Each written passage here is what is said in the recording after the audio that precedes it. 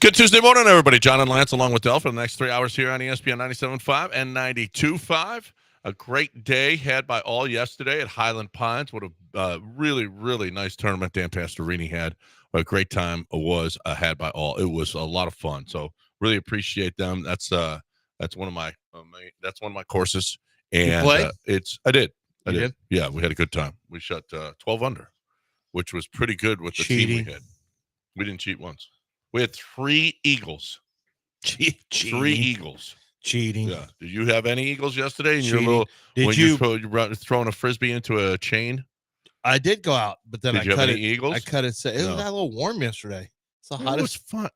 It was literally the hottest day in the history of our planet. Can you be yesterday softer? in Houston, the Houston planet? It was beautiful out.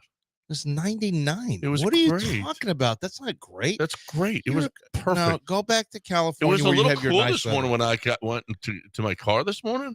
I was like, oh gosh, that's freezing. It's not humid. No, the dew point's been down. I know. That's what yesterday the feels like wasn't. The feels like stayed the same. Del, here we go. Dew point. The feels like stayed the same. Oh, I've got a lot of converts, by the way, but I won't keep going. But notice a lot of people have converted. So you're spreading the word of dew point? Is that what you are? Instead of humidity. Oh if you want to know how muggy it's going to be. It should catch up to Christianity at any time now. It's like saying that OPS is more important than batting average. You're spreading the word now. You're spreading the word. If you want to know how humid it is, you just look at dew point, not humidity. It's that simple. It's just like saying if you want to see how a guy hits, you look at what kind of hitter he is, how effective he is. Look at his OPS. I don't know, John. Average. I know my history. You said true shooting percentage. It might catch up with Christianity. If I know my history, Christianity will have something to say about that. Yeah, they generally like to snuff out new religions. Yeah, right. This dew point religion.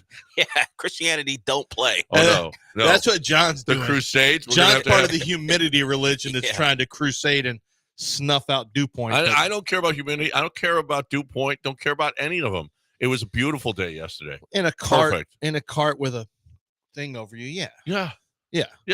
Or without it. Soft. No, did y'all walk the course? No, we didn't walk the course. Okay. Yeah. All right. That's what I thought. Did you walk your part? I did. With your crabgrass? I did. You did? Nice. Yeah. That's how you do it. Did you throw a frisbee into a chain? You do it. Good. That's how you do it. You do part of part of society. You're part of nature. You don't just go out and smack a thing and then get in your car and then put some sand on the ground, get in your car and say, drive forward, Jeeves. So you don't get to tell your butler to drive forward. Yeah, we don't do that. I don't know if you heard, but we drive our own cars. No one carries my disc bag. Yeah. Okay. All I know is that we don't have a shoe shine guy named Clarence somewhere at the front that we just say, well, he's our shoe shine guy. He's been here 45 years. We don't have shoe shine guy. Maybe you didn't hear. We don't have shoe shine guys at disc golf like you guys have. Can the Jets be worse? No, they're the worst. It's impossible. This is embarrassing.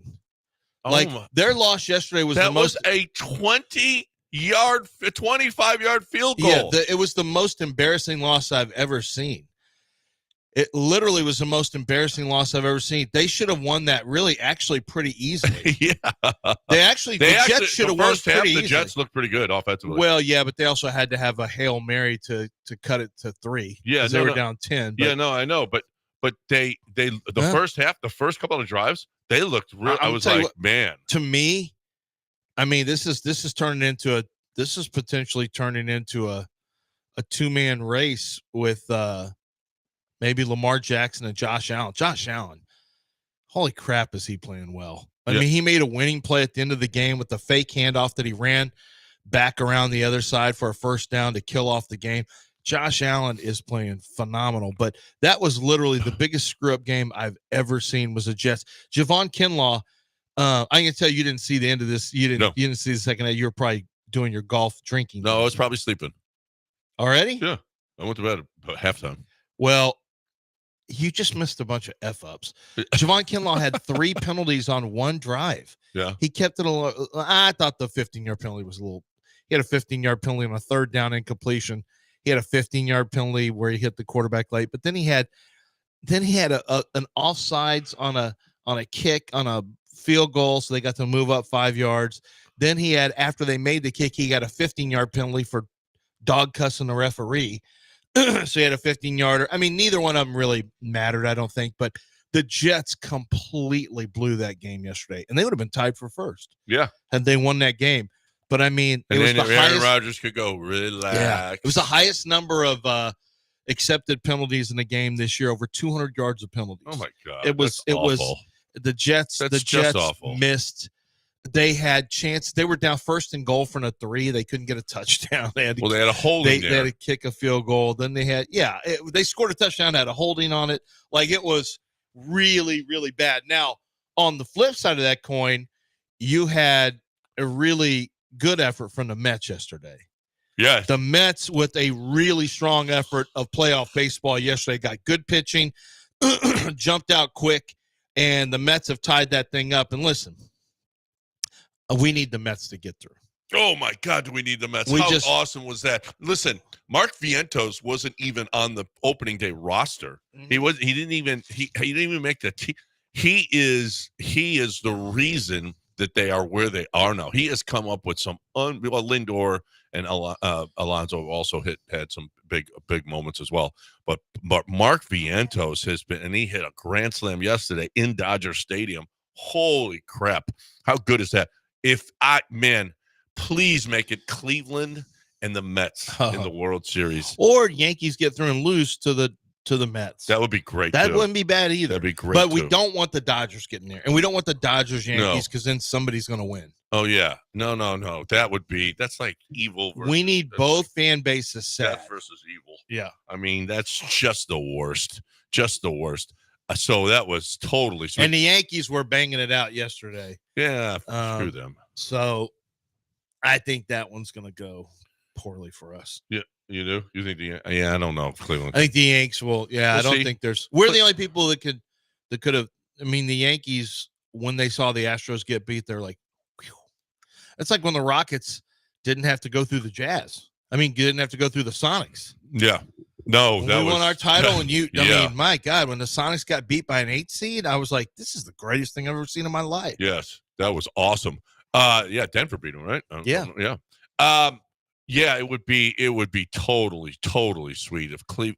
Now look, Walker Buehler is going for the Dodgers in Game 3. He came up a 6th spot last out. Yeah, he had his same guy. And he had his watch stolen. Yeah, did he? Last week? Did you see that story? No. Oh yeah, they jacked him for a Rolex watch, and then what was the story on that one? He had his watch stolen. There's a gang of people robbed him. Just came up and bullied him and had given up the watch. He and his wife. No kidding. I didn't see that. Yeah, wow. yeah. Well, I mean, was it in L.A.? It happened in L.A.? It was in your place. That's what. Here it is. Thieves slipped watch off of Dodgers pitcher Walker Buehler. It was in L.A. Thieves surrounded starting pitcher Walker Buehler last month outside of a horse race track in Los Angeles suburb and slipped an expensive watch off his wrist as he jostled through the crowd. Police said it came after another professional athlete in California was a victim of brazen mugging. Oh. Buehler was not threatened during the theft at Santa Anita. They're investigating 2 similar episodes. So I don't know. Maybe it was one of these, like, what was it? Oliver Twist, where they got the little pickpockets or whatever. Right. Maybe they had some little kids who are pickpockets. Porridge. You think they were trying to distract them, get some. When are you going to clean up your city? Listen, clean up your state, John. First, Reagan told me Santa Anita is like the prettiest place ever. Really? Yeah. I think it's in Pasadena. It's supposed to be just gorgeous. Oh, here's what. While walking from the paddock to a seat, Buehler was unknowingly the victim of a snatch and grab robbery of his watch. So it sounds like they just gave him the old bump and tug. Yeah. Well, which I don't sounds know about the bump and tug thing. Bump and tug sounds like something that would keep a quarterback rating down, but it's actually just it's one of those little moves. They distract you with one. But I think that was one of the charges against Deshaun. Yeah, it was. Yeah. It was. Yeah. The old bump and tug. Yeah, the old bumperoo. Give me the old tuggaroo. Yep. No, bump and tug was fine. When you say tuggaroo, it's when we've now crossed over. Okay. I've noticed that there's lines. There's lines, Del, that you can go up to one line and like, that's fine, and then it's like, oh no, we've now crossed into Yeah, Tuggaroo. he just goes. Now he says, "Oh, that's too much." Really? Yeah. No, Really? I think the initial thing was too much. Oh yeah, that's yeah, true too. I reacted to the initial thing. Yeah, A bump and tug kinda is did. a bump and tug is just where you bump the person and you grab their No, I watch don't- or you grab their wallet. That's pickpocketing 101. I don't like it because you crowbarred that in. Okay, can I tell you this? Me and my friends, Michael Bennis. I'm gonna give you the real names so you know. Hold on, before you move Well, on. maybe I shouldn't give. Before the you real go, names. before you continue, you asked me, can I tell you this? Yeah, Can Can I say no, and you don't tell me this? See? No. See? Wait, yeah. All You right, asked him a question. Well, that was a asked me. You asked rhetorical. him a question. That was a Can I rhetorical tell question. you? Can I tell you this? Can I say no? This is important in the bump I and guess tug. I I'm with can't you say on no. this one. This is important in the bump and tug. 4 of us in the French Quarter. Me, a cold weather guy that you know. Cold weather idiot. My buddy CC and Jero. We were all walking down. We were having a good time in the French Quarter. We're about 3/4 through with our night. We just go down this alley. This man and this woman are walking towards us. You never go down an alley in the French Quarter. And the woman just With 3 other guys, you can. came. Yeah, but well, you'll find out why. Okay. She just runs up to him and starts grabbing their junk. She's like, and the guy's just sitting there kind of laughing and smiling. And she's like grabbing their junk and give me some of this and this. And she's grabbing it and she's grabbing this guy's. And she goes over to this guy's and was trying to grab it. He's like, no, I'm good. Let me do this to you. Let me do that to you. And we're like, what the hell? And then they just walk by. We got past them like, holy crap. And I'm young. I'm in college. And they're like, man, it is crazy here. Yeah, it's crazy. We get to the next bar. Ta-da! They don't have wallets. And they had both gotten pickpocketed. One out of a both out of back pockets. They had one out of a back pocket, one out of a front pocket. Both gotten their stuff taken by a lady pretending to grab their junk. And the guy behind was just basically a lookout, like in case anything went down. Yeah. In case you noticed that she was grabbing your wallet. Yeah. So we didn't know. Luckily, I was on the back end, but they wouldn't have got any money from me. Anyway, I didn't have any money. But yeah, so that's the bump and tug. I've seen it in action before. No. They got bumped and actually tugged at the same time, and then boom, ta-da! No more wallet. Speaking of that, I drove on Thursday night. I randomly drove by your favorite restaurant, Handy's. You did? Yeah. I was like, oh, look, there's Handy's. There's Handy's. Yeah, there's 2 of them. Really good hand rolls. Excellent hand rolls for lunch. I may go buy. You know what? I may go get me a great hand roll. What are you gonna go get you today? What are you going to get? You gonna go get your Handy? Speaking of that, what are you getting? Yeah, several hand rolls. You need more than one? Several hand rolls. Okay. Yes, a set. They're called. Are you in your? I can do 3, 4, or 5 Handies. sets. Okay. Yeah, a 3, a 4, or a 5. They're hand rolls. They're really good. They're called a set of. You're overestimating your prowess. You're going to get multiple ones. Yeah. Okay, sure. Multiple hand rolls. Okay, yes, sure. and Handies. Mm-hmm. The name is Handies, and it's good. And you saw they sell Handies. Hand rolls there. The windows are dark, so I'm not sure what they're selling. Windows aren't dark there. It was when I drove They by. don't have dark windows. They were closed. Yeah, I don't know. They were closed. I don't know Windows what were they're dark. selling in there. They don't have dark windows, and they don't have the like the super creepy lighting. I didn't go inside. I just saw the sign. No. See, it's a real place. All right. So that's our first segment. When we come back, we got some Texans news and some Astros news. We're not gonna send the runner anymore. We're just not sending the runner anymore. Or maybe we send them more. Well, we'll see. But I do know this. Send the runner. I do know this. There are so many testosterone places around. There are a boatload of testosterone places now. Well, and they're all pretty much the same. Okay, you go in there, you get your shot. If you need lab, they're going to take your blood and they're going to send it in, and you're going to see how your prostate is and all of that stuff. And then the next week when you come back, possibly you'll have the results. Well, at Game Day Men's Health, how about you have the results right away, because the lab is right there in each location. Okay, then that's not easy. There's a reason that these other testosterone places don't do it like that, because it's not easy. It's not easy to maintain those. It's not easy. The technicians that you need, it's just different. It's just better. Okay. Your initial visit, you're going to get a free consultation, which you're not getting in a lot of other places. They want to charge you like $150 just to find out whether or not you need testosterone replacement. Well, that's not the case at Game Day. Game Day is going to do it absolutely free. They're going to tell you whether or not you need it, and then they're going to come up with a plan that's customized for you. All right, it is different. They're going to have an ED plan that's a permanent solution as opposed to just throwing pills at it. They're going to have everything that you could possibly need with all the peptides and everything else. There is a bunch of stuff to make you so much healthier. Game Day, it's a game changer. GameDayMen'sHealth.com. GameDayMen'sHealth.com.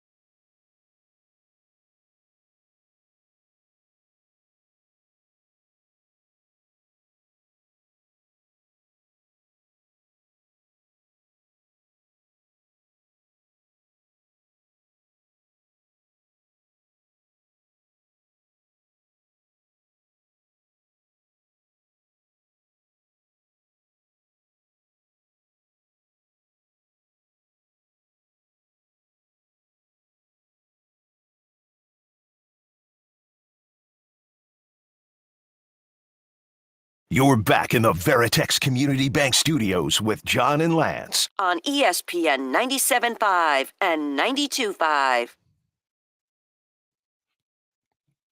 right, welcome back here on ESPN 97.5 and 92.5.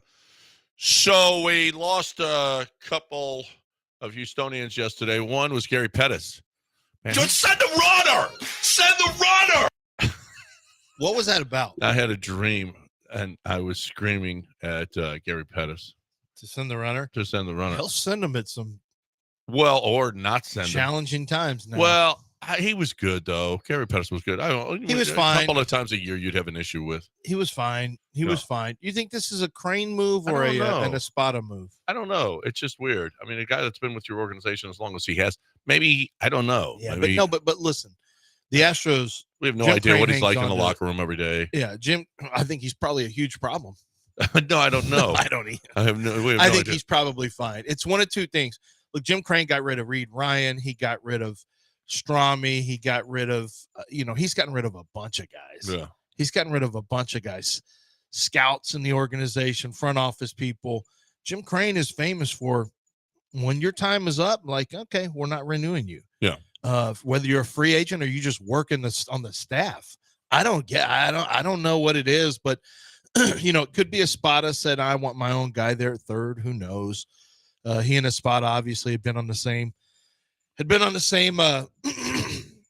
same bench with Dusty Baker. So I don't know. That was kind of strange for me yesterday. Yeah. I don't have a problem either way. It's just like, it may just be, this is how Crane operates. We'll see you later. We'll go somewhere else. What does a third base coach do when they're not being a third base coach on that line?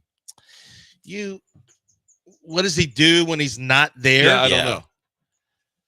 I mean, I don't know. Some hit fungos, but probably not in Major League Baseball. I don't know, Yeah, actually. But not Pettis is older. I doubt Pettis would be that guy. Try Troy Schnittker. Oh, I'm sure people know what but he might have hit fungos. That's easy. Schnittker probably did that.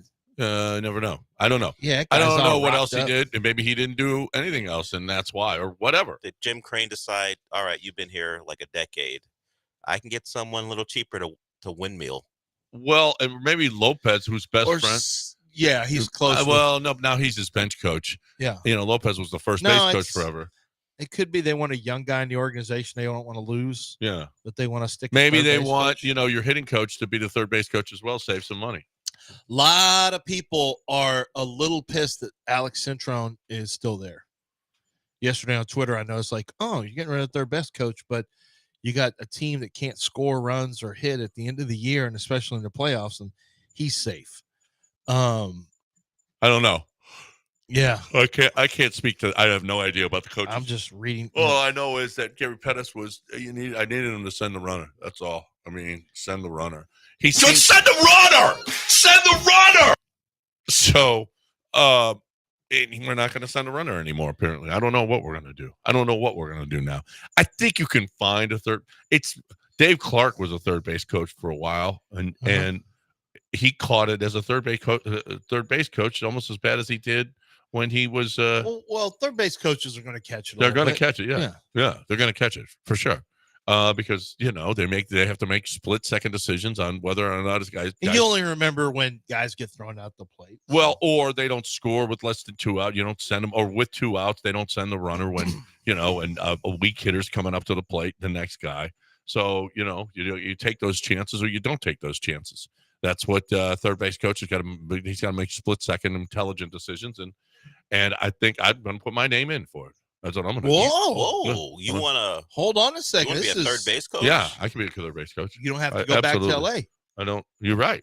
You can stay here. Well, I'd be on the road for half the year. So yeah. You can. Well, I would quit this job. Okay, so you wouldn't do this job and the third base job? No, I quit this because job. Matt Thomas does. If somebody opens a pizzeria, I'll work for them and I'll quit this job. Well, hold on a second. Matt you want Thomas to work at a pizza? Do you want to run the register or the no, oven? just what do you deliver. Want to do? I don't care. You want to be a I delivery do this driver? job on the road and a draft job that starts today. Matt Thomas does at Rockets announcing, and he does his radio job. Right. But you only want to just do one job. One job. You can't be in semi-retirement and have 2 jobs. Bill Belichick once said you had 2 jobs, and that's his famous thing. Do your 2 jobs. No, he said do your job. That's all. Do your jobs. Job. Do your job. He said do your job. No, he never said that. He said do your job. What is do you plan on keeping? What is all this? Why do we have people calling in? Well, people for whatever reason do like talking to you guys. Sometimes Longhorn Scott wants to talk about Texas OU. I had a scout text me out of nowhere. He was at the Texas game. He's like, Texas, Oklahoma. I guess it was real hot there. I didn't think it was a nice day where we were, but he said, the Longhorn fans are back to being the arrogant pieces. Back to always, man. Like this guy, I know this guy pretty well, and he's like, I just want to let you know, I'm in your territory. He's not from.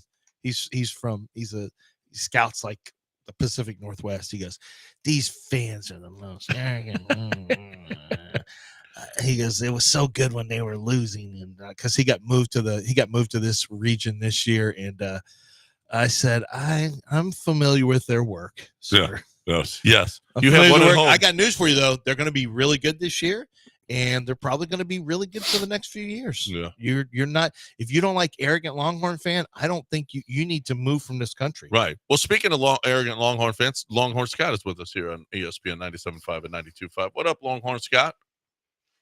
Oh, yes. Let me go grab a tissue from your soft and Pacific Northwest, Antifa-loving left-wing wacko who doesn't like Texas. Well, get used to it, pal.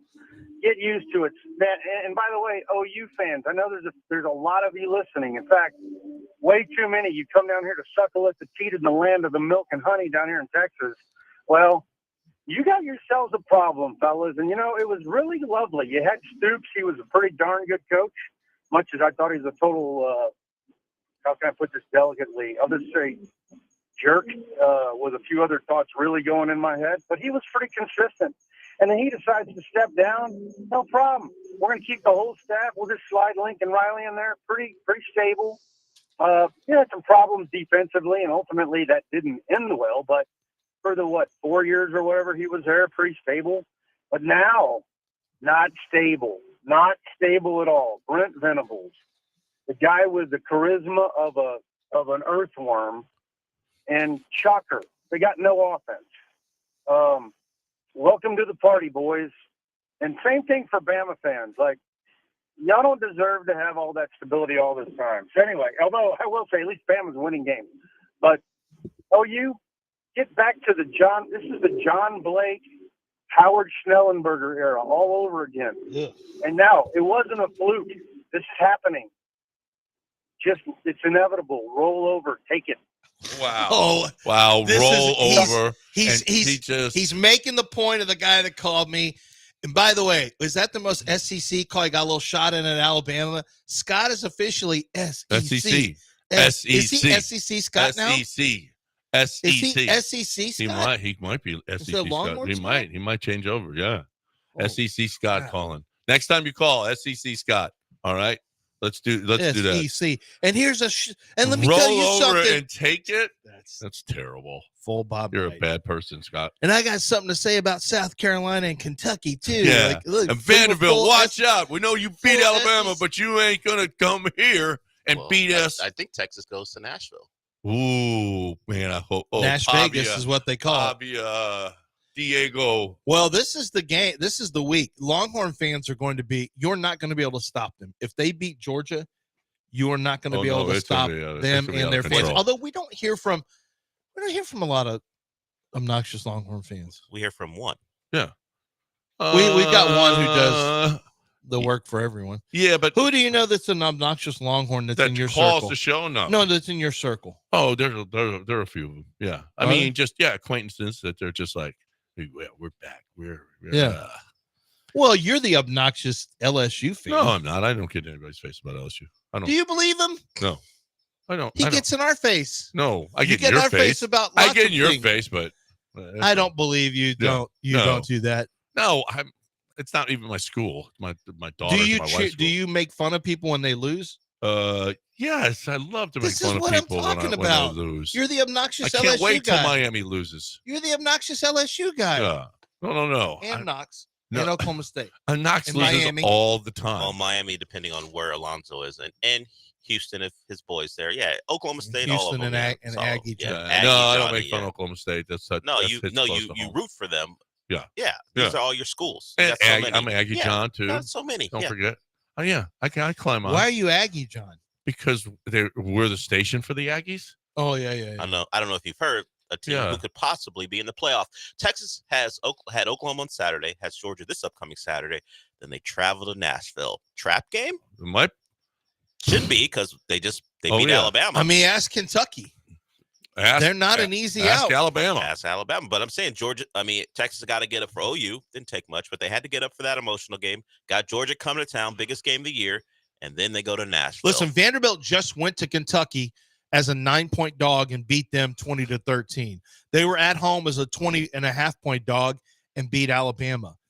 You ain't laying up against. They're not giving up layups. Oh, you know what though? You're gonna get a hard foul. At I think they're going to catch Texas's attention too. We're not just. I mean, ever since Nick Saban said that, right? When they asked, he said there is no easy place to go to in the SEC and play except Vanderbilt. And ever since then, they've been kicking everybody's ass. Well, he said partly because we have more fans there, and that game, yes, Alabama had more fans. It just didn't matter. Yeah. But really? Is it an easy place to go now, Nick? Well, it's easy for him. Yeah. Well, it was easy for him, but it ain't for anybody else now. No. I'm just looking. Now Texas is going to catch it because of Nick Saban. Texas is going to catch it and lose in Nashville because of Nick Saban. So nice Georgia job, State Nick. beat them 36-32. Then Missouri had to hang on 30-27 in overtime at home. This is a Missouri team that was ranked 19th. They barely beat Vanderbilt in overtime. Then Alabama came in and got smacked, a ranked team. Then Vanderbilt went to Kentucky and smacked them. Like, this is not a layup anymore. No. What I heard one SEC coach say this. He goes, man, you'd think it was, I think it was Summy. He goes, you go to all these places, Tennessee and Florida and all of these monsters, and you go, holy crap, these defensive lines are just huge. And then you go to Vanderbilt and you're like, wait a minute, they're big too. They're huge. I mean, you're like, what the hell? You're supposed to get a break here. Yeah, but you ain't getting a break in Vanderbilt now. Not this year. Not this year, you're not. But not with Diego Pavia. You think Texas could be in trouble because they're looking ahead to Vanderbilt? Wow. And Georgia sneaks up and gets them? Is Georgia the trap game? Georgia's the trap game. Yes. The giant killers, Vanderbilt. Yeah. You're probably looking ahead to Vanderbilt and like, hey, guys, listen, we cannot afford to look past Kirby Smart in Georgia. They've won national championships. Yeah. Just because you guys are looking ahead. Stop looking ahead. We got Georgia this week. Trap game, Georgia. Look out. Time to talk. GiveMeTheVin.com. We'll talk about. Oh man, you gain one, you lose one at the Texans. That's what's been happening. We'll talk about that on the other side. But right now we got GiveMeTheVin.com. That's GiveMeTheVin.com. I got John Clay Wolf, and I got a guarantee from John Clay Wolf. It says if he cannot beat your price, whatever price CarMax is going to pay you for your vehicle, then he'll send you $100. My boy Michael got one. He got that check. I was like, he never pays that off. Michael goes, yeah, he paid me. Gave me $100. I went to CarMax and John Clay Wolf said, well, your car is really not worth that.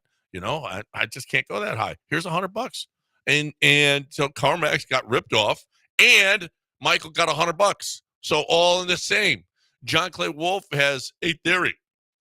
I'm going to give you more for your vehicle. I'm just going to make less when I sell it at auction. That's all. But when you do the volume that John Clay Wolf does, because he does beat the prices almost every time, then you know what? You're the winner. He's a winner. Everybody's a winner on you selling that vehicle. And it's simple. I've done it. Gone and signed it all up. Went through the process. It takes about 15 minutes. Literally about 15 minutes. Just know your license plate. Take a couple pictures of your vehicle. Boom. And you're going to get yourself a quote. GiveMeTheVin.com. That's GiveMeTheVin.com.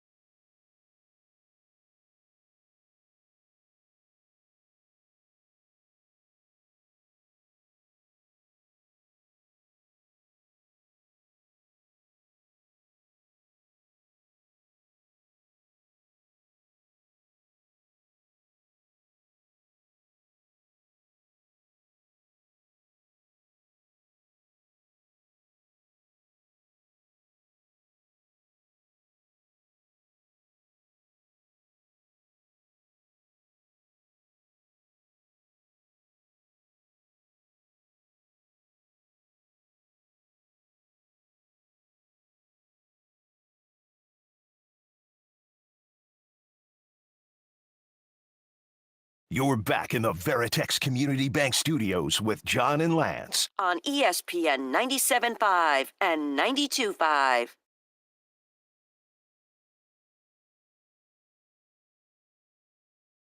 And D'Amico is coming off the suspension. He'll fit right in very smoothly. He understands how we play, our style of play. D'Amico has been a productive pass rusher in this league for a long time. He had over 10 sacks last year, so I'm expecting him to just pick up where he left off, just come in being disruptive, playing the way he plays. He plays hard, he plays relentless, and he fits right in with our group. Will he practice this week? Of course. He's good to go. Danico Autry is back. He's back after his suspension. It's a big lift. Especially since you just lost Mario Edwards. And he can, IR'd Mario Williams. It is, yeah. No, they didn't IR him. They suspended him for drugs. No, well, that's a drug IR. Yeah, right. I mean, it's kind of like being injured. Oh, that's what he got pumped for? Yeah. What kind of drugs? Well, not the kind you're supposed to take, apparently. Not the good kind. Yeah, it's not. Well, maybe it was the good kind. He might have had a good time. It wasn't the 6 that Danico got for like a performance enhancing. No. This was the 4-gamer for the party drugs, apparently. Having a good time. Yeah. Mario Edwards having a good 4 time. games, though. 4 games, and it's So right when you think your depth is going to get where it needs to be, I think Foldo Fatakasi's played pretty well this year. Yeah, I've and you been got happy with Settle, and you got Settle's okay, and Barnett is playing. He's been banged up, but he's played. Settle's okay. I just mean along the interior. Khalil Davis has been pretty good. Kurt Heinisch was going to travel with the team, and at the last second they pulled him off the. Well, maybe now he does because Edwards isn't there. Yeah. I think it'll be interesting to see how he uses Danico now, though. It will be. I think originally the plan had been for him to maybe get some first and second down snaps at defensive end as a power end and stop the run. And now I don't know. I don't know what his weight is. You just got to see where he kept his weight. If he's in the 270s, low 280s, then he may need a play end. If he's up at 290, he can play some defensive tackle, I guess. But we'll see. I just know he is a guy who's a relentless pass rusher. He had 10 sacks, as D'Amico mentioned yesterday, but he's very good at getting up the field. And this is something that we're starting to see more. I don't know if you saw this, but the Texans have a high pressure rate. They get after the pocket. So while we were, you did have, by the way, 4 sacks between the 2 defensive ends last week. So we had talked about you weren't getting pressure from the ends. You got it last week. And I don't care how bad the tackles are. Just go get a quarterback. Yeah, and they did, and the Texans went and got a quarterback yesterday. Will Anderson Jr., if I'm not mistaken, 5.5 of his 6 sacks are against Caleb Williams and last week. Well, they're against Braxton Moore and that backup right tackle, but he got one against the left tackle as well. Drake May and the 2 rookie quarterbacks is who he just assaulted.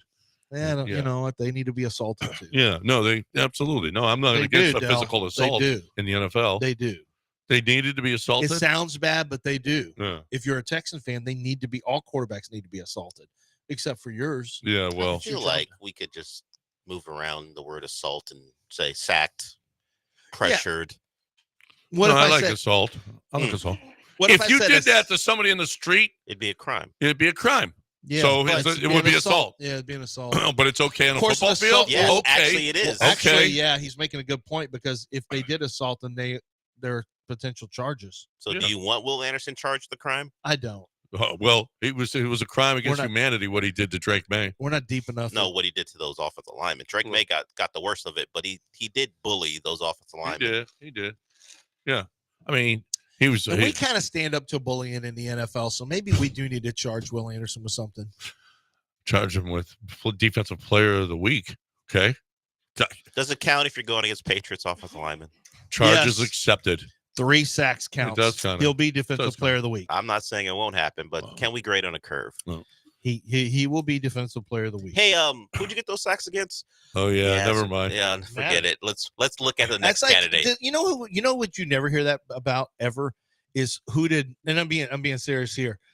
Have you ever noticed that you never hear that about home run hitters? Yeah.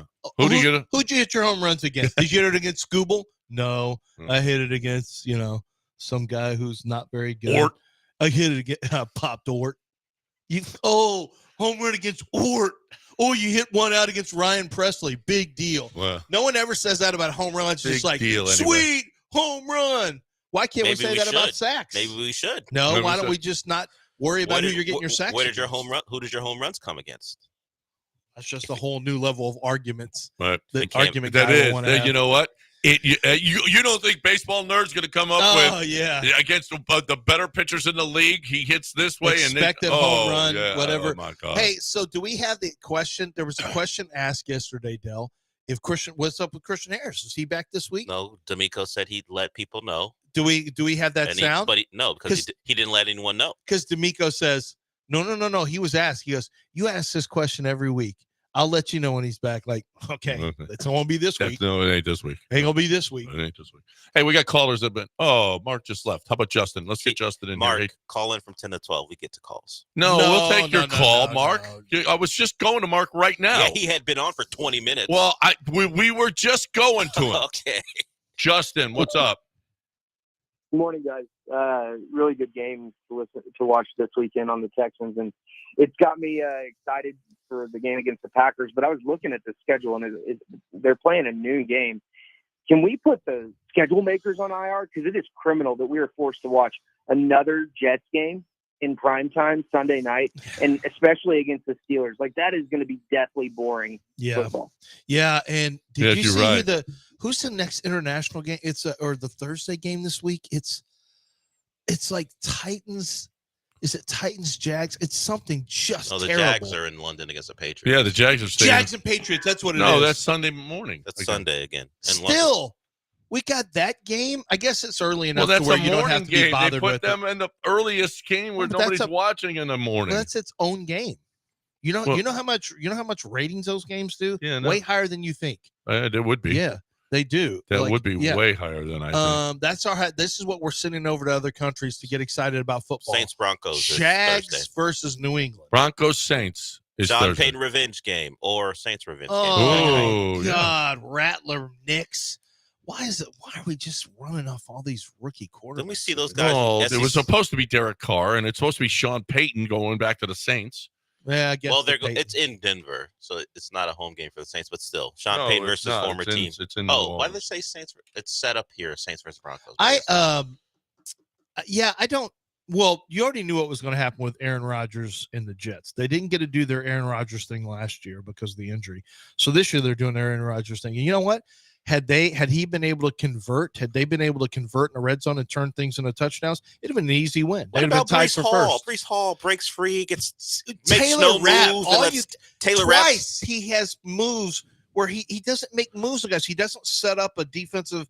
He had a pitch play where this guy just went where Christian Benford went just right underneath Tyron Smith, yeah. set him up and then go outside. Yeah, but It's this just one, basic. he's 3 yards away from the end zone, makes no move. He move. gets stopped. Taylor Rapp gets him out of bounds. They And- don't score a touchdown. Nope, they ended up with a field goal to Yeah. tie the game. It should have been an easy touchdown, and they had that multiple times. So, yeah, had they scored touchdowns, maybe it's a different thing. Maybe we're saying, okay, they're now 4-2. They'd be 3-3. 3-3 tied for and would have the first. tiebreaker, so they'd be in first place Yep. over the Bills. Yep. 744 ESPN 97.5 and 92.5. Here's Mark. Let's get him in before we take a break because we said we'd get him in right away. Hey, Mark. Hey, good morning, guys. Hey, just wanted to call in and see if you guys are ready for this disaster that's coming, this Category 5 hurricane of the Yankees and Dodgers in the World Series, because I'm not ready for this. And I know it's coming, and it's going to be unbearable from both sides, much less the Yankees side. I feel like that's going to be worse than the Dodgers side. I just want to hear y'all. I have faith. there's No. bad people on both sides. Well, I have bad people on both sides. I have faith that the Dodgers will gag again. I have all the faith in the world. Because Is that what you'd rather the have? Mets will come through? Because of the history of the Mets coming through? No, well, the Mets have come through in history before. Been one of the clutch, More than the amazing Mets. More than the Dodgers have in history? Yeah, the Dodgers suck. Well, I I would say mean, they recent history tells you they gag. They gag, and they make World Series, don't they? no, They made 1, 2, right? They made 2 in the last 7 years. Lost them both. No, they won. no, they won in 20, but Come on. What? We're not going to do. We're not doing. I forgot they won the COVID World Series. Yeah. And the Lakers won the COVID NBA championship. No one cares about your bubble World Series. It literally doesn't count. It only doesn't count for people who don't like them. Yeah, we don't you don't count count them. Yeah. No, we don't count your 40-game World Series. It doesn't count. No, it doesn't count. It doesn't, absolutely. It's the biggest asterisk of all time. The 2017 one counts. Yeah, it counts. Yeah, they played 162. Even if there was a known. They gave the old bump and tug to the Dodgers in L.A. You don't have to crowbar that term into everything. It kind of does. It kind of does. That's what gets you in the Hall of Fame, Dale. Okay, well, I'm learning. When you crowbar. My wife said yesterday, "Okay, so we're bringing the kids to the Hall of Fame induction, right?" I'm like, "What? No, I gotta buy tickets for them? No, it's tickets and it's hotels. And hotels. It's a ticketed thing and a hotel." Well, I know I'm staying home. And I said, I gotta buy tickets. Yeah, and she goes, "Yeah, why can't the family? No. They're proud of you." I said, "How many still? How many No, rooms? it costs money. Just we're gonna go the Friday night. We're gonna party at the hotel. They got a party for us, and then Saturday morning at noon we get inducted, and then you go home. Yeah, it's at noon. No, we're gonna be hungover. It's 12 to 3. It's 12 to 3. The ceremony. I don't even know when I get there on Friday because we have stuff we have to get do there on Friday. Get there because we're gonna go to the bar and we're gonna legitimately. I wouldn't even have to stay there. And Nicole want to get wasted that night. Why don't you just get there at we're noon? not getting wasted. Yeah. Especially we'd have our kids there anyway. Can't you leave on No, Saturday? that's why you don't bring them. Well, you leave on for Lance and John wants to get there and drink. Lance, you leave on a Saturday morning, get there at 12. You be back by what? 6? That's true. Do that. True. Do It's that. a 3-hour. It's a 3-hour drive. Yeah. So you want a 6-hour drive with the kids? No, don't take no them. hotel. Well, don't take them. No. Oh no. Don't take. Yeah, just make the day trip and then come No, home. no. He's got a hotel room already. Oh, you already got a hotel room? I could cancel and let Todd save his money. No. 'Cause I don't know even what time I'm getting there on Friday. While you're going to be drinking on your own tab, by the way. Oh no, I think it's theirs on Friday. No. Oh no, it's theirs on Saturday. Theirs on Saturday. Oh, I don't know. On Saturday after the event, if you're ticketed, they've got drinks for you. Oh yeah. Uh-huh. Not enough, probably. Beer and wine. Probably not enough.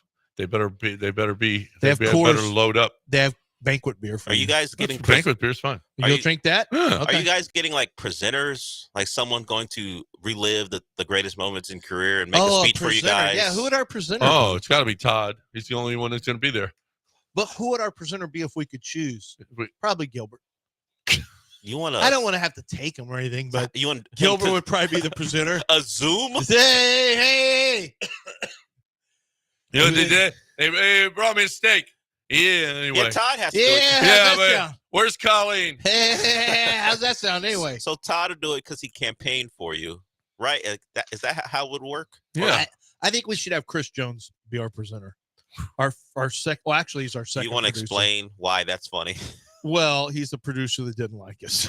Well, I don't like you. Well, so what's the difference? Well, we used to ask him to do work. I want Dell to present us. I'm not going. Yeah. Can't Dell's got to have, I present don't us. think we can have Rusty probably. I'd have to be first there. producer, I doubt it. I'm not going. That's a Our big first weekend. producer didn't really like us either. No. It makes sense. I understand Now that I his think about complaints.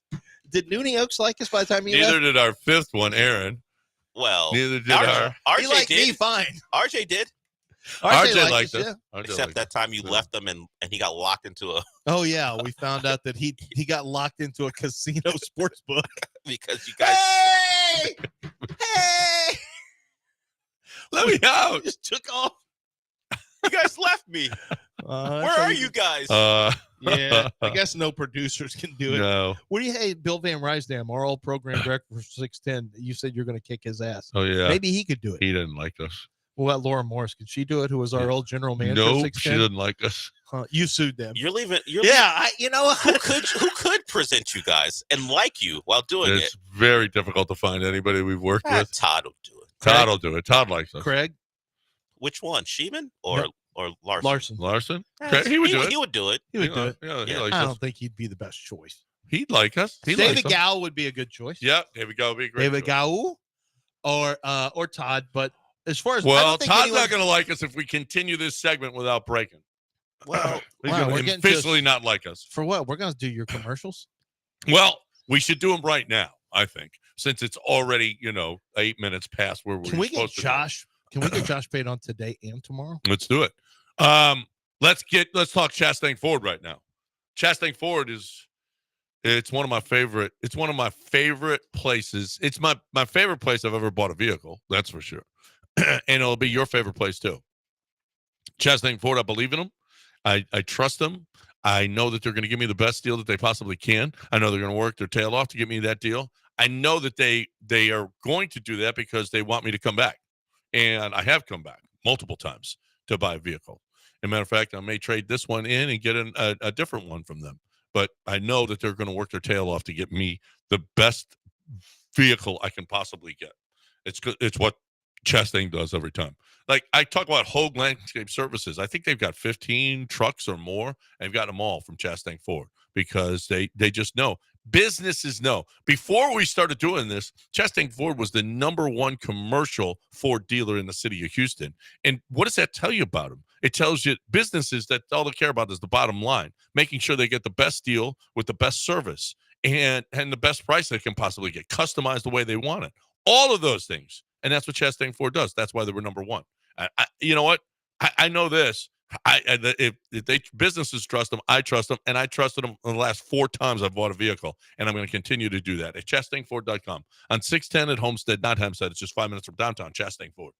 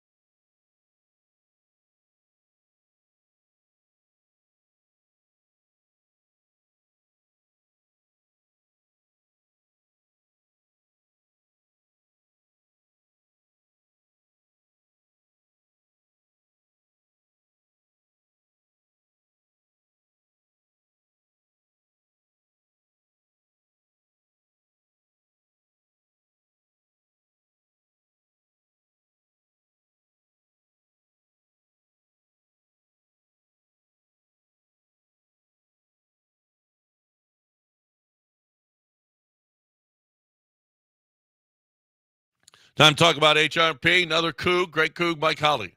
All right. Mike Holly knows his business, okay? Mike Holly started this up after he played offensive line for the Cougars. He went into business for himself, and he developed this software that is, I mean, I'm telling you, it's proprietary, and other companies are trying to buy it off of him. And he's like, nope, I'm going to continue to do what I do for my people, and I'm going to continue to do that at the highest level, and that's what he's doing.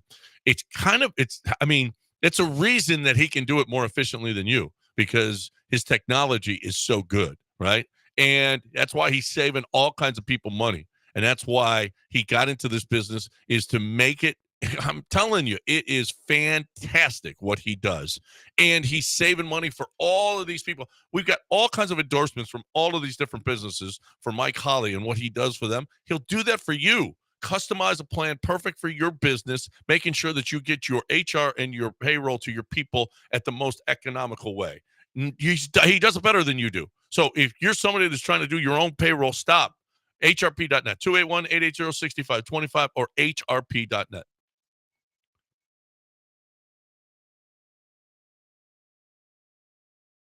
You're back in the Veritex Community Bank Studios with John and Lance on ESPN 97.5 and 92.5.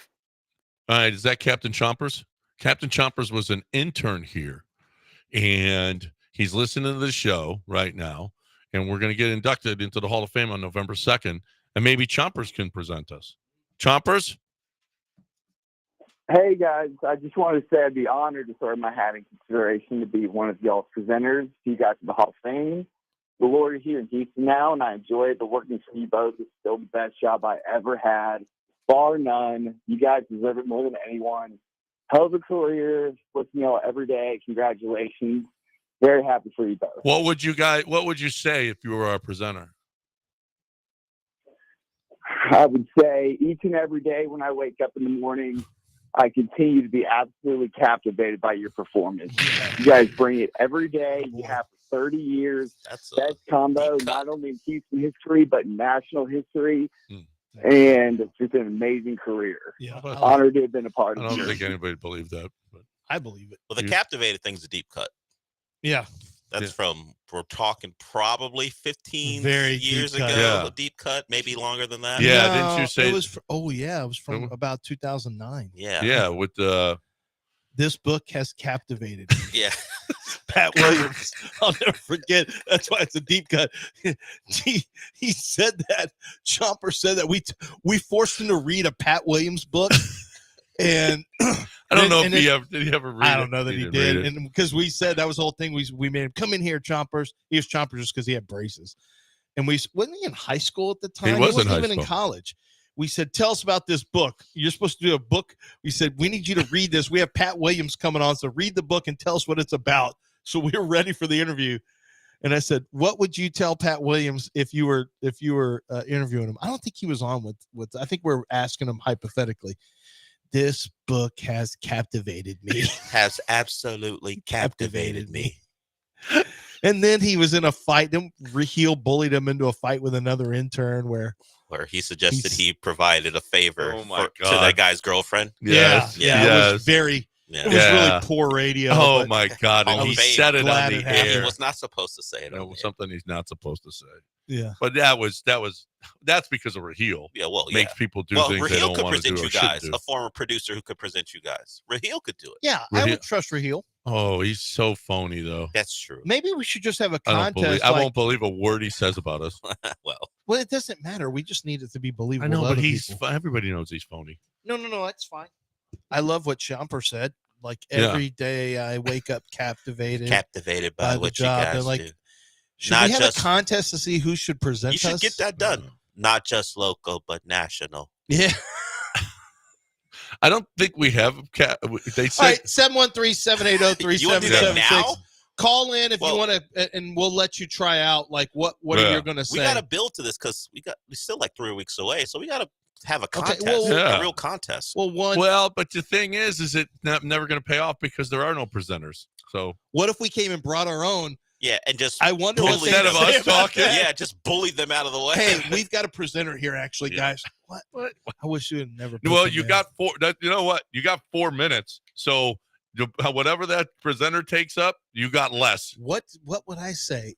What are you guys going to say? Captain Chompers couldn't just say we're I want to thank the little people. Are you going to write a speech, or what are you guys going to say? First, the little people. I'm going to say Dell. No, I thought you meant actual little people like Willow and Tyrion Lannister. What little people? I'm not one of your little people. The little people that have made Willow. What other little people? Warwick Davis. I want to thank the little people. Yeah. Tyrion Lannister. Warwick Davis. Anybody that wrestled in what about when we had wrestlers? Yeah.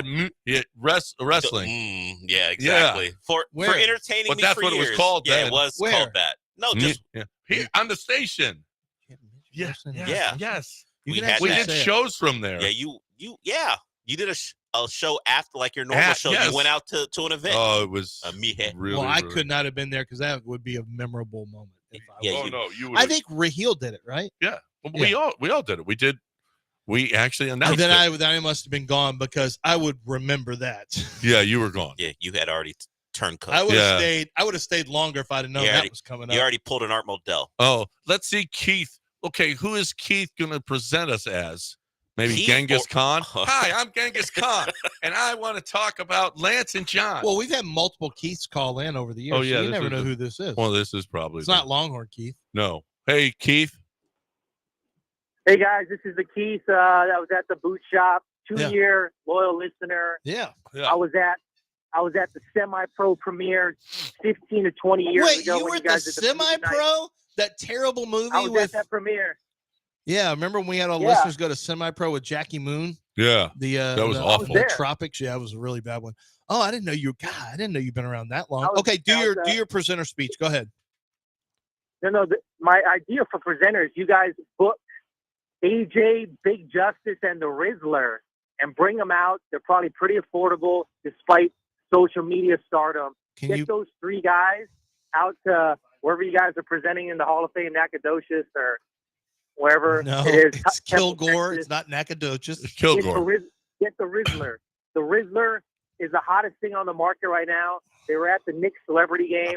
Those guys will boost the Hall of Fame presentation. Let's go. Yeah, they're New Yorkers though. Who's looking for New Yorkers? Have you heard We Bring the Boom?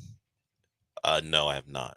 Okay, just Google We Bring the Boom. Yeah, That's AJ and Justice are these guys who do things at Costco for some reason. I've got to do. They're a father and son who wanted to go viral, and they did, and now they're being booked at parties, and it's you want to book them for this? No, I don't. Those guys get on my nerves. But weirdly, the song is kind of catchy, and I really hate to admit that. I really hate to admit that because I hate myself for thinking that, honestly. Wait until you see these guys. I'll show you during the break. We bring the boom. All right. AJ. You know who else brings the boom? Daspit. John Daspit does bring the boom. He does bring the boom. Oh, man, it's a perfect segue. When it comes time to defend you in a personal, not defend you, he comes time to represent you in a personal injury lawsuit because you're out there suing the insurance company, trying to get the money that you should get for your pain and suffering, for your injuries, for your hospital bills, for your time missed from work, all of these things, all of these features. John Daspit is going to be the one who's there for you, and it's going to be his law firm. John oversees a lot of the cases. He is very, very busy right now. Very busy. Right now, I think, because I'm having a hard time getting a hold of John because I know he's working nonstop. So make sure that you have John Daspit on your side because his lawyers are, they know when they are hired by John Daspit, they're going to work nonstop too. They're fighting for you. 713 call now. That's 713 call now. Or go to daspitlaw.com.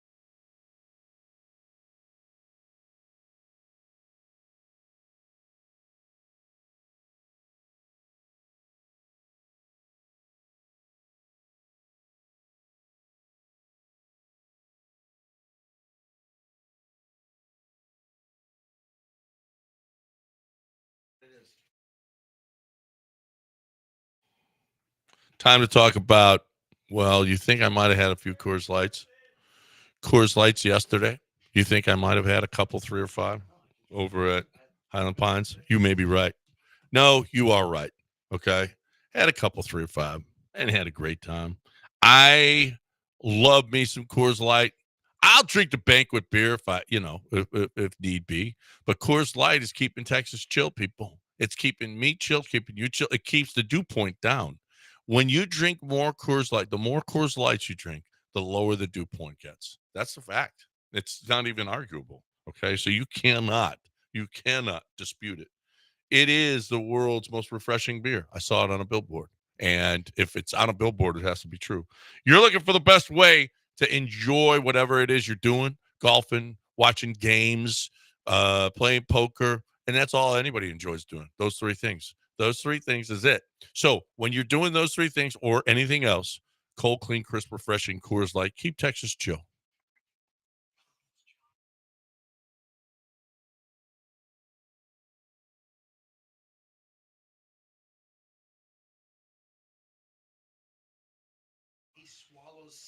Wow. Be careful. Be careful. Wow. We got people that want to present. Okay, Michael, who's Peach Vine Meats? no, got the Get Me. Well, Pick and Me. now he's got the Pick Me? picture. Yeah, Pick Me. And he wants to present us, and I told him no, he'd be too honest. We don't need somebody who's going to be honest. We need somebody. We need Raheel. Yeah, phony. Raheel's not honest. No, he's not honest. He's not bad. He's a bad person like that. Or somebody who really likes us or is willing to say they do. Yeah. No. Absolutely. Who is this? Oh, Alyssa wants to present. I'm willing to listen. Last time she got mad at you. What did she get mad at me for? I don't know. Well, it was either John or Del. It was never me. She was upset with Lance, as she always is, and then John chimed in and she turned on John. Yeah. Oh, she turned. Yeah, she's a turncoat like that. I'm sure she'll turn on you in a hurry. Hey, Alyssa, what's going on? Hey, what's up? Are you headed to school? I'm already at school, guys. Why are you calling a radio show while you're at school? I literally asked to leave the classroom so I could call y'all real quick. Let me say, I'm like literally the best caller you guys have. I'm like one of the funniest people on this show. Funnier than you, John. Funnier than you, Lance. Though, okay, you don't speak very much anymore. But yeah, I think I should be the presenter. Okay, well, what would you say then? Present. Mm-hmm. Go ahead. I think I would say Lance is very kind. His daughter is very amazing. She's the best one. The best what's the word? Best child he has, Maudie. What's the word? Child. John, you're pretty old, so I'd say you're pretty old, but you've done a lot. You know what I'm saying? I think I should be the one to present it. You're out. First of all, this is not about my kids. This is about me and John. You immediately hammered John. Okay, well, you made it about my daughter. You guys have been around for too long. You need a new generation to come in. And okay, this is immediately not what we want. This isn't what we want as an This just sounds like the worst introduction to the Hall of Fame ever. They've been around too long. We need a new generation. Like, what? Terrible. This is You're a bad presenter. Worse than when Suge went to the Source Awards. Okay, look. I'll say you guys have been around for forever, and that's a good thing. You guys have influenced so many people to come on the show and just curse up a storm and tell you guys what we did this weekend and what we've learned. You know what I'm saying? Like, your Twitch viewers are very nice and kind to everyone. I don't think this is so far not impressive. Yes, I don't think this is a Hall of Fame induction thing. Right now, I'm the best caller you have. Look, I'm the best caller you have. Is this a contest for you? I'm the funniest caller you have. What are you selling here? You're supposed to be selling us, it's and you're selling yourself. Alyssa, not you. Look, shouldn't you be diagramming a sentence or something like that? Yeah. Aren't you? Well, she couldn't figure out learn. There's Chinese kids getting ready to take over our entire country because you guys are just getting out of class all the time. Maybe you could just learn simple addition today. Go. Okay. Wow. All right.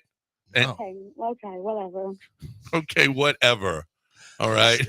Alyssa, no, you're a terrible presenter. Thanks, Alyssa. I appreciate your energy, though. Yeah. Because, I'd probably be more eloquent because I could figure out to use the word child, but I would probably treat them the same way. So the energy is right. We just gotta backhanded. We just gotta clean it up a little bit, and she'd be good. So backhanded. And we need a new generation to come in. So she left class to call in. So either someone alerted her to this, or she was listening to the show in class. Well, I think she listens in class. Yeah, which is why she's like a D student.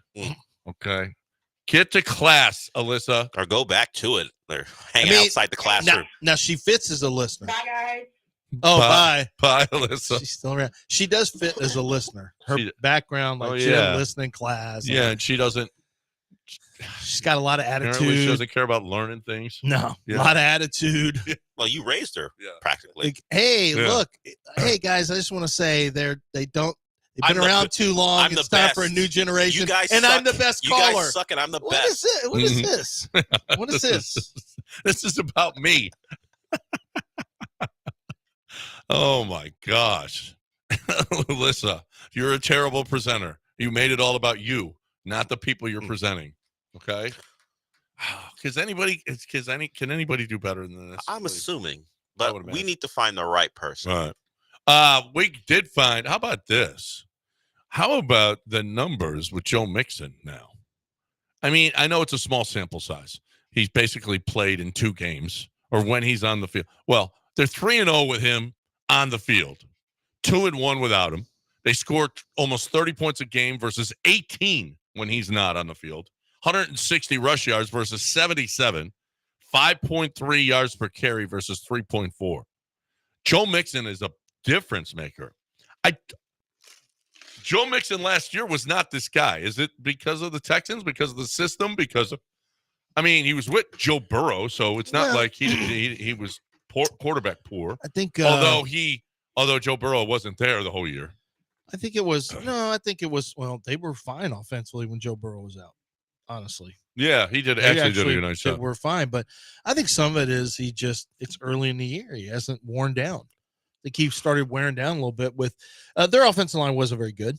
And then I think he started wearing down. So remember, he's only played in 2 games. One of them was after he had multiple months off, didn't play in the preseason. Like, he was very fresh. Then he got to have another 4 weeks off. So he's been fresh in both of his games. He has not had the wear and tear of like 3 games in a row. Joe Mixon hadn't had that. He had a very fresh first game and a very fresh 6th game. So let's see what happens. But I'm happy with, I don't think it's going to be a big problem because the outside zone allows him to get into space and then choose his lane. And then he's a physical finisher, which that doesn't really go away. And so I don't think it's going to change. I think he's going to be a good back all year long. Now, he went for over 100 yards. Well, one run ate up most of it.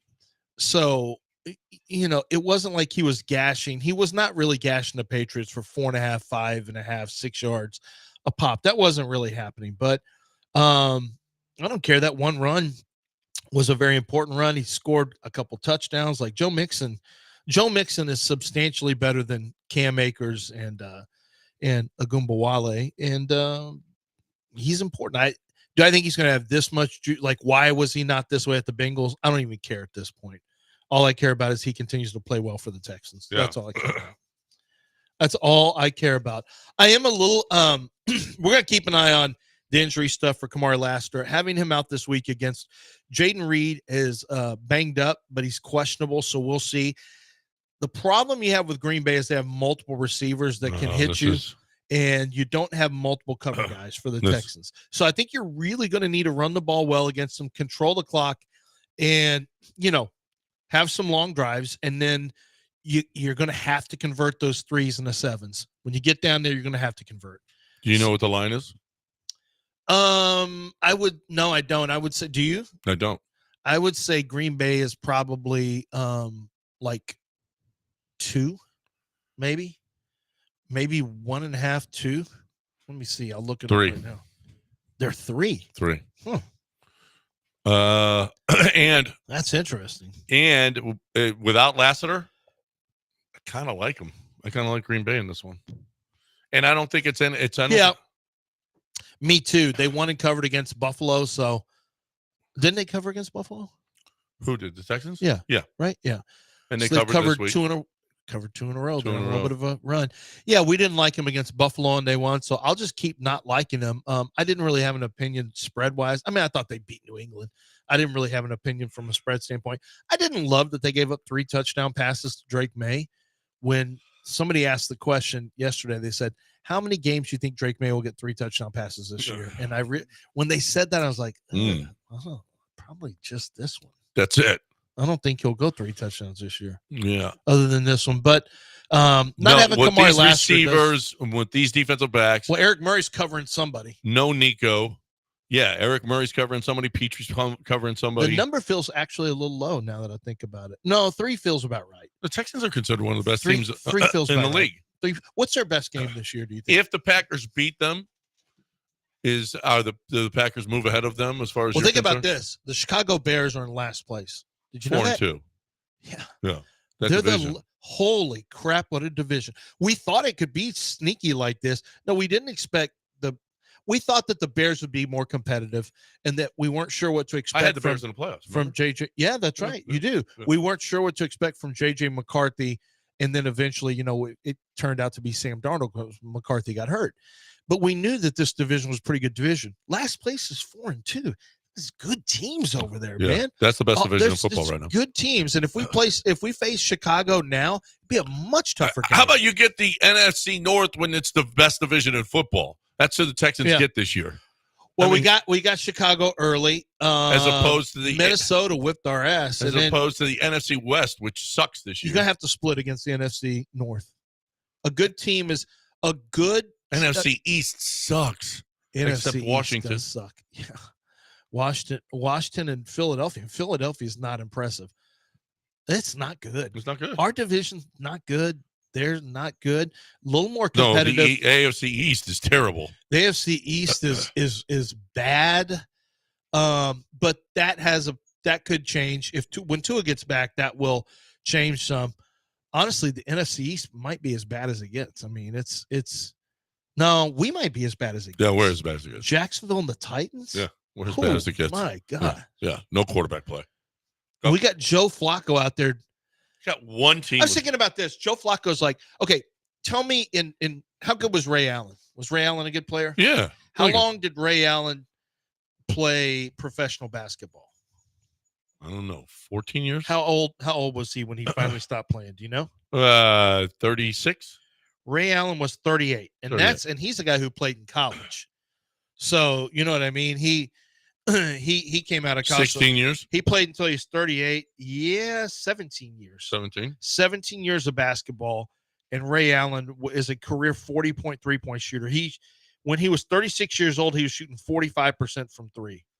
When he was 35, he shot 44% from three and averaged 16 points per game and was an all-star when he was 35.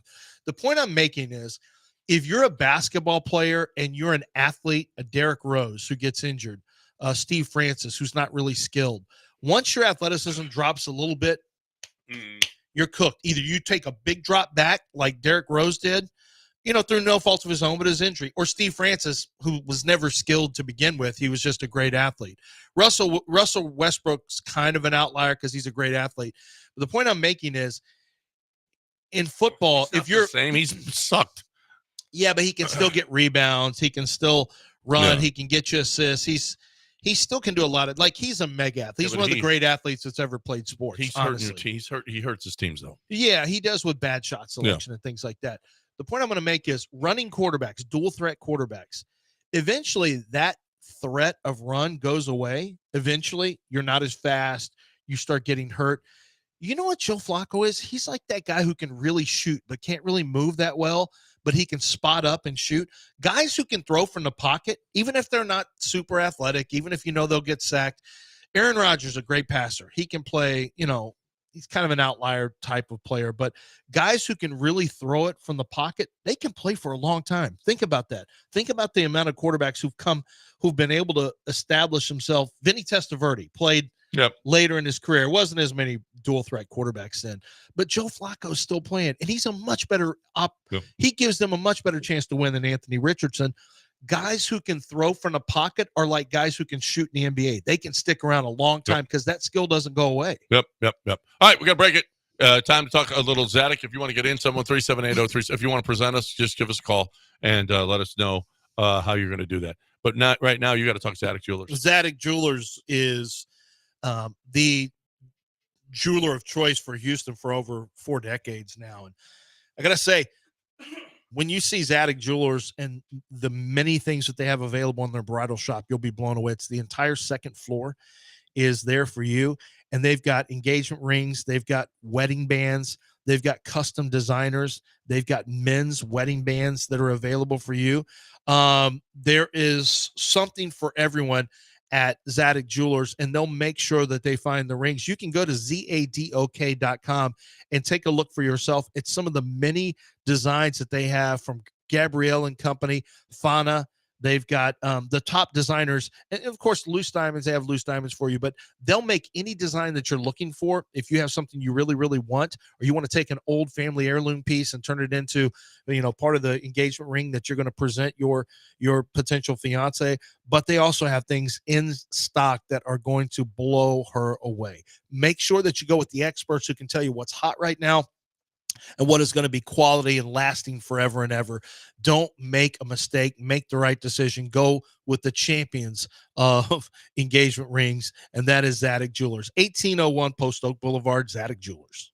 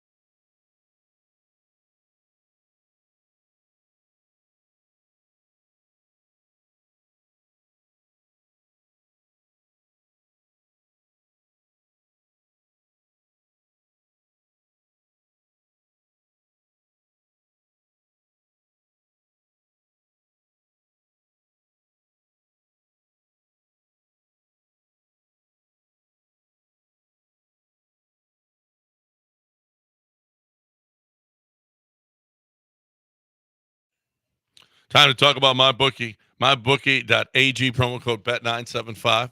It's the place that I just went to find out what the Texans were. Put a little something on it, I think. +3. I don't know. You got to decide. Decide for yourself. I don't love the Texans this week. Maybe I just lay off of it because it's just I hate to bet against them. But here's the deal. You're looking for the best way to play, win, and get paid. You're looking for the best way to bet anything, anytime. Anything you can bet on mybookie.ag, promo code BET975. Wait till you see the number of different stuff. You want to bet on the election? You can right now. So there's everything. Casino gambling with live dealers, okay? Double your deposit when you make that deposit, okay? Whatever it is. If you've been on there and you make you throw more money in there, well, you know what? They're going to double it because you put in promo code BET975.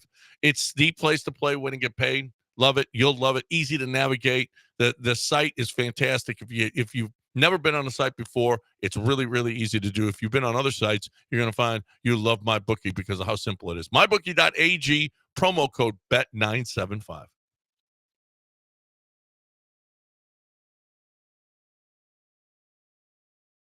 You are listening to Houston's longest-running sports radio morning show. From the Veritex Community Bank Studios, here's John and Lance. All right, welcome back here on ESPN 97.5 and 92.5. 713-780-3776 is the number to hang out with us here. 713-780-3776. Silky Johnson is player hater of the year. Yeah, Silky is on the line. He wants to talk about his Texans. Hey, Silky. I want to thank the Houston Texans for giving me two players to hate on this lovely Tuesday morning. My first player that I'm hating on is Dalton Schultz. The last time I saw a player with hands that hard, his name was Will Fuller. I cannot take watching this man in the outfield. He is a blocking liability, and we are paying him too much to not be able to catch a ball. So for Dalton Schultz, hate. Now for my second Houston Texan, in which I'm hating on today, it is Jalen Petrie. You are too small to be a linebacker, and you are too slow to be a safety.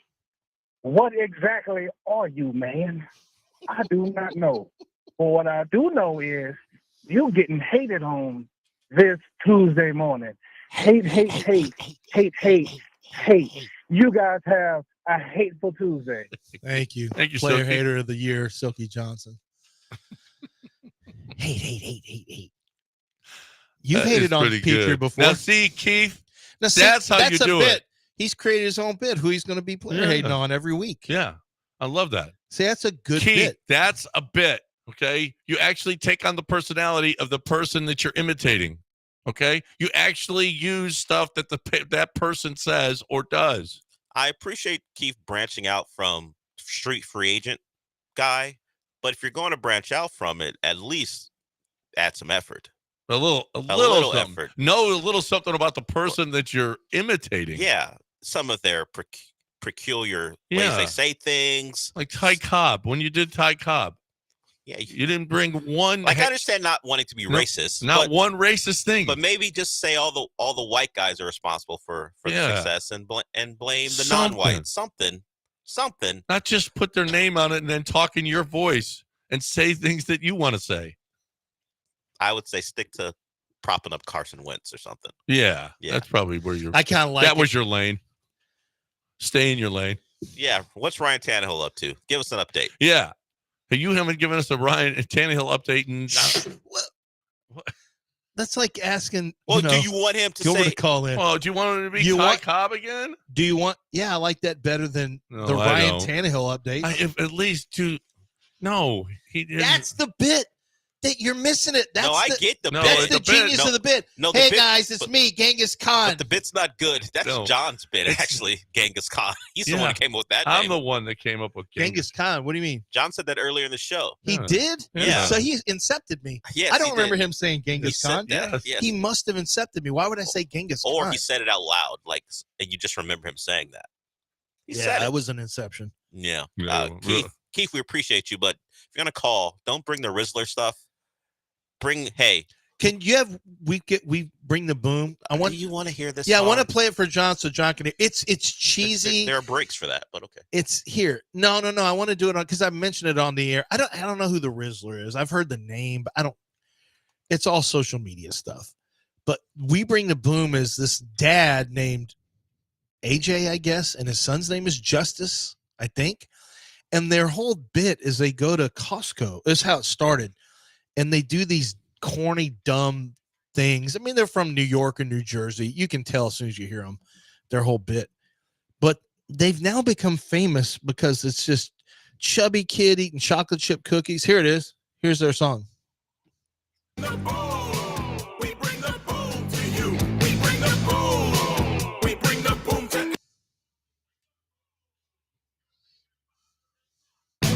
Every afternoon on your FYP, we'll be bringing the boom around 3:15.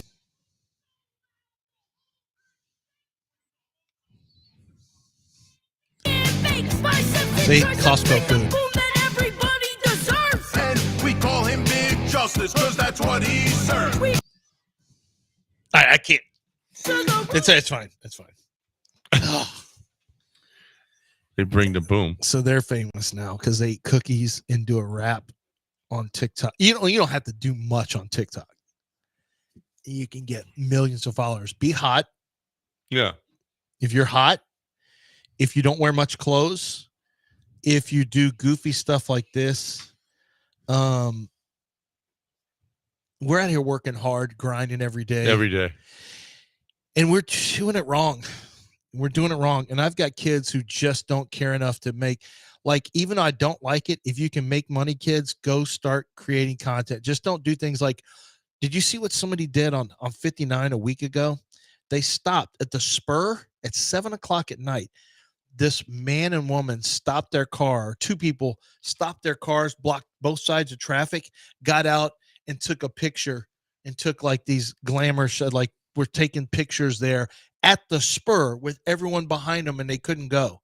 And they're like, got out of their car and started taking pictures, and they just started doing Instagram stuff. And that's how you get shot in the face. Yeah. No. You can't do that in Houston, blocking an entire Spur. If I was the first person behind them, what would you do? Oh my God. No, there would have been. So something similar happened to me last week. Oh, yeah. You got stuck behind the bikes? What do you mean? Like, bike groups, like hundreds of people at night. Motorcycle or bicycles? Bicycles. So these bicycle groups, I don't know who they are. There's but multiple. It's like 200 bikes, and they're all a group who will bicycle at random places, and they take over. And they don't care. They don't care that you're waiting. I was thinking about it this morning, even though it happened last week. If they would have just given me a sorry, man, like a courtesy, hey, sorry, we got this thing going. We're sorry for making you wait. Not a care. They just kept rolling. So why didn't you just pull over and take a side street and get around them? Because I was already at the light, and it was a one way, but there was one way. I could not go anywhere. It was one way for Pierce. I was on Pierce, so it was one way to Pierce to get to 45, and I was at Hamilton or right before Hamilton. That street's a one-way street too. There was nothing you can do except wait for them to roll through. How long did it take? It was at least 2 rotations of the lights. What? It was like 300 bikes. Oh no! It's no. I'm sorry. I got to inch my way out. This is what I was thinking. I wanted to do that. Inch my way out. They had traffic control. They had a guy on a motorized bike stop and patrol right in front of you, so there was no chance of you moving. Or people who take over, the car guys or motorcycle guys who take over randomly on Westheimer at night. Like, this is how shootouts are going to start. This is how shootouts are going to start. Like, Too many you've been people have advocating weapons. shooting people. No, I'm not. No, I advocate tasing. I don't advocate shooting. I'm telling you, it's going to happen because we have a lot of guns in this city. Shot in the face, and now this is how shootouts are. It's a good way to get shot. We don't even call football games shootouts anymore. Let me ask you a question. Rivalry now. Do we have a lot of guns here in Houston? Yes. Yeah.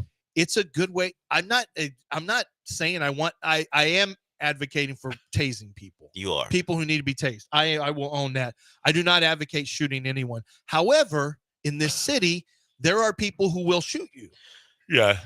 There are people who will shoot you for doing dumb stuff. 2.5 lights? I sat there for about 5+ minutes waiting for them to roll through. Oh my God. And the thought is they're just assuming that everyone's a right-thinking individual in their car. Like, oh, this person will inch out and maybe bump a couple people. That's the assumption. And you know what? Most people want to go on with the rest of their lives, so they're not going to do something stupid like that. But you never know. There could be someone who's like, I'm sick of this. I'm going to make a move. And they're just like, no care in the world. Won't even look at you to be like, hey, man, we're sorry about all this. We're just doing this thing. Lost my mind. I'd have been nuts. I'd have been absolutely nuts. I'd have got out. You know what? Maybe put the car in park, get out, and try and punch somebody as they're driving right by. There's 300 reasonable. of them. Yeah. I think that's There's reasonable. a lot of people who would like, hey, you can't hit our guy, and it'd be over for me. I'm going to get jumped. Stay in a, you know what? Yeah, that's just it. It's a bad Then decision. just go like this. Like you got. I'm not doing that. Like you're packing. Like I'm a quarterback but in college A football. cornerback. You lift up your shirt a little bit. What? No. What? Well, they could probably. They What might about actually if it's have a bunch one. of LSU wide receivers and they have their imaginary guns and they're shooting people in the face Well, with it after a game's The problem over? is someone in that bike group might have had a real gun. Yeah. And then I would have a Oh, problem. no, somebody had a gun. That's why I said shootouts are going to happen. Mm. Oh, no, somebody's going to get mad, pull out the blicky, and then it's going to be blicky on blicky. Can you not say that anymore? Too late. This is my new thing. I'm making people uncomfortable. I told my daughter she's giving me the ick.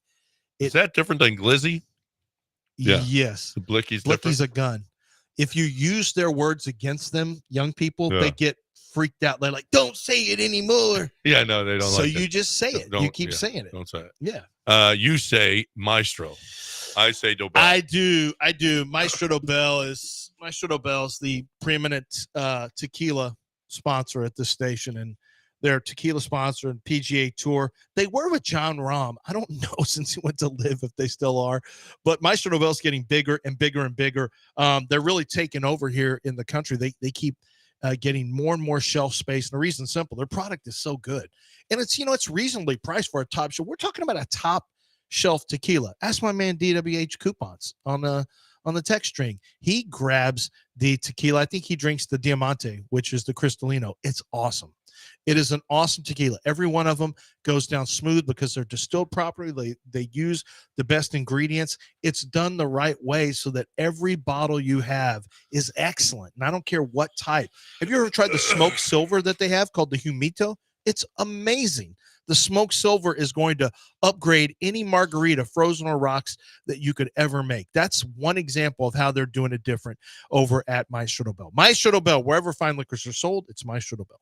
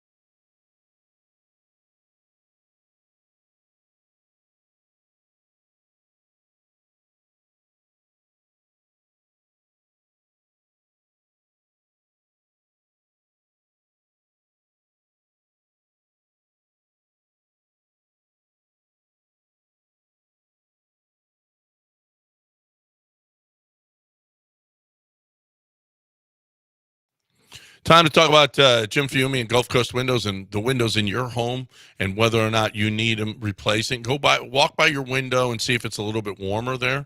That means that the air, it's not installed correctly. It's not sealed correctly. It means your window isn't very good. It means that it's not double pane, double strength. It means that it's not a window that can stand up to Houston heat, or certainly not some of our storms. So that is a window that is potentially dangerous, and certainly it's a window that is expensive. It's costing you. That is costing you. And oh, by the way, it's not safe from any kind of storm. It's also not safe from the bad guys. Get a double pane, double strength window from Gulf Coast Windows that are just the best window on the market. You are going to find out that the best window that you could possibly have, you will see at Gulf Coast Window, be it their aluminum window, their vinyl window, their hurricane window, their wood-clad window.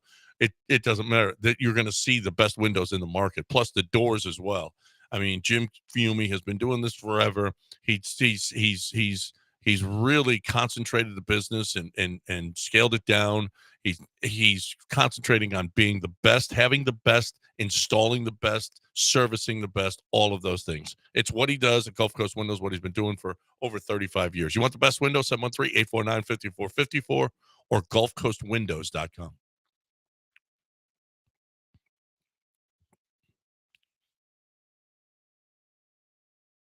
You're back in the Veritex Community Bank Studios with John and Lance on ESPN 97.5 and 92.5.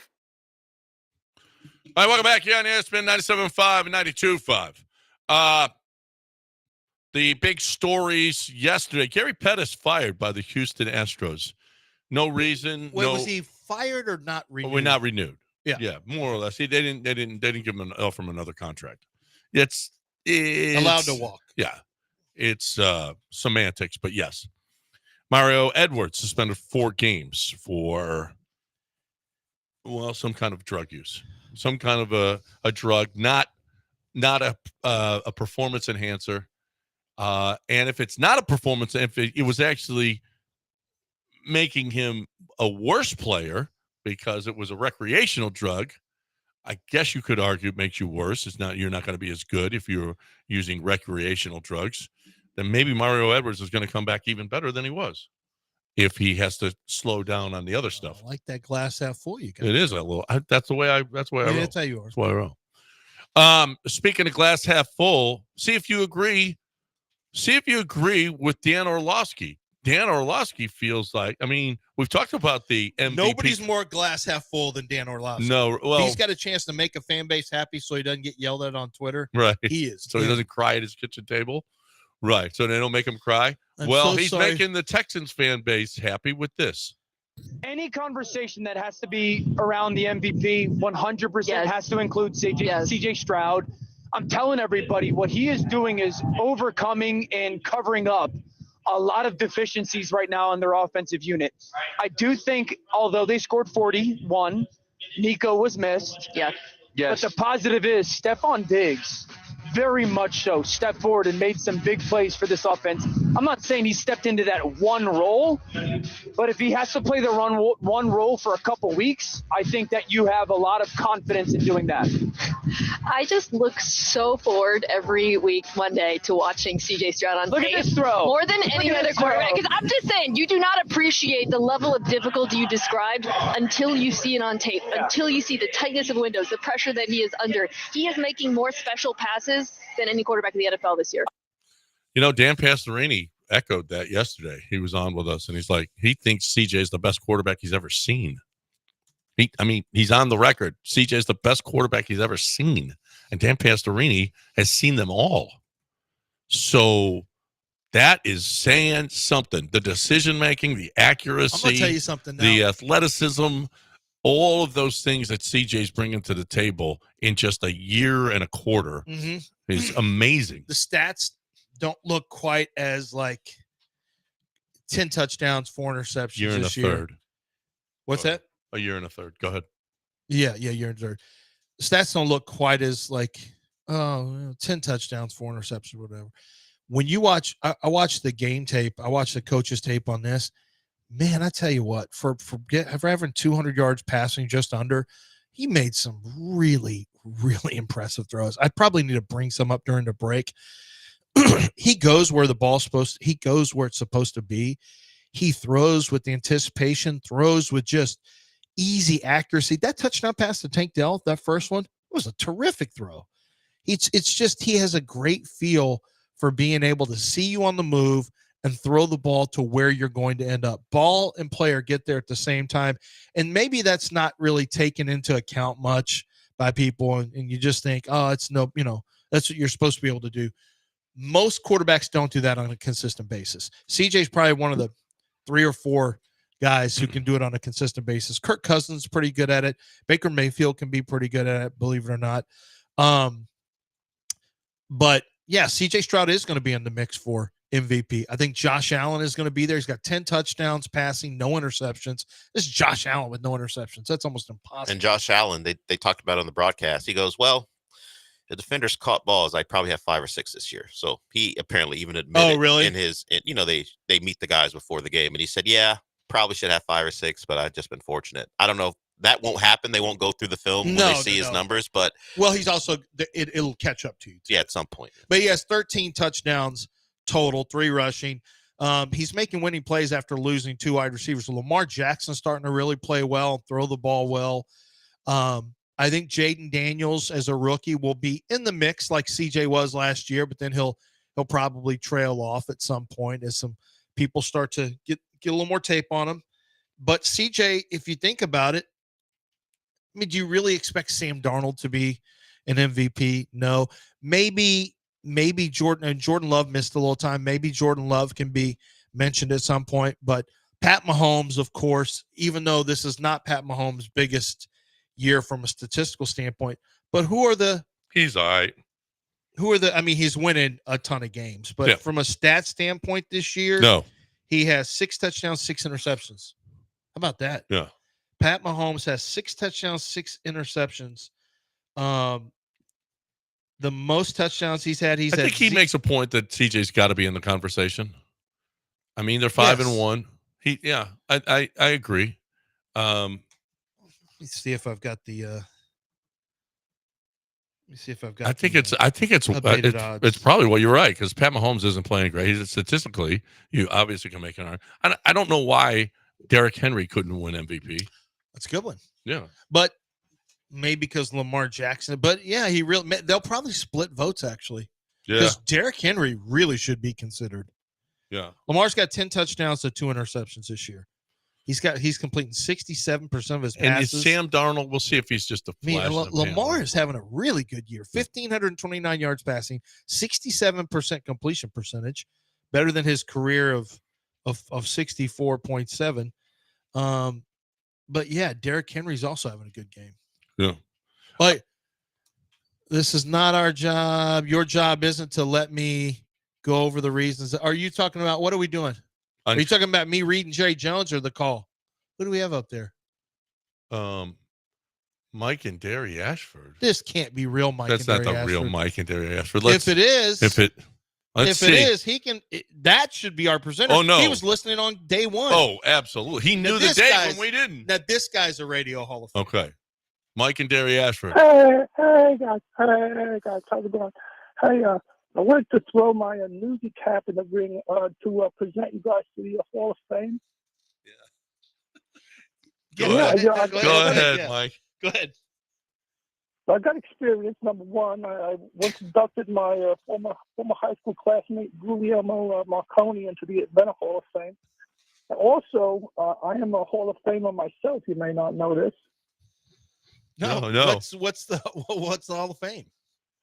I was back in the day. I was inducted into the Lower East Side Textile Sweatshop Hall of Fame for my unique skill set. Which was scurrying around the factory floor to gather up the oily rags before they cause a workplace fire. Wow. And that's important. You don't want a fire at the workplace. So oily rags will catch fire quickly. That's bad.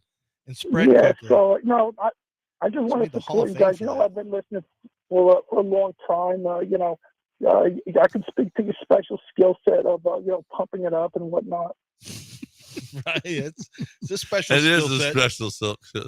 I think we only win. I think our win percentage is like Ted Cruz's when we pump it up, though. It's low. Yeah. Low at games. We don't win a lot when we pump it up. Yeah. Well, hey, I gotta go. I gotta get back to my shift at the Treehouse Bakery. So, good luck, guys. Best of luck. Thanks, Mike and Derry Ashford on a mobile. Some people are not going to know what that call is. No, they don't know. But trust me, it's good. It's really, really good. It's good. All right. Thanks, Mike and Derry Ashford. We're going to break. Time for you to talk about Underdog. Oh, man. Underdog fantasy. Holy moly. What a day. What a day. You had higher on Breece Hall's rushing yardage, 50. Let's see. It was 49.9. You want to go higher or lower? Guess what? You could shift that up to 59.9 and go higher than that, and you get a multiplier. It went to 1.32. And guess what? He went higher than that. And then what you did was you said Juan Soto. I think Juan Soto is going to hit a home run. You hit that. You're a winner. Boom. You only put 2 in. Guess what? You won.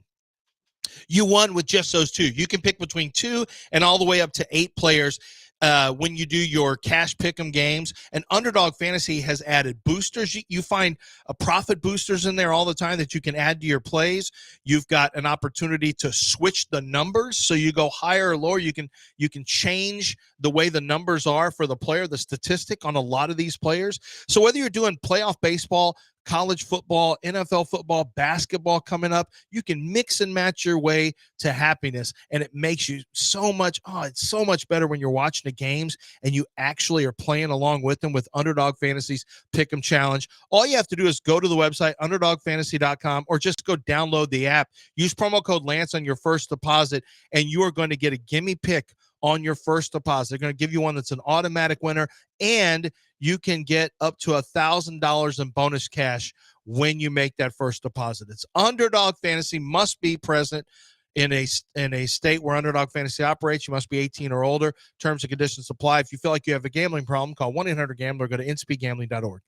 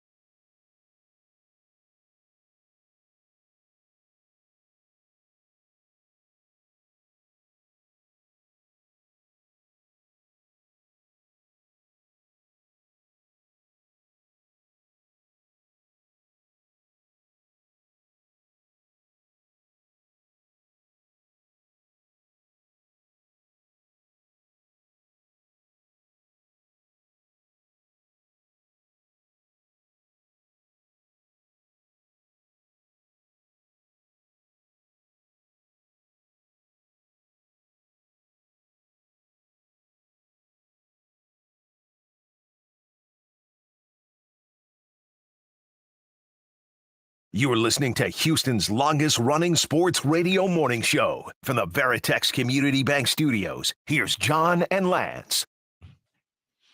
You're right. Welcome back here on ESPN 97.5 and 92.5, 713-780-3776. Elliot needs some life advice. And this is what we do best, and I think why we're going to be inducted into the Hall of Fame. One of the many reasons is we are life coaches here. Yeah. I mean, it's not just a service where we come on here and talk about the Astros, Texans. We provide people with life services here, and we'll help you live a better life. Elliot, what's going on? Good morning, gentlemen. I call in every so often because I need life advice. You guys are like father figures to Dell, and you're my life coaches, so I need your help. Called in about 2 years ago and asked if I should move to Chicago. Yeah, I remember and that. Wait. It was Chicago or Nashville, right? Wasn't it? You were choosing between a couple different cities. Yep, it was Chicago or Nashville, and John said that'd be the dumbest decision I ever made. So then it became Arizona or Nashville. And John said I should go to Arizona, and everybody else said Nashville. John just wanted, golf courses, private courses that us minions can't afford. So I decided to go to Nashville. Well, now I have an opportunity within the next 6 months to go to New Orleans, or to Los Angeles. And I will be taxed out of Texas, so you got to take that out of it. So I need to know what would be a better quality of life for my life coaches. Oh, no. First, let me tell you this. I want to make sure, because I got taxed. I live here, and LA still got me for taxes. If you make your living, if you live and work in Los Angeles, the franchise tax board, they're called, can get you for living there and making money while you're there. It's crazy. You need to look into that. But if you're just saying between New Orleans is so dirty. New Orleans is fun to visit. LA is so expensive, but New Orleans is LA's expensive. New Orleans is not. It's a great place to visit. Living there, which I did, and I've got some friends who are there who don't love. I mean, why you have to leave Nashville? Wait, where are you right now? Arizona or Nashville? Well, I'm in Nashville right now, and I'm a national account manager. So I have my headquarters in Texas. I make my income through Texas, but I can live remote anywhere. So I Airbnb these places for 10 to 12 months. Oh, wow. Well, and I'm on stay month in Nashville. 8 and 9 right now. And do you not want to stay there? They want me to. Well, I do, but they want me to hit different markets. So the Mid-Atlantic right now I'm covering, which is Nashville, the Carolinas. But it's been a year. We've grown the market. We've got branches set up. So now they're like, okay, we need West Coast coverage. We need maybe some Gulf Coast outside of Texas, maybe some New Orleans. They've even offered Chicago again. And I just, for some reason, John has terrified me. No, I think that. Chicago. Those three, Chicago. Chicago's great. Not in the winter, but the summers are incredible. Yeah, but you're going now. You're going to hit winter right now. Yeah. Winter blows. Well, I'll be going in March, April. March, April is when I'll be then off. Chicago. Yeah, Chicago for sure. But Chicago. it's a 12-month run, so I will hit the winter. Well, yeah, but just you got one the good winter part never first. killed you. Yeah. No, I would do that. And they got good sports. It's too expensive. They got some good sports there right now too. Too many weirdos. In LA can be LA or San Diego. Keep that in mind. It doesn't have to be Los Angeles. It can be Southern California. If you could stay in La Jolla, that's your spot. I say move to La Jolla, which is right outside of San Diego. It's basically San Diego. Move there. Now, who are you paying? Is the company paying?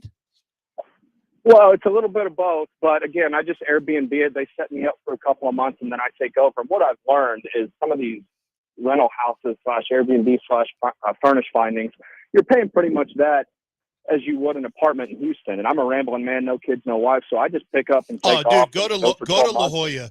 It's right there off the water. Oh, yeah. Go to La Jolla. Agreed. It's not even a choice. I know. LA's cool, too. LA's nice, too, but La Jolla. La Jolla is phenomenal. That's where Eric Layden lives. I went and spent a week there for a family vacation. It was unbelievable. One of my favorite places I've ever gone. 100% I would do that. That's really good. Got it. Yeah, okay. It's nice. There's no one dropping turds all over the sidewalk and smashing, grabbing coffee shops. It's a little better than Skid Row is what you're saying. Oh yeah, it's a lot better. Yeah. And the weather's great, and you're literally right by the water the whole time. I've been there. Okay, perfect. Well, see, that's what you guys come through and get for me. I'm going to call back in for dating advice next week. All right, absolutely. Keep me on your mind. All right, thank you. We'll hook you up with Tom. Forward those pictures over to us. What? Not yours. No. The ones that come in. No, what you want him to send you pics? Not his. The ones that come in. What kind of pics do you think Lance wants? Well, I don't know. You send videos to us. No. What? Well, you did send the video. Are you going to call him out? Send the video, John. Are you going to call him out? You said you might have to have John doesn't seem to even know what we're talking about. Is that something we want to discuss? John doesn't know what we're talking about. Should we discuss this here? Or should that have been off the air conversation about John's texting etiquette? I don't even know which one you're talking about. You texted us about a conspiracy and added images to it. Moving images. That to us? Yeah, were you supposed to send that to someone else? No, I don't know. I don't know what you're talking about. You might want to go check the string. You text the Glory Boys? Yeah. Text go back a little bit this weekend. You texted us about when you weren't texting us about the tight end for Penn State. You're texting us about a conspiracy, and you added moving images to punctuate the conspiracy. I don't even know what you're talking about. Okay. What? How does he? How do you not know? How drunk were you? How do you not know what you sent? Oh no, I got sent that. Yeah, I got sent that video. I wouldn't put that up by the camera. I wouldn't do that. Yeah, that's a mistake. I'm sure you did get sent that. And then you passed it along. Dell and I were up here on Sunday, and Dell goes, "Are we going to talk about the fact that John sent us that video?" Because no one I know. Well, that was a video apparently of the person that's a conspiracy. Allegedly. I know you used it to punctuate the story you There sent. you go. But I got it punctuated to me, so I punctuated it to you. You didn't need to. There's no evidence that person is actually the person that's allegedly. Can't see but their it's still face. a good video. Well, you can't see their face. Can't see a face. Time to talk about Dream Ray. Time to talk about Kent Jones. Kent Jones is on his way back right now. I think he's here. Might be, might not be, from Oregon. He went to the game. How about that? The Ohio State-Oregon game. I mean, that is awesome. Where'd he go? I think he's an Oregon guy. He's an Ohio guy. No, he's an Oregon guy. He's an Oregon guy? He's an Oregon guy. So he was happy. Big. Yeah, he loved it. He said it was awesome. But I'll hear about it tomorrow because I'm gonna have lunch with Kent. And I want you to have lunch. I want you to meet Kent. I want you to have him tell you about how he can get you in that home. I mean, he is going to be a consultant for you because you're out there thinking, I can't afford a home. I can't buy a home. Yeah, you can. He's going to tell you how you can get there with a low down payment. He's going to tell you how you can get there with the best interest rate that you're going to get or how to get a loan. I mean, dude's done 1,400 mortgages. You think he doesn't know how to go about getting you a loan for your home? It's what he does every single day. And he's been doing it for 30 years. So, and I mean, he's going to get you where, I mean, he's seen a lot tougher cases maybe than yours even is. If you're renting and saying, well, we can't afford to buy, or we don't have this much on the down payment, or interest rates are too high, or any of that stuff, nonsense. Kent Jones is here for you.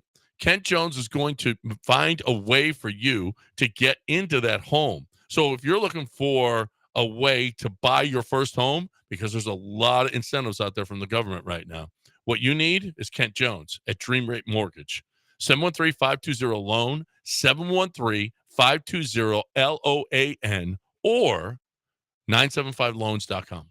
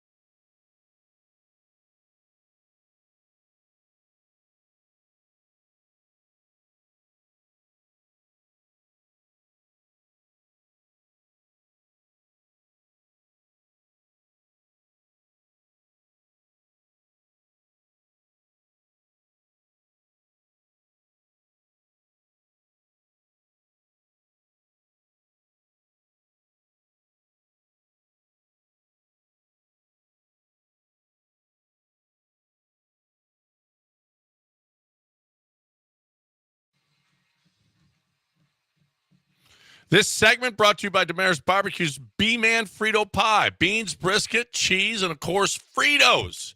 Just like you had in middle school, only way better. Hit Damaris today for lunch or dinner and see for yourself. The B-Man Frito Pie is really good. When you put brisket on there and the beans. I love Frito pies. Yeah. You a mustard on Frito pie guy? Yeah, you can. Yeah. I mean, you don't have to. I'm from Texas. It depends on how good the brisket is. Well, I'm from Texas. You just do it. Yeah.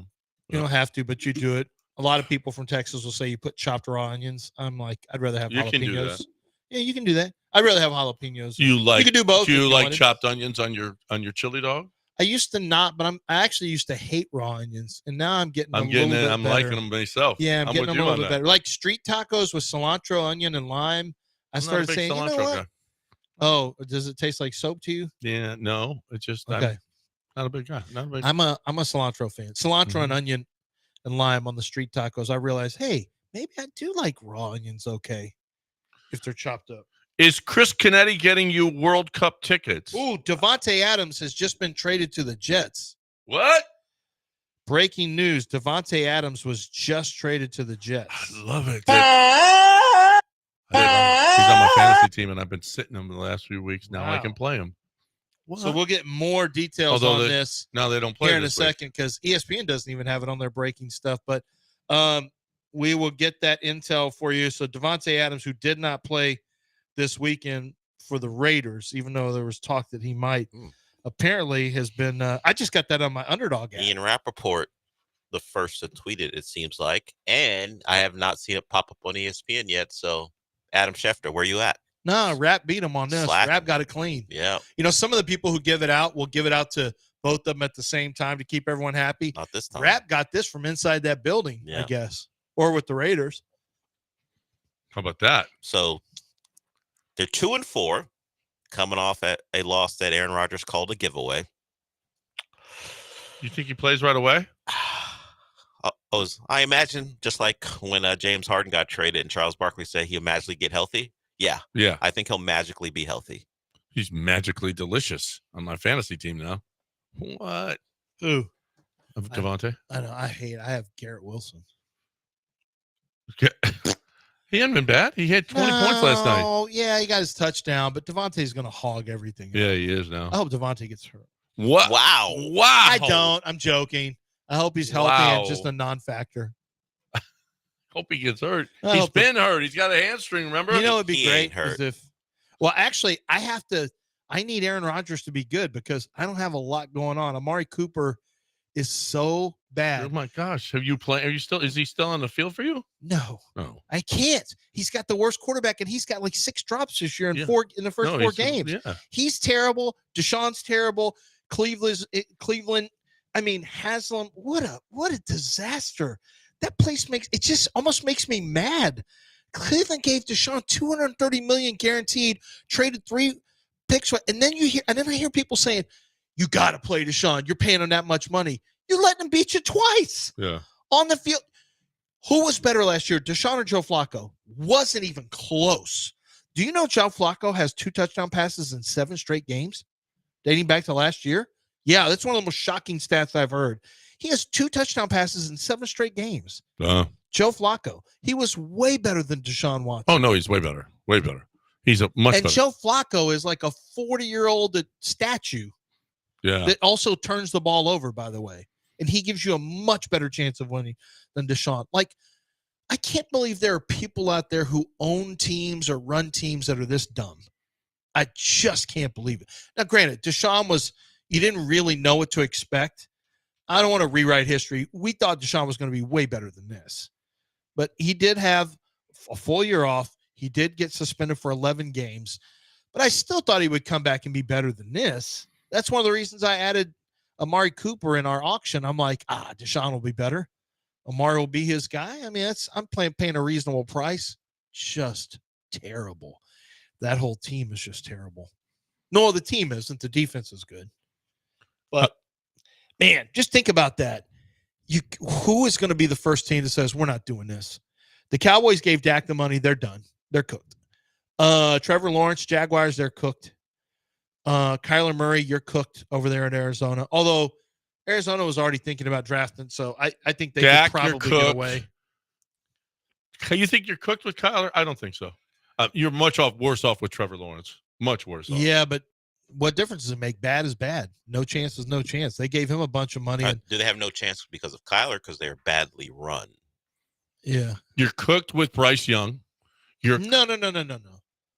Well, what do you mean by that? He didn't make a lot of money. No, but he's your first overall pick. You gave up 2. I mean, you could have Caleb Williams right now. I mean, you screwed the pooch. Yeah, with how you really Anthony Richardson, you're screwed. Possibly, yeah. No, I think possibly. I mean, I hate to say it, but he's always hurt. Will Levis, you're cooked. Yeah, and you did. Yeah, I mean, at least you didn't draft him in the first round. No, and he's not on a second contract, so they're actually trying to. They went Malik Willis, that didn't work, and they didn't even know if Malik was a guy. He got him in the third round. They went Malik Willis, he didn't work. They went with Will Levis, second round. He didn't. I don't know if he's going to work. We'll see. But it's the guys who give the guy. It's when you have an average quarterback, above average quarterbacks are the worst. You had to give. Look how much money Dak makes, and his wide receiver does. And as soon as they get guaranteed money, they don't really have to do anything. Like Deshaun Watson, somebody said his eyes look dead, and I just thought that is the perfect way. Deshaun was so full of life in Houston. No. Deshaun looks like a zombie who just doesn't care anymore. His money's coming in. It really doesn't matter how he plays. His money's coming in. I'd like to believe he cares. I think he does. I mean, he doesn't want to be embarrassed. He wants to play well, but it doesn't really matter because this is why fully guaranteed contracts in sports is a huge issue if it gets too long, because there is no incentive anymore to play. There's no incentive unless you really love the game. How many players won't play the way they would have if the money wasn't guaranteed? Who falls under that? Like, okay, I got all my money, so I'm done caring. Well, anytime you have a contract year coming up, there's a carrot at the end of the stick. Like 3-year deals. I think teams are going to have to get away from 5-year deals and go to just 3-year deals. We normally don't associate that with quarterbacks. Quarterbacks aren't normally put into the category. Aren't normally put into the category of I got my money, so I stopped caring as much as I would. In the past, we did. But there are some under clear circumstances involving Deshaun Watson that aren't simply, he got his money. There could be, if we're playing armchair psychologist, there could be some things other than football-related stuff that have changed his chemistry. Yes, it's more than just money, but for the team, you're cooked. Well, yeah, you can't get out from under it now. Did you see how much they can't cut him? They cannot cut him. And supposedly they're going to try to trade a first-round pick to convince someone to take his salary. No one's taking Deshaun's salary. No one's doing that. You would take the hit, and then they would be responsible for his salary. Now, that team could then cut Deshaun. Here's the difference. That team could then cut Deshaun. No, you can't because it's guaranteed. I don't know how that works. I guess you can't cut Deshaun Watson because all of his money's guaranteed. So as soon as you trade for him, the idea of getting a first-round pick for Deshaun just to take his contract, I'd need 2 first-round picks. So Deshaun will cost you 5 first-round picks if you're the Browns, 3 coming in and 2 going out. But it still counts against the cap. I mean, you're still screwed against the cap. Who? The Browns. It accelerates. Oh, no. You have to take 2 Russell Wilson. Well, we've got the compensation for Davante Adams. It's a second. It is a third that can become a second based on performance. Okay. According to Albert Breer. A third that could become a second. Yes. So he'll be 32 in December. Oh, this is a desperate move by the Jets. Mm-hmm. Well, third's not bad. No. Third's not bad. Well, they're desperate. But they are desperate. They're desperate. I mean, they know this is the year. Watching the game, beyond all the things they did to screw themselves, it seems like a high difficulty for that offense to be successful when they're throwing the football. There's not a lot of guys being schemed open. It's a lot of Aaron Rodgers, be awesome to make this throw. Yeah. And if you're awesome and the receiver makes a good play, then this will work. I don't know. Their scripted plays, their first couple of drives, they were able to run the football and that open some things up. Yeah. But the pure drop back stuff, it's like a lot of, you better be prime Aaron Rodgers on this throw, because that's the only way this ball is getting completed. Maybe Davante Adams, although he's not a fast guy. He'll get separation, I guess. But a lot of those guys are trying to make contested catches over and over again. Well, in the knock against this is that they don't use motion. They don't try to, and defenses catch up with you right away. It's so simplistic. And they're all like the Bills were in spots like the one Alan Lazard catch down the seam that when Aaron Rodgers made that throw, the ball grazed his hip and he just so happened to make the catch. Maybe Devontae Adams changes things, but those guys don't get open. It seems very difficult for the Jets to move the ball you got Wilson on one side and Adams on the other now. That's better. But it'll still be that Green Bay offense, and we remember how Aaron Rodgers liked to do things. I don't think he'll just have a guy who knows him, and maybe that helps make things better. Maybe. Oh, I think so. They'll be on the same page a lot, knowing where they're going to go. I thought Breece Hall looked pretty good yesterday. Like there were some things I like. The Jets should have been that actually should have been a 10-point win for the Jets. They screwed themselves, and they don't have very good ownership.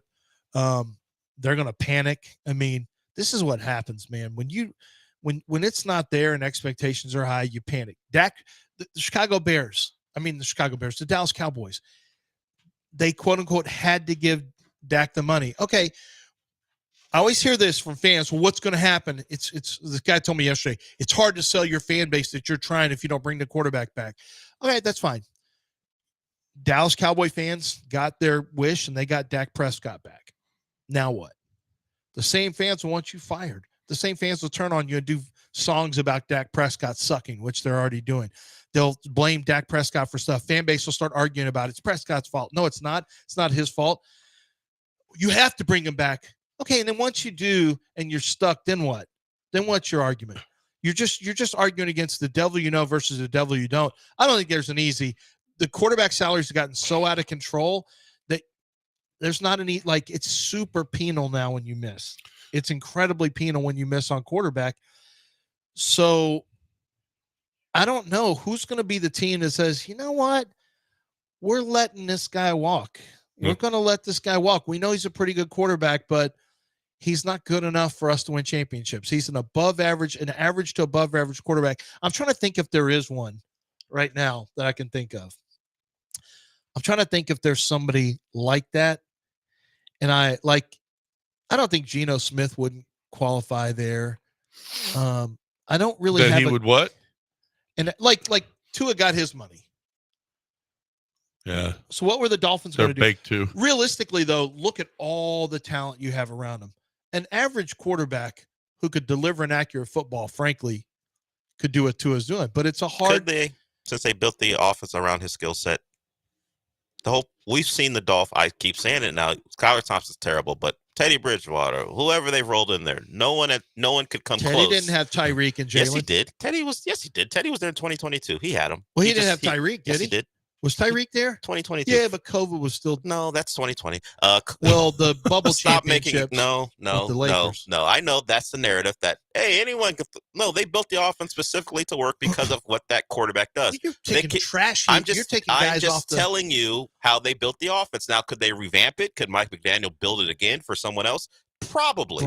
Go find another Brock Purdy. But how it's built. Just get Dylan Gabriel in there. It's kind of like you have two left-hander. That's right. Left-hander who throws lollipop throws. It's the same thing. Just because I ripped apart what you said. You're good. Stop it. It's the same. Kellen Moore. Yeah, just find them all. No, what about Cooper Rush? Dylan Gabriel is Kellen Moore. Cooper Rush? That's Get him off the Cowboys. Well, he's better than Dak. Davis Mills.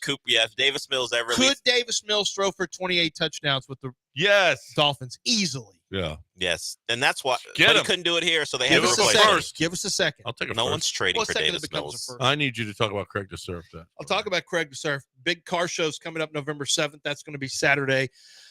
It's the 7th annual. I love that they do this out there. It's a great indication of who Craig DeSerf is and what the company are. They do this. They raise money for shoes for needy children, and it's just one of these little things that they do. It's just who he is. It's who Gulf Coast Chevy Buick GMC are out in Angleton. They are good country people who are there to take care of their neighbors and their friends. You have people who come out there from, I know a lot of baseball players, professional baseball players go out there and get their vehicles out there from Craig. He does great deals for listeners. Make sure you always tell him you're a listener of the show and say, hey, I want to meet Craig or Rick Drenner. I hear that Craig and Rick are big listeners of the show. And, it's always good to introduce yourselves. But honestly, even if you didn't, you're going to get the same great prices. They find every bit of dealer cashback incentives they can find, get the best finance rates for you, and they'll help you when you're trying to decide between purchase or lease. They really help you with that. And if they need to tell you, hey, these aren't the best systems we have in place right now, they're not the best deals that we have, check back next month. You've got that kind of honesty as well. Good, honest people who are selling great cars at great prices with unbelievable trade-in value at Gulf Coast Chevy Buick GMC.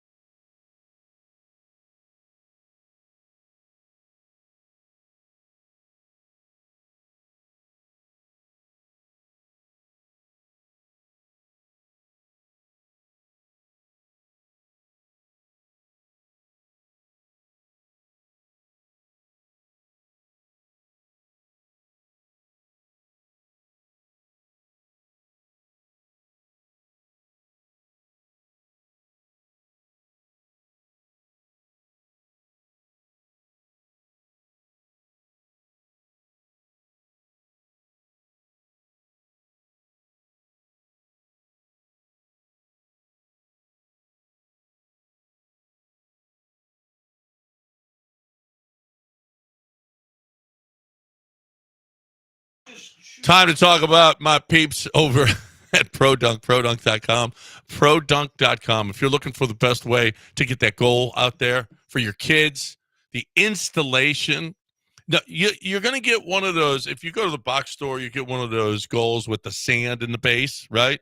It just rattles all over the place. That's not, the kids don't want to play on that, Dad. I mean, that's not a goal. That's not a goal that they can have fun with. That goal sucks, okay? The best goal in the history of goals is ProDunk Goal. ProDunk.com, ProDunk.com. Tempered glass backboard, the unbreakable rim. It's got, you can raise and lower the goal with a push of the button. It's fantastic. It's the best goal. The installation is perfect. It'll never, ever move. It is the best goal you'll ever get. The kids want to dunk, Dad. They want a goal that you can raise and lower to 5 feet so they can actually go outside and enjoy it, as opposed to a 10-foot goal that they just can't. They can't enjoy. You're looking for the best way to get your kids outside playing and having the best time. It's all at ProDunk.com. Go to the website and see for yourself how much fun the kids are having. ProDunk.com.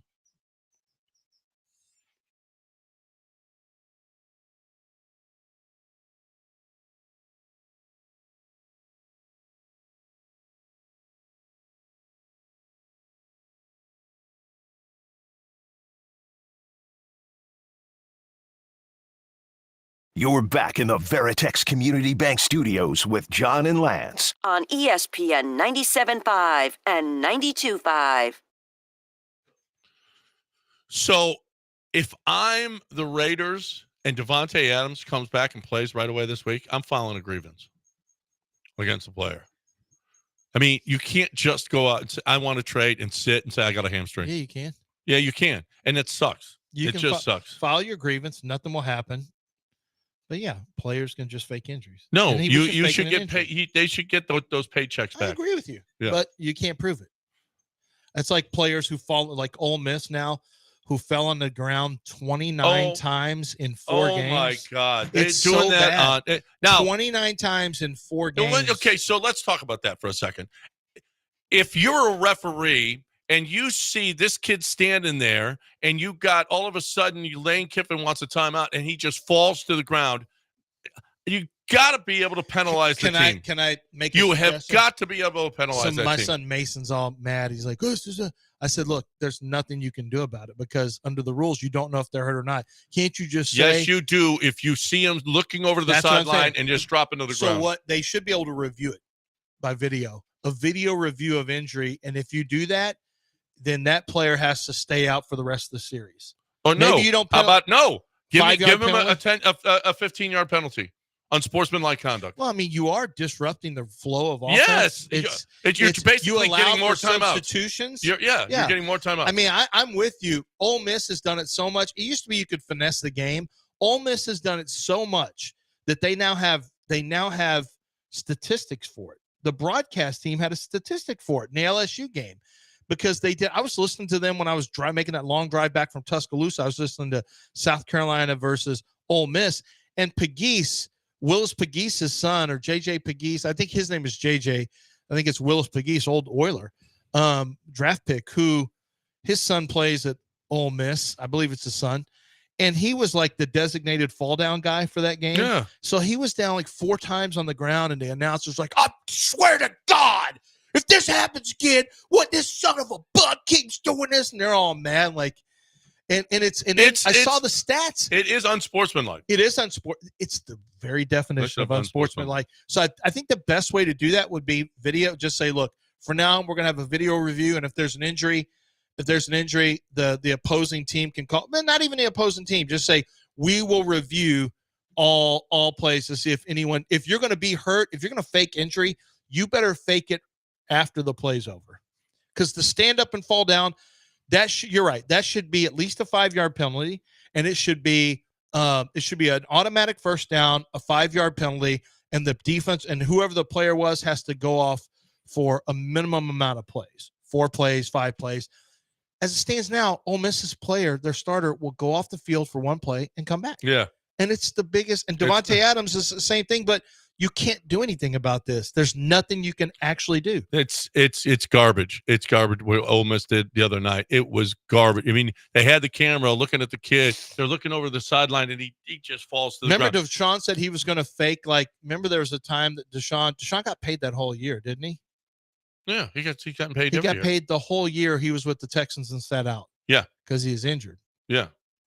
Well, no. He was going to be injured, and then they said, "We'll just give you the money." And then he goes, okay, so I don't have to fake like I'm injured? No, you don't have to fake like you're injured.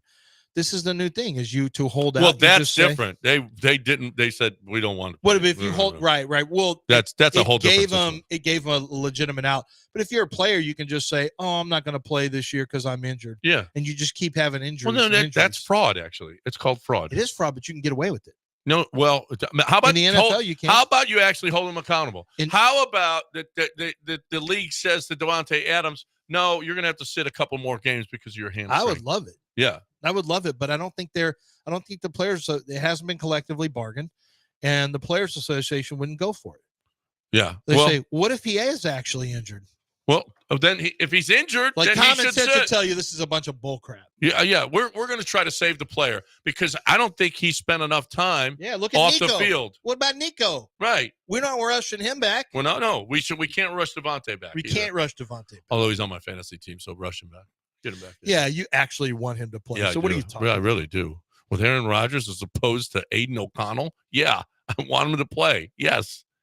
Thank you. Good night. When we come back, Bill Belichick had it out for he really gave it to Woody Johnson. He gave him the business. What? Yep, he sure did. So and we got to hear from Jerry Jones. And Jerry Jones, too. Yeah. He's in. Well, whatever. Time for me to talk about Gulf Coast Windows again with Jim Fiume in 36 years that this dude has been out there, selling the best window in the market. That's what he does. He's got the Better Business Bureau Award for excellence, as well as the prestigious Pinnacle Award from the Better Business Bureau. In a recent survey conducted by Friedman Swift Associates, Gulf Coast Windows has been rated one of the most trusted window and door companies in Houston, if not the most trusted door company. Whether you're looking to replace your windows, upgrade your exterior windows, they have what you need. The selection is fantastic. They've got double pane, double strength. They've got aluminum. They've got every different kind. They've got hurricane windows. They got the window that you're going to get, plus the installation that you're going to get. There is no higher quality. They offer a lifetime transferable warranty on all of their products, doors and windows. It's a must do. It's a can't miss. It's something that if you're looking at windows, if you're feeling that your windows are leaky, if you need to replace them, whatever the case, or you're building a new home, get the Gulf Coast Windows. 713-849-5454 or gulfcoastwindows.com. Tell Jim Fumey you heard it right here.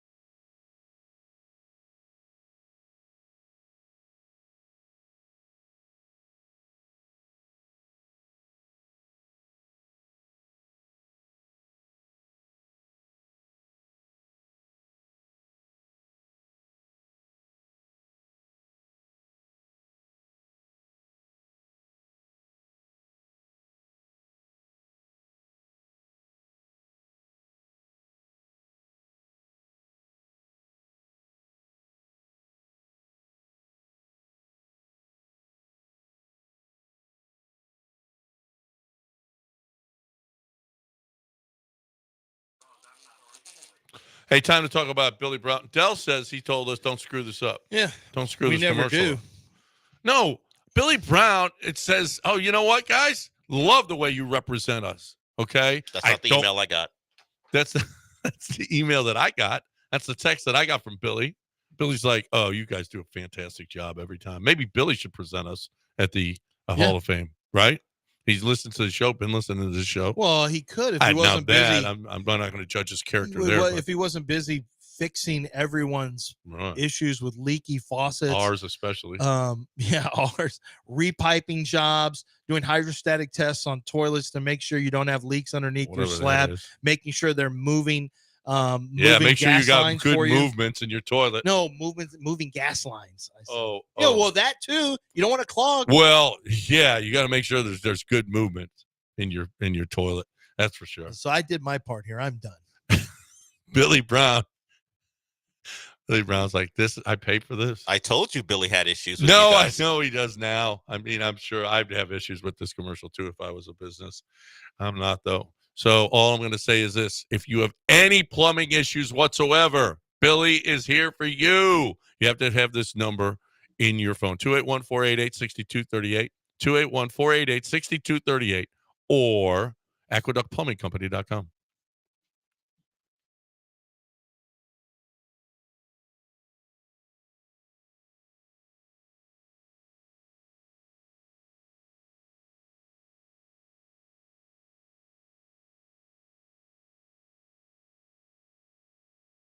You're back in the Veritex Community Bank Studios with John and Lance. On ESPN 97.5 and 92.5.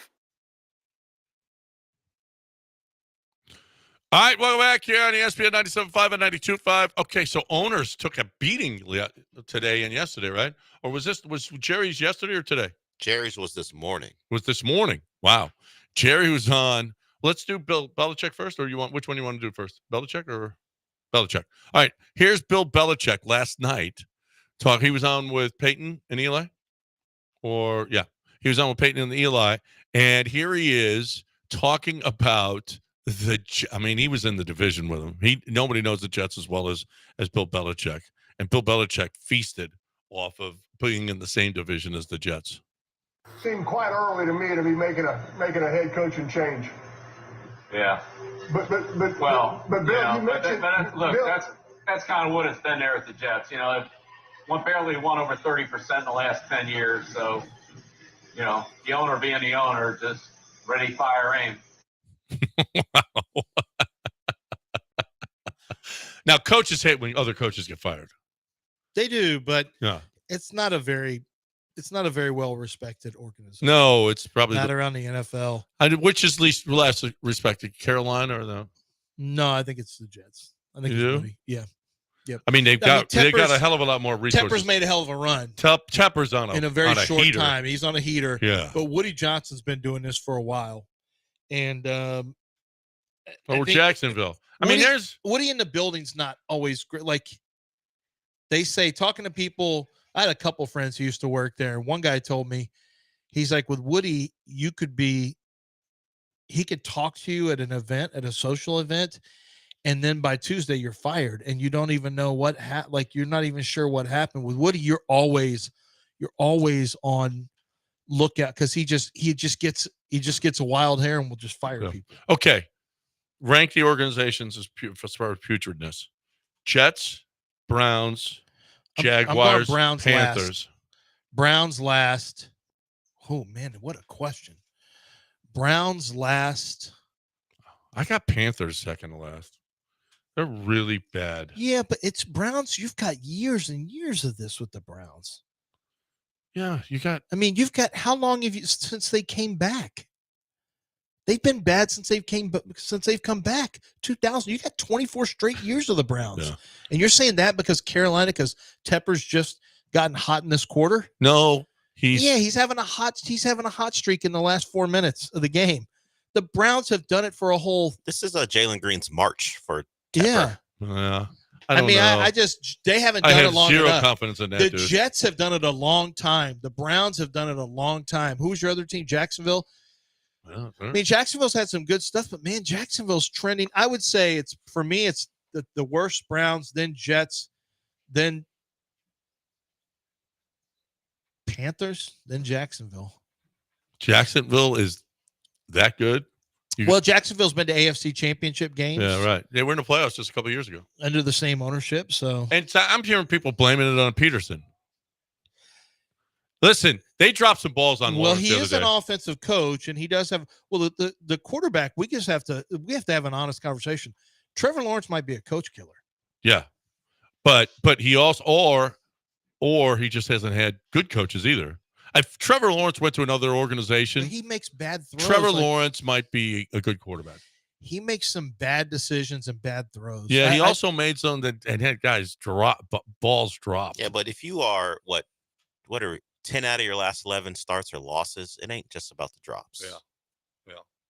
It's a lot of things going on in Jacksonville that aren't good, and he's one of the problems. Yep, he is. He's no question. All right, now Jerry this morning was on a radio show, and he got a little feisty with the hosts. Yeah, it's 105.3, whatever the fans' frequency is, the fan in Dallas. This is one of his weekly shows, and he wasn't thrilled with the line of questioning. Now, if you think I'm interested on a damn phone call with you over a radio and sitting here and throwing all the good out with the dishwater, you have got to be smoking something over there this morning. I'm not. And I really don't, and I don't even want our listeners to listen to me, to talk about this is not your job. Your job isn't to let me go over all the reasons that I did something and I'm sorry that I did it. That's not your job. Well, my job is to ask why. A job, or I'll get somebody else to ask these questions, man.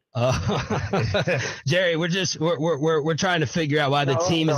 I'm not kidding. I'm not kidding you. You're not going to figure out what the team is doing right or wrong. If you are, or any 5 or 10 like you, you need to come to this meeting I'm going to today. There are 32 teams here. You're geniuses. bully. Well, See, but you that can't is ask their questions. job. They evaluate the way that Jerry does the business, the way that the acquisitions that he's made, and the way he handles the payroll, and then that is their job. Now, when I'm on the phone for years, 610 has sucked up to everybody over there. If he's on the team station, these guys expect you to be compliant. They expect you to be subservient, and they expect you to sit in the corner and do it, and you just sit and take it. That's what you're supposed to do. I am giving my time. You're able to broadcast great Cowboys football, the great Dallas Cowboys, and I'm Jerry Jones. You are not going to rake me over the coals, is what he's saying. I don't care that you think it's your job. This is my time. You're not going to rake me over the coals. And you want to do that when I'm not here? Cool. But not when I'm here. Did they shoot back at all? You heard him say that, hey, Jerry, they laughed and say, hey, Jerry, we just want to figure out what's going on. No, man, I'm being serious. But he said, when he said, I'm not kidding. I'll find somebody When he else, said, I'm not kidding, and he said, I'll find some, they were like, all right, we better hush up a little bit Yeah, here. they got scared. You can hear the fear. So they can't ask him questions about, they just got their asses kicked by damn near 47-9. And they can't ask questions about what the hell's going wrong with the Cowboys. People don't want to hear me talk about that. They actually do want to hear. That's actually what they want, is since you're a personnel guy and not an owner, because you're coming on there as a personnel guy, they want to hear what is the deal with these moves that they've made. They want to hold you accountable. You want to come on that show every week, then this is accountability. Well, now if he does, but he might change. Now the owner, Jerry Jones, like, hey, I got just like 610 knew to keep their little mouth shut or they could get in trouble. All the hosts there for years now, it's like, we were tough. Yeah, you got real tough whenever you were going after coaches who were no good or Bill O'Brien was gone or whatever. But when Bill O'Brien was there. I watched all of them laugh and giggle with Bill O'Brien at the, like, Bill O'Brien's so funny. You guys hear how cool Bill O'Brien is? We're having beers with Bill O'Brien. And everyone it was a fun and games joke until I started asking Bill hard questions. He got pissed off at me. This is during COVID when we were at Armadillo Cafe or whatever it's called, Armadillo Palace, whatever. Yeah. You know what I'm talking about. And I said, hey, what's the deal with why did you do that with the wide receiver? All of a sudden, the 16 guys, hey, cool it. We're here having fun with Bill. It's called Beers with Bill. That's what they actually named it, Beers with Bill. And it was a rebrand. Yeah. And I wasn't going for his rebrand. I had questions to ask. If I'm this radio station, you have to make a tough call. Yeah. Do you stand behind your hosts who are asking questions? What do I want to, if I'm a listener in Dallas, do I want to hear them go, oh, Jerry, oh, great game. That was you know what? I just got beat. You know, that's tough. I know, you're getting blown out by more at home by more than anybody in the NFL. And, Dak looks like crap. And man, it's just so, but, how was the beer how was the beer sales at the stadium? And Mike McCarthy looks like he's doing okay. What are you supposed to ask Jerry Jones after they get blown out at home again? Are you supposed to laugh and yuck it up with Jerry Jones? No. And if I'm the program director or the owner of the radio station, I go, sorry, Jerry, you don't want to answer questions. Then what do you want us to do? What are we supposed to do here, Jerry? Do you want to not come on anymore? Well, because we have to ask you questions. And this all stems from the offseason. It is a tough job. It is a tough situation. How many owners have their weekly radio show, first of all? Well, Jerry is different. He wants to be able to speak when it's on his terms. A lot of this comes from the offseason where the Cowboys were criticized for not making moves, not getting more help, not adding to the roster. Didn't do anything. And then, they finally paid their guys, but they didn't really add anything to the roster that wasn't good enough last year. So they were asking questions about the mistakes that were made in the offseason, and Jerry wasn't having it. But at least they were a good football team last year. Yes, but they weren't good enough. And you know what they say, it's Super Bowl or bust. So they're saying, hey, how come you didn't add to this team? Why did it take so long to get CD his money and Dak his money? But you didn't help the stars, and this is the result. Yeah. Well, if I'm the radio station, I might stand up and go, you know what, Jerry? Then don't come on anymore, because we're not going to sit there and throw you softballs. We're not going to sit there and go, ooh, that was a good game. Man, just came up short, Jerry. What if he cancels your deal with him? Well, you can't. Well, we got a contract. Because then well, I don't know what the well, contract situation is. They've been critical of the Cowboys before. Well, and 6'10" got critical when it became easy. When Bob McNair wasn't there anymore, like 6'10" all of a sudden was critical. So I'll give them credit. And some of the hosts, like Landry Locker, was always very critical. Well, that's why he lost the job too. I mean, he was always very critical. Now it'll be harder to be critical. Because they're much better. But when they need to be critical or ask tough questions, they're less likely to do it now, because when things are going good, or it's just, it gets tougher. And I'm not saying it's an easy situation, but I got in trouble for asking a question of Charlie Casserly when we were at 6'10", because I was asking about Peerless Price. Hey, what are we doing here? Okay. Hey, don't ask me about Peerless Price. Like, Jay what? says the fan broadcasts from the Cowboys facility. They have a studio there. He may own them. Oh, no. Well, if he owns the station, then he could say whatever he wants. The fan competes with the ticket. You lose the Cowboys, and you're in serious trouble. Yeah. Like you that's a major, we're not in Dallas to know it all, but I guarantee you, if you lose your property with Dallas, your stuff's going to come way down. Yeah. Because people are still calling it. I mean, they probably had their biggest listenership of the year after this 40-point ass kicking. They probably had a bunch of people. Well, and people want to, but they want to hear the truth. They don't want to hear. That's right. Jerry throwing him candy questions. Anytime you're in bed with the teams, this is what happens. You pay for it. 946 ESPN 97.5 and 92.5.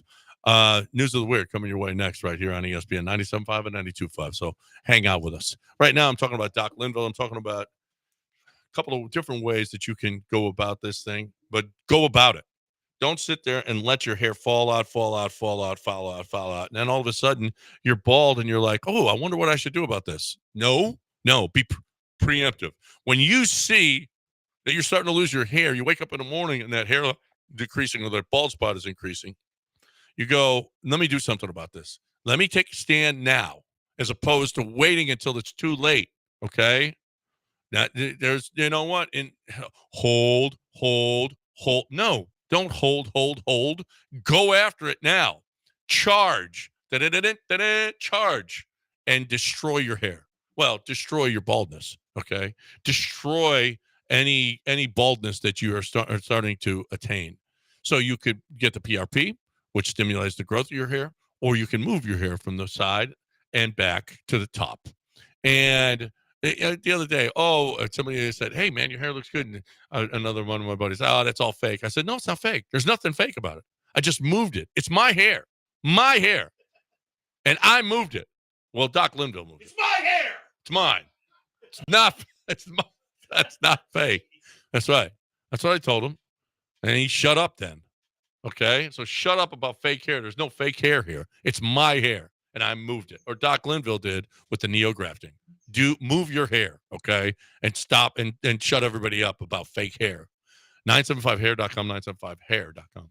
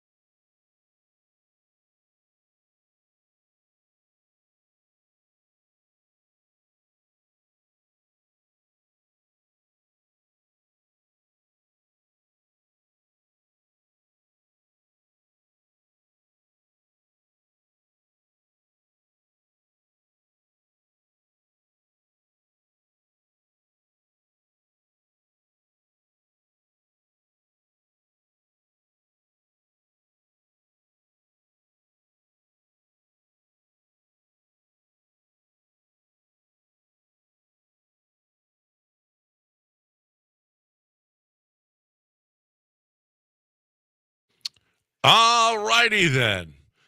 A survey reveals that 1 in 5 Gen Z American voters believe Hitler had some good ideas. Del, are you Gen? What are you Gen? What? No, I'm millennial. You're a millennial. Alan is a Gen Z. They're still anti-Hitler. I'm still anti-Hitler. Man, yes. what a comeback! Never Hitler's saw making this. a good. He's making Never saw this comeback. good for run. Hitler. Never saw this comeback for Hitler coming. Yeah. I always thought this guy's dead and buried. What were the good ideas?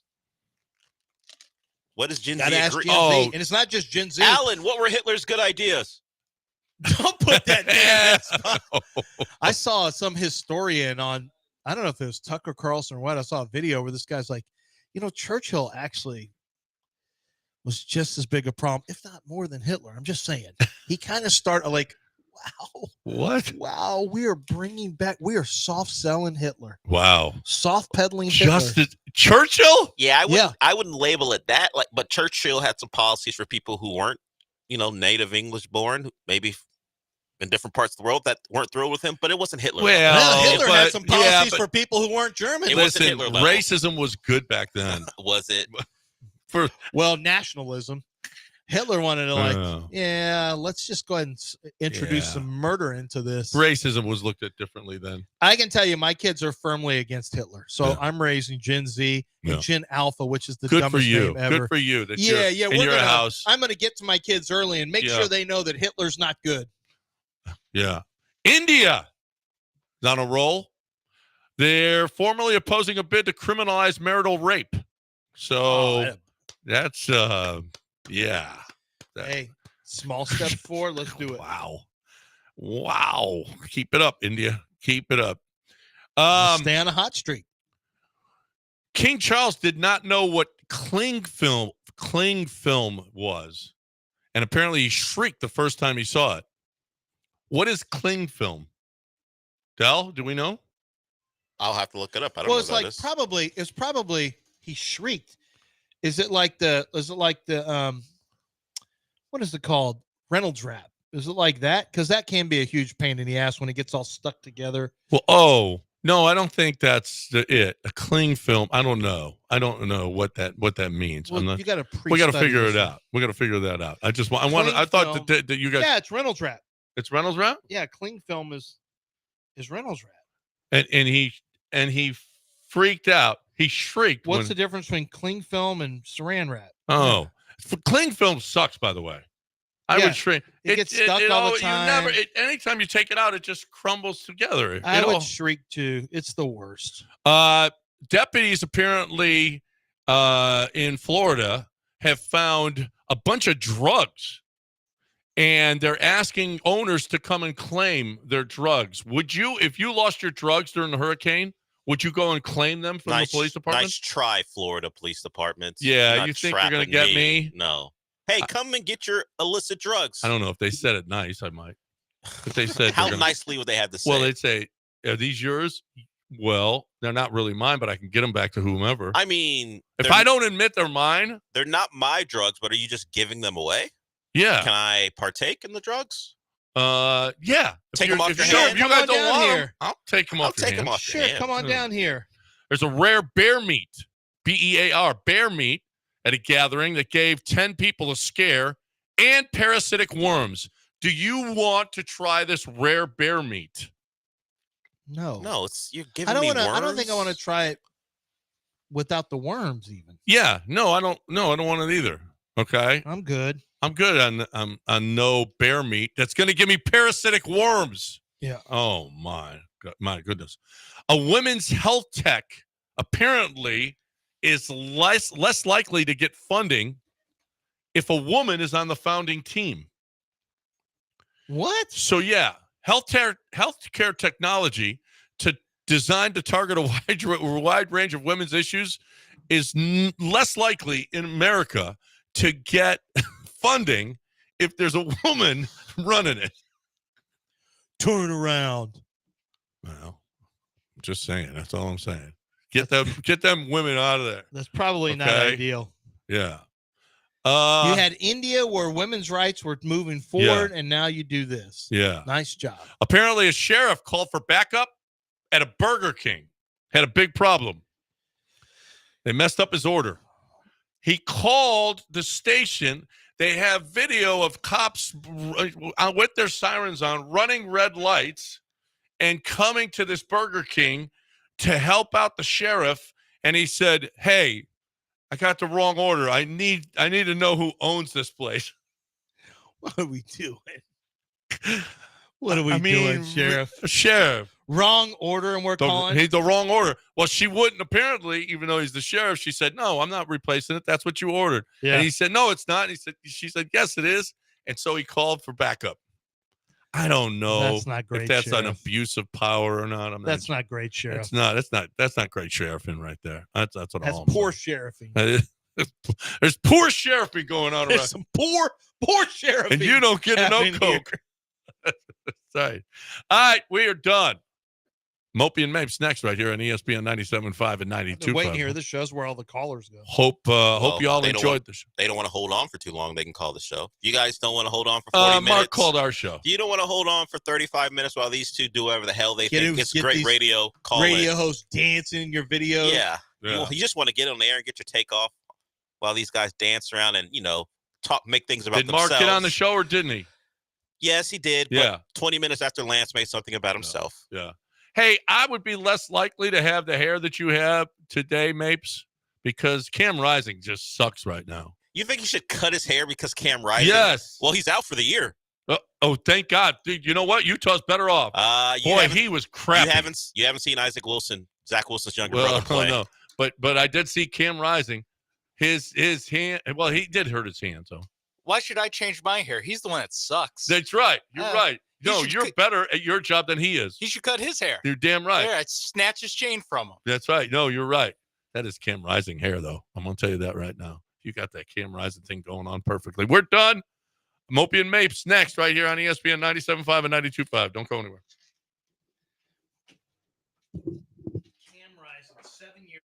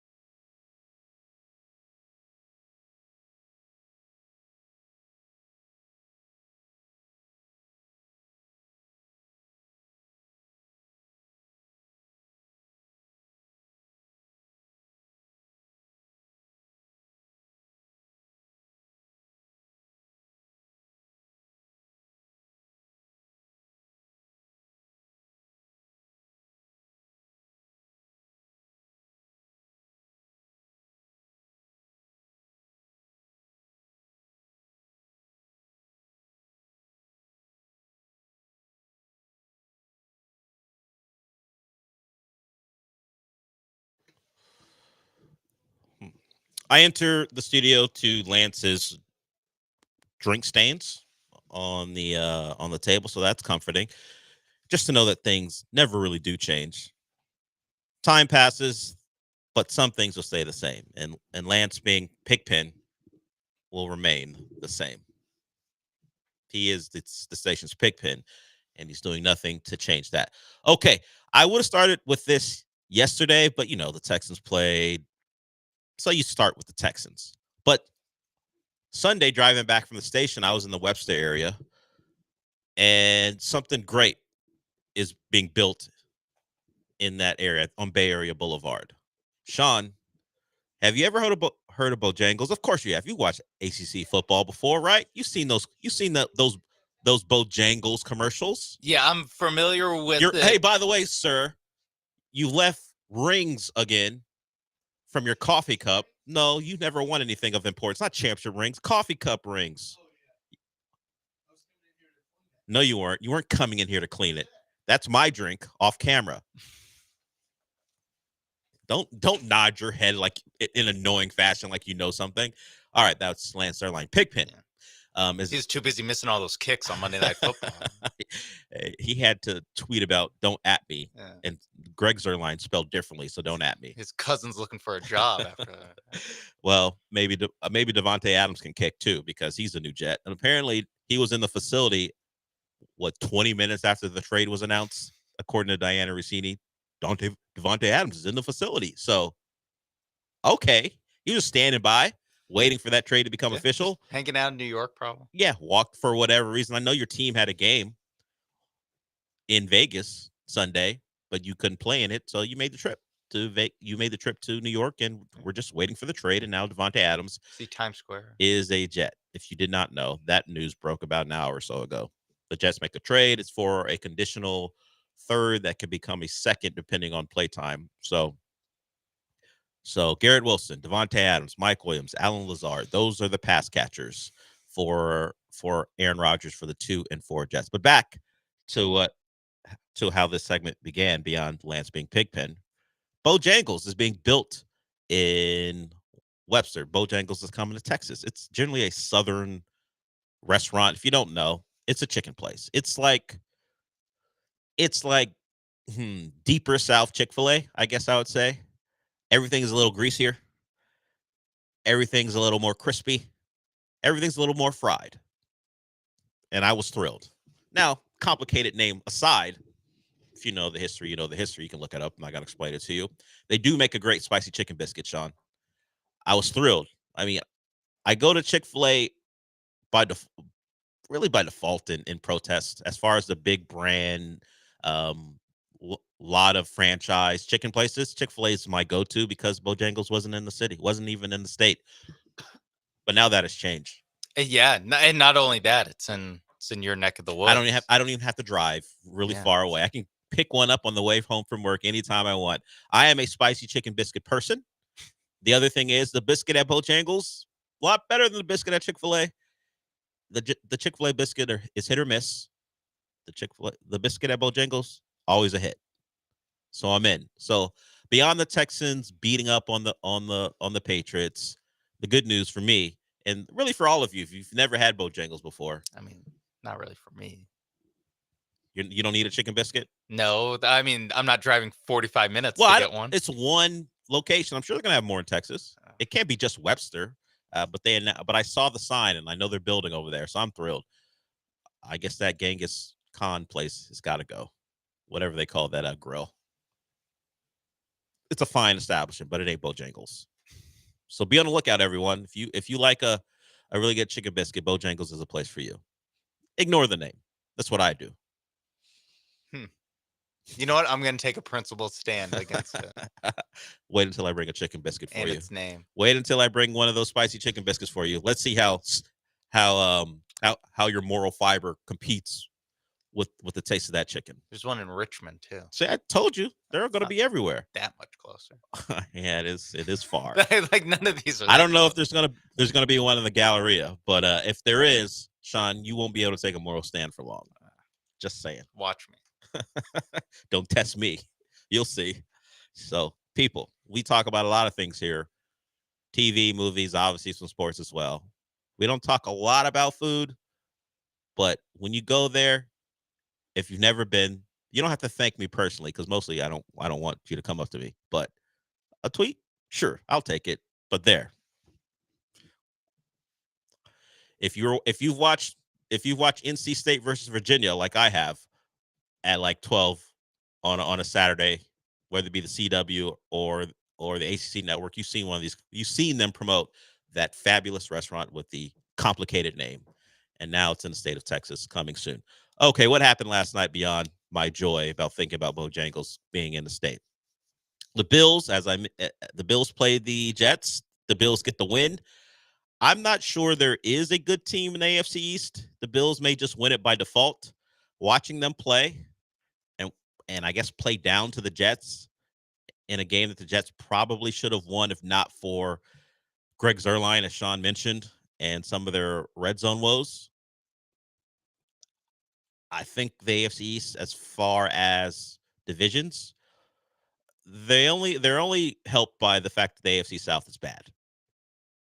And like real bad. Like 2 teams with 1 win bad. Other than that, whether it be the Dolphins because they don't have a quarterback and some of their issues stopping the run. We know the Patriots are terrible. We just saw them on Sunday.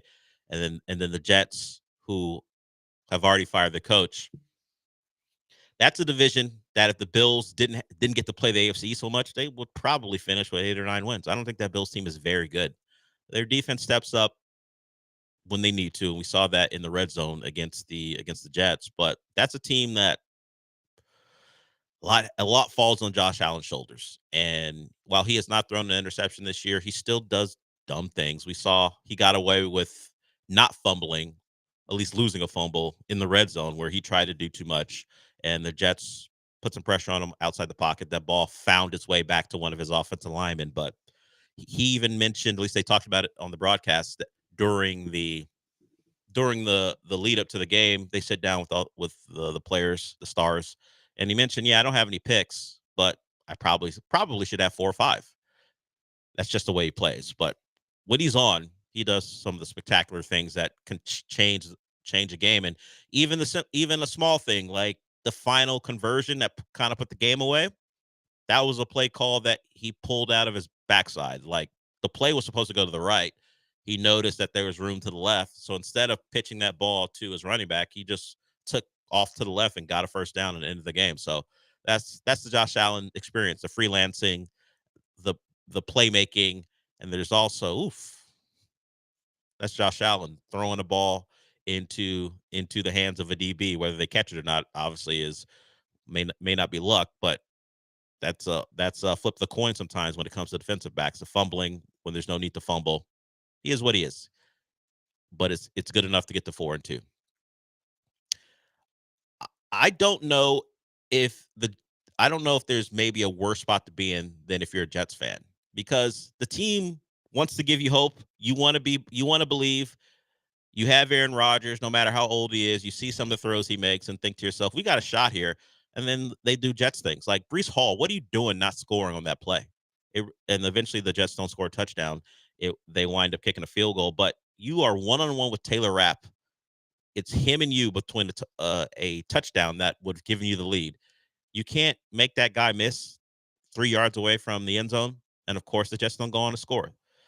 It seems small, I guess, although I think Troy Aikman may even have mentioned it at the time that how did you not get in there? But come on, man. You're Breece Hall. It's Taylor Rapp. Go make a play. The offensive line did everything for you. He didn't get touched until he met Taylor Rapp around the 3-yard line, and somehow he allowed Taylor Rapp to get him out of bounds. And that was their final real Jets chance to score a touchdown, and they go down. So 2-4, they are they are a game ahead of the Patriots. Dolphins are 2 or 3. The Bills at 4-2, game and a half up. So they're probably going to win that division going away, but mostly by default.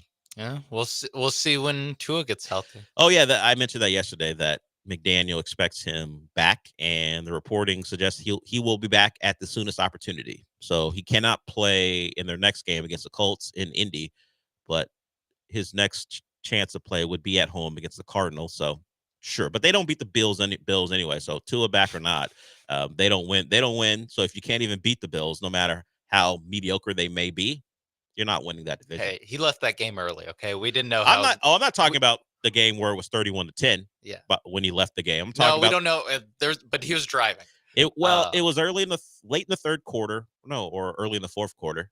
Driving. It was early in the third quarter, I think, and might have been 31-17 if he would have stayed on the field. But still, I don't think they're coming back 21 points down against the Bills.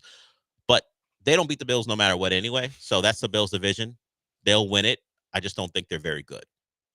But I appreciate you trying to, I guess, add optimism to AFC East fans. Well, you never know. Maybe the Bills won't win it. He was driving.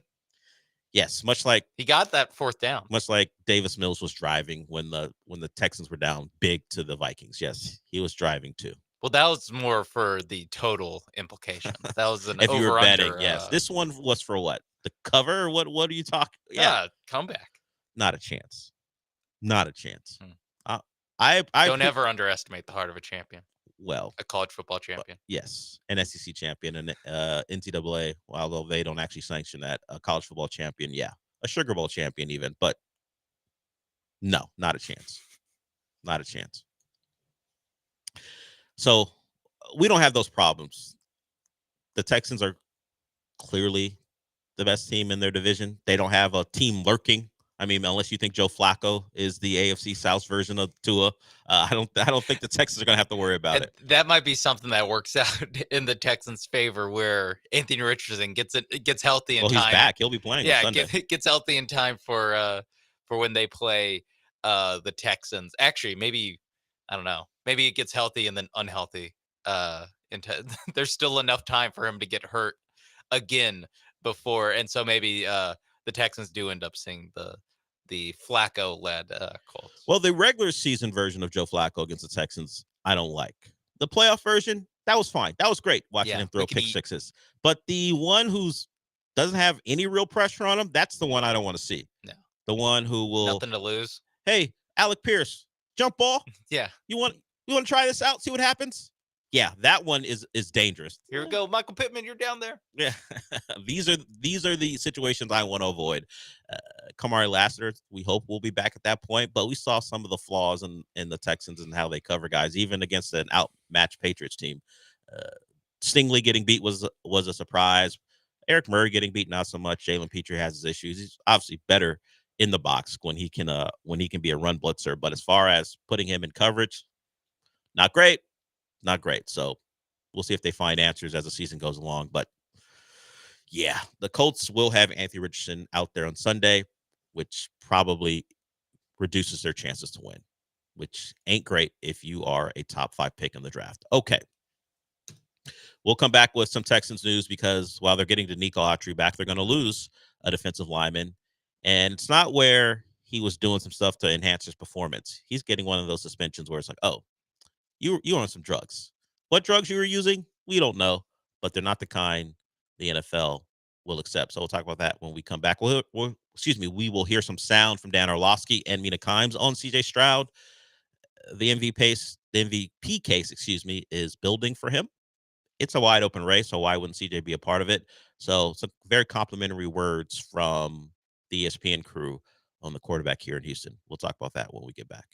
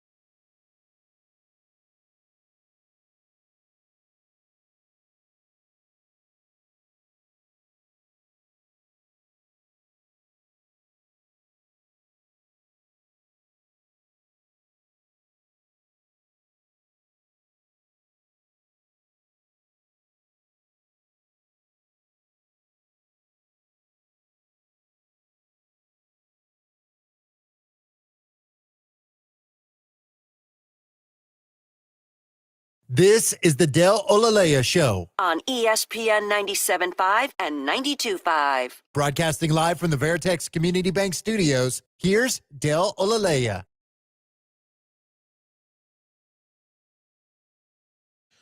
So Mario Edwards, Texans defensive tackle, 2 sacks on the year. He's going to have to wait 4 weeks, at least 4 more games until he gets another one suspended for violating the substances abuse policy that the NFL has. Well, with Danico Autry coming back, that the pain of that absence is lessened, but still. So it wasn't just, hey, I want to be a better football player. This is a guy using some drugs. The NFL was like, actually, we'd appreciate it if our players didn't do that, so you got to go. I don't think we'll ever hear what it is unless Mario Edwards is like, yeah, cocaine. And I don't suspect he's going to offer that information. So whatever the drugs were, he's going to miss some times. I've never been a person who's used drugs, so I certainly don't understand the appeal, but I feel like even like embarrassment would keep me from using them. But that's why drugs are, you heard what Rick James said. I guess I don't know if it's cocaine. Yeah, it's just the first drug that came to mind. I have no idea what it is. Let's not I don't get know. ourselves in trouble. I am not saying that's what it is. I don't know. But I would just think this is going to be a headline. I'm going to miss time. But I guess when you're doing drugs, you don't think about that. But that would just keep me from doing it. I don't want to be a person who is in the headlines for missing time because I violate the policy. But at the time, I guess you'd think I'm not going to get caught. You're also thinking, wow, this is great. I'm having a great time at this party. Are you saying drugs inhibit your ability to make great decisions? Some do, sometimes. Not all of them, but I don't some of them do. Yeah, I don't want to speak in generalities. About drugs. Yes. But whatever the drug is, Edwards will be gone for 4 games. I blame it on going to Florida State, honestly. That was your first poor decision. Timing worked out, though, with Danico Autry coming back. Yeah, it's like, hey, one guy goes, another guy comes back. See you in 4 weeks. Appreciate your efforts. Hopefully. Tim Settle. Stay clean. And Heinisch, whatever you're up to, whatever you're up to, stop it. We're going to need you to play. So slap that out of your hand. Well, yeah, it's been a good season, the 5-1 record, but not without some bumps. And Danico Autry, that came in the preseason, like, wow, okay, didn't expect that. And he was one who like put a letter out. Didn't he put a statement out saying, I'm not sure what's going on, but I can tell you I've never. He was one of those guys, I think, who was intimating that whatever the problem was, it wasn't his fault. Tainted Mexican beef. That's one Dwayne Brown. I think he blamed like a pharmacy. I think we were joking about how he was taking issue with the pharmacy giving him the wrong thing, and that's what led to the violation.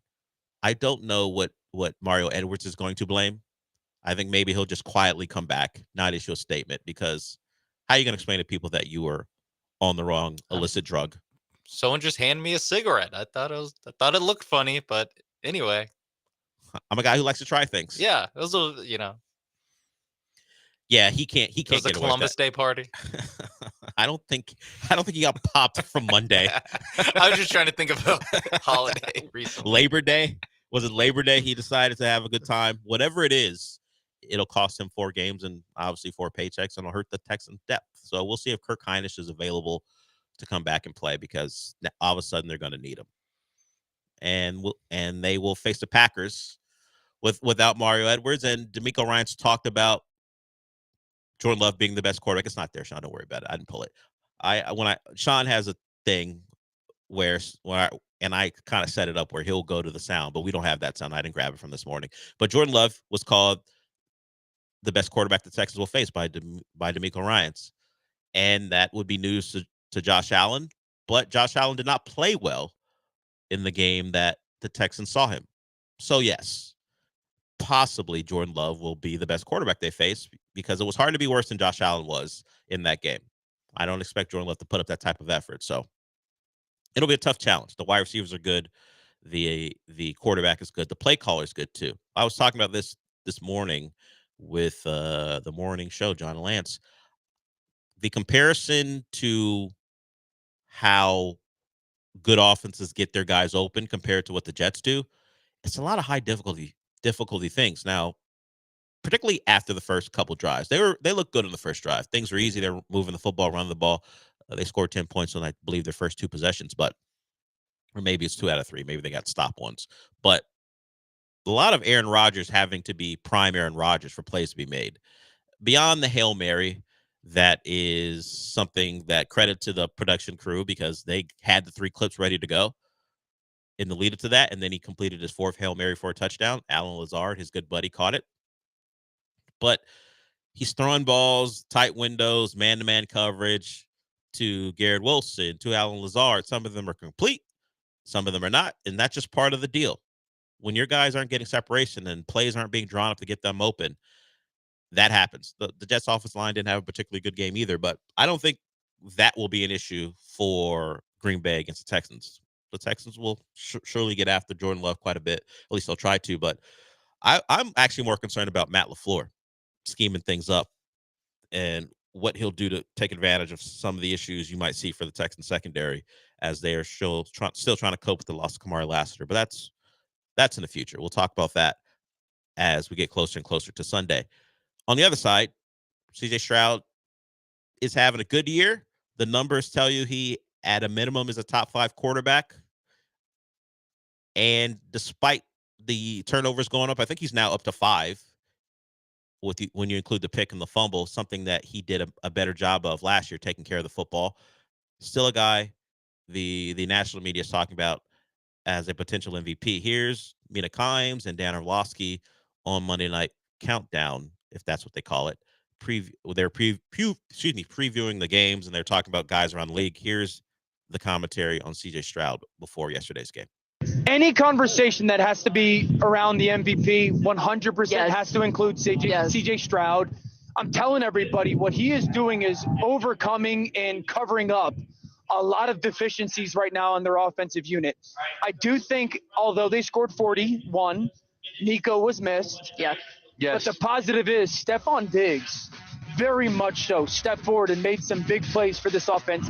I'm not saying he stepped into that one role, but if he has to play the one role for a couple weeks, I think that you have a lot of confidence in doing that. I just look so forward every week, Monday, to watching CJ Stroud on tape. Look at this throw. More than any other quarterback. Because I'm just saying, you do not appreciate the level of difficulty you described until you see it on tape, until you see the tightness of windows, the pressure that he is under. He is making more special passes than any quarterback in the NFL this year. A lot of love, and rightfully so. You can see it on Sundays. You don't even have to wait for the game film. What he's able to do, and in comparison to what you see around the league, not a lot of guys capable of doing what he does, managing pockets, the patience to understand pressure around him, but navigating that and getting the ball to guys. Just what a find, right? I don't know how many people were jonesing for CJ Stroud before the draft process last year and even deep into it. Maybe still ruining the day that Lovie Smith won that game. But yeah, we know that. We know. The Texans, fortunate or not, no matter how you think it came about, the CJ Stroud they're getting is not someone that was expected, which I think just makes it better. He was a good quarterback at Ohio State. And even beyond the concerns about the system and how Ohio State quarterbacks rarely ever succeed, if at all, in the NFL, he was a guy that people didn't think could be this good, particularly because what he's doing now, we only saw once, really, against Georgia. He was doing the off-script stuff, the ability to extend plays. That wasn't part of his bag until we saw it. And was that a flash in the pan? I think that was some of the conversation. Clearly not. I think that's his best trait. Beyond the quick decisions, the accuracy, his ability to make good things happen when chaos is around him. Not a lot of guys can do that. And he is one of the best at it. Not just good at it, one of the best at it. So I think that praise will continue. Think about the MVP race. Who's in it right now? The guy we saw for the Bills last night. Patrick Mahomes by default. The numbers aren't there, but by default. Yeah. The Chiefs are top in the league, at least in the AFC. Sam Darnold, I don't think people are taking that seriously, but you can't just remove him from the equation yet. People are waiting for the fall off, and now the game in London wasn't great. and people are just waiting for Sam Darnold to return to what we expect of him. So when that happens, if it does, you'll kick him out of there. But Derrick Henry. Yep. Lamar Jackson playing really well. I don't buy into the split vote thing. One of those guys will take over, and likely the quarterback will, unless Derrick Henry's going to go for like 2,100 yards, something like that. But it's generally going to be it'll generally default to the quarterback, despite how good the running back is on the team. It's just that right now, Derrick Henry is on pace for, I think it's like 1,920 touchdowns. If he gets to that point, not 1,900 yards and 20 touchdowns, not 1,920 touchdowns. Yeah, that would want to clean that up. That would be a record, Sean. We appreciate over it. 100 a game. Yeah, and he's not on pace for that. So yeah, Derrick Henry will be someone that will be talked about until we realize we're just going to give this to a quarterback anyway. So let's make him the offensive MVP. Yes. Offensive player of the year, I guess is what it's called. And I'm trying to think of anyone else. Well, he doesn't have to worry about splitting votes with Nico Collins anymore. Yeah, Nico's out long enough that he may get his numbers may not be enough, particularly if Derrick Henry goes the way he's going. And there isn't.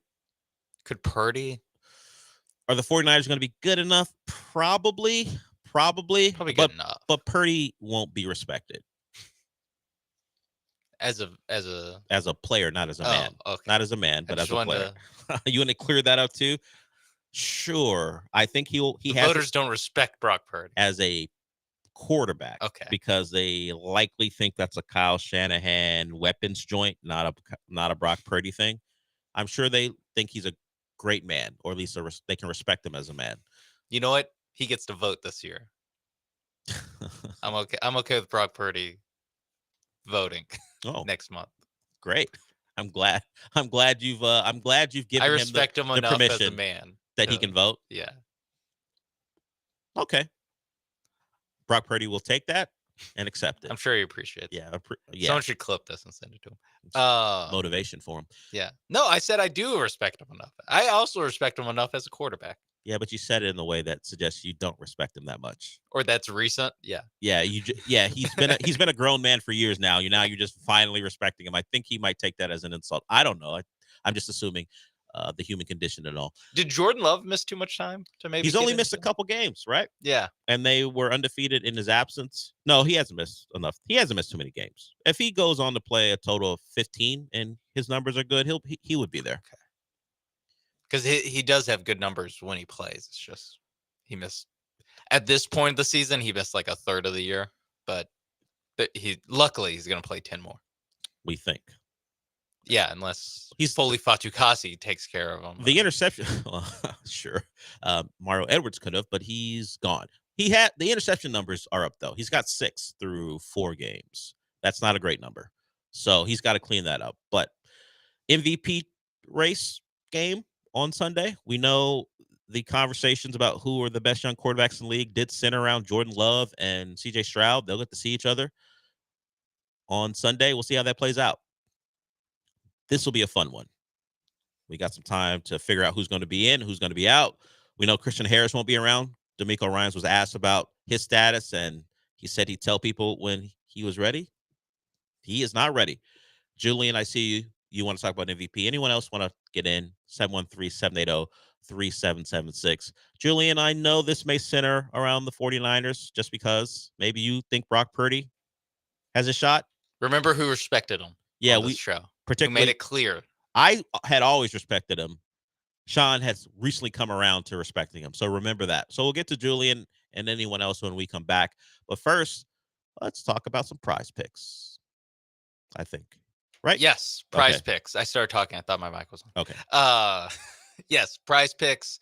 It's the most busy time of the sports calendar, and a way to watch all these games and to make a little money while you're doing it is to get on Prize Picks. I mean, on a day like today, normally a Tuesday, you're like, oh man, there's nothing on, maybe some baseball. Well, there's baseball on. There's also a college football game on a Tuesday night. You got South Alabama and Troy. You got South Alabama running back Fluff Bothwell.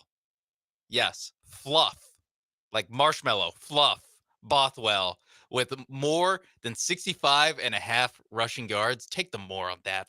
They can't keep Fluff under under 70. And then you got the Yankees and the Guardians continuing their series.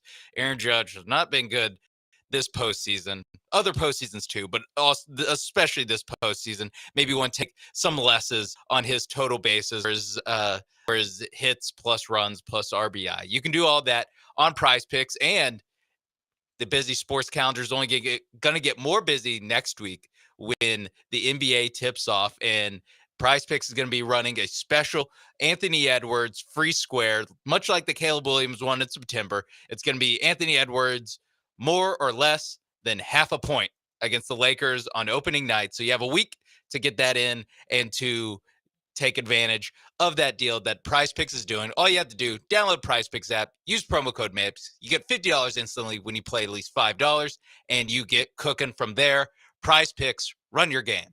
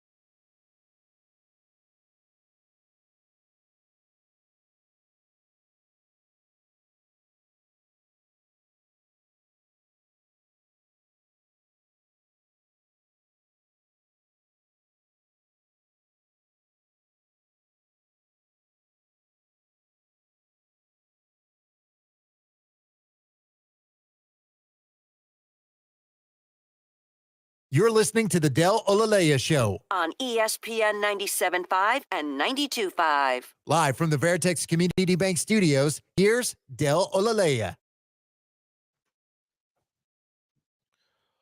Julian, you have some thoughts on the MVP. What's up, Julian? Good morning, gentlemen. Good morning. So, obviously, I'm going to throw a little bit of Brock in there because, he doesn't get any respect. Last year, he threw for over 4,000 yards, 31 touchdowns, 11 interceptions, didn't get the comeback player of the year because he was coming back from that major surgery. So, on top of that, this year, young man is using his legs, looking like Brock Jackson out there. And he doesn't have his full of injuries out there with him this whole season. And he's still not getting any respect. So let's go over your candidates. Who you say the masses would say are the top three? And then I'll go ahead and say why they have weapons too. The masses would say, let's throw Lamar Jackson in there. I would say Josh Allen, and then likely C.J. Stroud, and Patrick Mahomes by default because it's Patrick Mahomes. That's 4, though. All right. So Patrick, we can just cross him out. Let's just do that right now. His numbers don't support it.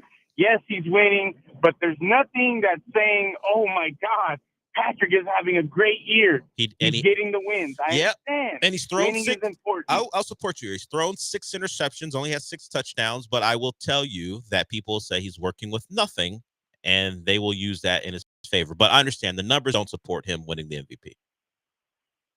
So Lamar, he's like Mike Trout to me. He's going to have those regular season numbers. He's always going to be up there in MVP voting. But when it matters, does it really matter? Like, is all that going to mean anything at the end of the year? Because let's be real, we know what he does in the playoffs. But it's a regular season I know award. He has Derrick Henry. It's a regular season award. It has nothing to do with what you do in the playoffs. Also, don't you think Derrick Henry and Lamar might take votes away from each other? People say that, but I don't believe it when it comes to that. If the quarterback on the team is great in the season, and they will think to themselves, I'll just give Derrick Henry Offensive Player of the Year award. I don't think it will happen. I know it's a thought, but when it comes down to it, people will vote quarterback unless they're being a contrarian. But could it happen? Sure, I don't think so. Now you got to take apart CJ. Josh Allen. Okay, go ahead. Josh Allen, yes. Josh Allen has a very good case. Dude hasn't thrown a pick all year, which do we have that on the bingo card? Because I don't think I did. I think Josh Allen's having a great year, and I love it because he doesn't have that prima donna y'all got right now. And I'm waiting for Dick to blow up on y'all, by the way. So Stroud has 3 number 1 receivers. Am I wrong? Let's be real. Hold on. Tank Dell's not a number 1 wide receiver. He is explosive, but he's not a number 1. Oh, okay. He's not so a number last 1. year when Tank Dell I never said he was number 1, but every single week the guy was getting 85 yards and presumably a touchdown type thing, making a big exciting play. And that doesn't make you a number 1 receiver. Nico has become a monster. He is a number 1. Diggs, I mean, look, yeah, Nico is amazing. I'm happy that Nico has developed into this bona fide superstar because when he came out, he got a lot of flack from y'all's fans because he was that quote unquote high draft pick, wasn't doing anything, was more or less hurt, right? Like, let's be real. He was kind of hurt those first couple of years. He missed some games. He was playing with Davis Mills and other quarterbacks, so it wasn't so much he was hurt. He just had bad quarterback. Okay, now I understand that. I'm not banging on him for that, but y'all's Houston Texans fans are banging on him, saying that he wasn't playing or whatnot. So let's not act. Oh, and C.J. Stroud's in the same system. So is he a system quarterback? So that leads you to why Brock should win the MVP. Why shouldn't Brock Purdy win the MVP then? I did not say he should win it. No, I'm saying you gave reasons. You gave reasons why. And this is why. No, hold on. You gave reasons why. The reasons why. Hold on, Julian. You gave reasons why. Julian, you gave reasons why everyone else shouldn't win. What are the reasons why Brock Purdy shouldn't win? So for the first, we're in the 6th game now, right? Yes. We're 3-3. I understand that. If it wasn't for a couple of things, we might be 4-2, and it would look a lot different. But we can't play the ESPN game. Okay, I get it. No CMC, who was the 2023 Offensive Player of the Year. Can we agree he was the best running back in the league last year? Sure, I'm not fighting that. Okay, so can we also agree that He does a lot of things that maybe only Saquon in the whole league. I didn't ask you for why he should win it. I asked you for why he shouldn't win it. What are the reasons why Brock Purdy should not win it? My bad. Why Brock shouldn't win it? Okay, Brock shouldn't win it because look at you struggling. There are still some things that he does as far as he could have more interceptions. He does throw the ball in harm's way, a penalty here, a dropped interception there. And while I did say we haven't had a lot of the superstars, the Avengers, we still have had some ballers on the field with him. Juwan Jennings is letting his nuts hang. Right. George Kittle is having a great year. Brandon Ayuk, if Brandon Ayuk catches a few of these balls, the numbers look better. So the reasons why he shouldn't win are he's not winning. He doesn't have a record above 500, and he throws the ball in harm's way, and he still does have a nice complement of stars. Even though that line is not as good as everyone tries to make it seem, because he does scramble out. Oh, he holds the ball too long. All right, that's enough. He All holds right. the ball. Julian, appreciate you. Enough. I understand you love yourself some Brock Purdy. Guess Understood. what? Also, no Christian McCaffrey. They're way worse now.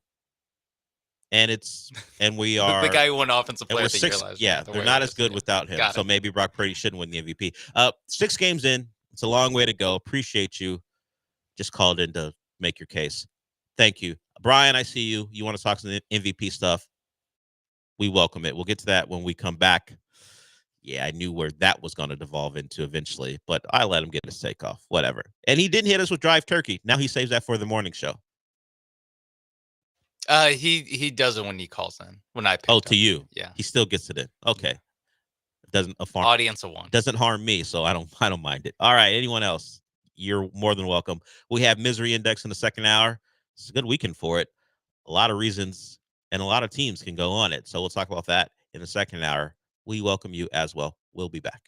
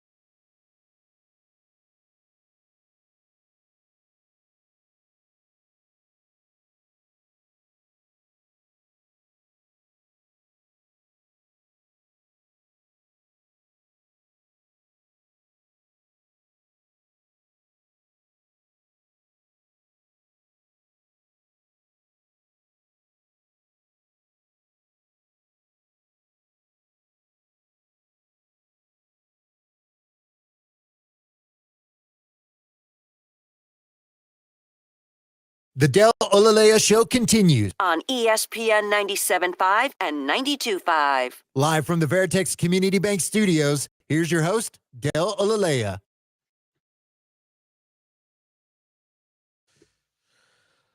Welcome back, and we are into MVP talk. Thanks to Dan Orlovsky and Mina Kimes. Played some sound, and it got Julian fired up about his guy. If you have a guy, if you want to get in, you're welcome. Let's go to Brian. He has some thoughts about the MVP. What's up, Brian? What's up, guys?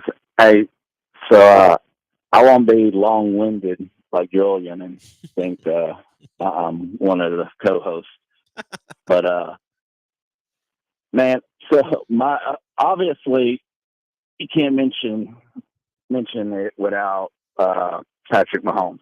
Doesn't really have the numbers, but, I mean, you got to throw him in there. So other than that, Josh Allen, I'm liking Jordan Love. These are the same guys y'all said. I think Derrick Henry and Lamar, like you said, Derrick's going to probably get offensive MVP. And I really think, even though Lamar be in the conversation, I think it's going to be fatigue with him, MVP fatigue, because, I mean, he's already got a couple, and I just, that's how people get. But the one person where y'all haven't mentioned, and because of Lamar, with his feet, you know, people we like the guy at superstar, which puts up numbers running and throwing. So one other person y'all haven't mentioned was Jaden Daniels. So I just want to throw him out there. I know the record might not be there, but I mean, real neither is Lamar's. But Jaden, if he keeps it up, I mean, he's putting up numbers and that flair and what people like when it comes down to MVP. You know, who's got the flair? Who would you want to watch? So I just want to throw that name out there. Appreciate it, Brian. Thank you. The Jaden Daniels thing is interesting because how good can the Commanders be to keep him in the race? He has played well. The offense hit a speed bump, but they still scored 23 points against the Ravens. Can he win enough games to stick? And I do agree with the Lamar thing.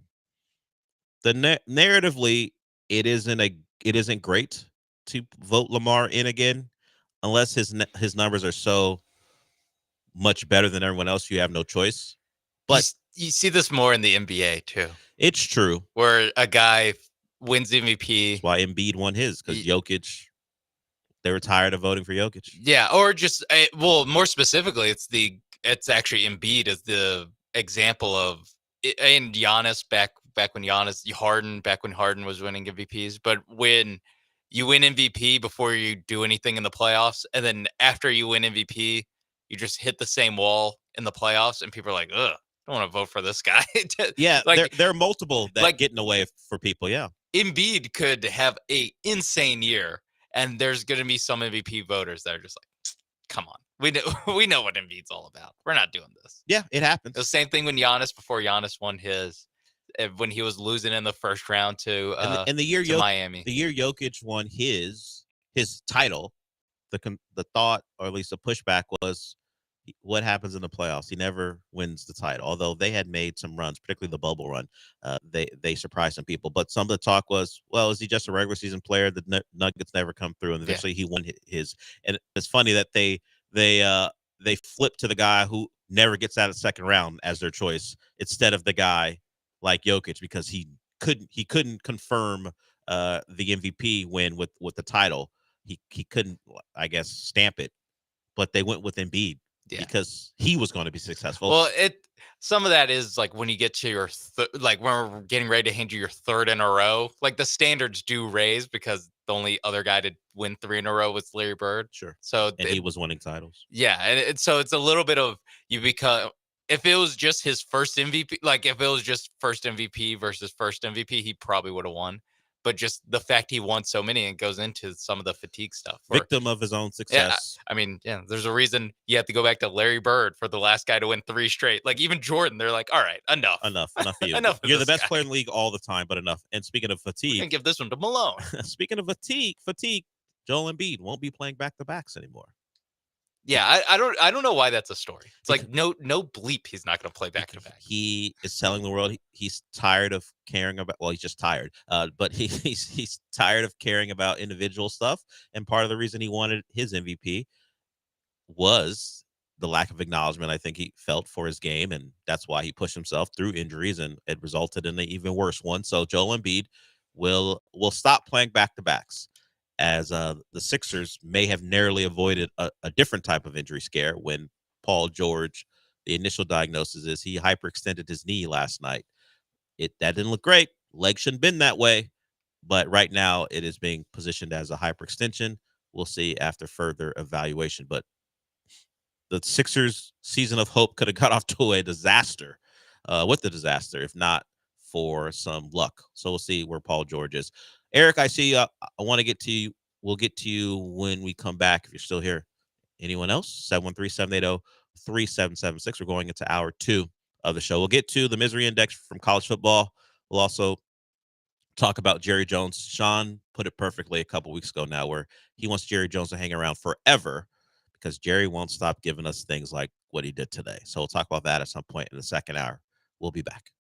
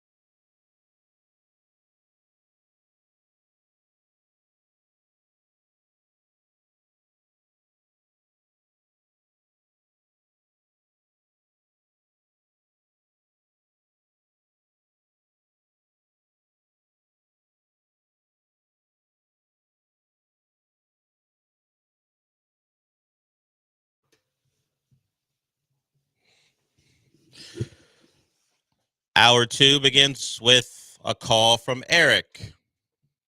Eric, you're a Cowboy fan, if it's the same Eric. But I'll let you get to your point before I ask you about Jerry Jones. What's up, Eric? Hi, Bill. This is Eric Wong. They kind of stole my thunder about Jerry Jones bullying those radio station guys because they're calling him out on this BS.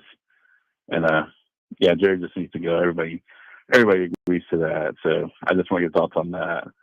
Also, did you see episode 4 of the Pig is glorier than Terrifier 3? One more thing. What do you think about that UFO crash over DC the other night? And do you prefer thick Latina girls or thick Asian girls? I hang up to listen. Last one first? I think so. I don't prefer thick over thick. I just like thick. Latina, Asian, doesn't matter to me. It's not open-minded. It's not a the race of the person isn't a thought. I don't go, oh, okay, this Asian woman I like more than this Latina woman. Thick is fine, no matter what. That's all, Eric. That's where I stand there. As far as what else he asked, I have not seen Terrifier 3. I know that series is supposed to be really gory. The Penguin, I did see episode 4. I liked it. It gave the backstory of Sophia Falcone and why she's the way she is now, and her little Michael Corleone moment as far as taking out all her enemies in a very slick way. Although it's pretty clear who's behind it, so it's not exactly like Michael as far as him not around for when all the things are happening like that.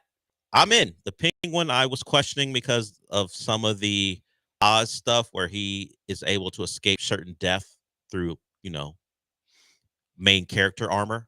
Of course, he has to survive. The show is called The Penguin. So he is not going to die in the first couple episodes. So you have to accept that that's going to happen. But the Sophia Falcone stuff, I really like.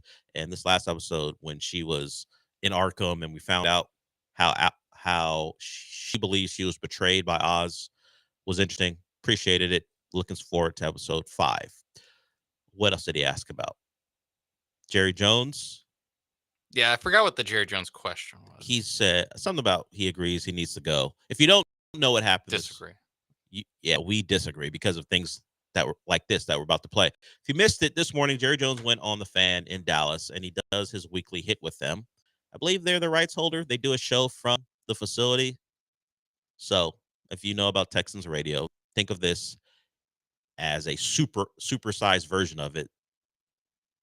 And Jerry did his weekly hit.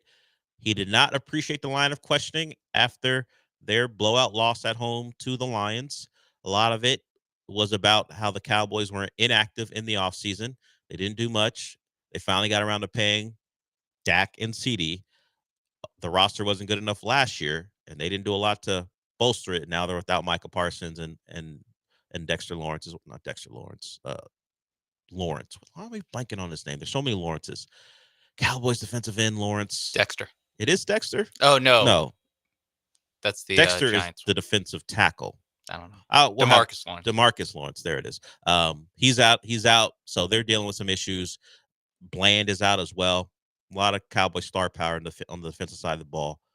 Not around. So they got their ass kicked. The radio guys wanted answers.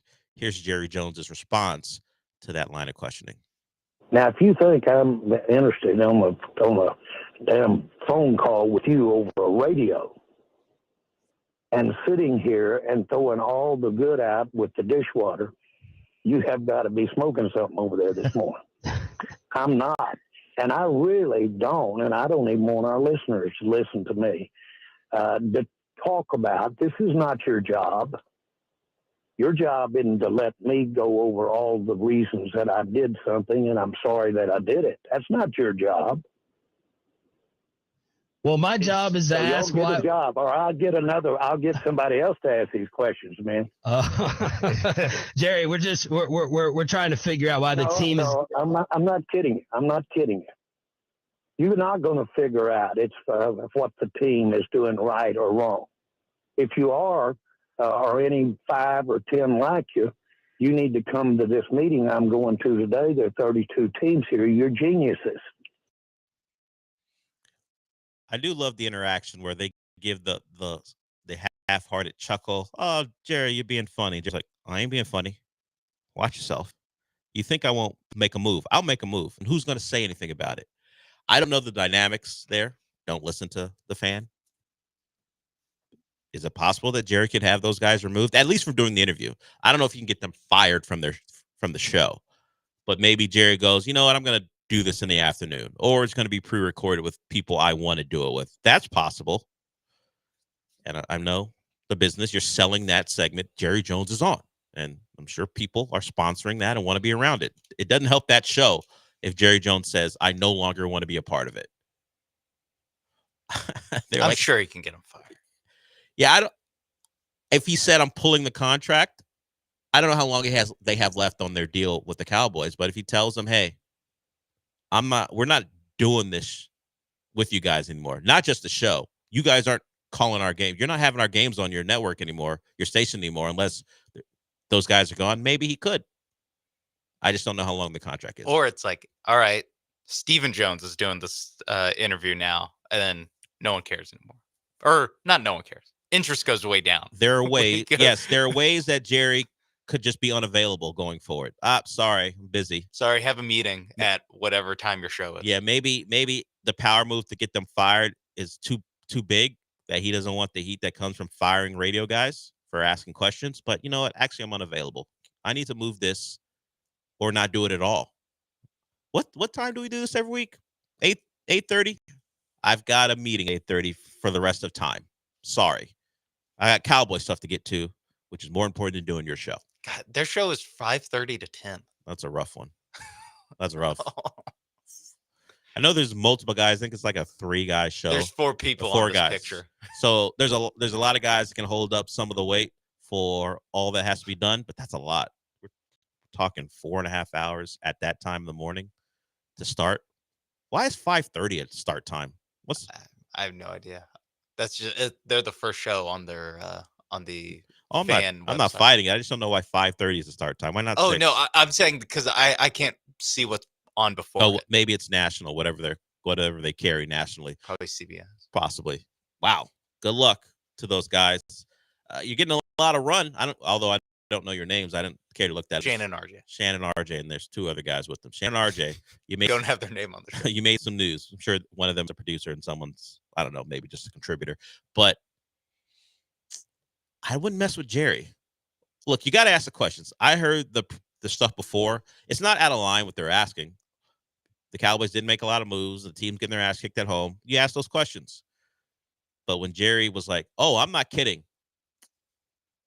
Don't rile up the old man. Don't let him get serious about you guys. He probably thought, I'm coming on here. I want to speak to the people. Just having a good time. Yeah, they'll lob some softballs to me. Yeah. I can be like, yeah, I don't mind. Things right. I don't mind doing it. I'm already up. I'm old. I'm already up in the morning anyway. Who cares? But when you start pressing, when you start pushing, Jerry ain't gonna have that. He's too old, has too much money to deal with it.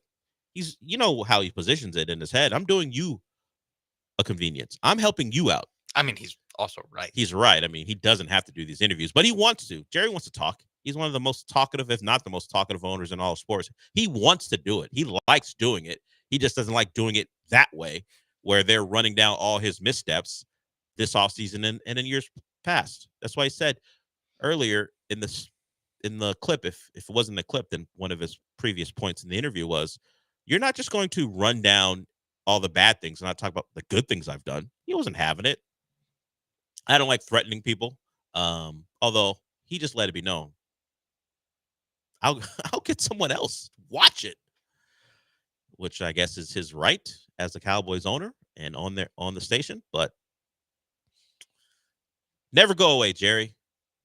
I don't know if I can. I was watching Alien Romulus last night.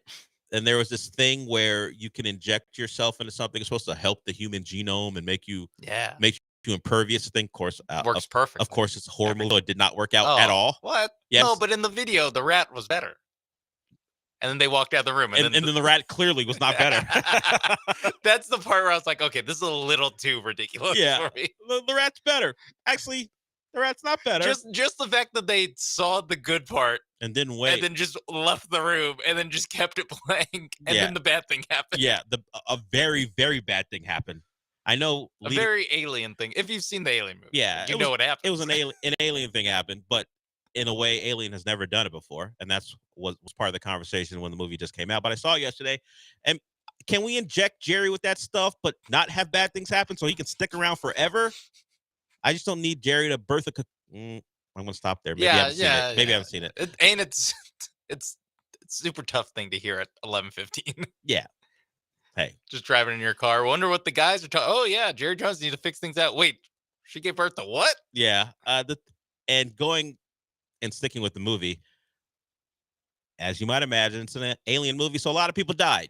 I would say everyone who deserved to die did die.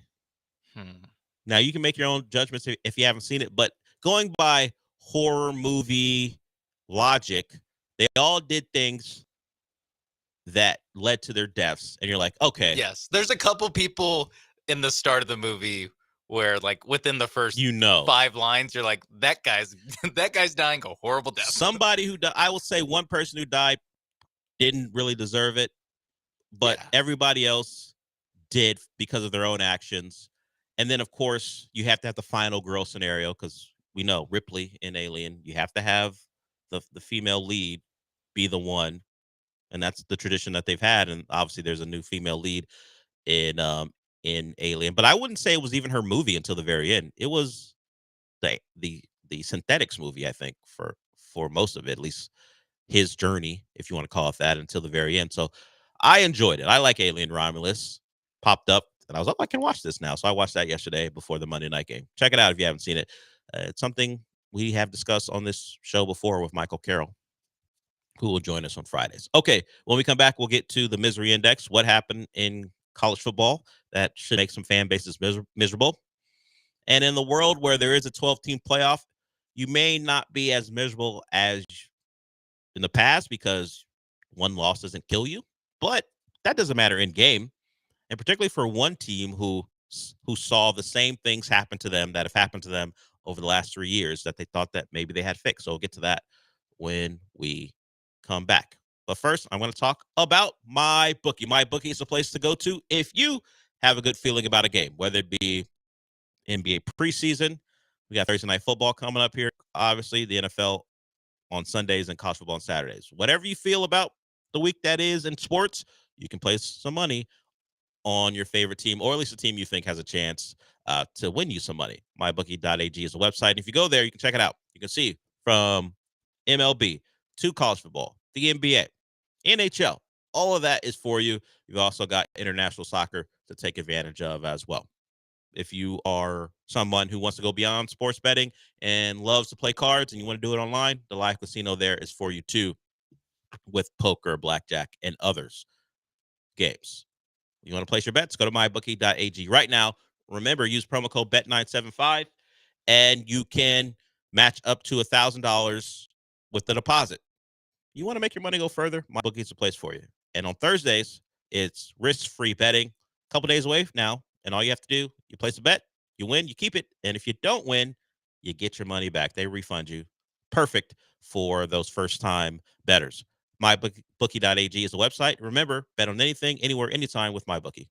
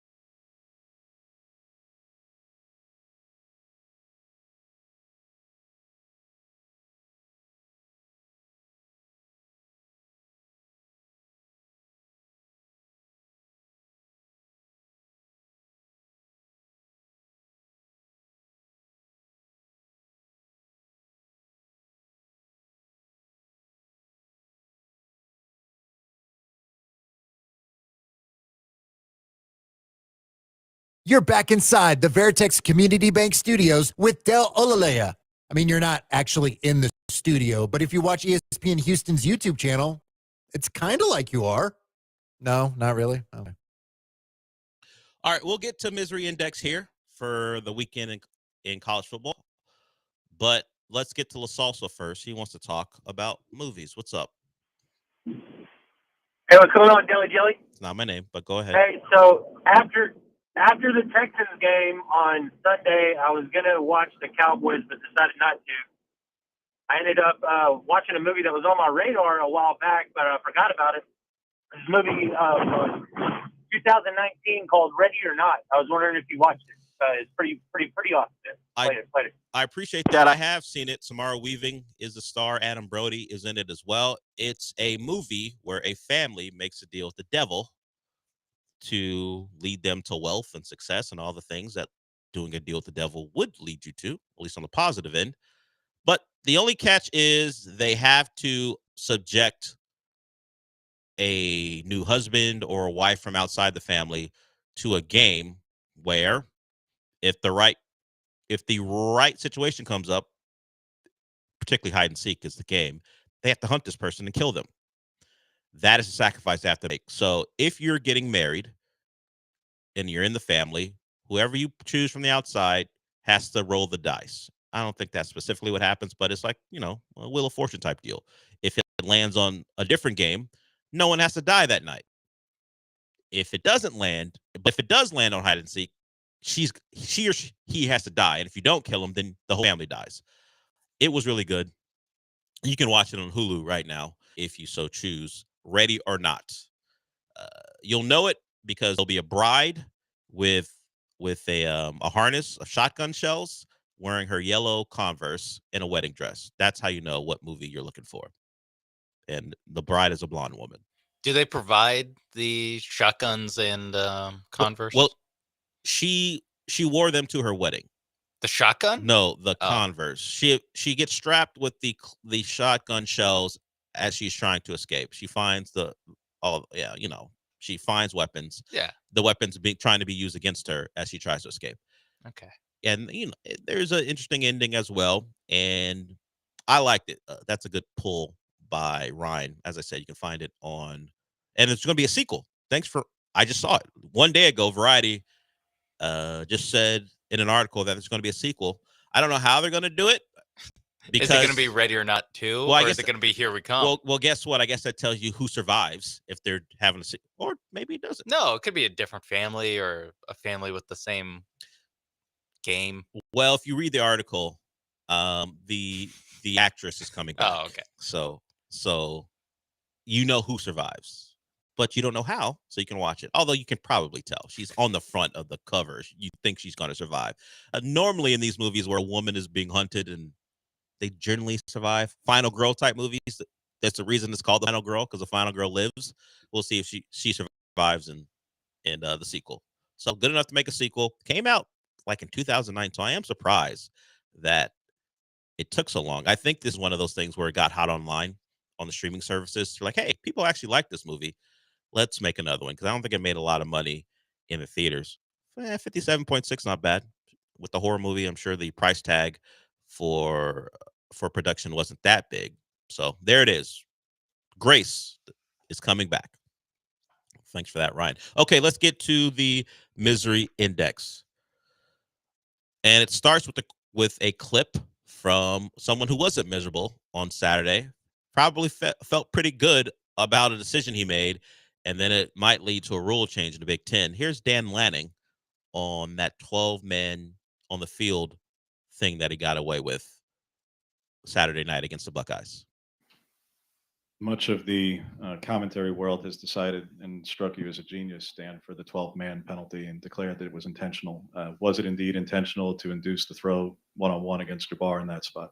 It wasn't one-on-one. We actually had a safety on top. So there was so it's called dog. It's when you play, but he wasn't in an extremely tight coverage, but he was in dog coverage where he had safety on top of him. And there was a timeout before that. We spent an inordinate amount of time on situations. There's some situations that don't show up very often in college football, but this is one that obviously was something that we have worked on. So you can see the result. Woof, to muff the question like that. You know, getting that answer from Dan Lanning is going to be everywhere. And you muff the question. If you don't know, Jeremiah Smith was on the outside, the star freshman wide receiver for the Buckeyes. I guess Jabbar Muhammad was in coverage. And yes, he did have safety help. That's why he was able to play so tight. He didn't have to worry about Jeremiah Smith running by him. But woof, to muff that question and for Dan Lanning to go, actually, no, he wasn't one-on-one. We had a guy behind him in dog coverage. Credit, or not really credit, but at least Dan Lanning did eventually get to because the football coaches, if you get something wrong in a question, to harp on it, yeah. They're what they'll do is they'll just correct you as condescendingly as they can. And you're too stupid for me to answer your real question. And yes, and then they won't get to the actual question. At least Dan Lanning did get to, well, we talked about different situations for a while in that timeout before the 12-minute on the field penalty, where it's like, oh, okay, I see what Dan's saying. Yeah, I don't know how deep that was into the interview, or maybe it was the first question I asked. It wasn't the day after. It wasn't the game, the post-game presser. Yeah, the day this after. is the Monday. It was the Monday after. So I don't know if that guy is one of their trusted guys, and Dan Lanning always goes to that guy first. But from the Oregonian or whatever, or maybe one of the 24/7 sites. Who knows who he gives the first question to? If that was indeed the first question, but to get that one wrong, and for Dan Lanning to go, actually, it wasn't it wasn't one-on-one. It wasn't one-on-one because we had an extra guy on the field. Excuse me. Why would I leave the best receiver maybe in the country in one-on-one coverage if I have 12 guys on the field? I'm gonna put 12 am I an a-hole? Am I stupid? Why would I do that? I have an extra guy for a reason. Everyone's getting doubled. Yeah, I'm not leaving that guy in one-on-one if I got 12. That's tough. That's tough for that guy. The unnamed reporter. I guess anyone in Oregon who was in the room knows who he is, but we don't. So that's good for him. Moving on. So while Oregon doesn't belong in the misery index because they won, throw Ohio State on it. Now it doesn't affect their title run too much. They can still win the Big Ten and get to the Big Ten title game and get to the playoff and maybe get a bye. But what it does do is reinforce the questions about their defense. Their offense played well enough. Will Howard, yeah, he made the mistake of sliding a second too late, excuse me. But their defense under Jim Knowles, I saw this come up in a graphic. I hope it's true. He has not forced a punt in the fourth quarter of their biggest games of the last 2 years or so, like the Michigans of the world and others. He hasn't forced a punt. That's not great for Ohio State, who believes they're supposed to be really good on defense. So good they even have a nickname for their defense. We talked about it before. It's pretty stupid. They call themselves the Silver Bullets when they're good. It's just a rip off of the black shirts, but that's what they call themselves. Yeah. And they have not played like a good defense in big games. Jim Knowles was supposed to fix it because Gary Coombs, the previous DC, was bad. But we know what they do against Michigan. We saw what happened against Oregon. Oregon had their way with them. I think Ohio State fans are miserable, mostly because it's the same stuff they've seen in the past, particularly in this all-in year. Yeah, it's the fact that they're all in and supposed to be, this is supposed to be the team that goes undefeated. Because the whole idea is going undefeated is going to be harder now just because there's more good teams in the same conference. So, Alabama and Georgia can't both go undefeated. Penn State, Oregon, and Ohio State. 2 of them can't go undefeated because the 3 of them all play each other. But this Ohio State had built up a roster to where you think, I don't know, maybe they can go undefeated. And to lose this one, yeah, that's bad. They go to Penn State in a few weeks, I think. And then obviously they wrap things up with Michigan where, hey, at least you'll feel good that week. Probably won't be on or you'll be number 1 easily on the misery index if you lose the week after. Yes. Since Michigan 2022, and then it went to Georgia 2022, Michigan 2023, Missouri 2023, Oregon 2024, Jim Knowles and his defense has not forced a punt in the second half. In the fourth quarter, sorry, not the second half. Second half would be crazy. It was a fourth quarter, have not forced a punt. And got to have it moments. They have not forced a punt. So there it is for them. We can go to this team. I had some questions about this. But I'm going to throw Colorado on the list. That was supposed to be a game for validation. Yeah. A lot of eyes were on them. Now, there are a lot of games on at that time, but Colorado was 4-1. They were actually a surprise in the Big 12. They were the last, like they kicked off in the middle of the late game starting, but the end of the game, they had the window to themselves. Yes, other than Boise State, Hawaii. Who we'll get to Hawaii later on the misery index. It's Hawaii. They're never going to be on the misery index because it's Hawaii. You need expectations. Yes, and for the most part, all Hawaii fans live in Hawaii, so it's a pretty nice place. Can't be too bad. But Colorado, everything was on the table for them. People were talking about a real shot of them winning the Big 12, and they didn't lay an egg, but they did lose a home game to a K-State team who gave them opportunities. And I knew this was going to happen this way. K-State was up 2 scores, but how Colorado games go, particularly in that building, Colorado comes back. Now, Travis Hunter was out. They lost Jimmy Horn Jr., and they lost another wide receiver. So they're down 3 out of their top 4 guys, but they're still in it. Shedeur played really well until to that final throw. You can call it pass interference if you like, but the referees didn't, so you didn't get the call. Avery Johnson, the K-State quarterback, made a big-time throw late to give them the lead, but he also threw an awful pick that led to Colorado taking a lead. That was a team that could have been 5-1, Colorado at least, and had a chance to win the Big 12. They're still in it, but the path was pretty clear if they could beat K-State. They didn't do it. A lot of Colorado fans with the surrender Cobra. That was after they were yelling FK State. We talked about it yesterday with the alleged fake injuries that actually were real injuries. They just weren't thrilled with stoppages of play. And that leads me to the next team on the list, Ole Miss. Speaking of fake injuries. Exactly. Ole Miss. This is another team that, I don't know, baby version of Ohio State with the loading up in the transfer portal, bringing people back. The year. Supposed to be the year.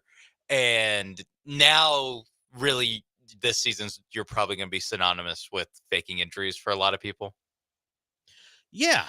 They put out a statement a day before the game talking about how we acknowledge the situation. We're going to do better in that regard, and then they did better for about 2.5 quarters. This could have been, and then they really needed it. This could have been a year where Ole Miss has the best year in the program, or not in the program's history, since the SEC integrated. They could have their best. I mean, that's it's literally true. That's the. Sean's not kidding. That's the defining line of when they used to be good, and then when they were a bottom of the SEC team. Sure, it's because they were late to integrate. And this could have been the best season in Ole Miss history since then, and instead, again, all we'll remember him for is Jackson Dart looking over to his running back, giving him the universal sign for get down, and then his running back falling over to get a stoppage. That one was because were they misaligned, or was it a delay? A game happened. They couldn't get right, so he told him to fall down to save a timeout. Yeah, I don't think I've ever seen them do it on offense before. It's generally a defensive thing for them. That's why they're innovators. Yeah, don't say Lane Kiffin isn't changing the game. He told his running back to fall down. The defenders had held off on doing it for about 2 quarters, and then they got back to what they're used to. Like, man, Nussmeier's really ripping us up. Yeah, we got to slow this thing down. And credit to Nussmeier, who missed some throws, and some of his guys nearly caught some touchdown passes. He kept firing, and the throw he made to tie the game, not the one he threw to win it, was Lacey just being bigger than that guy, and the back shoulder work, they win on the first play of overtime. But the throw he made to tie it, that anticipatory throw where the guy was not open, you couldn't even see the guy from the end zone camera, the low end zone camera. He was behind the Ole Miss defender. He threw that ball in the window. The LSU receiver ran into it, and he scored to tie the game. Big time throw by Nussmeier. We'll see how he goes. He's got some big games coming up. He still has A&M and Alabama, I believe, on the schedule. So the games just keep going for LSU as they're back in the title chase, certainly in the SEC title chase. Let's move to the team they lost to very early, first game of the season, USC. That's a game for Lincoln Riley and that USC program where now, if you weren't already questioning Lincoln Riley, you go, okay, this is year 3. We're transitioning into the Big Ten. Okay, we got suckered into a game against Minnesota where they brought us down into the Big Ten muck and they beat us. That's a game we should have won. We lost to Michigan where our defense was tougher than we thought. We couldn't stop explosive plays in the run game, and they beat us. All right, but you got Penn. This is a validation game for them. They have a game at home against Penn State. They're up 2 scores. 2 touchdowns going into the half, and they completely fall apart in the third quarter. And then Lincoln Riley, I guess you would say, mismanaged the final drive, where I think he was trying to get one more play in and then go kick a field goal, but instead his quarterback skied a ball over like a 6'5" guy's head. It resulted in the pick, and then into overtime they miss a field goal. Penn State makes their field goal, and they win. But this is a game where USC people start to fall off the Lincoln Riley support. They're all in on him. I don't know what they're going to do about it. USC has been a program who hasn't traditionally, at least recently, spent a lot of money on the program. They've had changes in the administration, but they bought Lincoln Riley and gave him everything he wanted. And they had 2 good years. Well, at least year 1 was good with Caleb Williams.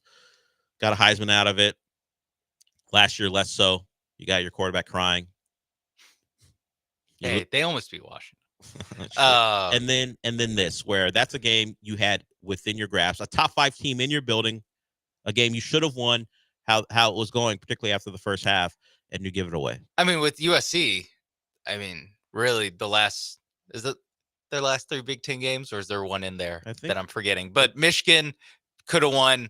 Honestly, at least I was very positive on USC after that game because I felt good about that. Yeah, because it's like, hey, you didn't get completely pushed around until the last drive. I thought you were going to get completely pushed around the entire. And it took to 4th and goal for that final score. Yeah, they were competing. Yeah, Minnesota. That's just a game you got to win. You have to. It's probably going to be close and terrible, but you still got to come out and talk. I mean, it's 3 games in a row where they win any one of them, they did beat Wisconsin. They beat Wisconsin. I figured that there's in the middle one of that. Yeah.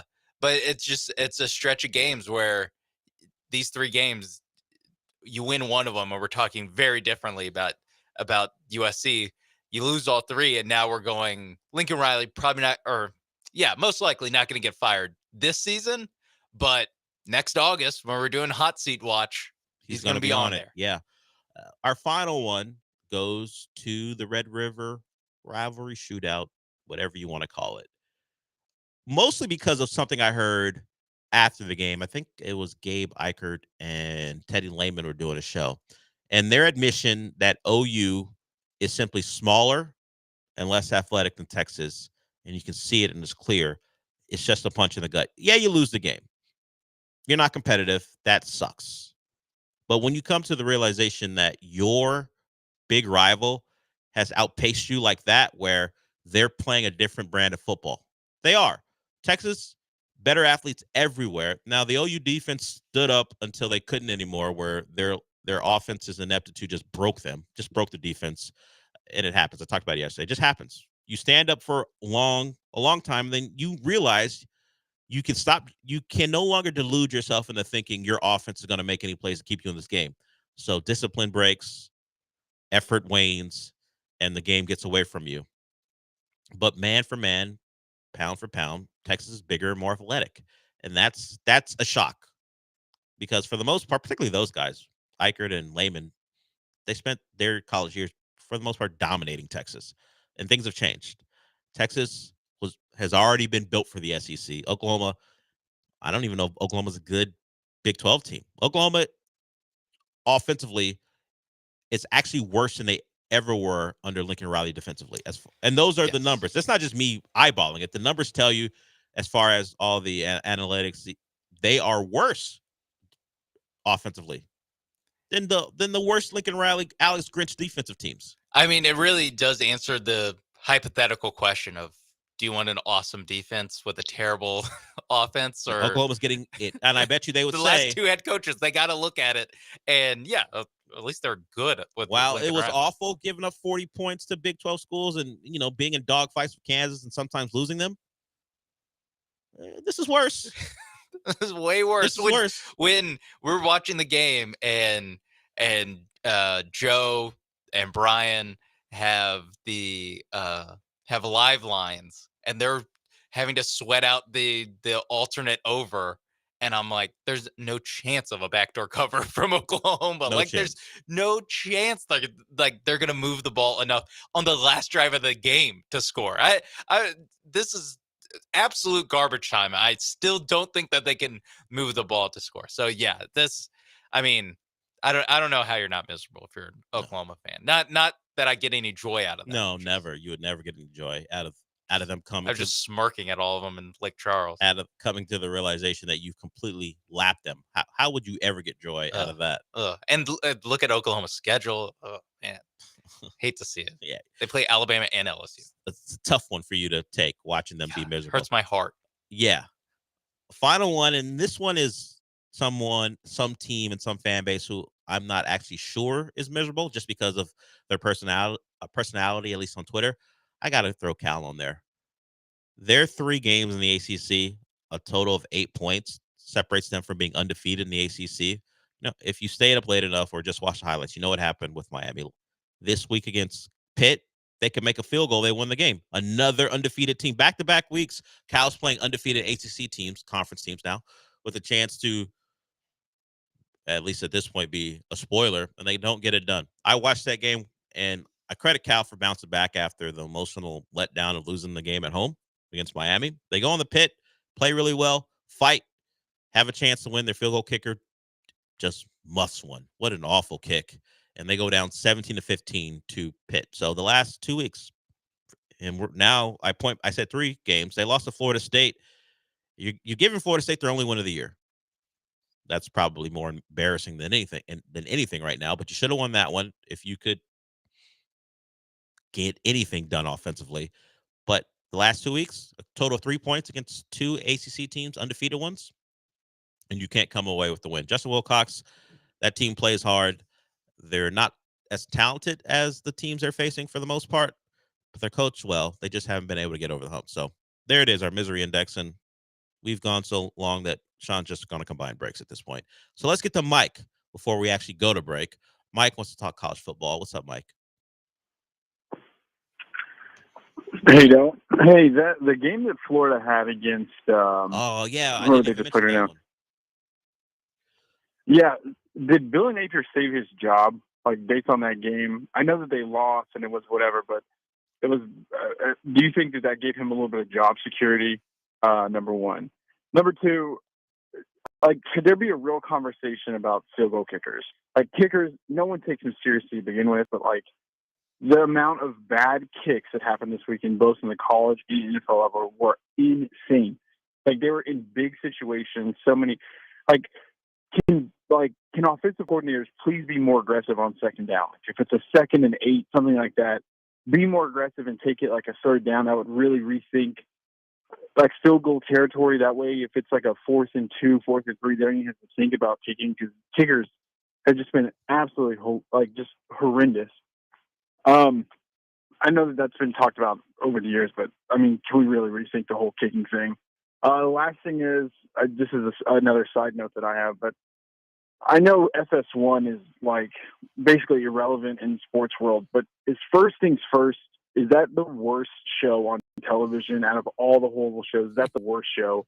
Nick Wright's wigs are getting more and more ridiculous. The show is absolutely horrible. Anyways, thanks, Del. Love the show. Appreciate it, man. I have not watched First Things First ever. I only get it in clip form if someone says something that I think it's relevant that we can talk about. So I can't speak to that or Nick Wright's wigs. I don't know. I know at some point he said something about maybe I should cut it. You're saying there's no need to. Just pull that lace front off your head. I don't know if that's true or not. As far as Tennessee and Florida, no, Billy Napier doesn't save his job. You're Florida. Moral victories doesn't save a coach's job. I don't care where Tennessee is ranked. And if it does, as a person who has hated Florida for most of my adult life, cool. If they're at the point where moral victories are what they're looking for, great. Florida will never be a threat again. I don't think that's the case. He is in for it. A win might have saved his job if he could not embarrass the program the rest of the way by losing games he shouldn't, but no, doesn't save his job. And field goal kickers has been a thing since all of us have been alive, particularly on the college level. At one point, coaches didn't care enough about it. They were afterthoughts until they needed them. Now, there is an added importance. That's why they always, well, at least with punters, they always go to Australia. Kickers get scholarships. Kickers are expected to perform. But most coaches don't know what it takes to have or what leads into a kicker being great. It's some special teams coach who has no real expertise in special teams. they're generally a recruiter that you stick there and go, hey, give the kicker some balls and see what they do. Just roll the balls out and see what the kicker does. Now, there are some head coaches who take part in that, and that's their thing. But I don't think most programs have guys who have experience with kicker and understand the mechanics and all those things. They just get them some tees and a football and see what happens. Most of the time, special teams coaches are all about returns and coverage. The kicker and the mentality, I don't know how much they know about it. It's still kind of an inexact science, it seems like. And we're going to suffer through them. If you have a great kicker in college, it's a good feeling. Bert Auburn's a good kicker, and even he scuffed one in the game. Yeah, I'm not sure. He used to be a good kicker, at least, wasn't he? I'll give him good. Yes. When you have a great one, you feel really, really good. When you have a kicker who can be drafted, it's the best feeling in the world for the most part. The Bert Auburn miss. Actually, there's a time at Oklahoma. I'm laughing at Oklahoma because they give Bert Auburn a time. Yeah, when they try to ice the kicker, when you let them kick it, it's the stupidest thing in the world. It's like it's like in basketball. If you give a guy an extra free throw, it's like why are you just letting him get an extra shot at this? But Bert Auburn didn't make him pay because he missed the field goal anyway. So. Yeah. So not I will say good. Good. Lowercase g on good though. Not even a capital. Candy, we'll get to you when we come back. Hold on through the break if you so choose. Maybe you don't want to bet on a kicker winning a game for you coming up here on Thursday or Saturday, depending on if it's the NFL or college football, but you can place bets on anything at MyBookie. MyBookie.ag is that website, whether it be your love of college football coming through. You want to make a game more interesting? Do it at MyBookie or the NFL on Thursdays. Do that too. We've got more sports before then. The NBA is in action in the preseason. Maybe you want to put a future bet on the Sixers not hitting their win total. Injuries are already stacking up. We'll see how injured Paul George is. We know Joel Embiid's not going to play back-to-backs. These are things you should consider when you go to mybookie.ag. I give you all these options because they give them all to you. Whatever you want. Auto racing, college football, tennis, golf, European soccer, all there for you at MyBookie. The website is there, mybookie.ag. Bet on anything, anywhere, anytime. Remember, use that promo code BET975. They match your first deposit up to just a deposit up to $1,000. They have MyBookie Plus, which is their tiered program where the more money you bet, the more chances you have to win big-time prizes. MyBookie.ag covers it all, from live betting to sports betting to their live casino. All there for you. Just go to MyBookie.ag.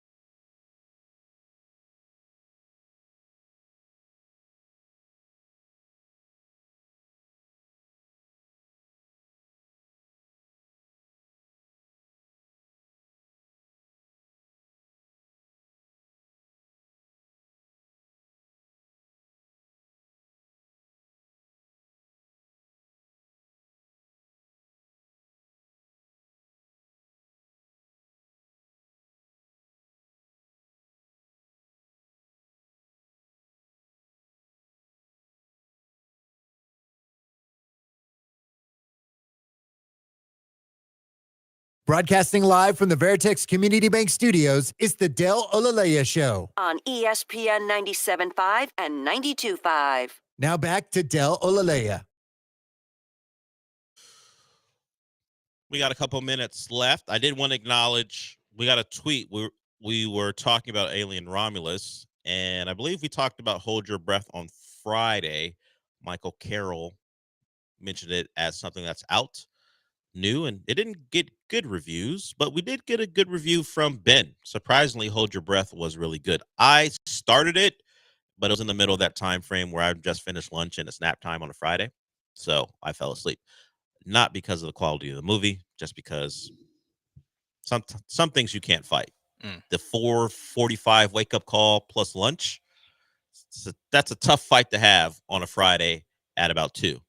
I always lose that one. Yeah. So I'll get back to Hold Your Breath at some point.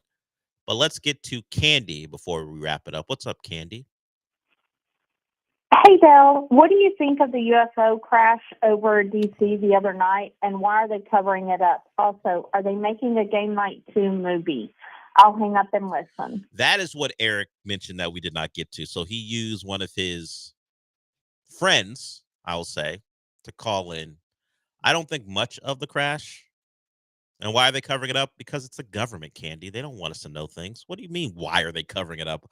Have you met our government or any government? There's some things they don't think the people are capable of handling. Watch any sci-fi movie where the government's involved. They cover things up because they think it'll cause a panic. Panic is always the word that's used. Also, they're right. And they're right because they're they are completely correct, because while they did this acknowledgement of UFOs existing, now they didn't say aliens, but they said UFOs existed like a couple years ago now.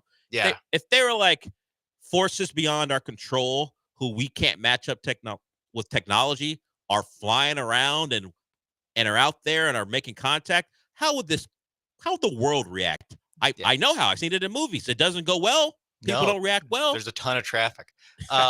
Yeah. Yeah. They also, what they'll do is they'll give it a different name. So they call it UAPs. Something that isn't strictly UFO. Related to aliens. Yeah. Yes. So they're like, this isn't Mars attacks. All right. This is yeah. very serious. We're all very serious. Yeah. People. Welcome to Earth. It's not Independence Day. It's none of that stuff. Yeah. We also, we can't get out there and be like, yeah, I don't know. This stuff's crazy. We have no idea what it is. We can't. We have no handle on this. Look, if they wanted to wipe us out, they could. Hope it's not China. All right. Yeah. That's all we. So that's why they cover it up, because we can't handle it. I don't want government intervention in my life, but I do want them to be capable, if this was a thing, to be able to have some control, because if I got to wake up and look up in the sky and see something that at any point could wipe me out, how am I going to live? There's some anxiety-inducing thoughts that start to creep up, some intrusive thoughts that start to creep up when you think to yourself, man, aliens are out there and we got no answers for them. Okay. They're like Alabama and Diego Pavia. They had no answers for him. One part, I think we would get an alert on our phone, like where UFOs approaching, right? Yeah. We definitely get that Amber Alert or whatever. 2, I think 1% of me, just one small percent of me, in the Independence Day like scenario where I wake up, I go out to my driveway, pick up the paper, and then look up and see that there's a alien spacecraft hovering over my city. One small part of me would be like, this is so sick. I can't believe it happened. The only time I've seen this happen where it didn't go poorly for the human population was Arrival. Like Arrival, those aliens didn't attack. They just want to have a conversation. In fact, they came down to help us avoid a disaster. Yeah. That's the only time it's ever happened. Benevolent. Yeah. Thank you, Amy Adams. All the other times, it's, oh no, they want to kill us. Yeah. So that's why they don't tell us things, Candy, because we've been so indoctrinated by movies that initially we're going to think, oh, these aliens want us dead. And also, we know the government would have no answers for them if they did want us dead. Most of the aliens in Men in Black were cool. They're just like Tony Shalhoub running true. a They're just living their life. Yeah. Yeah, that's true. The aliens are Men in Black. Like, there's a couple bad eggs. Don't get me wrong. Yeah, but I don't think the aliens that we might have to deal with are in a comedy. I don't think they're going to approach it like a comedy. Like, hey, guys, want to dress up as a human and live my life? Don't feel like that's the case. Okay. They've seen how we act. they would wipe us out as quickly as they could. We're done. Thanks, Candy. Appreciate it. Any more questions on why aliens aren't acknowledged? We'll answer them tomorrow. We're done. Gallant George up next, followed by the Killer Bees. So if we are done, Sean, what does that mean? We did it! We did. I'll talk to you tomorrow.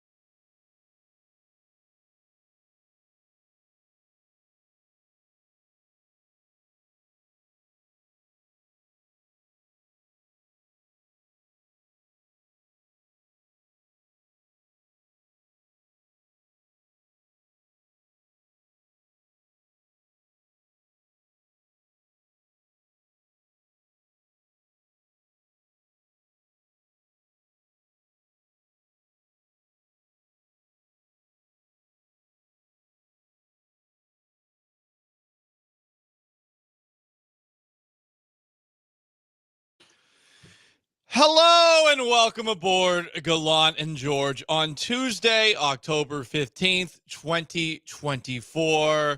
I am Paul Gallant. He is Joe George. There was some Monday Night Football last night. It featured a team that the Texans beat a little over a week ago, the Buffalo Bills and the New York Jets, who fired their head coach a week ago. And in a game that featured another Aaron Rodgers Hail Mary touchdown, we also saw a lot of missed field goals, extra points, and penalties. And still, I did not one moment, Joe, take a look at any of the baseball that took place. Can't do it. Well, there was some baseball I watched while we were in the bullpen area before we left yesterday, because apparently they were playing day games. That's true. Didn't know that. I could have watched it, and I still refused to look. I looked away like the Nazis should have looked away from the Ark of the Covenant. I didn't want my face to melt off looking at a terrible sport that doesn't feature the Astros still playing. That's true. Yeah, I didn't watch any baseball either. I watched the game last night. It was not a pretty football game. Say that. No, it wasn't. I don't understand that. The one field goal that just went left. Yes. Was very, very odd. No double doink. I think, is that worse than a double doink? Well, like there was a doink. There was a doink. It wasn't a double doink. It was just a doink. No. I think I'd rather see my kicker double doink it than like nearly put it like out of the sideline. Well, that's tremendous growth for you, because that means you've moved on. Yeah, I've moved on. It's been a while. Okay. Yeah. That's good. I think I'd rather just the super wide miss. Yeah, for sure. Double doink is so much more excruciating. Okay, it's like we're so close. Maybe I haven't moved on. Let's just do a doink, okay? Like don't stop beating me down so much. I mean, double doink is bad. I think there's two doinks last night, two doinks, but they were separate. Yes. Even if it's windy out there, when a kicker misses a field goal by a good 10 to 15 yards, it just infuriates me, because I look at this person who is more athletic than me and think I should have this guy's job, even though I have never once attempted a field goal in a football game. And the NFL is one thing, but I will say it was Saturday was atrocious. I swear every time I looked up at a college football game Saturday, it was just going left, right. It's nowhere near. Field goal kickers are the worst. Maybe we should get rid of them. Maybe we just should. No offense, Kyrie Fairbairn. He hasn't been great. He missed one. From 40. From 40? Wasn't even a hard one. Yeah. I mean, what happened to our 50-yard, moneymaker? 40 yards? Well, if it's 40 yards, it's not something that's worth paying money for. He's like, hey, take a couple delayed games. Push me back. He was protesting the Texans not going for it there. Are the Texans' lack of penalties hurting Kyrie Fairbairn? Maybe. Hey, these teams made me feel better about the penalties for the Texans, because they've been cleaning it up of late. They only had 4 on Sunday against the Patriots. And yeah, there are a lot of flags in this game and some bad calls. A combined 22 penalties for 204 yards between the Bills and the Jets.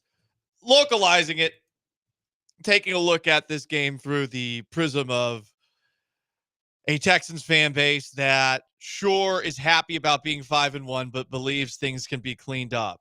Do you now feel better about the win over the Buffalo Bills? I'm going to say no. I know they didn't have James Cook last night. I feel the same. I don't feel worse. I don't feel better, because I still just kind of left last night's game genuinely unimpressed with Buffalo. I just didn't think they looked that good. No, you're enabling all these people, Joe. It's not a Texans thing. This is a Bills thing. I was not overly impressed with the Buffalo Bills last night. I thought that Josh Allen had a couple of special moments, and I thought it was pretty impressive what they were able to do without James Cook, who I think is very talented. But I still feel good about that win over the Bills. Oh, I do too. Yeah. It just doesn't make feel any better or worse. You made Josh Allen look pretty pedestrian in that game. Part 2, as we take a look at this Monday Night Football game, the Texans play the Jets Thursday Night Football on Halloween. So a little over 2 weeks from now, 16 days away. Do you look at that matchup and feel better about it or worse? I definitely think the math has changed a little bit. That's true, because the Jets traded a 3rd-round pick for Devontae Adams less than 10 hours after Aaron Rodgers threw Mike Williams under the bus for dropping a critical pass that ended up being intercepted. Yeah, definitely. It's not like Aaron Rodgers underthrew that ball at all. He didn't run the right route. He ran the wrong one. He said it right afterwards. Yeah. He was asked about, hey, what happened on that play? And he basically twice threw Mike Williams under the bus. The Jets offense is basically what the Packers are doing now on steroids, because you got Devontae Adams, who's a little bit slower than he was before, Alan Lazard, who's been like a resurgence project, and then you have Garrett Wilson, who's awesome. The Jets are an interesting team. Their defense looked awful yesterday, though, in a lot of ways. You thought they were awful? Well, like the way, like from stopping the run. I mean, like I didn't even know who this guy was running all over them. Ray Davis. No idea. Like before the game, I was all pumped because Frank Gore Jr. got activated, and I thought it was going to be like the Frank Gore show all over again last night for the Buffalo Bills. It was not. He's you-sized, Joe. He's 5'8". I know. He's a little bulkier than me. A little bulkier? A little bulkier. Oh, I thought the O Athletic was bulking you up a little. Not that much. We Okay. still got some time to get there. Well, do steroids. That'll get you suspended 6 games in the NFL like Danico Autry, but it won't get you suspended 4 games. It's true. More likely to get suspended 4 games, though, I guess. But I would say with the Jets, I think that's another game the Texans should easily win. Easily. Oh, man, you're setting up Texans fans for disappointment. I know I am, but Aaron Rodgers was just getting his ass kicked last night. Like, my microphone just broke. Devontae. What a surprise in Like this it literally studio. Devontae Adams doesn't fix what we saw last night for Aaron Rodgers. He was on his ass constantly. He was getting hit all the time. He looked like he was in so much pain. He was hurt the week before when he got rolled up on. It just he doesn't have a lot of time back there. And the stuff that used to make Aaron Rodgers arguably the best quarterback in the NFL, that's where you can see the Achilles injury, I think, is slowing him down. Like his escapability from the pocket that used to be so masterful with. Obviously, the arm is still great. We saw it the Hail Mary throw. But I don't view the Jets as a threat at all. I think that game will be a little tougher than we're all looking at it right now. I feel like this is a team that can run the football with Breece Hall and says that they're more committed to running the football. When they were running the football, it actually didn't look so bad for the Jets. So I'm looking at the Jets as actually a little bit more of a threat, but I do wonder if this first game without Robert Saleh, this first game with Jeff Ulbrich as their head coach, this is maybe the last gasp. It's just one game worth of adrenaline where they did challenge the Bills and take them to the end, but ultimately they lose to a better team. Big news for the Houston Texans, a team better than both of these two, at least based off of hype going into the year and off of record. They got Danico Autry back from a 6-game suspension. We found that out yesterday afternoon. Here is D'Amico Ryans. That's going to be tricky. We're going to be like those broadcasts back in the day featuring the F team of CBS who kept on calling Deshaun Watson, DeAndre Watson, and DeAndre Hopkins, Deshaun Hopkins, and Deontay Foreman, Deshaun Watkins. So, yeah, that actually happened, the Watkins one. Here is D'Amico Ryans talking about Danico Autry's return. Yeah, Danico is coming off the suspension. He'll fit right in, very smoothly. He understands how we play, our style of play. Danico has been productive pass rusher in his league for a long time. He had over 10 sacks last year, so I'm expecting him to just pick up where he left off, just come in being disruptive, playing the way he plays. He plays hard, he plays relentless, and he fits right in with our group. But there's more pressure on him now because Mario Edwards was suspended after violating the NFL's substance abuse policy. What does that mean, guys? Guess what? My nerdy ass read through a 46-page PDF to figure out what Mario Edwards possibly could have tested positive for. You read all 46 pages? I skimmed through it, but I found the key points. Basically, they test for all of these substances. Cocaine, Delta-9/THC/carboxylic acid, which is marijuana, synthetic cannabinoids, amphetamine, and things like that, opiates, opioids, PCP, MDMA, and alcohol. That's what they test for. So Mario Edwards tested positive for one of those things. So, but that's the stuff that they test for. That's not all. Like, they don't suspend you for alcohol, obviously. They can theoretically if you are already in the program, if you will. Josh Gordon had some of that. So that's like a third strike kind of thing when you're on probation. Correct. Okay. So right now, basically Mario Edwards just has to keep it cool for 60 days, and he's going to be subject to some more rando testing. I'm curious as to when he tested positive for this. I don't think that a suspension that comes after week 6 is something that is the result of a test during the offseason. I'm wondering if there was a hit this year that Mario Edwards had on somebody that led to the NFL doing a random drug test with an envelope left in Edwards' locker after the game. I could definitely see that because they don't do the marijuana, drug test in the regular season anymore. The NFL Players Association got that out. It's only once a year. It's why, like, when Josh Gordon would get suspended every year, it's like, dude, like, you have one test you have to pass, and he would fail it. So he must have got popped for something midseason. That to me is the only logical explanation, is that they knew something was coming. The other one for me could be maybe there was some lengthy appeals process we were not aware of. I mean, like Danico Autry, when we think back to that one, remember he was suspended. He was already aware of the suspension before we found out, and had already basically gone through the appeals process at that point. So I guess there technically could have been a while ago from Mario, but he's gone for the next 4 games. I guess it's good timing that Danico Autry's back. Yeah, but here's the problem. He's 34 years old, and instead of getting to slowly ramp him up, you're going to have to play him a lot more now. Counter.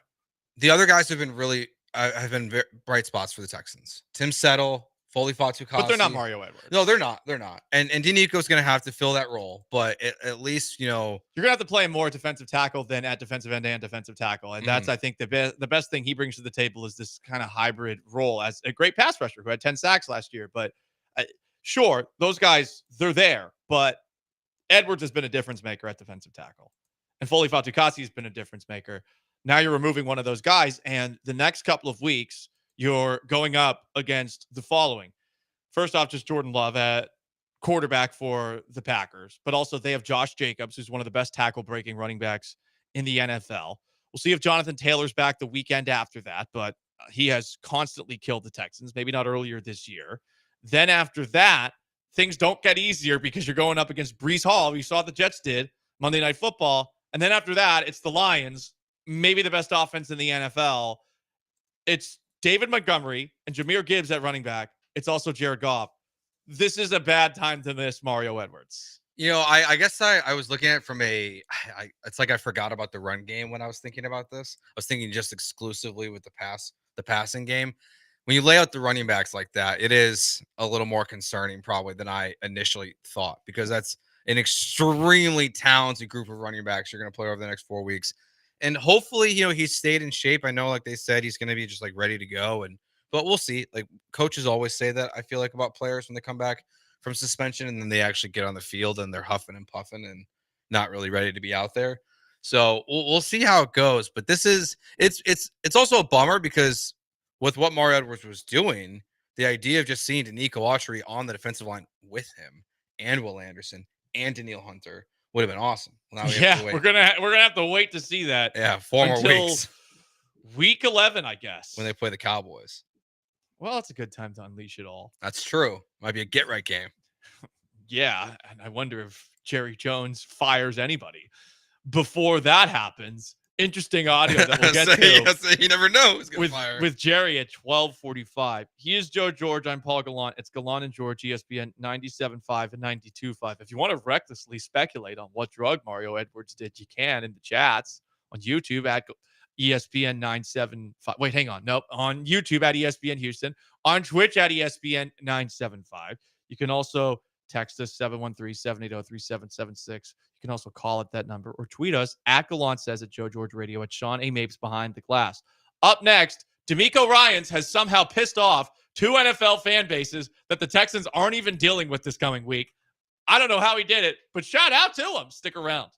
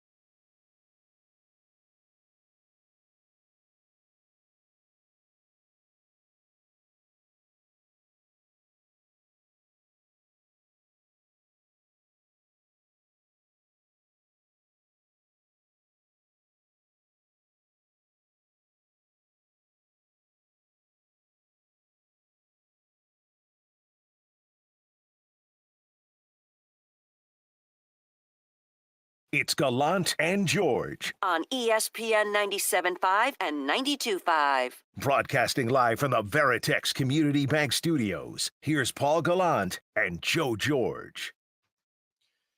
Texans defensive lineman Mario Edwards got suspended 4 games yesterday for violating the NFL's substance of abuse policy, a 46-page PDF that you can read online at the NFL Players Association website.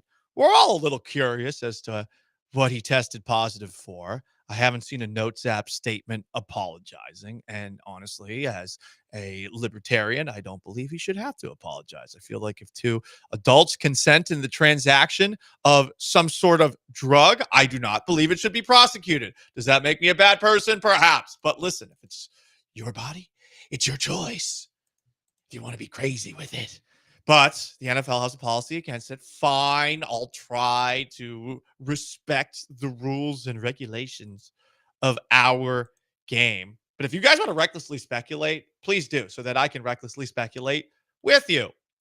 I will say my theory, Friday, it's been 2 ACL shows the last 2 weekends. Maybe a Friday trip after a light practice. The weekend before this past one. You come on back, and maybe there's something hanging out a little bit after the fact, and you get randomly slapped with a drug test after smacking Josh Allen on Sunday, and the test doesn't get, I guess, revealed, the results of all of it, PED and substances of abuse, until yesterday. That is just a theory. I'm not suggesting it happened, and honestly, I'm of the mindset that we should hashtag free Mario Edwards. I mean, I've definitely asked friends to grab things for me while they were in Minnesota. Grab things for you. So, maybe in Minnesota. Maybe he got some goodies in Minnesota and brought them home. Well, when I heard you say grab things in Minnesota, I assumed you meant loot a Target. Oh, no. Because that's what they do up there. That's true. That's the Minnesota way. That's true. Good thing that there's no one of consequence that could theoretically be, I don't know, second in command in our nation who's from that state running for office. Yes. But hey, so maybe okay. he brought some goodies back. Is weed legal up there? Yes. Oh, I didn't know that. Oh, wait, maybe I'm thinking of Colorado. Colorado, Minnesota. I often confuse those two. I mean, it's the cold states. Colorado is not a cold state. Look, man, we got a lot of things going on right now. We're busy. I've been packing all night. I realized this morning I didn't pack at all. Well, you gotta wait till the last second to pack, like I do. Yeah, well, last second was this morning. So. Oh, are you flying out right after the show? Flight's at 7:30. 7:30. Oh, you got time. Kind of. I mean, it's gonna take me an hour to get home. Oh yeah, you got to go back and then you got to go all the way up. Right? Yeah, we're flying out of. Oh yeah, to Bush Airport. It's not good. Joe's going to Chicago for the next couple of days. Some texts. What did Mario Williams? Not Mario Williams. We missed Mario Williams, huh? Remember him, Texans legend? What did Mario Edwards do? I bet he did Galaxy Gas. What's that? Is that what you do with Laramie Tunsil's gas mask? You haven't seen Galaxy Gas yet? No, what is that? I don't even know really what it is. All I know is it's like looks like a nitrous container, and people are just like sniffing it. A nitrous container. It looks like, and people are sniffing. Mapes, help me out here. You really sound like you know what you're talking about. You were moving over to the microphone. What I think it is. He paused after saying, for effect, possibly. You know what whippets are? Oh, yeah. It's a fun version of whippets. Yeah. But I would assume those are legal in the NFL. In the NFL, probably. I mean, we're talking, if he would have to violate, it would have to be cocaine, marijuana, cannabinoids, so fake weed, amphetamines, opiates, opioids, PCP, meth, and I guess alcohol. Is a whippet one of those? Is it an amphetamine? Maybe an amphetamine. I don't. I mean, what? You think I know the chemical compounds of this stuff? I'm just asking the question. It doesn't say what it's in. It just says whippets are an inhalant drug popular among teens and young adults. Okay. Mario Edwards is a young adult. The name is in reference to whipped cream canisters, which contain little charges that are filled with nitrous oxide. Oh, so it's laughing gas. Yeah. Yeah. Okay. It's what Kanye loves. Okay. Oh. Well, remember that story? Stay away from that then. Do you think that's why Kanye's Kanye? Anything that Kanye does, I don't recommend. I He's think back on the market. Wonder if Diddy will give him a call from his jail cell. Yeah, I think he only gets one call, right? Oh, that's true. I mean, maybe they'll be next to each other. You never know. There's a lot of allegations of other celebrities out there. That's true. That's true. I feel like Kanye probably in the midst of some of his crazy ramblings has shared the truth of what's going down in the musical industry a couple of times, but I could be wrong. Other suggestions. What was Mario Edwards doing? Horse dewormer. That's not a substance of abuse. That's not. I'm assuming that's ivermectin, right? I think so. Yeah. Yeah. I'm not up to date on horse medicine, but yeah. I'm not either. Another texter, Mario Edwards probably smoked a Jeffrey. That's from Get Him to the Greek. I actually looked this up. And a Jeffrey, based off of Get Him to the Greek. Oh, speaking of P. Diddy movies. I know. I was gonna say, how did Diddy come up twice? I don't know. Like 2 minutes. Honestly, I'm a little concerned about that. It's mostly weed with a bit of opium, ground up E's, heroin, and Clorox. I don't know. The Clorox is probably where he wouldn't have done that. And again, we're recklessly speculating here, and I stand with Mario Williams.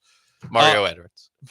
Damn, I keep doing it. We thought it was going to mess up D'Amico Ryans and Danico Autry. I keep on calling Mario Edwards Mario Williams. Who's the San Francisco running back, by the way? Jordan Mason. Got it. But he's out for the year. I don't have to remember that anymore. Another text. Edwards saw the UFO crash. Is it UFO crash? What UFO crash? Yeah, we got a call about it on Del Show. Oh, here in Houston. No. I don't. I think it was in Washington. Oh, those people are all on drugs. They don't know what they are seeing. There's drones outside of Langley, and those are probably Russia or China. But Edwards saw the UFO crash and decided it would be a good time for some Colombian marching powder. What's Colombian marching powder? Is that the cocaina? Okay. Yep. Interesting. Marching powder. Does it make you march? Does it give you energy or something like I mean, that? I do feel like what I've heard about it, a little bump before a game might really get you going. Well, Lawrence Taylor would agree with that. That's for sure. That's true.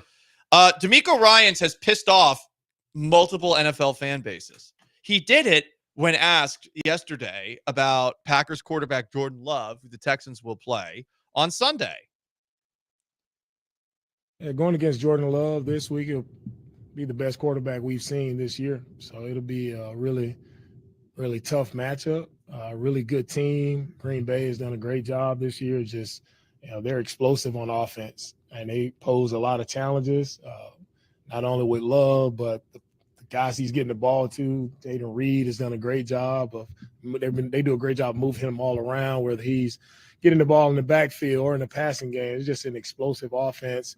They run the ball well with Jacobs, just well-coached team. So we have our hands full, just as all week. But it'll be a really big-time matchup for us, and I know our guys are excited about it. Ryan said that Jordan Love will be the best quarterback the Texans have faced this year.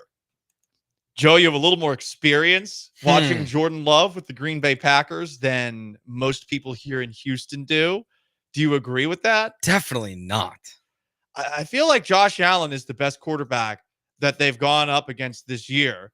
That said, Josh Allen played so poorly in that game. I could understand why D'Amico Ryans would potentially look at him and say, nah, Jordan Love's better. I mean, rat poison, trying to avoid the rat poison, trying to make sure he doesn't insult Jordan Love before the game so he doesn't go off on him.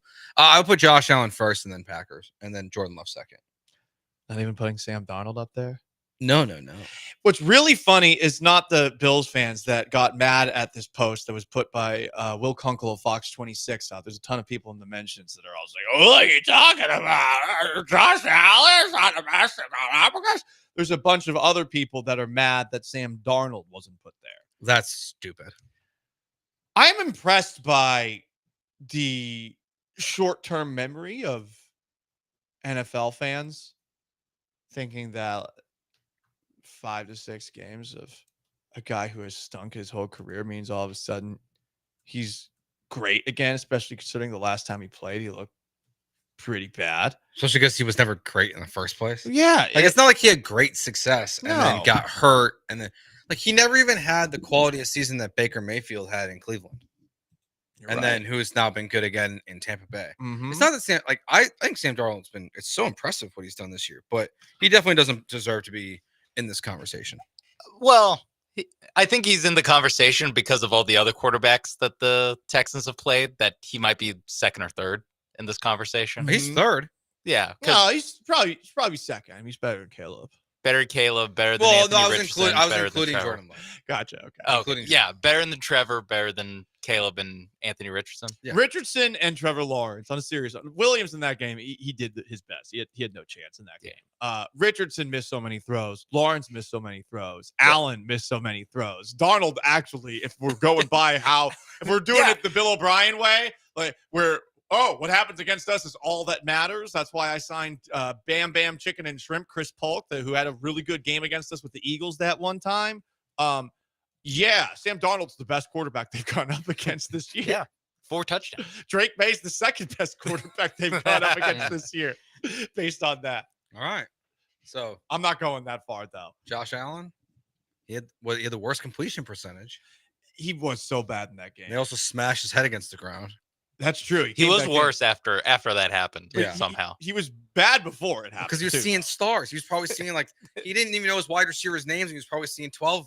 That's why they're just on the goal line, just running 4 verts. It was the only play he could remember. Yeah, he's like, hey, there's gonna be 4 guys. It's gonna look like there's 8 of them out there. Just throw in their general Throw area in the middle. Yeah. All right, guys. It is Gallant and George. He is Joe and Paul. We got Sean behind the glass. Up next, we have a college football 6-pack that includes Texas taking the golden hat back, some close calls, Colin Cowherd sounding like an idiot, and Baker Mayfield. Stick around.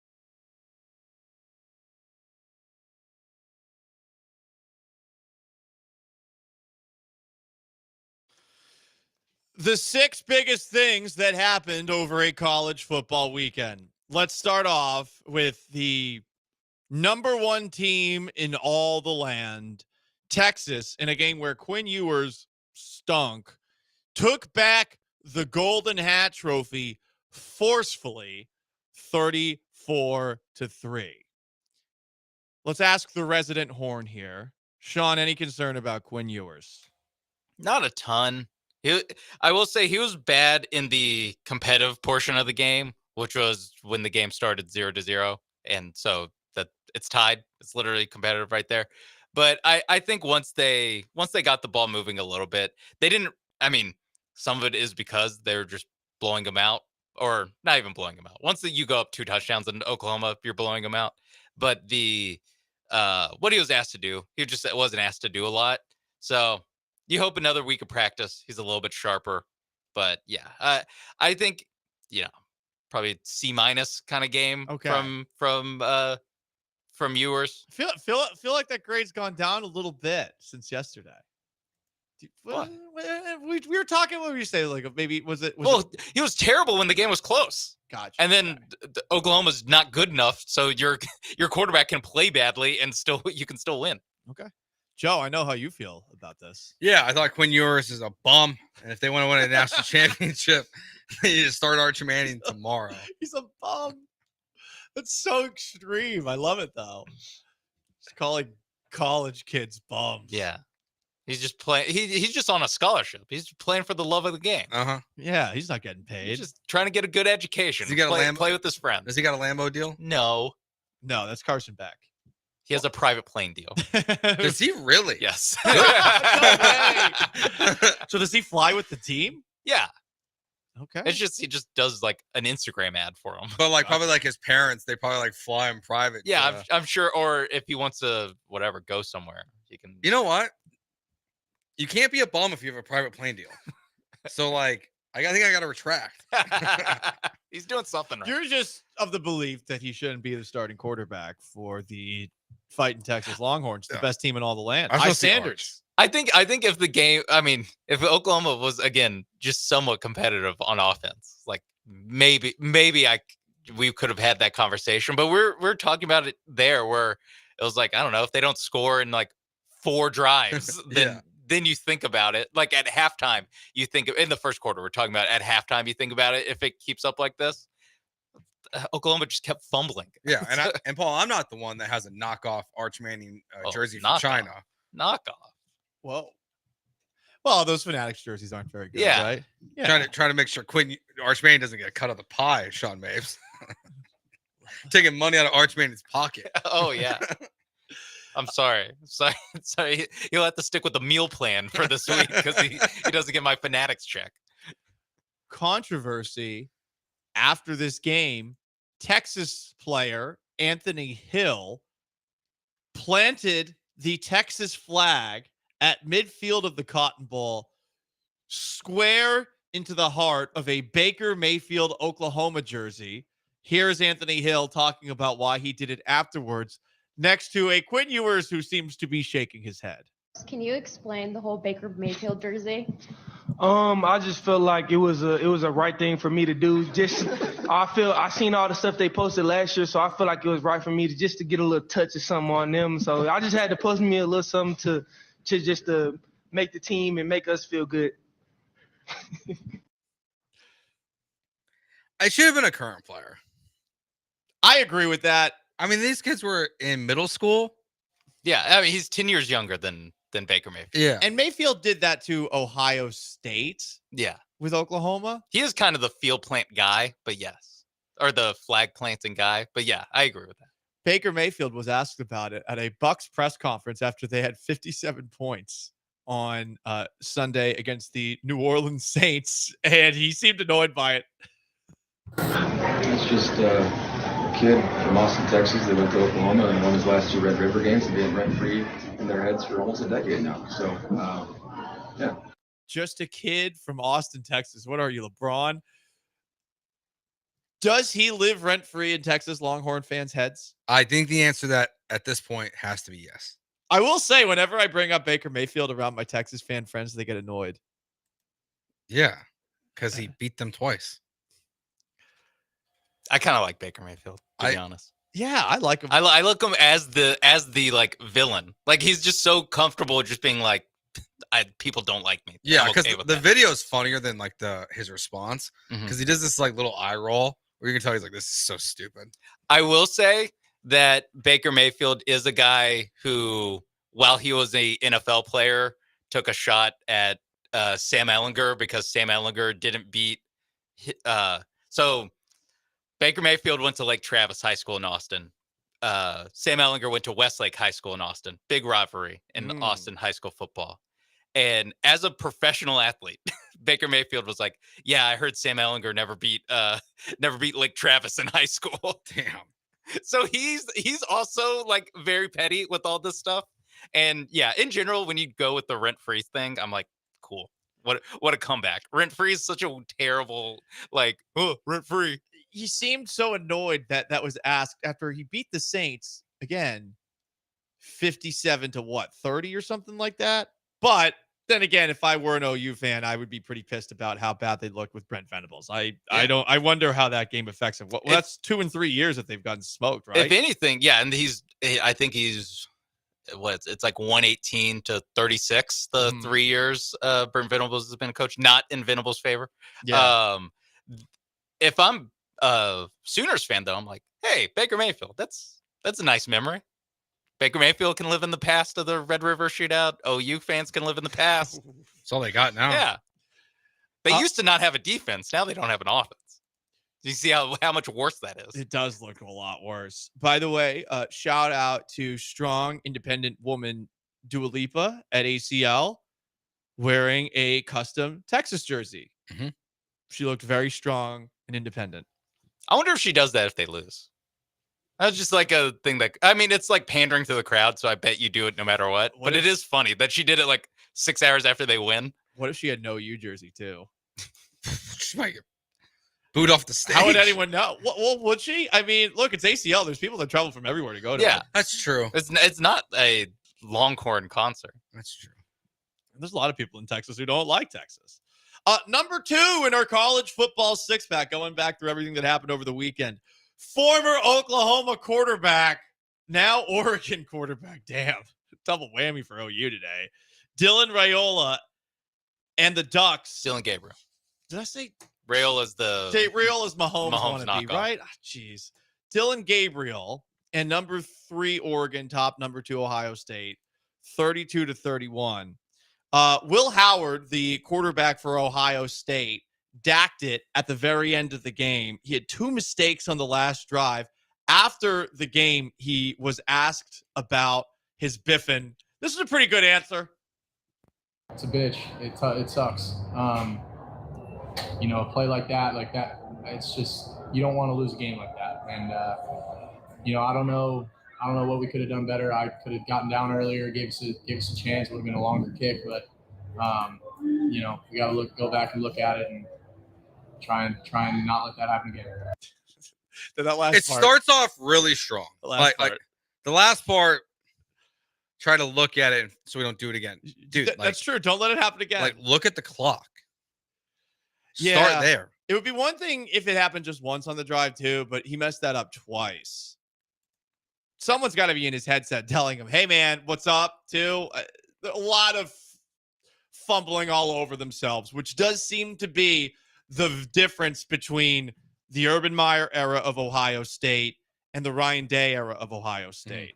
It's I's don't get dotted, T's don't get crossed the same way that they used to.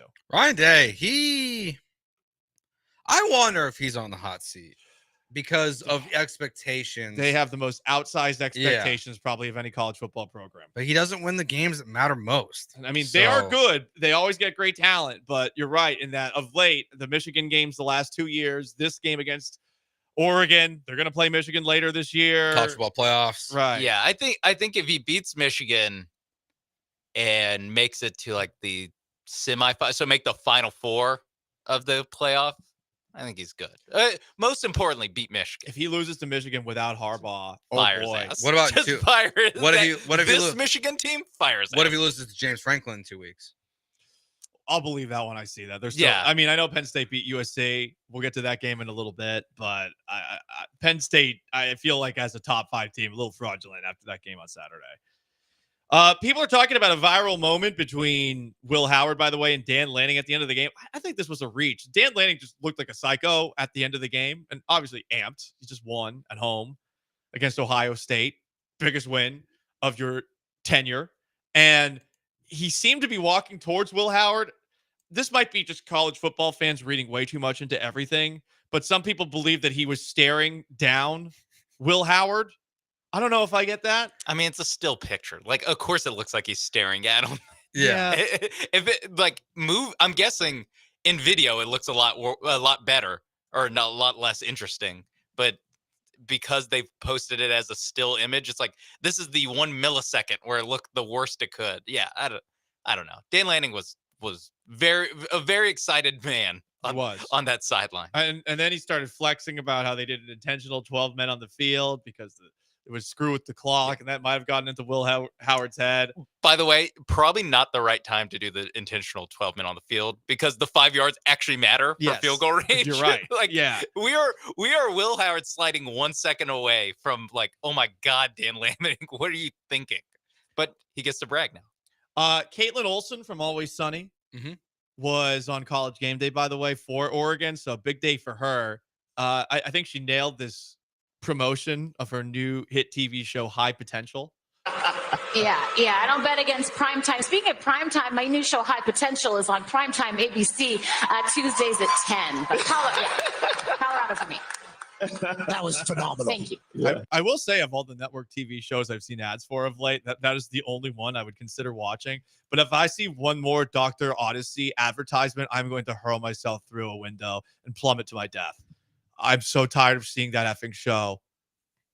Love Boat happened 40 years ago. You're never going to recreate it with this lame ass show, which is like, hey, let's blend ER with Love Boat. See what happens. And shock to no one. You're watching it? We're watching it. Yeah, of course. And I really like it, actually. It's pretty good. But the High Potential. Oh, I thought you meant Dr. Odyssey. No. I'm with you on that. No, High Potential, actually, I'm not kidding. Yeah. It looks good. It looks like it's a edgier monk. Yeah, a little bit. I enjoy it so far. It's a little bit of a victim of watching college football. The commercial gets played every break on ABC, so I'm like, get the show out of my face. The commercial, like when they would play, like whenever they do the theme song for the Final Four. Yeah. Like when it was Imagine Dragons and they just like pummel you or Fall Out Boy. And the Super Bowl song, normally they pick one song to promo it. Yeah, it's tough. Caitlin Olsen also said this when she was picking Oregon to win. It's good. Guys, this is my college. That's right. This is my place. I love it here. I went to college here. My family went to college here. I lost my virginity here. I'm sorry about that, Dad. My ID was taken away. My fake ID was taken away at Rennie's. Oregon Ducks all the way. Oregon Ducks all day long. Yeah, she was good. Congrats on the sex. Congrats on the sex, indeed. Also, the Oregon Duck asked out Sydney Sweeney, and she acknowledged it. Strong, independent women. It's a good Saturday for them. That's a good one for the Duck. It is. Why won't she respond to mine? I've only sent 16. She hasn't even read them yet. Maybe double them up. So 32 is the charm. Number 3 in our college football 6-pack. Number 13 LSU took down number 9 Ole Miss. That was a drunk game. Yeah, I thought Nussmeier was pretty good in moments. He wasn't great the whole game, but LSU, they're starting to figure it out a little bit. So I'm curious what the rest of their season looks like because I definitely believe in them more than some of these other like similar SEC teams like Tennessee, Alabama. Definitely Alabama. Alabama, okay. Yikes. We'll get to them. Well, they're going to play in 3 weeks, so we'll see. But yeah, that's why I bring them up. Yeah, I thought Nussmeier looked good. I think the biggest part of the game is you look at this game, you think with these two offenses and these two defenses that it's going to be a high-scoring game. I thought LSU's defense played pretty well basically since the start of the year. They didn't give up that much to USC either. Number 4 in our college football 6-pack, some close calls. Yeah, Alabama, they should have lost that game to South Carolina, but they won. 27-25. Number 8, Tennessee hung on to beat Florida 23-17 in overtime. That score was just such a tease. I kept on thinking to myself, they're going to beat Tennessee. Suck it. Napier should have gone for 2. Yeah, at the end. He didn't. I know. I was busy watching Syracuse football over Florida football. That just goes to show you how far Florida has fallen. Or how high Syracuse has grown. No, I mean, I'm happy Fran about Syracuse this year, but no. I should always be watching Florida over Syracuse. But Kyle McCord greater than Will Howard. Kyle McCord is better than Will Howard, for sure. Penn State rallied from down 20-6 to beat USC 33-30 in overtime. Did anyone see what Colin Cowherd had to say about Lincoln Riley and USC at halftime? No. Here's Colin Cowherd. Some of you guys are going to owe Lincoln Riley an apology. I don't know if these Big Ten teams can handle coming out west, the sunshine, the distractions of LA. Probably not. Look at the halftime score on it, Cosm. Oh, they're in a commercial. Whatever. I don't hold grudges. Apologies accepted. He said this while wearing glasses inside a box. He looked like such a douche while he was saying it, and incredibly, the audio matches. It's the whole thing is all of it's strange. All of it's The look on his face was crazy. Like the way he's delivering it, it just looks so weird. He's from the Pacific Northwest too. He's from Washington. I'm surprised that he's being so pro USC there. I'd assume that he's got some UW fanhood deep inside of him. I don't know. But like all these guys like Skip, Stephen A, Colin, whenever they do these selfie videos after the game, they all seem strange. Like what about it? I don't know. It just feels like that seems very on brand for Cowherd, to be honest. Yeah, but it's strange. It's on brand. They're all strange. It's like when you take the character out of a radio show and just put it in like a real life setting where it's like this is just a guy talking to my phone but doing a radio character. You're like, oh my god. Also, he went to Eastern Washington, so he should have been watching Eastern Washington. Wazoo, maybe, yeah, something like that. Colorado, they kept it close against Kansas State, who was ranked. So maybe Colorado isn't a joke this year. They've figured it out a little bit. They got a pulse of borderline top 25. Yeah, they'll be a bowl team this year. And I think I mean, they definitely are still. But if they won this, they would be really in the conversation to actually play in the Big 12 title game. Gets a little bit harder now, but they're still in the mix. So yeah, they're pretty good. 5 in our college football 6-pack. Texas A&M didn't play, but they're starting to get some love as one of the SEC's best. Mm-hmm. I heard multiple people saying, "Oh, let's talk about Texas A&M." Every Aggie fan will tell you right now that they're undefeated in SEC play. They won't say that they're undefeated, but they're undefeated when it matters most. Yeah, in the conference, in the best conference in the world. The only team that beat them, Florida, they beat Mizzou, and a third team that I'm forgetting. Best conference in the world. Doesn't matter who you win. Oh, they beat Arkansas. As long as you win them all. That's all that matters. Number 6 in our college football, all 6-pack just because. Number 11, Notre Dame beat Stanford 49-7. Must be nice, Joe. It was nice to actually be able to beat Stanford. Was worried. You were worried? Just because I felt like I was ready for my heart. I think it started like 7-7. It was a while. It was you a-hole. I was worried. You saw me crumble at a bar watching Syracuse lose to Stanford a couple of weeks ago after the ESPN 97.5 listener party. It was just close for a while. I was like, God, they're gonna not be able to move the ball, and then they blew them out quick.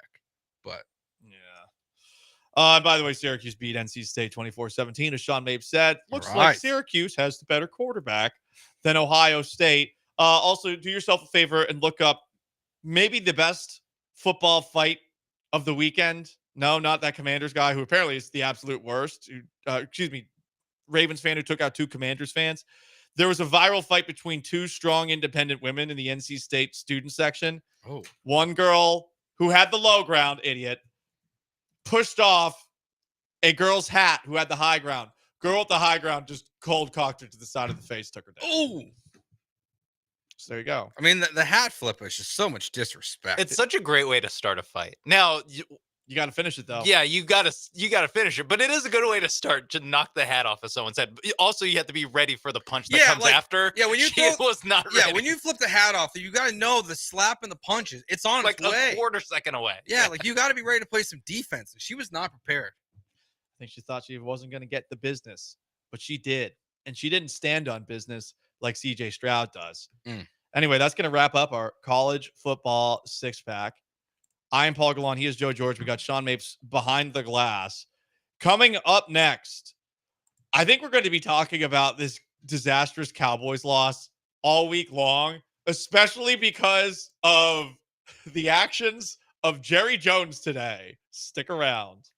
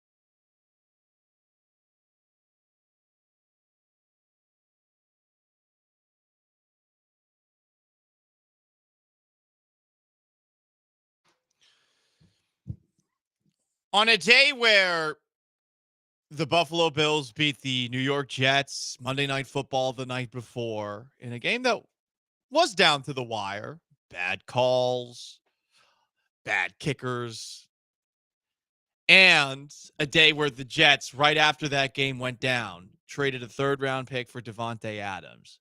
Who'd have thought that Jerry Jones, owner and general manager of the Dallas Cowboys, would somehow steal all of the spotlight away from the sports world? There's a part of me that believes this is him playing chess, not checkers, leaning into his persona that I believe is a caricature to a degree. Maybe he watched a little bit of that Vince McMahon documentary on Netflix. Whatever the case, he does he does a weekly hit on the morning show at 105.3 The Fan in Dallas. And things got very testy this morning. We're going to play this, pause it at certain points. This is all-time Jerry Jones. Jerry, 1970, a little different from this past off season in building the team we're talking about today, which there was a lot of criticism that you guys didn't add, didn't spend, and don't add and don't spend, and are not aggressive enough with some of the problems that are still haunting the Cowboys today that we see play out on the field. That's the point of talking about the off season. I remember those criticisms very well. Okay, so what? Or are they playing out to be accurate? What's your point? What's your point? My point is, it seems like Listen, let me tell you what I'll do. Let me tell you what I'll do about it. I will let us sit down and look at the decisions we've made over the last several years. Let's pause for a moment. I mean, that would be fun. I'd love to sit down with Jerry Jones for a little bit, get a little bit of Johnny Walker Blue, and he can go over some of the decisions that he's made over the last couple of years. Yeah. And hopefully, keep it, to football stuff. You want to keep it to football stuff? I don't want to keep it to football stuff. All I want to ask is non-football. I want to do Mario Edwards things with Jerry Jones, There's just certain things that his players' attributes I don't want to discuss with Jerry Jones. Oh, you don't want to talk about Ramalama Ding Dongs? Nah, not with Jerry. You don't want to talk about size? Not with the Jer Bear. What made you want to draft Micah Parsons? Well, here's his whole scouting report. All his measurables. All of them, son. You see that one right there? I'll tell you what. What's the thing he said about mosquitoes? I can look up the quote. Like a circumcised mosquito. Yeah. I don't know why he said it, but I just know he said it. He said a lot of things over the years, and here he is continuing to say things while on the morning show at 105.3 The Fan. It just keeps getting better and better. I'll look at it. Now, if you think I'm interested on a damn phone call with you over a radio and sitting here and throwing all the good out with the dishwater, you have got to be smoking something over there this morning. I'm not. And I really don't, and I don't even want our listeners to listen to me, to talk about, this is not your job. Your job isn't to let me go over all the reasons that I did something and I'm sorry that I did it. That's not your job. Well, my job is to ask why. Job, or I'll get somebody else to ask these questions, man. Whoa. Okay. Okay. So sure. Things are getting a little bit murky as this goes along. Why is Jerry Jones agreeing to do this when he's saying, well, why are you asking me about these decisions I made? Well, what else are we going to talk about? Oh, I don't have to do this phone interview with you on the radio. Well, then why are you doing it? Yeah, like if you don't want to, you just lost 47-9. There's questions to be asked and answered after a game like this. Is he threatening his job, you think? You think he has that pull? For sure he has that pull. At the very least, he has the pull to, I'm not doing an interview with that guy. They're the flagship station of the Dallas Cowboys. Indirectly, he is their boss. Yes. So with that in mind, if I am a host in that spot, I am definitely nervous. I'd feel pretty good about the guy in my corner, their boss up there, who was my boss back in the day, Gavin Spittle, who runs things over it there. He would definitely have my back, but I don't know. It's Jerry Jones. Soft boy.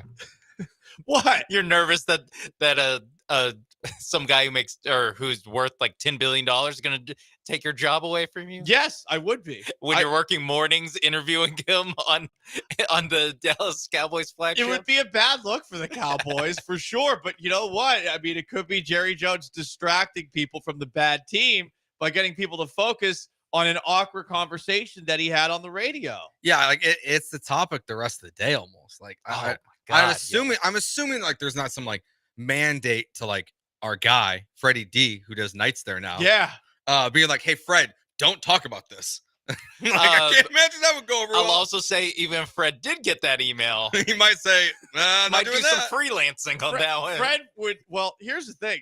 I don't know how many people remember this. Fred once talked a little trash about Mattress Mac and at 610 at nights, and they brought on Mattress Mac, and they basically like had a hug it out powwow session. It was great. Yeah, interesting. Fred's awesome. I didn't know That's that. the best. He's my favorite people in the business. I only found out he was doing nights at 105.3 this week. I was very happy. Yeah, he didn't say anything. No. I saw the fan tweet it one day, and I was like, oh, like I guess Fred can't fill in here anymore. But anyway, Fred, not doing this interview. This is the morning show at 105.3 The Fan, and it continues to get more and more awkward with Jerry Jones seeming a lot more angry, and on top of that, the radio hosts sounding a lot more nervous. Or I'll get somebody else to ask these questions, man. Jerry, we're trying to figure out why the team is. I'm not kidding. I'm not kidding. You're not going to figure out what the team is doing right or wrong. If you are, or any 5 or 10 like you need to come to this meeting I'm going to today. There are 32 teams here. You're geniuses. Jerry, okay? Y'all really think you're going to sit here with a microphone and tell me all of the things that I've done wrong and without going over the rights? Well, now, listen, we both know we're talking to a lot of great fans and a lot of great listeners.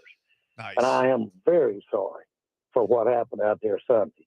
I'm sick about what happened Sunday. Now, I'm not talking. He did apologize twice along the way there. And I like how he starts talking to the listeners and the fans. Yeah, pivot to the... After saying that, hey, I mean, I'll find somebody else to ask me these questions. I think this is one great move by Jerry Jones to redirect attention away from Mike McCarthy saying we relish the opportunity to prove ourselves after losing 47-9, and CeeDee Lamb saying they'll be fine going into a bye week. This allows everybody to move off of the Dallas Cowboys and say, Jerry Jones, the worst. This is, I am convinced that this is Jerry Jones knowing that if I do this, people will get distracted, and it's good for my flagship station that I'm coming on and threatening people's jobs on the air. Yeah, I mean, there's it's definitely showmanship here. Yeah, it's definitely like a ratings bonanza for them today. Oh, this is a huge day for them. I'm gonna listen. No, I'm probably not gonna listen to a show after. I'm not going to. But maybe Fred. I'll listen to Fred at night. Look, this is all-time moment. Yeah, this only will happen. Maybe like you could have seen this in New England with Belichick doing interviews. I just don't think he like cares enough to pull that card. Like he would just be. It would be the last part. It would be the last part where he goes, "No, you're not going to sit here and figure it out with your microphones in front of you. Because if you were, you'd be in my meeting and you'd be the smartest person in the meeting." Like it's you're not going to figure it out because if I couldn't figure it out, you can't figure it out. And that's more the tone that most owners would take, or most people in power would take there. And there's a reason why no one does this besides Jerry. Yeah, Cal doesn't have a weekly. Like the only time like you like see is when they're like Cal and Hannah will pump up the new jerseys and stuff like that. And emphasis Hannah, because Hannah has a lot more personality than Cal. No offense to Cal. Tillman may or not be totally sober when he's saying "tank for Wemby." It was Mardi Gras. It was Mardi Gras. I'm just saying it's the only time you're gonna get him.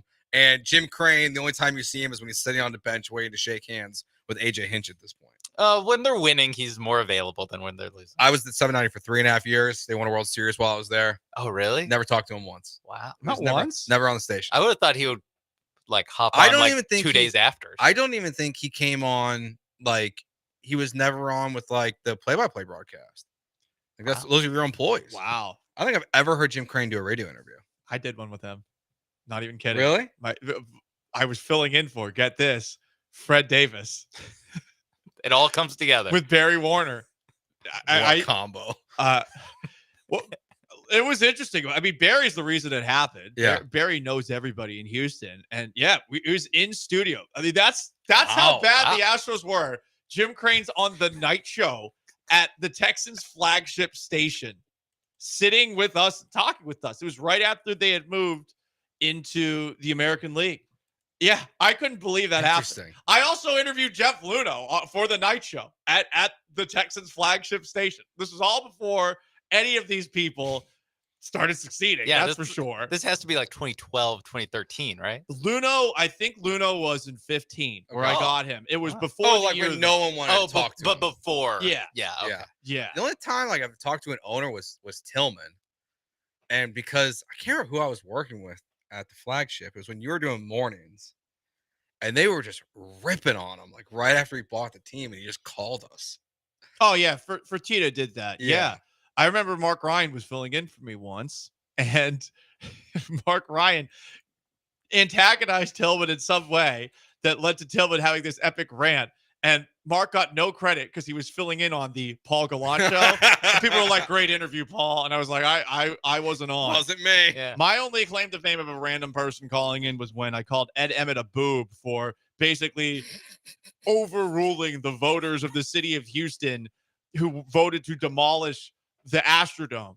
And he was listening, I guess. And he called in. We had a very pleasant conversation. He was actually very nice. I still think his obsession with the Astrodome, which is an effing dump, making that a historical landmark, the ugliest historical landmark in the world. It is a herpes sore on the city of Houston.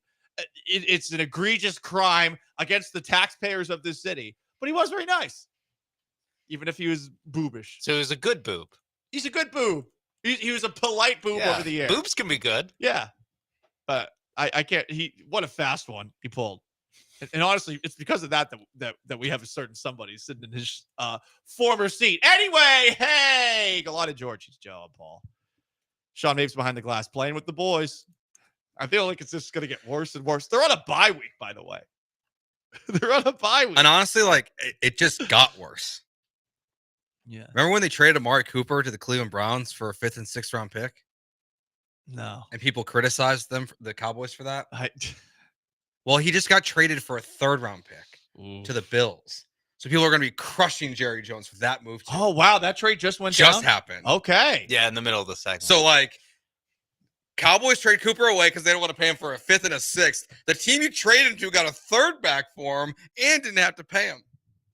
It's a tough look for Jerry today. Certainly is. All right. It's Gallant George. 2 big receiver trades today in the NFL. Devontae Adams to the Jets for a 3rd round pick. Amari Cooper now to the Buffalo Bills, also for a 3rd round pick. Coming up next, we haven't talked enough Texans today. We haven't. And guess what? The hype is back, baby. We're talking about MVPs for CJ Stroud. The national media believes it. Do you? Stay put. Hey, if you believe it. Next time you go to the Burge Lake Charles, you can look at the MVP odds and see what they're looking like right now. Last I saw, CJ Stroud was 4th or 5th to win MVP this year. So you want to do future bets, game day bets. Honestly, if you're a Longhorn fan, an A&M fan, college football at La Burge is a vibe. It is so much fun being there for a game. I can't imagine what it's going to be like when they face off in a couple weeks. It's going to be so much fun at La Burge. When you leave Texas, betting your Texas teams, make sure you do it there. You got the 24-foot video wall, 19 betting kiosks, great food whipping up from Chef Lyle. They'll also coming up on October 26th be having their Halloween party this year. So lots of fun stuff coming up. When you leave Texas and betting your Texas teams, make sure you do it at ESPN Bet at La Burge Lake Charles.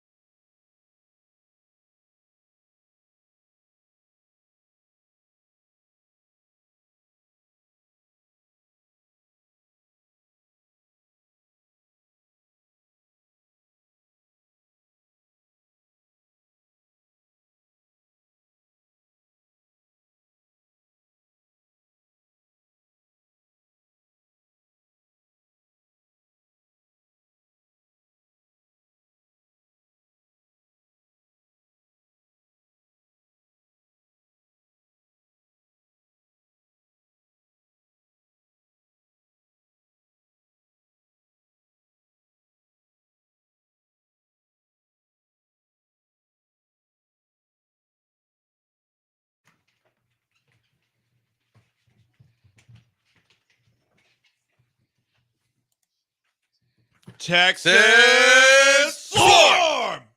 I even brought the seizure back for good luck on YouTube at ESPN Houston, on Twitch, ESPN 975.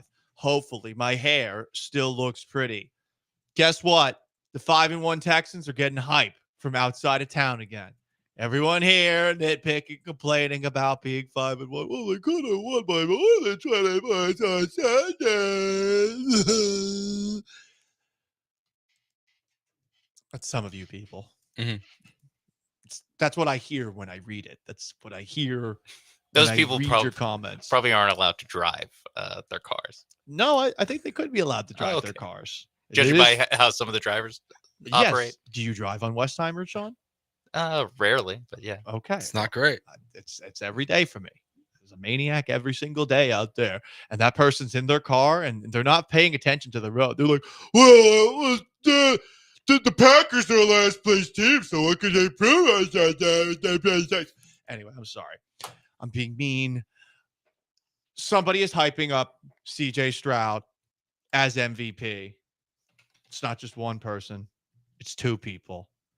Dan Orlovsky and Mina Kimes, before last night's Monday Night Football game, are all aboard the CJ Stroud hype train. Any conversation that has to be around the MVP 100% has to include CJ Stroud. I'm telling everybody what he is doing is overcoming and covering up a lot of deficiencies right now in their offensive unit. I do think, although they scored 41, Nico was missed. Yeah. Yes. But the positive is Stephon Diggs very much so stepped forward and made some big plays for this offense. I'm not saying he stepped into that one role, but if he has to play the one role for a couple weeks, I think that you have a lot of confidence in doing that. I just look so forward every week, Monday, to watching CJ Stroud on Look tape. at this throw. More than any Look at other this quarterback. throw. Because I'm just saying, you do not appreciate the level of difficulty you described until you see it on tape, until you see the tightness of windows, the pressure that he is under. He is making more special passes than any quarterback in the NFL this year. I agree with Mina. Dan starts talking about CJ for MVP and then gets ADD. What do you think about do you think he's really covering up that many deficiencies in the offense? He is certainly covering up a run game that really seems to be built on running up the middle, get a 50-yard gain. Yeah. It's all the 3rd and 7 and aboves. That's where CJ Stroud is covering up the deficiencies. It definitely is the best number, like statistical thing. Like when you look at him, is how he excels on 3rd and 7 and longer. That you say, okay, that's guy, the deficiencies that he is like is an all-time level of what he's doing in a tough spot. And some of how you end up in 3rd and 7 a lot of times, it's either the running game, because normally you're going to run on the early downs, not getting going, and penalties, which check for the Houston Texans. I don't think he's in the MVP conversation quite yet. I feel like by the end of the year, he'll be closer. But I think right now, the statistics have not been impressive enough. I don't care about passing yards. I really don't. I know he's probably close to the top at this moment in time, but the last couple of weeks, there have been sloppy moments. Are all of those interceptions his fault? I would argue Dalton Schultz should have fought back to the ball on that deflected pass in the end zone that a Patriot defender picked off, but also Stroud could have put it in a better spot. He's had a couple of misfires the last few weeks. He has not been as so careful and meticulous with ball placement as he's been. But to what Mina's saying, the visuals of what you see with Stroud are really something else if you haven't been watching. And I know a lot of our Twitch has not been watching. Well, yeah, because like you look at the odds right now. So right now it's Patrick Mahomes is the favorite, followed by Josh Allen, followed by Lamar Jackson, and then CJ Stroud. Jackson should be number 1 right now. Yeah, I don't think the problem is him, right? He just he's won it too many times, and he's failed too much in the playoffs. We're like, it's not supposed to. You're not supposed to vote that way. It's so, but we all know they vote that way. It's so funny. MVP awards involve so much fatigue, and it's really about who's the best quarterback in a year where we want this person to be the best quarterback. And how many years has it been since Patrick Mahomes won an MVP? A while. I bet it's been at least 2 years, right? Well, he didn't win it last year. I know he didn't win it last year. He might have won it the year before. Maybe he won it 2 years ago. Yeah. Whatever the case, Mahomes probably doesn't have as many MVPs as he should. Yeah, he has 2. He has 2. Okay. Last one was 2022. Yeah, he had one his first year as a starter, and then there we 2022. Go. And that's why it's really going to come down to, like we've talked about before, who gets the 1 seed. The only advantage CJ has right now is if you look statistically, he has more passing yards by quite a bit. He has 300 more passing yards than Patrick Mahomes. He has 4 more touchdowns than Patrick Mahomes. He has 2 less interceptions than Patrick Mahomes. He has a better QBR than Patrick Mahomes, a better rating than Patrick Mahomes. Like, he's been a much better quarterback statistically this year than Mahomes. They're having a tough year. What's really going to come down to is I think that's that stretch with Baltimore, Kansas City is going to decide who's the MVP. Timing is the most important thing. Yeah. It's about what you did last that resonates the most, unless you have the kind of campaigns that we've seen Lamar Jackson have now twice. But in 2019, when he won it the first time, it was the second half where he really took off. I think it was midway through the year. It was him and Russell Wilson for a little bit. And then the Ravens kicked the Seahawks' ass. I was at that game. And Jackson just ran with it from that point on. Yeah, so much of the NFL, like you said, there's so much that goes on for NFL MVP other than just who do we think the most valuable player in the NFL is. And timing is a huge part of it. Is the idea of momentum in the award, where it's like, well, you don't really have momentum to win this award because it's not really anything that's being they're not voting every week. They're voting at the very end. So you can't really have momentum in this. And the Texans have a great spot with those 2 big games. Sorry, Dolphins, it's not 3 big games anymore. So those 2 big games at the end of the season. I mean, and you look at these stretches, CJ and the Texans, they have 3 primetime games in a row. Yeah. He'll have his Lions, Cowboys, Titans. I mean, Jets, Lions, Cowboys are 3 primetime games in a row. And then the Chiefs game, while it's not a primetime game, it is going to be a standalone game on Saturday at noon, followed by the Christmas game on Netflix on Wednesday.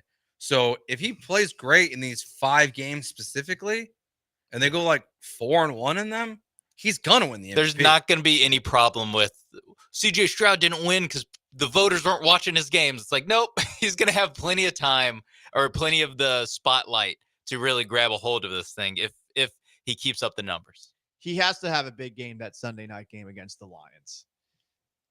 It's partly because of how good the Lions are right now, but it's also because that game, just given the way that the Lions play defensively, especially now that they don't have Aiden Hutchinson for the foreseeable future.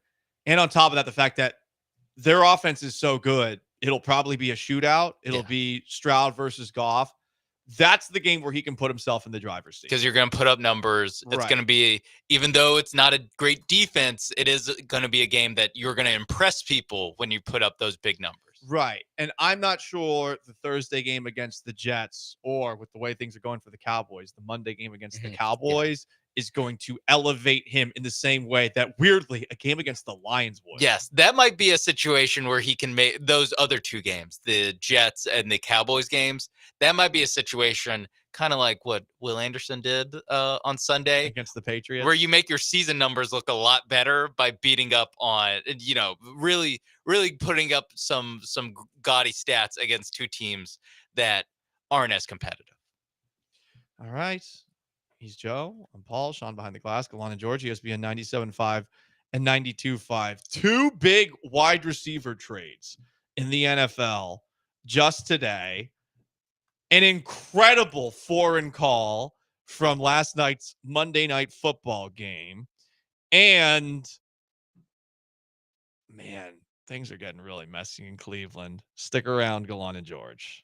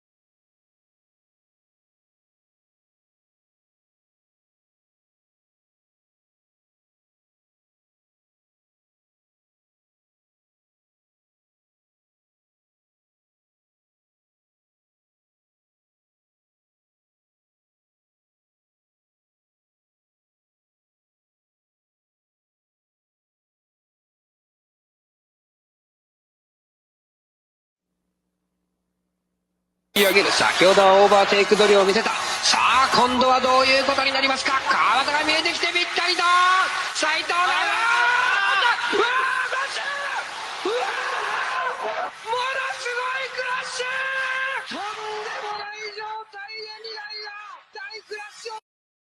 Incredible call of Aaron Electric. Rodgers' Hail Mary touchdown pass, the fourth of his career, right at halftime of a game between the New York Jets and Buffalo Bills that we watched last night. The Bills won this game 23-20.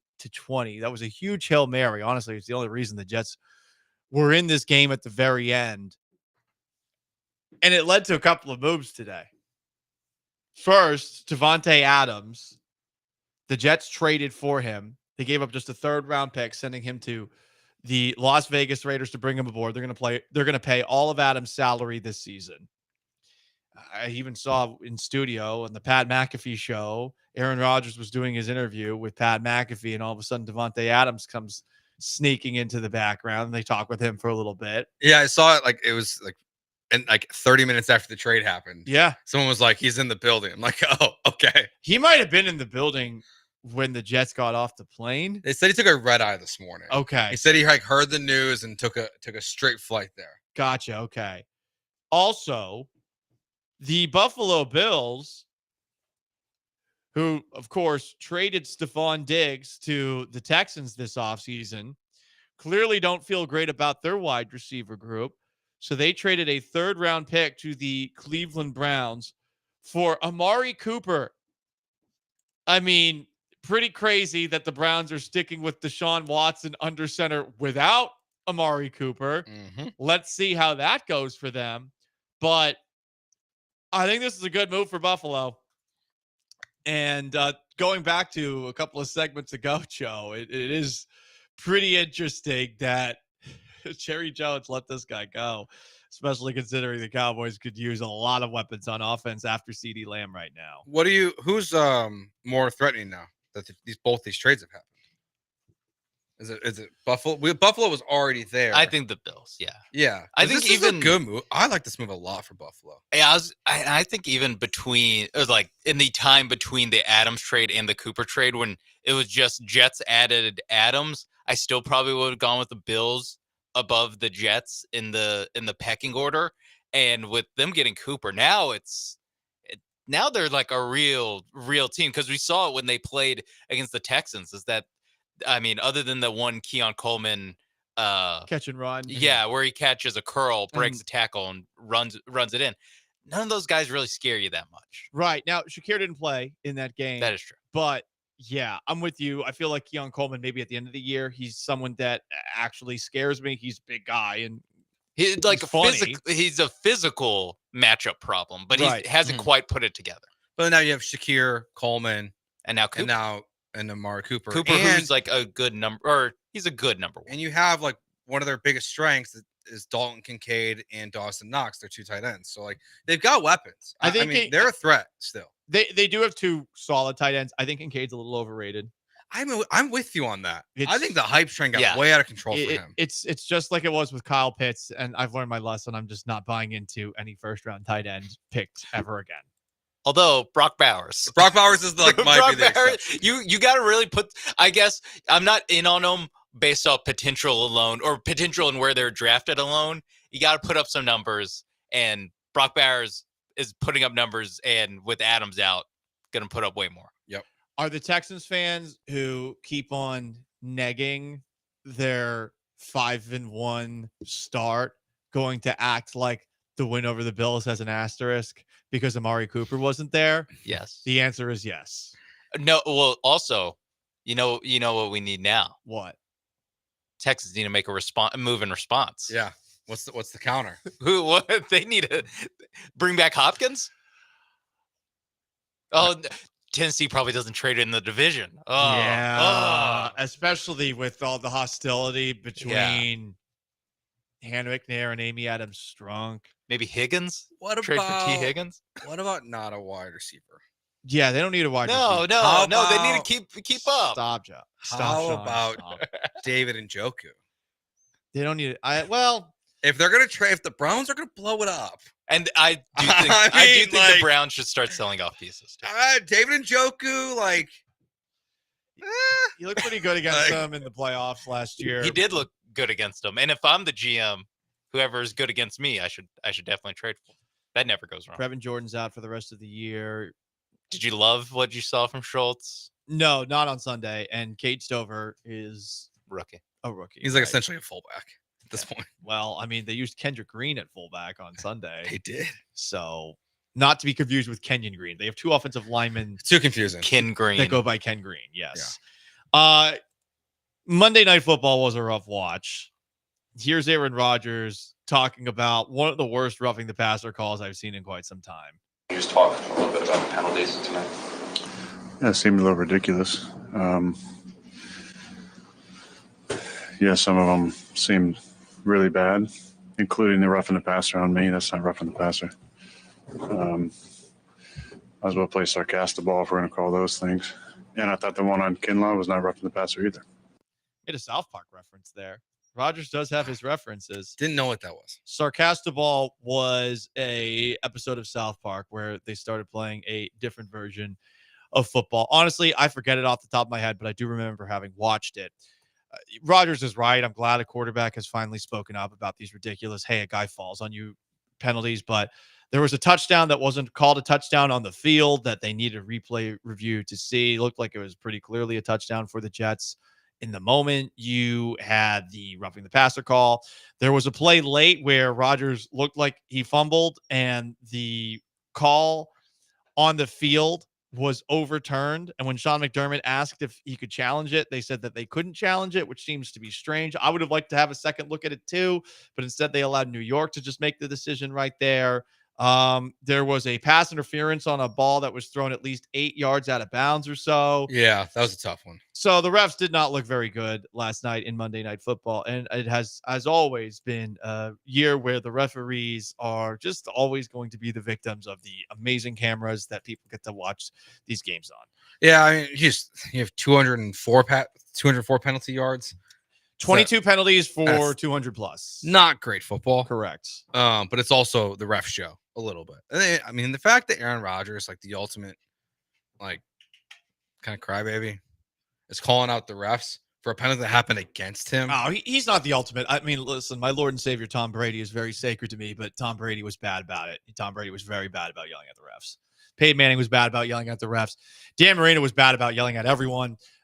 It's one of those things where quarterbacks are always doing it. I don't know that Rodgers is unique, and honestly, he's probably unique in saying like that was BS. Yeah, no, I appreciate the honesty. I do too. I would rather, because it is an awful call. Yeah, it really was. Of all the things that they get wrong in the NFL, when they do the body weight thing for a sack, I'm just like, what sport are they playing? Yeah, that the body weight one's the worst is the worst genre of roughing the passer calls. Followed shortly behind when it's not a face mask, but a defender's arm just hits the helmet, like hits the side of the helmet of the quarterback.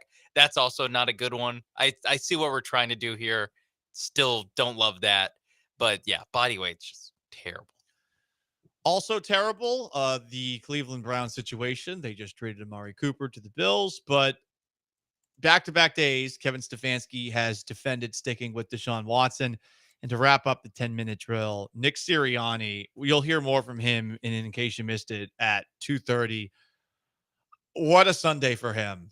Between shaving his head like he's Britney Spears, getting into it with fans after a win over the Browns, bringing his children up to a press conference after the game to perhaps shield from tough questioning, and then apologizing for the energy that he was bringing to his interactions with Eagle fans after the game. This guy is just not built for Philadelphia. No, he's unraveling very quickly. He's O'Briening the crowd. Yeah, he might honestly just be built for not being a head coach. Like he might be one of those guys. Like you are an OC, because I know Philly's tough. Yeah, but this also seems like something that would happen here or in Carolina, or like just like as soon as the fans get on him too much, he's gonna start screaming at him like this. He's gotten into it with Chiefs fans. Yes. I'm sure that you could search Nick Sirianni yells at fans and get many examples of this. He's a passionate guy, but he does seem like a bit of a hothead. And without Shane Steichen, now the Colts head coach, and without Jonathan again, it was a bad Sunday for the Cardinals against the Packers this past Sunday, but he seems to miss both of those coordinators. I don't think there's a head coach that's gone Super Bowl runner-up, playoffs, currently 3-2, that all of NFL, I guess the NFL media and NFL fans are like, that guy's fired. Yeah. that guy is fired. And it's because of stuff like this. How he carries himself. He's an absolute clown. Yeah, I guess the only thing I would guess is close is probably McCarthy, honestly. I was thinking Dan Quinn. Because like we all kind of felt like his time was going to come up short in Atlanta after the Super Bowl. Where like it's just like the way they lost that things would unravel quickly. But I mean, wasn't Doug Peterson fired like 2 years after winning the Super Bowl in Philadelphia? He was, I think he was fired in 2019. They stuck with Howie Roseman. So they fired him in 2020. So they won the Super Bowl in 2017. Okay. They went 9-7, 9-7, and then he went 4-11-1, and they fired him. At least he had the 4-11. Like they're still 3-2, and they are, if not the favorite to win the division, probably pretty close to the favorite to win the division. NFC East is the NFL's SEC. It's just different. Yeah, just means more. Yeah, jinx. Fake news. They just beat up on each other. NFC North is the SEC. Shut up. Now. Shut up. What? I know that they're all over. I know that they're all over 500 and that they have the best point differential of a division ever. But shut up. I don't want to hear it. Commanders favorite to win the East right now, +120. Eagles +135. It's good for me. I'm a big NFC East guy. I can't wait for the next Giants Sunday Night Football game. Oh, when is that?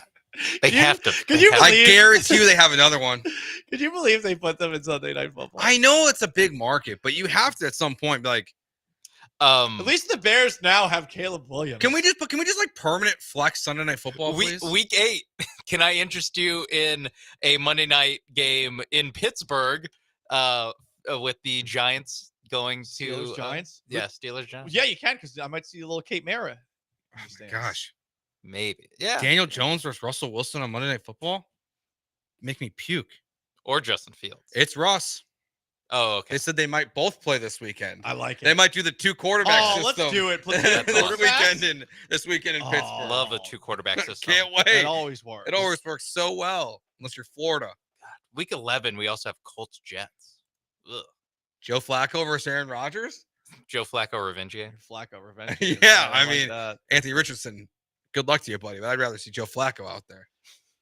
That is the 10-minute drill. Hey, look, the Texans are 5-1. Doesn't it feel good when you hear about all the bad going on across the league and all the desperate trades going on as well? Up next, we're the 3 most important Houston Texans the rest of the way. He's Joe. I'm Paul. Sean behind the glass. Stick around. Let's talk about O Athletic, oathletic.com, 767 North Shepherd over in the Heights. You can see a bunch of stuff on O Athletic on Instagram as well. They offer over 100 classes per week, early up in the morning. They take a break during the day, pick back up around 4:30, so you can get a workout in and get a class in right after your workday is over, whether it's weightlifting training, agility training, if you want to dip into Brazilian Jiu-Jitsu and boxing as well.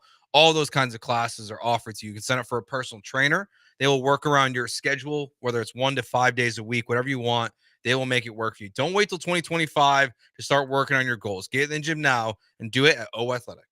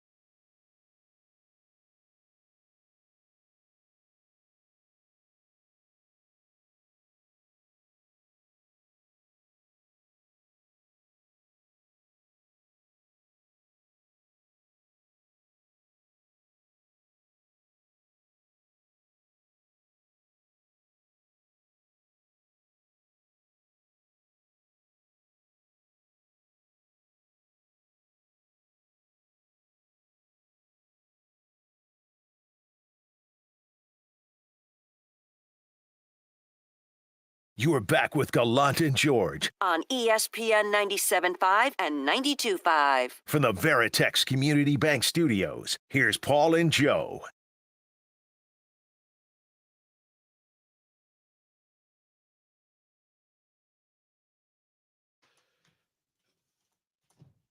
He's Joe and Paul. Texans are 5-1, but they're only a third of the way through the year. We all know CJ Stroud's important. But Joe, after CJ Stroud, who's going to be the three most important guys the rest of the way? Joe Mixon. Number one? Number one. Wow. I think they can survive. I don't know if they can win a Super Bowl without Nico Collins, but even with Nico, I think they have to be able to run the ball and do it the way they've done. We saw how much of a struggle it was last year and this year without Mixon. So Yeah. I put Joe Mixon number one on my list. They need to have talent at running back. That's an interesting one. Running back. Running backs do matter, people. I think they're making a comeback. Well, because now no one can pass anymore. So Yeah, we got to ban the cover two, so they're running back. Also, with Mixon in the game, what I noticed the most is Mixon in the passing game. That the boost, the upgrade that you get from Mixon, the pass catching running back, from Cam Akers is stark. Of when they can throw him the ball, he can make something happen way more than anyone else on this Texans roster. Yeah, that's why I'm with you. Like, that's why. So for me, Mixon's number one. I'm gonna go two. I'm gonna go Will Anderson. Okay. Best player on defense. I don't think it's close. Number three, because I think he's my favorite player on the Texans right now. Whoa. I think I'm gonna go with Azeez Azeez Al-Shaair. Wow, Joe's going old school. Yeah, A running back and a and linebacker. defense. Defense wins championships. Front seven, too. Okay. No Stingley. No. Wow. Okay. Yeah, those are my top three. Okay. So my number one's Will Anderson. He's your best defensive player, and he has been producing. Number two for me, and you haven't seen it yet, it's Danielle Hunter. You got to get more out of Danielle Hunter. And it does seem like, at the very least, Will Anderson said that, hey,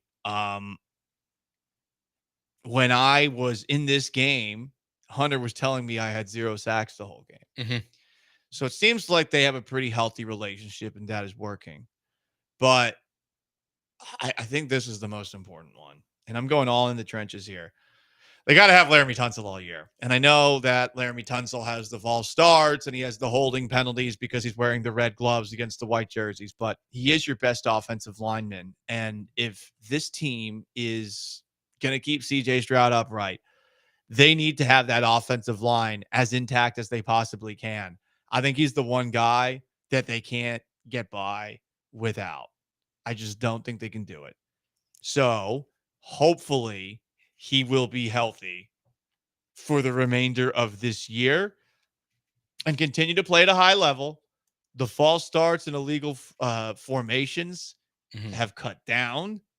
And now it's just a matter of, can he, now that his preseason is over, seeing he just doesn't practice during training camp, he can be this guy the rest of the year. On a side note with the gloves thing, I can't remember if I told you this, but when I was at the Bills game and they wore the cool new uniforms, when the players ran out of the tunnel, I was looking for it. I was like, "What's Tunsil got on?" He had black gloves on, or not black, they're blue. I don't see color. The dark blue. The dark blue. Sean also doesn't see color, but it's different for him. Yeah, literally. I don't see color because I'm just better than you people, you know? Yeah. I'm just a morally better person. Except for when he's not wearing white gloves and getting penalties. Because the red gloves stand out so much. And even Paul's like, hey, whoa, that looks a little different. Yeah.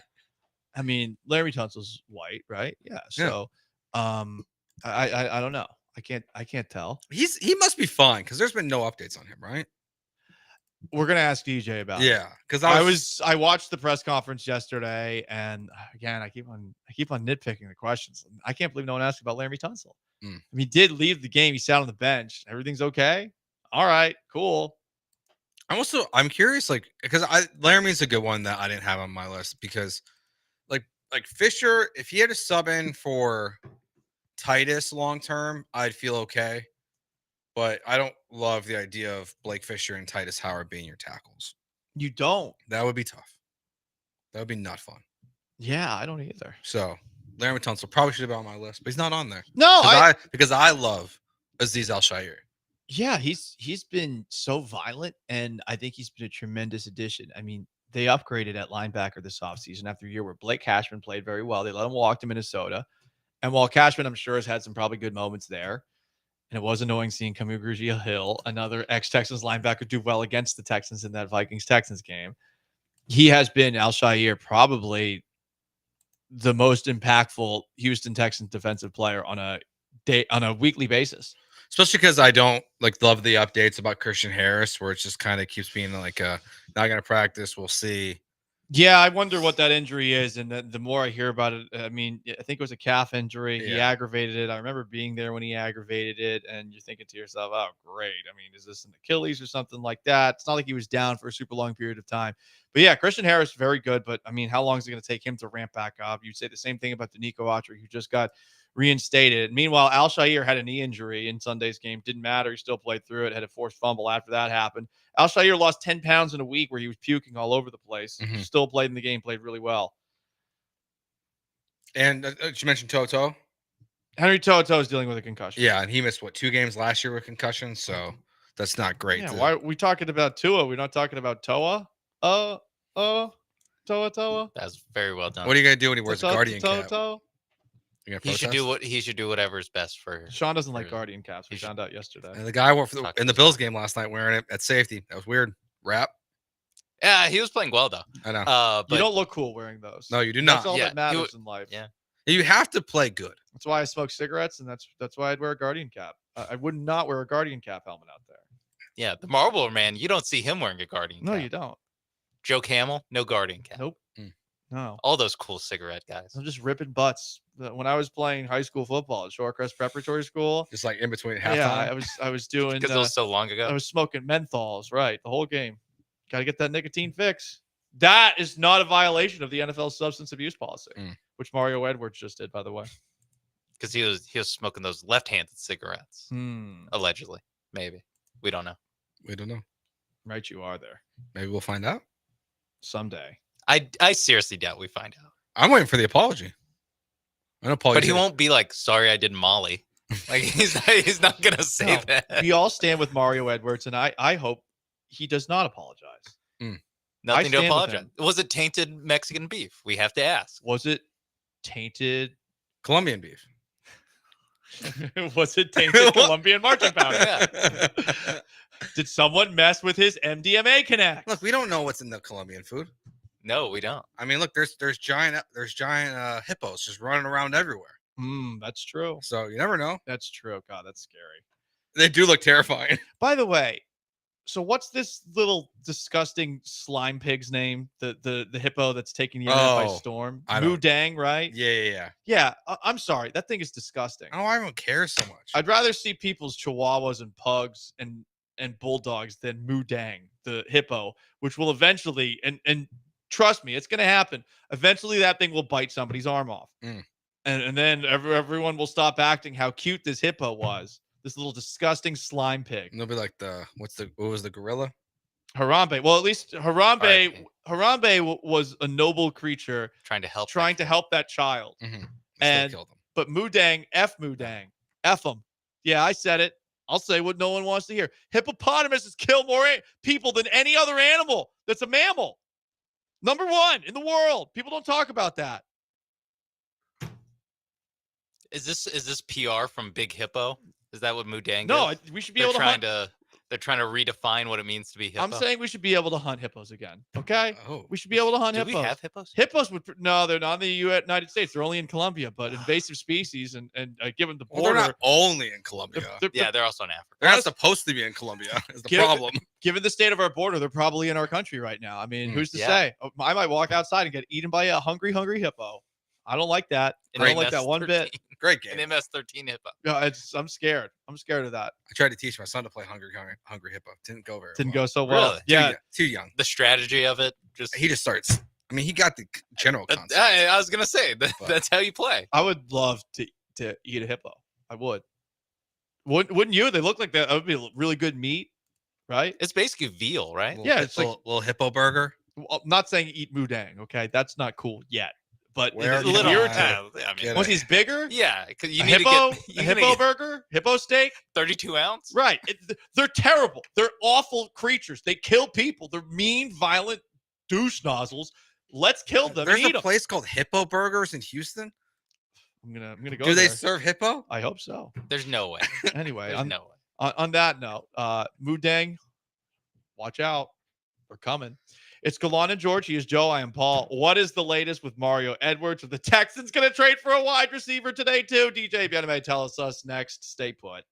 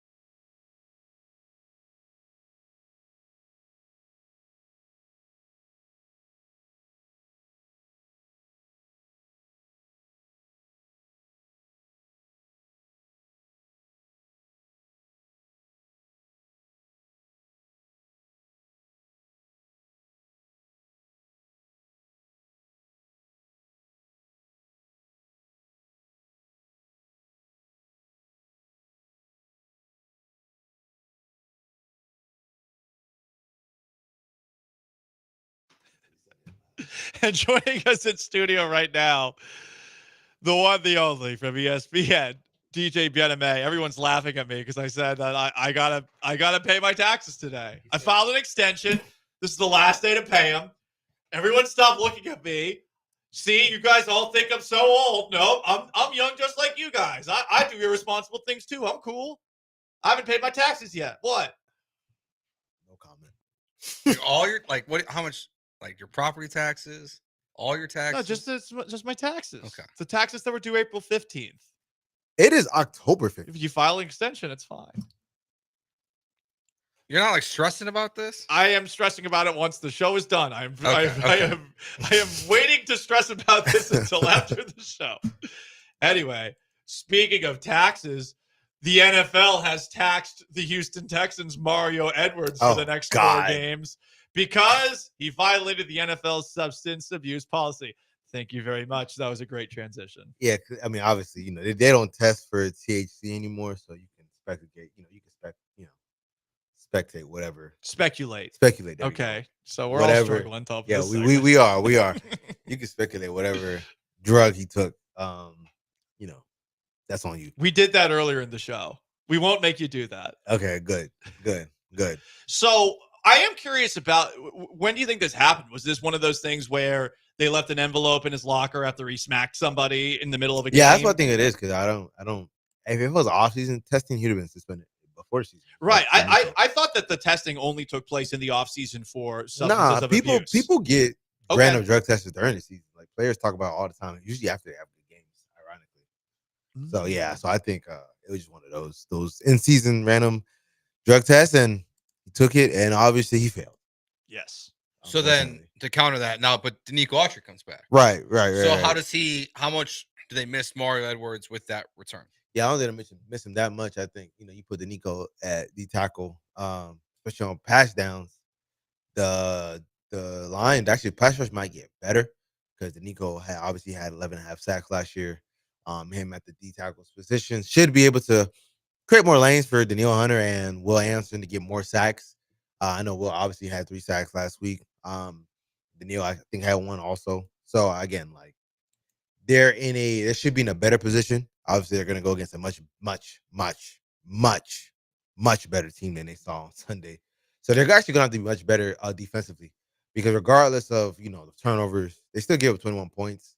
And I think that if you're giving up 21 points to that team that hadn't had over 20 points all year, not saying, you should be concerned, but there are some things to clean up, as D'Amico mentioned yesterday. Let's stick with that. Derek Stingley, we're both big believers in Derek Stingley. Yeah. He definitely got beat on that touchdown pass absolutely. to Keyshawn Butte. What have you made of his play to this point this year? Oh, I think outside of that play, he's been pretty good. Okay. That obviously, like, corners get beat and he got beat deep, but I don't think he's been a problem at all. I think him and Kamara have been major pluses. Again, my concerns are it's more with the safeties and sometimes Petrie one-on-one, but Petrie's been better in the slot, and I don't necessarily think he's a liability in the slot in terms of coverage. But yeah, my concern has always been more about the safety unit than anything when it comes to man coverage. If D'Angelo Ross has to start this weekend for Kamari, they better not play that much man. They played a lot of man on Sunday. They better not play that much man this week. I mean, because it's a tough group regardless. You have Christian Watson, Dobbs.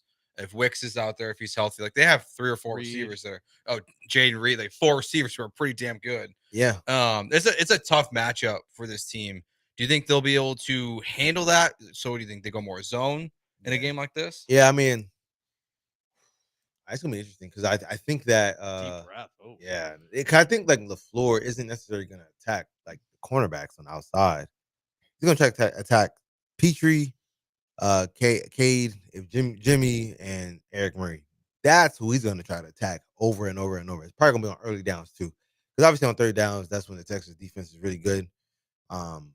Because the Eagle kind of gets into his bag, but obviously they're gonna do everything they can to avoid third and long. Try to keep it like third and shorts, and I think that if they can, if they're able to attack their safeties, then it could be a long day. Because it's kind of what like the Vikings did. Like, obviously they ran the ball well too. Aaron Jones had a great day, but they're throwing on early downs and trying to find ways to put Petrie, Eric Murray, obviously Jimmy in conflict and have them be one step slow. And they was able to execute off of that. Get their guys matched up on their safety group, like we saw with Eric Murray. Just Jefferson, the second touchdown, that over route that Aaron Jones got. That was supposed to be Petrie's guy. He was supposed to pick him up. Even though it didn't look like that was supposed to be the case, but that was supposed to be the case. So yeah, that's who they're gonna attack. And if those guys show up, then they should be fine defensively. If they don't, if they they can connect on some of the explosives, for the Packers, then they'll be in trouble. Texans beat reporter for ESPN DJ Bieneme with us in studio. What did you make of D'Amico Ryan saying yesterday that Jordan Love will be the best quarterback we've faced this year? I'm not surprised by that, honestly. I think that better than Allen. I- Allen did stink in that game. I don't think Allen's better. Man, I don't think Love's better than Allen, but D'Amico and Saleh, for whatever reason, because they're the same scheme, et cetera, they both have given Josh hell. They've given him so much hell over the past, like, as you could say, 3 seasons. Obviously, D'Amico this year, Saleh week 1 last year. Even like that game where the Jets did get blown out, but Josh didn't have a crazy game that game, and then the year before that with Zach Wilson, they were able to beat Josh and company. I remember even like 2021 when the Jets went 4-13, the week 18, it was in Buffalo. Like the Bills' offense couldn't move the ball at all. They scored a little bit at the end, but it was a struggle the entire day. So I'm not surprised that he thinks that he's like Love, who fits more the style of quarterback he would like, because guys that play on time, things of that nature, and then can give you explosive, where Josh is more off script, he's more of a playmaker. Obviously, defensive guys, right? They love the guys that play on script, things of that nature. Because I feel like they're just more dissecting their defenses and things of that nature. And obviously, Jordan Love has great arm talent, so I'm not surprised by that take. I might not agree, but I can see where he's coming from. And Jordan Love, I think right now, is second in touchdown passes, and he's missed 2 games, so he's been playing really good football. Oh, what do you think about Will Anderson's game this weekend? Like, you talk about Jordan Love, he's going to have to get after him. Absolutely. I think Will Anderson obviously had that's probably best game of his career. He had 3 sacks. 3 sacks, deflected pass that got intercepted. Yeah. He was forced tackle for a loss too. There's one play where I think Sarge mentioned it was in the first half where he's on, I guess he's if you're viewing it from the offense going down on the field or whatever. Will's on the right side and the Patriots run left, and he's able to still make that play at the line of scrimmage. You know what I'm saying? Like he was a man amongst boys that day. Obviously the Patriots O-line stinks. That's side note. That's probably the worst. I've seen a lot of bad AFC East teams. That Patriots team is probably the worst. Yeah, they're really bad, man. AFC East team. But Drake May, bro. Ever. Drake May. Yeah, I might ruin him. But anyway, so they're gonna ruined his Tua. Well, Tua made a Pro Bowl. So I don't know if Drake May might make it to see a Pro Bowl. A lot of future Pro Bowls. Let me help you out here, Paul. So did Mitch Trubisky. Yeah, well, I mean, Mitch never led the league in passing, but that's not here nor there. But yeah, I think that Will obviously had a great day. Sometimes you have to give things a grain of I don't want to take it with a grain of salt. Just the Patriots are so bad. Yeah, they're bad. They're so I agree with bad. you there. And so it's a 20-point win over the Patriots, where I think we all agree they could have won by more. Almost not impressive. That's what some Texans fans are saying right now. Yeah, but if you ever put up 40 in the NFL, I'm always gonna tip my cap to that. I can't knock you for putting up 40. It doesn't matter who you're playing against. 40 is still 40. 40 is still 40. Because most teams that can put up 40 consistent, well, I don't say consistently. It's the first time they got over 30. But if you can put 40 on a team, doesn't matter who it's against. That's still something you have to tip your cap to. Teams that have the ability to put up 40 outside of, I think the Saints put up 40 week 2. They haven't done anything close to that since then. Most teams that can do that, they tend to be a respectable team that can make some noise. Like, how many times do we see a team put up 40? I think they can put up 40 again, and that's just kind of fluky. You know what I mean? Mm-hmm. I think that because again, the Patriots, they weren't allowing other teams to put up over 30 on them, so they held the Bengals in check. They held the Seahawks in check. So the Texans put up 40. You got to tip your cap to that. What happened in the second quarter? I mean, they have the touchdown the first drive. They have the touchdown the second drive. May throws the awful interception to Kalen Bullock. Mm-hmm. And from the missed field goal on until halftime, where Drake May finds Butte for that touchdown, it was rough. I mean, It was 14-7 at halftime. Yeah, I would say that, teams, the other team gets paid to make plays too.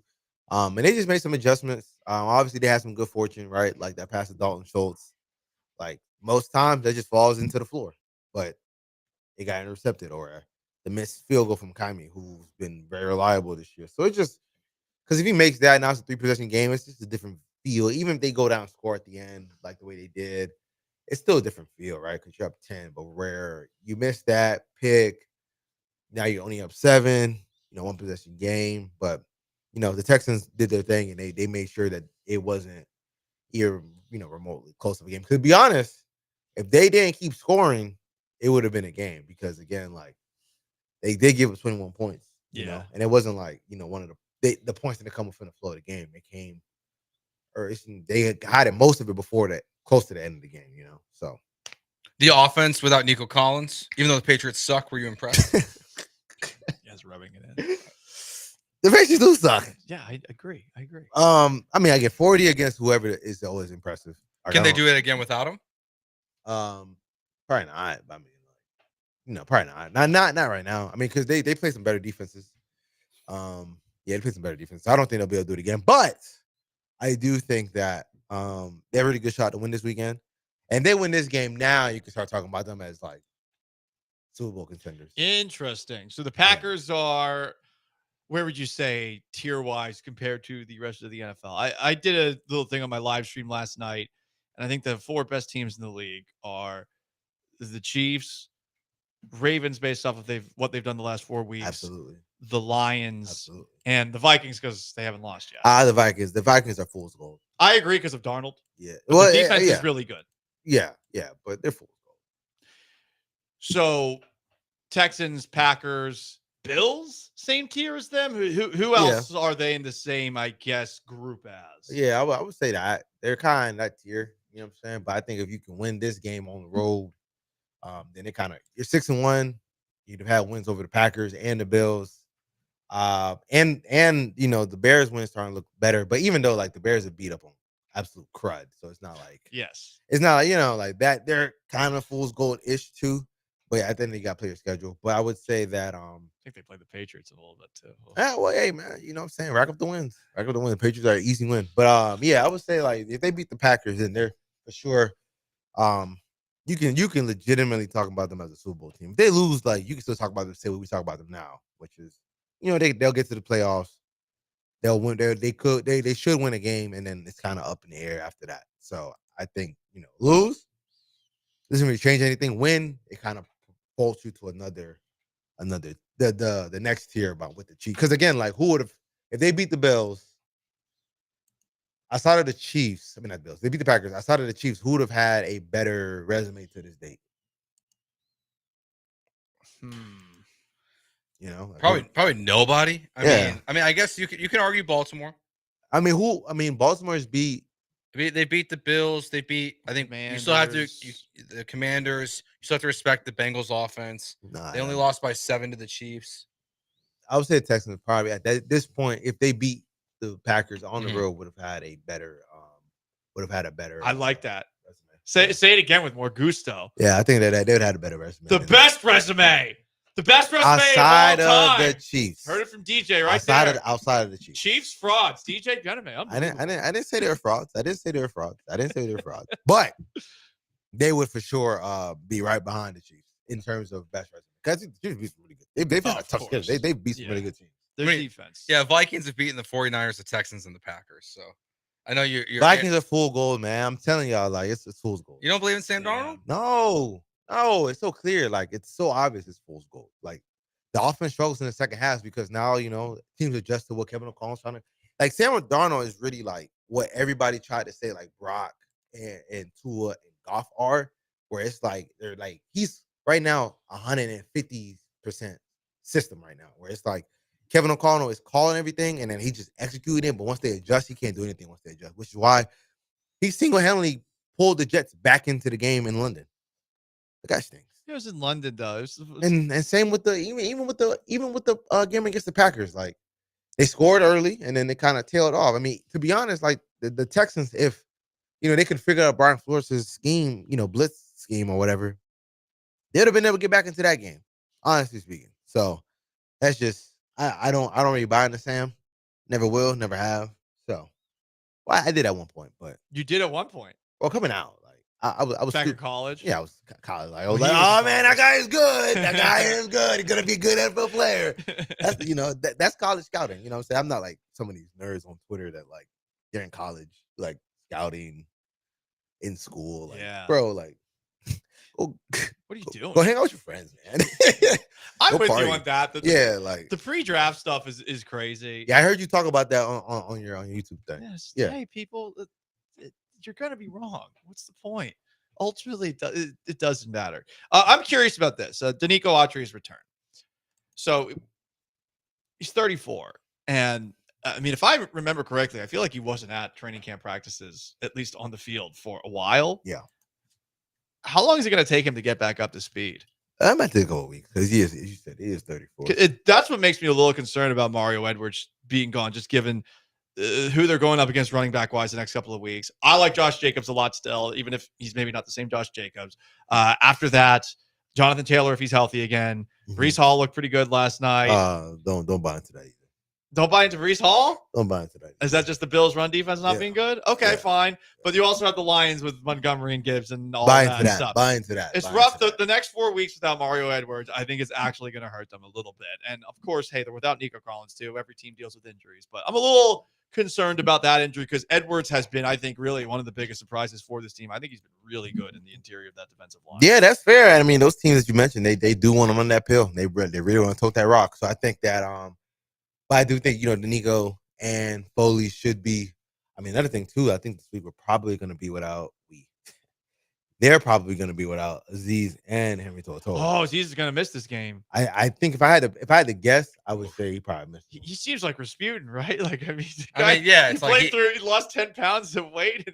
Yeah. I mean, he hurt his knee. I mean, couldn't really come back into the game. I mean, I think he might have came back, but he couldn't really, do too much. I mean, obviously, Henry To'oTo'o, concussion protocol, NFL now. Unless you're Josh Allen, if you get in a concussion protocol, you probably. Well, he didn't go in the concussion protocol. Who? Josh Allen. He hurt his ankle. He smelled smelling salt. He sniffed some smelling salt. So. No, you just don't understand. Oh, he wants it more. Yeah, it means more. It means more to Josh Allen. Yeah, man. You're right. Anyway, but yeah. So I mean, like, yeah. So yeah, no. This week is gonna require some really good coaching. I mean, this week, next week, because if you're down basically your top 3 linebackers against Mike LaFleur, who wants to run the ball and play action off of that. Woo! Oh boy. Is Christian Harris playing football this season ever? I mean, I think he'll be back eventually, but yeah, I don't. Again, like, here's calf. Calves turn into cows. I forgot who said that. I think it might have been Just gonna let it breathe. I think that was Joel. That the said audience that. loved that. Joel said that. Oh, Blank said that. Joel said. Oh, that makes so much sense. Yeah. I said on Friday. Like, that makes so much sense. I said on Friday. Don't do calves that. turn into kill. He said calves turn into cows. Don't do that to yourself. And then he said, You became older than me just there. Then, I see 3 gray hairs just popped out of nowhere. Jeremy was like, "How would you rate that joke?" See, there you go, right there. He looking at me like crazy. No, he's looking at me. He's not looking at you. He's looking at me. He's mad at me right now. I can see he's shaking his head. Then Jeremy said, "How would you rate that dad joke?" Scale 1 to 10. I said 1.5. Yeah, I think that's a good grade. 1.5. Yeah, that was a terrible joke. Yeah, he's just gonna stand there and stare at me. Understandable. That joke can relate. That joke was utterly ridiculous, but yeah, Joe so doesn't calf understand turns to good Achilles. jokes. Can't turn to Achilles, not cows. But yeah. So I don't. No time soon. Yeah, no time soon. I think they're just being very cautious. Again, watching them leave the practice, I can't get that image out my eye. They're going through, walkthroughs and whatnot, and individuals heard something. It had to be. He was carried off, but he was limping off, and he had his arm around the trainer. So I mean, yeah, like that was back in August. So I mean, I had a feeling it's gonna be a little bit longer than one would hope, but he's still around the building, things of that nature. But yeah, Tunsil okay? He should be. Oh, I mean, they're gonna eat him this week. Yeah, they will. They will. And you see the Texans winning on Sunday? Nope. Oh, you hyped us up and then you do that to us. My God, TJ. Well, if you're gonna be without your starting D tackle, possibly all your linebackers against this offense, without your number 1 wide receiver, eventually the injuries got to pop up and hurt you at a certain point. You just don't believe in swarm. Well, do you swarm? I do believe in the swarm. I don't think he swarms, Joe. I don't swarm in flag football. No, I try to sack the quarterback, and if I don't sack him, I let the play go on. I gotta save my energy. So I try to sack the quarterback again and play on offense. Oh, you're a selfish player. I'm not a selfish player. I just, you feel me? Like, yeah, like I'm just not gonna be doing no bull. Okay. You know what I'm saying? So no, we're not talking like the Minnesota Vikings loss, right? No. Okay. But then, even the Minnesota Vikings loss was kind of fluky. Like first play of the game, Gets called back. Next play, gets tipped, interception. They get down to like that's a fluke. Like that's not a loss where I'm like, oh, this team stinks. No, Okay. like, they even I don't even view that type of losses. Sam threw 4 touchdowns. Like, come on, fluke. Like the run defense, all right, that's a little bit, could be an issue, but like Viking fans should be getting mad at you instead of mad at D'Amico Ryans for complimenting Jordan Love. Yeah, I mean, Sam's he's just a guy. Just a guy. He's just a guy, and Sam Troopers. I don't know why they're still out there, but exist. He ain't it, and that's okay, and that's eventually gonna hurt them. In that division. Well, you know what, DJ, you're our guy. Well, that's unfortunate. Why is it unfortunate? Because I'm 2 guys. You're 2 guys? No, I don't know. Where are you going with this one? It's not that late. My God, DJ. That's worse than Joel's dad joke. That is. I'm not good at dad jokes because I'm not old and I'm not a dad. Yeah, but he's got 7 gray hairs now. It just keeps on sprouting out. But I'm still the youngest guy here. Hear that, Blank? How old is Sean? How old is Sean? Sean is 22 years old. How old are you? Sean, he's 22? Yeah, he's 22. How old is Sean? I just want to make DJ feel bad. 25. 28. 28. Do the math. You can't I didn't know count. what the fingers meant. You can't count. How do I do 8? We're all looking bad here. 29. Let's just go. How old Let's are just go you? to break. 29. I turned 30 in less than 60 days. 59 to be Damn, to be dude. exact. It's all over then. It's all over at that point. Yeah, it's all over. Yeah, just all over. And this segment's all over. Merciful. Sadly. He's DJ Janame. Catch us work for ESPN covering the Houston Texans. Stay there.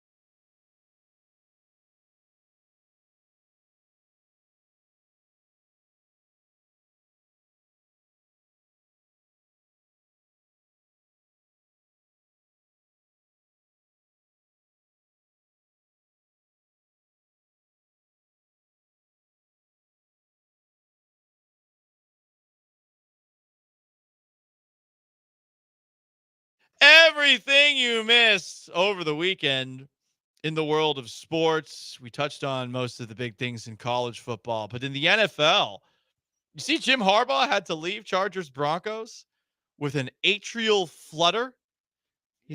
He's going to wear a heart monitor for the next 2 weeks. John Harbaugh, I believe, was doing his post-game press conference after the Ravens beat the Commanders. He got taken away because they wanted to see what was going on. Harbaugh having heart issues is actually surprising to me because he strikes me as somebody who will do nothing worse as far as beverage-wise than drinking milk. I don't think he drinks. He strikes me as somebody who's never had alcohol in his system. Strikes me as someone who doesn't drink water. Like, I feel like he just drinks milk. I feel like he could drink a little water. Right? He probably thinks like Gatorade is water. Yeah. I bet he thinks Gatorade's soft and he drinks only water. Oh, I and can milk. see that. Yeah, maybe. Water and milk only. I imagine. And then maybe like a chocolate milk for like a special day. For dessert. Yeah. I imagine that empty calories. That is true. His diet probably isn't great though. Or at least for your heart. Maybe. It's probably high cholesterol. I don't know, man. Well, yeah, lots of meat. Yeah, it doesn't eat seems like a chicken. lot of red meat and eggs kind of. Yeah. Chicken's a nervous bird. Yeah. As he said well back. Yeah, but he also, he said this is what his second one of these he's had.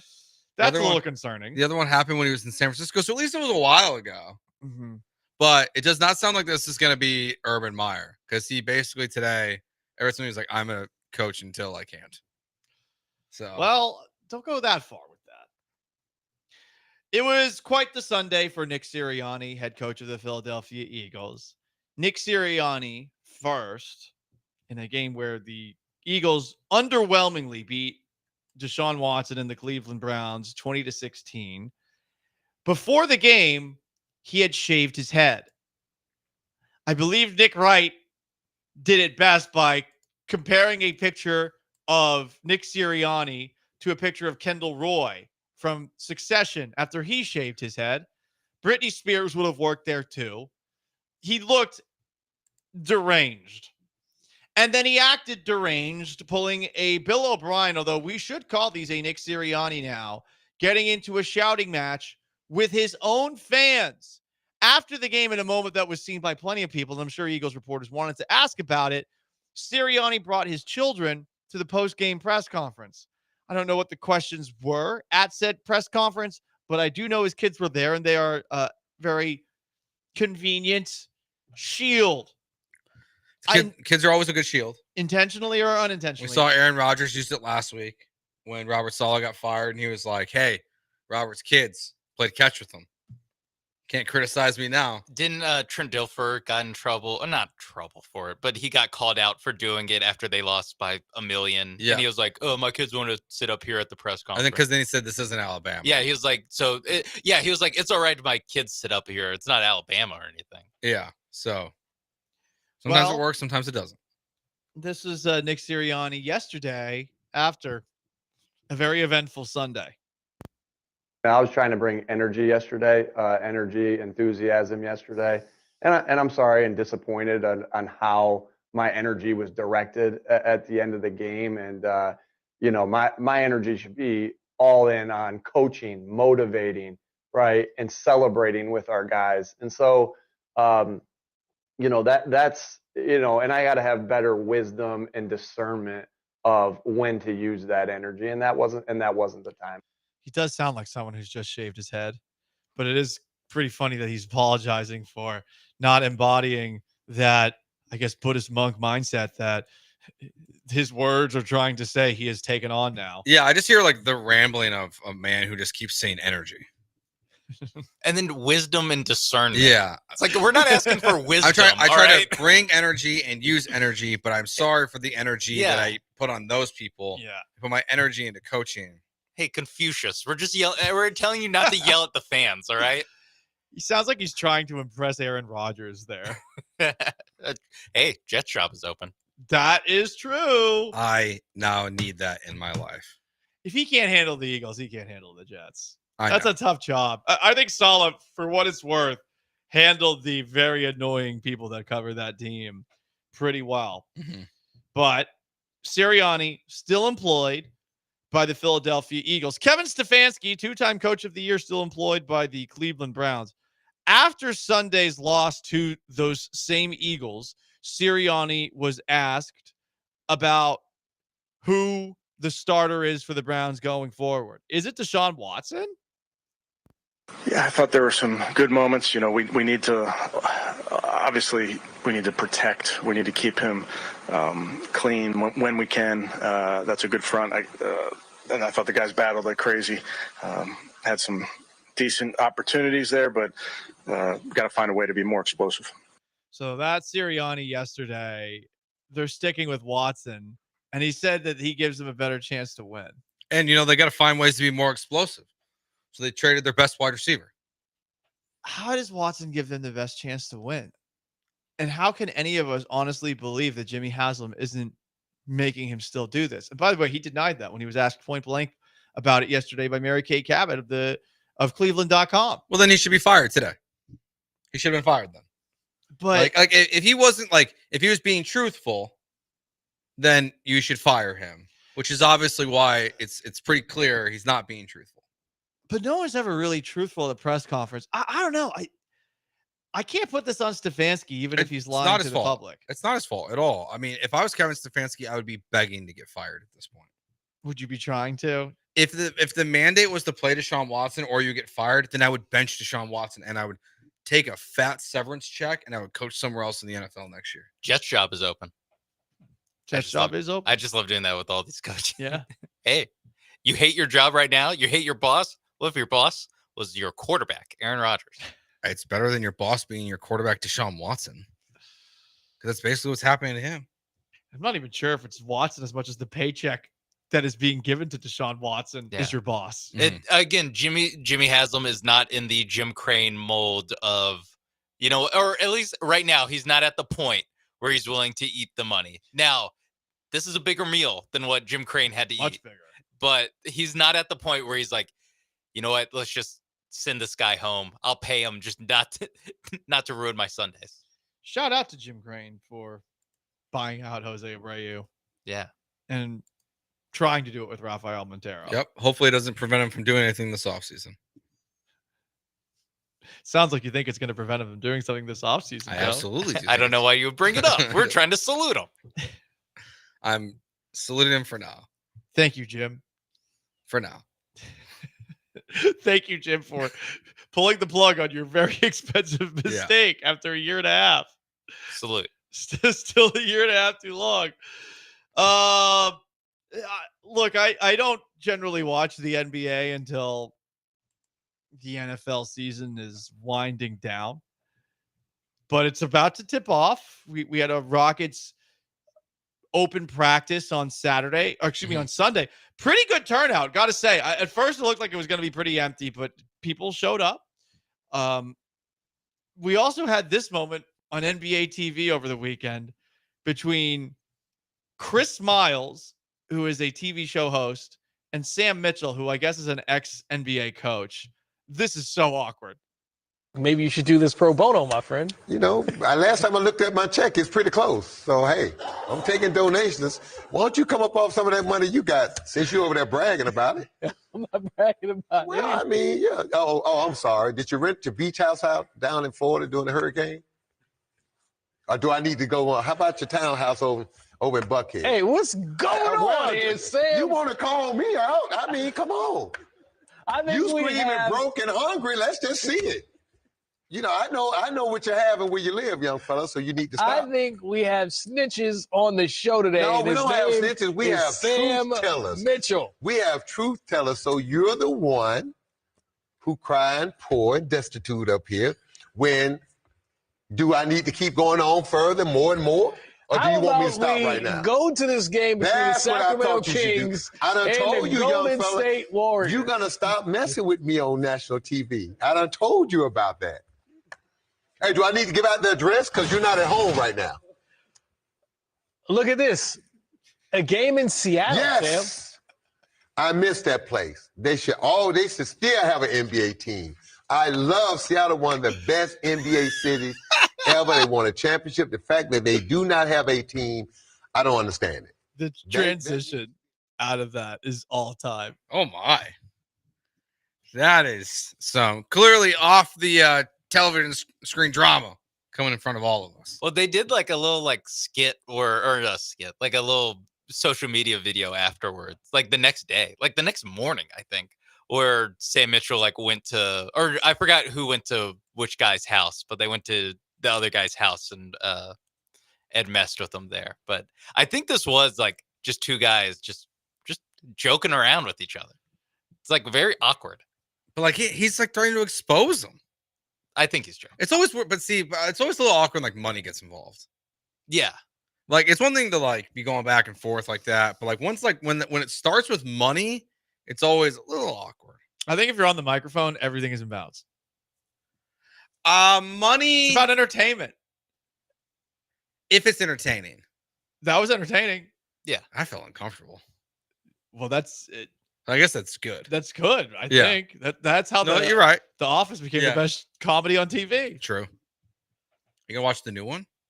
No. The Office Australia or whatever it is. Why are they don't marketing have this like it's something we should be interested in? I don't know. Like we already saw American Office. We have English Office for the snobs that want to go, actually, the English one's better. Yeah, sure, whatever. Don't care. There's no way the Australian one's going to be good enough to watch. Unless it just is a cartoonish parody of Australia, which is, of all the countries in the world, the one where literally the people are descended from criminals. If we get an occasional dingo attack, kangaroo no, see, attack, like that, like if there's like these like random animal attacks, like at least like once a season. Steve Irwin, he's dead. There's just snakes all over the office. Yeah. Just falling from the little. Yeah. Like the accountant just gets like killed by a snake, like a giant python. That's what I want to see. Oh, where's Tony? Crocodile accident. That is what I want to see, because that would actually make it fun. And if you go into it blind and you don't even know, and it's just like random Australian criminals coming in, they're getting locked inside because they broke COVID lockdown. Like it just takes place during Mad Max Yeah. Fury Road. Yeah. It turns into the prequel to Mad Max. How about that? That's when the world falls apart and they're all in the office. That could work. All right, that's in case you missed it. Everything you might have missed over the weekend in sports. It is Gallant George, ESPN 97.5, 92.5. If you missed this, up next, Jerry Jones. Speaking of talking about other men's salaries, he was about to make two guys he was speaking with no longer have salaries. Stick around. First, let me tell you about my friends at MyBookie and MyBookie.ag. You enter promo code BET975. You enter that promo code, they're going to double your initial deposit immediately. That's right. And you get to bet with it right away. You can bet on poker, blackjack with live dealers. You can also bet on the NFL. Maybe it was Monday Night Football last night. I told you to take the Bills. Maybe it's the American League or National League Championship Series or college football. We got some college football tonight. Troy and South Alabama, Kennesaw State and Middle Tennessee, La Tech and New Mexico State. I mean, none of these teams are good. Sam Houston State's playing tomorrow. MyBookie.ag, promo code BET975. Bet anything, anytime, anywhere, including on the presidential election 3 weeks away at MyBookie.ag, promo code BET975.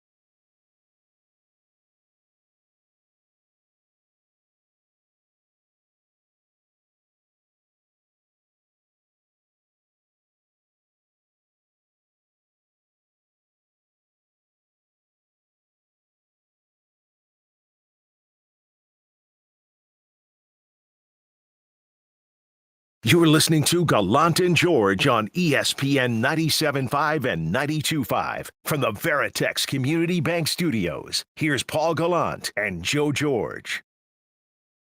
Last chance to dance, Gallant and George.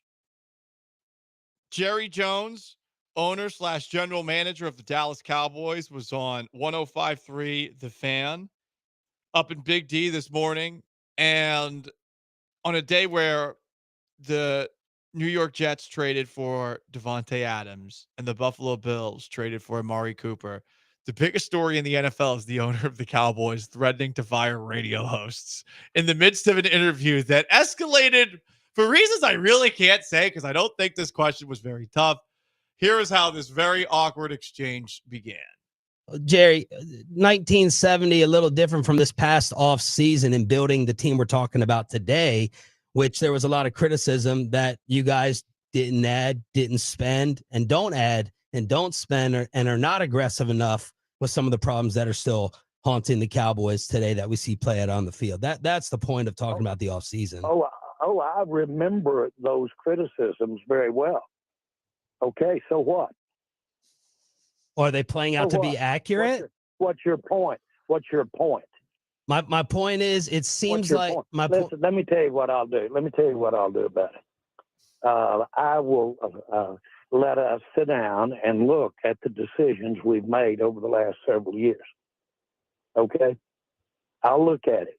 Now, if you think I'm interested on a damn phone call with you over a radio and sitting here and throwing all the good out with the dishwater, you have got to be smoking something over there this morning. I'm not.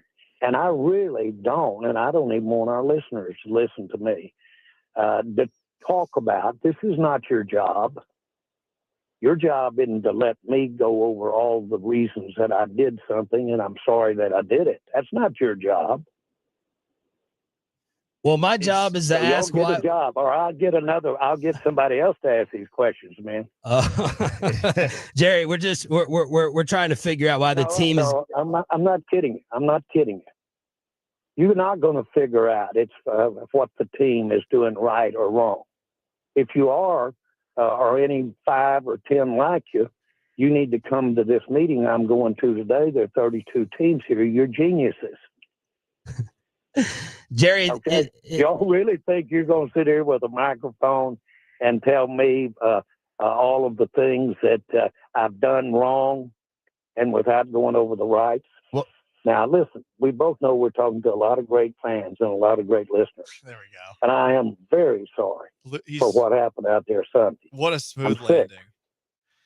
I mean, I listened to that whole thing, and the more I listen to it, Joe, I don't think he says anything. He just gets annoyed with these guys and then says, yeah, why are you asking me these questions without talking about the good things I've done? That's the most important part of it. It's without talking about what I've done right.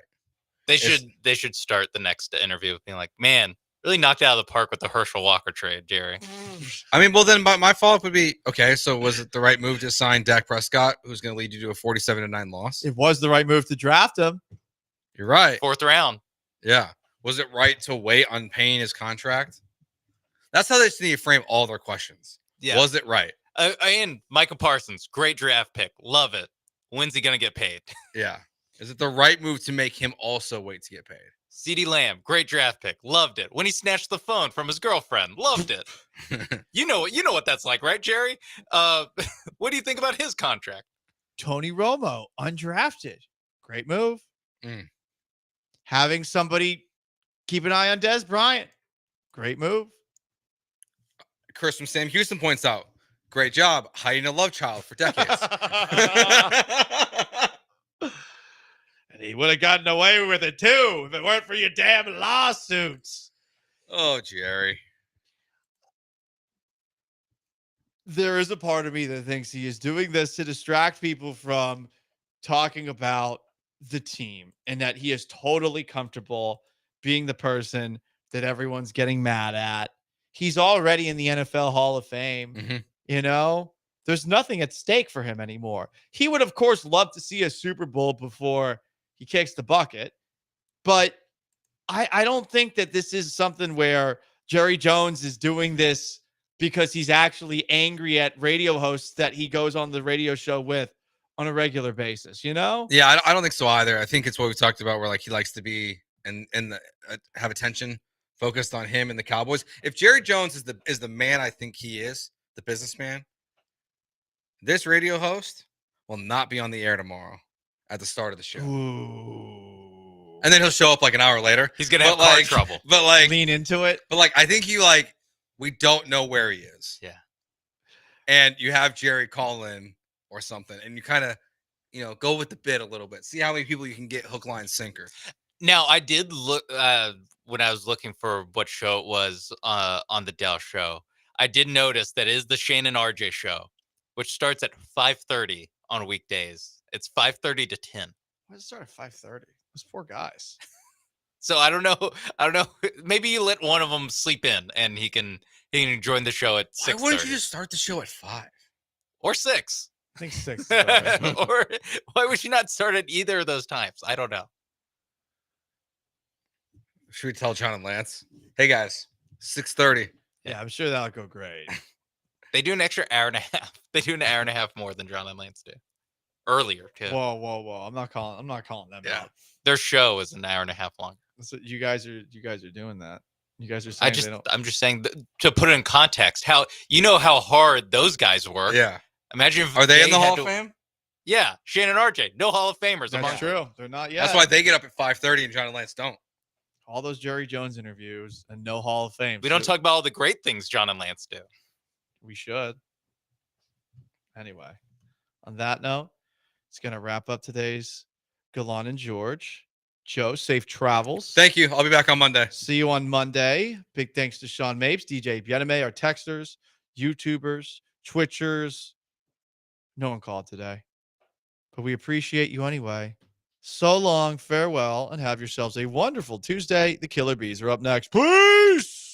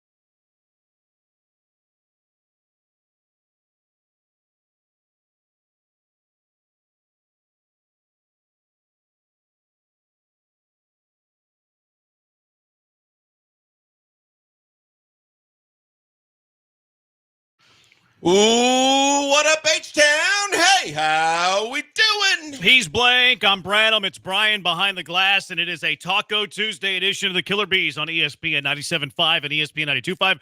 A lot happening, and the trades are being made in the NFL. Like today's the trade deadline. Jerry Jones is running his mouth. It is a cash it or trash it Tuesday. Astros are getting rid of Gary Pettit. So much is going on in the sports world and in the city of Houston. Jam-packed show. Hope you're along for the ride. You know who showed up at work today? It's been a while that we've seen this guy show up to work, but he is here today for the first time in quite some time. Graham? Bad parking, Brian McDonald. Oh. Bad parking. Look at the eye roll. He didn't like it. He didn't like that I brought that up. I literally had that thought when I got out of my truck. He knew it was a bad park. No, I got him. I was like, guilty conscious. I got out. But if you have to ask, not guilty enough. If you have to ask the question, you know the answer.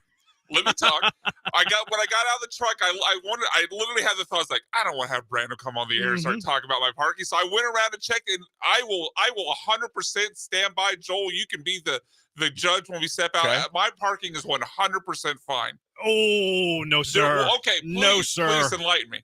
Well, you're at an angle, so you make it impossible for anybody to park in that spot next to you. There's plenty of room. I'm room. right in the middle of the white lines. You're at an angle. There's a post on the other side.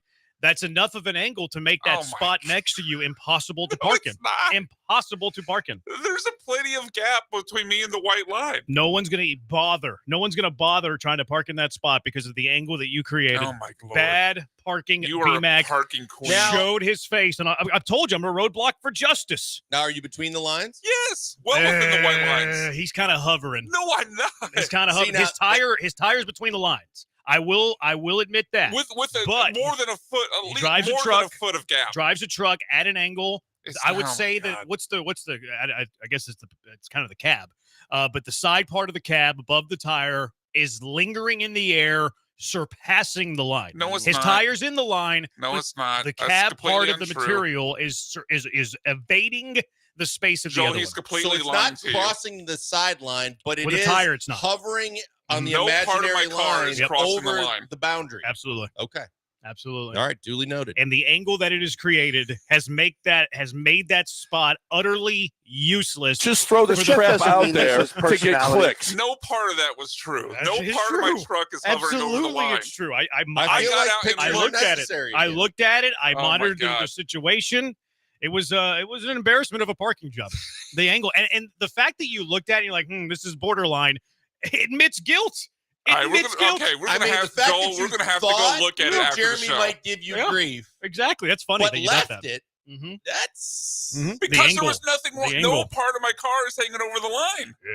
I don't know. And then the angle that it's created too, it's kind of like the slash in like a web domain. It's the slash. Like his truck is parked like a slash. So try parking next to a truck in between a post and this tougher slash to get truck. in, and then your door radius is limited. Oh yeah, it's impossible to park. I in need that Sean spot. Mapes to take over the show so I can go take a picture Bad right now. Well, parking pictures BMAC. have to be forthcoming now. So Here literally, today. let's go down right after the show. I will show you without moving the truck. All right. I did park in the spot next to it to prove a point. To prove a point. To prove a point. So you were able to park there, though. You said Well, the absolutely only nobody could park next to it. the only reason I was able to park it at those because I came from the back. Pause. I parked from the backside. The spot behind it was open, so I was able to pull in. But there's no way you could park in that spot if you're pulling in the normal From way. the rear. No, Oh. You can park from the rear. You can't park from the front. But the spot behind it was open, so I parked next to it. You know why I parked next to it? Because whenever I pull my truck out, and I'm parked going forward too, keep that in mind. Whenever I pull out, I'm going to have to go at this extreme angle because of the bad parking by Brian McDonald. So soft. I'm not soft. I'm just exposing your bad parking job. If I was soft, I can't wouldn't wait have parked for there and showed vindication my after the show. toughness. There's no vindication. I describe that as accurately as possible. I describe things accurately for Brian, a living. This all kind of just comes back to the fact that you knew this was coming. Oh no! I know he's trying to rile me up, and I knew this was coming. He's trying to rile me up, and it works. Straighten it out. out. Works. I'm not doing it to rile you up. Oh, I'm doing it to this parking lot justice. Yes, I literally absolutely. stepped on my truck. I was like, you know what? Let me, because the last time I parked here, Jeremy gave me crap for it. Let me check, see if I'm within. I checked all sides. Well, one side of me is the aisle. There's no parking on the right side of the truck, and so I checked the other two, and I'm all the way up against the white line to where I'm not hanging out on the back end, and on the left side, I've got at least a foot of room. Disagree. Oh, maybe whenever you opened your door, you had a foot of room, but the back of your truck does not have a foot of room. There was a car there when I parked. Really? I think Yeah. Jeremy's Poor already car. thrown the red challenge flag, and you're not inside of 2 minutes. So But I'm an Joel, advocate. you'll be the judge after the show. I'm an advocate for justice and a voice of the voiceless. I thought You're I not would bring it CM up. Punk. If I'm the Jets, I'm actually feeling pretty good about things. In the trade that happened today makes me feel a little bit better. But I had this thought even leaving that game yesterday. Jets fans are losing their mind after losing that game, and rightfully so. Oh, like the Red Weasel. I listened to about 45 seconds, and he was not happy. But and rightfully so. Like your kicker, Lance Zierlein missed a couple of kicks that would have helped your cause. There was a lot of things that could have happened in that game that you could have easily won. The officials are bad, but the officials were bad both ways. I don't think there was one team that had a clear-cut advantage over the other when it came to the officials, because both sides were, they were done wrong by the officials at different times of that game. But if I'm the Jets, I'm leaving that feeling pretty good about myself. Like, yeah, I'm 2-4. Don't love that. Yeah, I'm 2 games back in the division. Don't love that. But the bottom of the AFC is wide open. Like 5 through 7 in the AFC, I think, is wide open.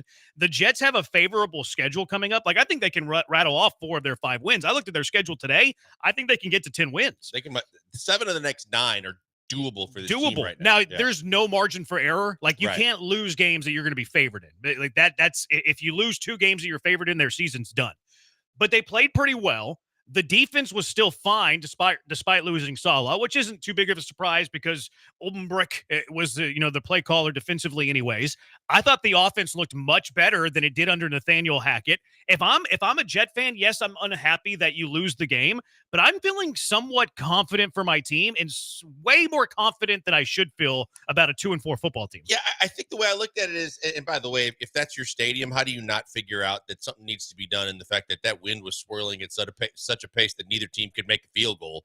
But at the same time, maybe that was for first place in the division, but there's still a legit chance for you to be a playoff team. There is a road where it's not over because of last night, but your offensive line ain't great. And I think that as much as you tried to do something to once again appease the princess and do something to help your offense, what would really help your offense, as we've been talking all year long, and we've been talking about the offensive line and how it directly affects so many different things, that between the penalties and the continuity, it has to change. They have to address that at some point too. But they made a move to make them even better. If I'm Mike Williams, I might be looking to be renting somewhere else real soon too. They said they were shopping them. Is that right? Yeah. Because at the same time, you bring in Devontae Adams and you already have a premier Garrett Wilson, and it's basically telling you my days are numbered here. And then your quarterback calls you out in the post-game press conference. But overall, there's just too much talent on that team to say, well, they lost last night, they're done. I kind of like their chances. Like, Yeah. it's crazy to feel that way after they fall 2-4 and they're in New York, and I don't love New York teams. I do feel like Mike Williams is getting way too much blame today. Like, the Jets fans are blasting Mike Williams for slipping on their awful turf. He slipped. Like, what do you want him to do? He slipped on an awful, awful turf. Here's the thing, and I don't care about the route at that point because Aaron saw the route that he did choose to take, and he knew that if he put something on that football, that he could get it there. And I don't think he put enough on the throw either. I think that regardless of what the route he was supposed to take was, he took a route in which he was open if Aaron kind of pushes through that football and gets something on it. And the fact that he slipped coming back to a football that what he could tell was not coming to him, where he normally catches the football, I think they both shoulder blame there. I think it's more on Rodgers. For sure. I don't put much blame on a receiver when they slip. I can't do that. Because at the same time, the adjustment was made. Whether he was supposed to take this red route or whatever it was, he took a route in which there was a seam open to him. He was open at the time that Aaron was, delivering the football. And if Aaron throws the proper pass, I don't think we're talking about this, because I think that if the ball gets up, a little bit above the waist and shoulder level, that's a catchable football. Yeah, that to me is all the blame. Like, and I almost feel bad for Mike Williams. Mike Williams is being crucified for slipping on a route that was severely underthrown, and then now he's not going to be a New York Jet for very much longer because he was trying to react quickly to a ball he knew wasn't going to get there. Yeah. Yeah, I don't put much blame on Williams. This texter saying that I had a slip whenever I mentioned Lance earlier. No, I did that intentionally. Lance was sending out a tweet yesterday saying that my name is spelled differently than Zerline with a U.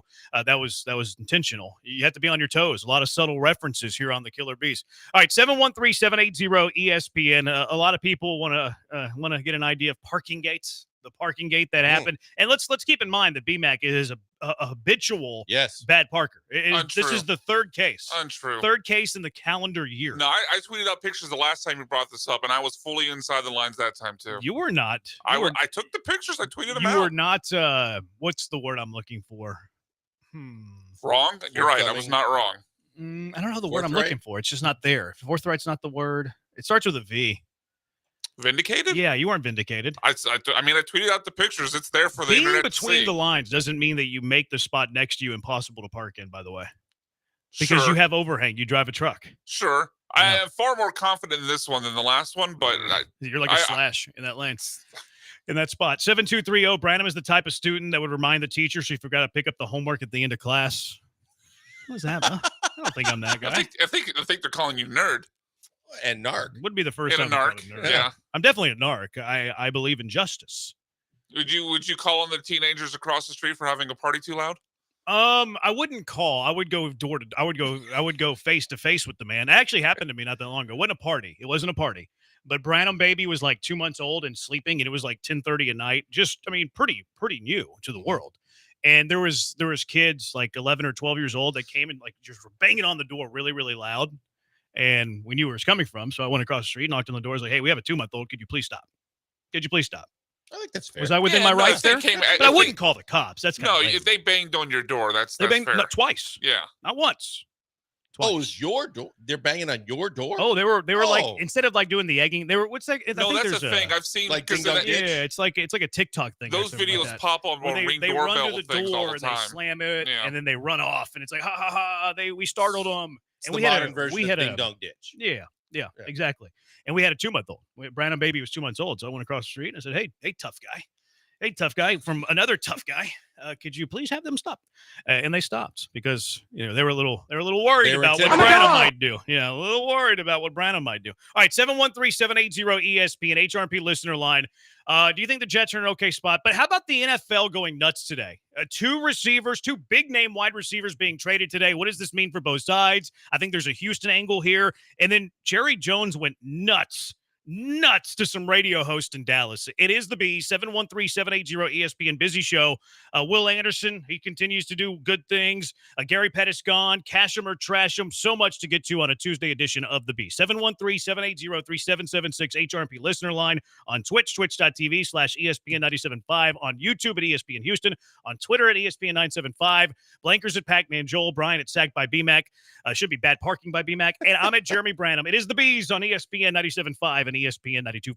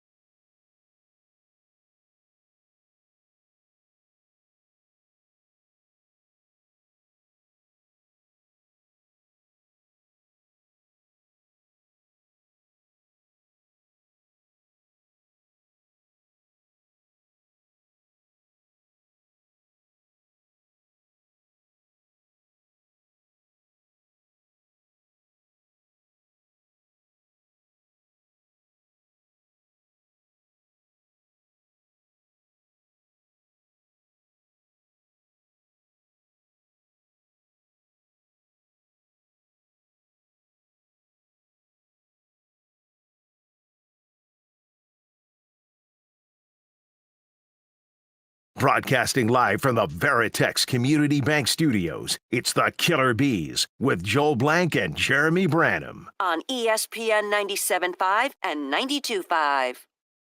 Colt fan just texting in. I've been laying low, Killer Bees, but I still believe the Colts win. That was impressive, Brian. Well done, Brian. As bad as your parking is, that was very good dropping. That was well done. You had that on ready to go. He's on fire now. Back-to-backs. Colt fan, I think you're wrong. Who's leading your team to that division championship, by the way, Colt fan? Joey. Is it Joe Flacco or is it Anthony Richardson? It might be both. They said Richardson is supposed to play unless he has a setback this week. Well, the odds of that are high. I don't know Flip a coin. if the Colts want him to come back, but No, there were some bad throws that Flacco had in that game, though. I saw some people posting some highlights of some of his deep throws where he was severely underthrowing, like The 3 or pick 4 of them. Seemed like I didn't see the pick. Was it a bad pick throw? was just, yeah. and to be fair, that touchdown to Pittman, he was thrown backwards or falling backwards off his back foot, just kind of lobbed it to the middle of the end zone, and Pittman bailed him out. Yeah. I mean, there is something to be said for that. Not a good throw, but it's like, hey, give my receiver a chance. I do think that at times, like, young quarterbacks don't do that as much. Maybe it's ball protection or whatever. But at some point, it's like, hey, I trust my guy one-on-one, just throw it up there. But, yeah, I don't know. If I'm Steichen, I got to go with Richardson. I mean, you spend a very high draft pick on him. I would play Richardson. I would. I just think that from what I've seen, there's still going to be a time that Richardson's going to be, and he's going to be your franchise quarterback. But because of the fact that you can also just kind of blame it on being still not completely healthy. Flacco just seems like he gets a lot more points on the board and a lot better results right now than Richardson does. That's really inarguable. He is doing that. So I would play the young kid. I feel like their ceiling is limited with Joe Flacco, although their defense is a mess. That's probably a bigger conversation in terms of their chances to win the division. Think about week one. We thought, hey, their defense is better than average. It's pretty decent. And then the Texans just ran right through them. And you thought, well, that's impressive on the Texans' part. It also got blemished by the fact that since then, it looks like the Colts defense sucks. It does. Devontae Adams traded today. Devontae Adams was in New York 3 minutes after he was traded, which is really weird. He was in the facility literally minutes after he was traded. He popped up behind Aaron Rodgers on McAfee a couple of hours afterwards. But the trade, the Jets send a conditional third-round pick to Vegas. It can turn into a second-round pick depending on performance bonuses or the performance of Devontae Adams. It's a conditional third that can turn into a second. That's it. That's the trade. Now, the Jets are picking up the entirety of the salary. To me, it makes sense both ways. Like, Devontae Adams doesn't want to be in Vegas. Okay, if you get to that point, you might as well trade him for as much as you can get. A conditional third that can turn into a second is more than I thought they would get. And then on top of that, you're completely out of the contract just like that. So I think the Vegas got the better end of the trade. Now, if I'm the Jets, I'm also making this trade because you're in like win now mode. You're super desperate. This is a move of desperation, but it's a move that I think that you had to do. So I like it from both sides, but I favor the Raiders side of it. Yeah, from the Raiders standpoint right now, because you need a quarterback too, it's basically embrace the suck part two. It's the fact that you got your coach and Antonio Pierce, you didn't know like how long they're going to stick with him and is a first-time coach and all these things. But there was the way they finished the year last year, the thought that, hey, we're going to just pick up where we left off and we're going to be a really good football team. And you found out very quickly that's not the case. Now you can kind of reshuffle the deck and go, okay, well, we need a top 10 type pick to get any kind of young quarterback to try and really start a rebuild over again. We traded off a guy that we don't have to pay anything to, regardless of what that pick amounts to. You're going to end up with another pick to add to what you have that are all probably going to be pretty good picks if you embrace the suck. And then you continue to roll on. Max Crosby's going to be a real interesting thing now because of the fact that as much as, he said, I tattooed the Raiders on me and I bleed Raiders. At the same time, Max Crosby could probably get you a pretty good haul a la Detroit Lions right now and other teams that need a defensive player to say he could bring you even more to where you could possibly turn this thing around pretty quickly or get it going if you make the right move. Yeah, I'd trade him too. I would tear it all down. Max Crosby was pushing his position coach the other day too. People lost their mind on social media. I didn't see that. It was just a little Max Crosby on Twitter said, that's my guy. I love him. That's just like a little love push, which I actually believe. Like it wasn't this, like, he's not punching his position coach.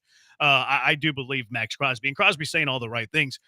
And then a couple hours later, Amari Cooper gets traded to Buffalo, which, okay, it makes some sense for Buffalo. Now, it kind of proves again how much they hate Stephon Diggs, or a quarterback that might hate Stephon Diggs. They take over a $30 million dead cap to trade Stephon Diggs away, and then 6 weeks into the year, you're trading for another receiver. Yeah, to me, I had said a week or so ago, I thought as much as they were saying all the quote unquote right things, I thought Buffalo was going to go out and be active in the market. I thought they needed a wide receiver one. It is because of the things you said, egg on their face in a lot of ways of saying, hey, maybe there was more to this Stephon Diggs thing than we were willing to admit. But at the same time, in order to be successful over the last 3 weeks, they have looked anything but a contender after the way they started.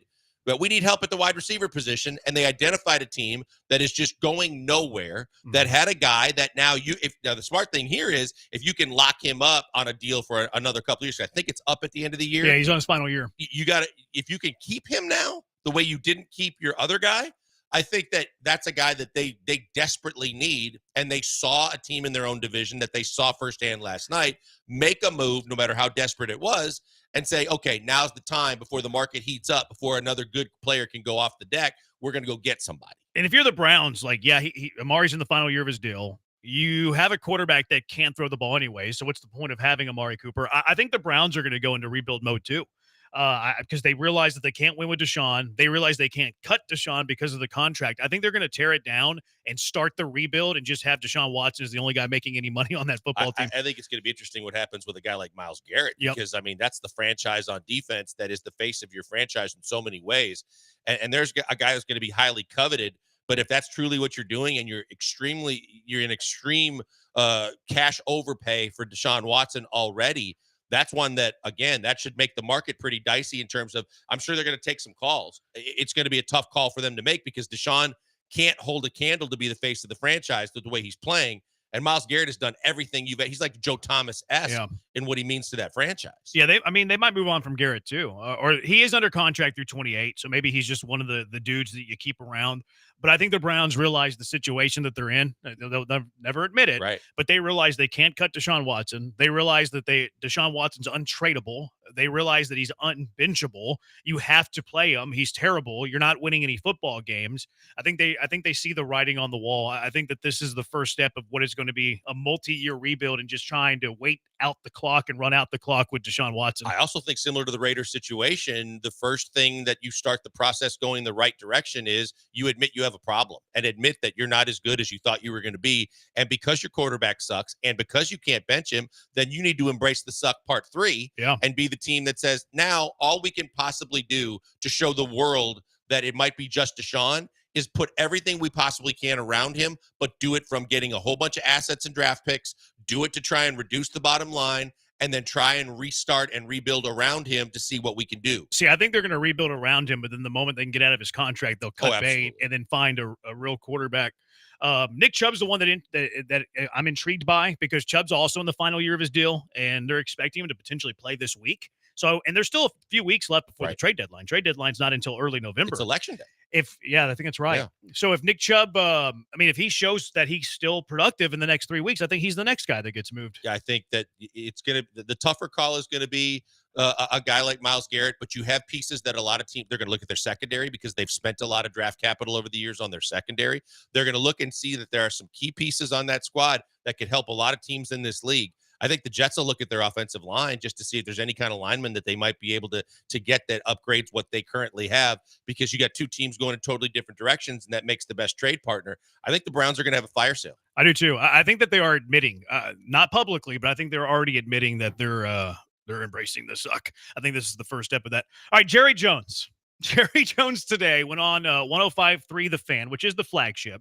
I actually like that Jerry Jones is so public. I like that he does a little impromptu press conference after each game just outside the locker room. I love that he goes on the radio each and every week. Not that I think it is a good thing for the organization. I think it's a bad thing for the organization, but it's very entertaining to me. He was threatening to fire the host today in his media appearance or his radio appearance.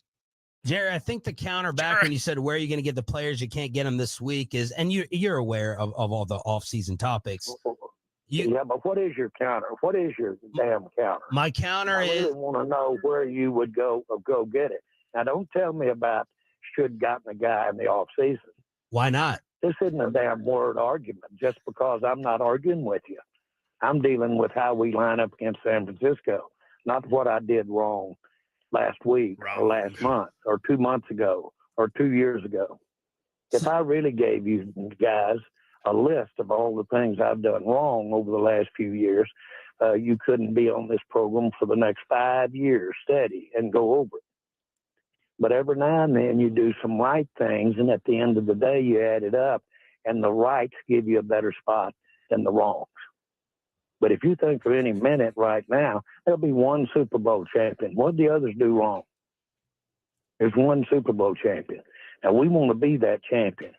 And I'm sure not throwing the towel in today because of what happened out there Sunday. But I'm not going to sit here and waste a lot of energy, a lot of time.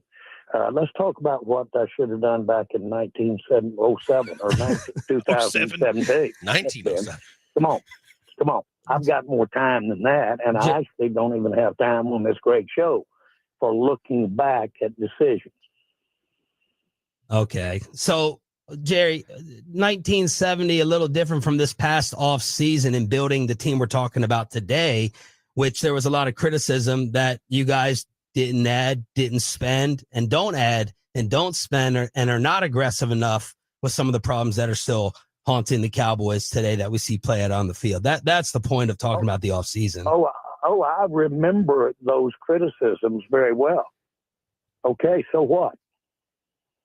Or are they playing out to be accurate? What's your point? What's your point? My point is, it seems like Listen, let me tell you what I'll do. Let me tell you what I'll do about it.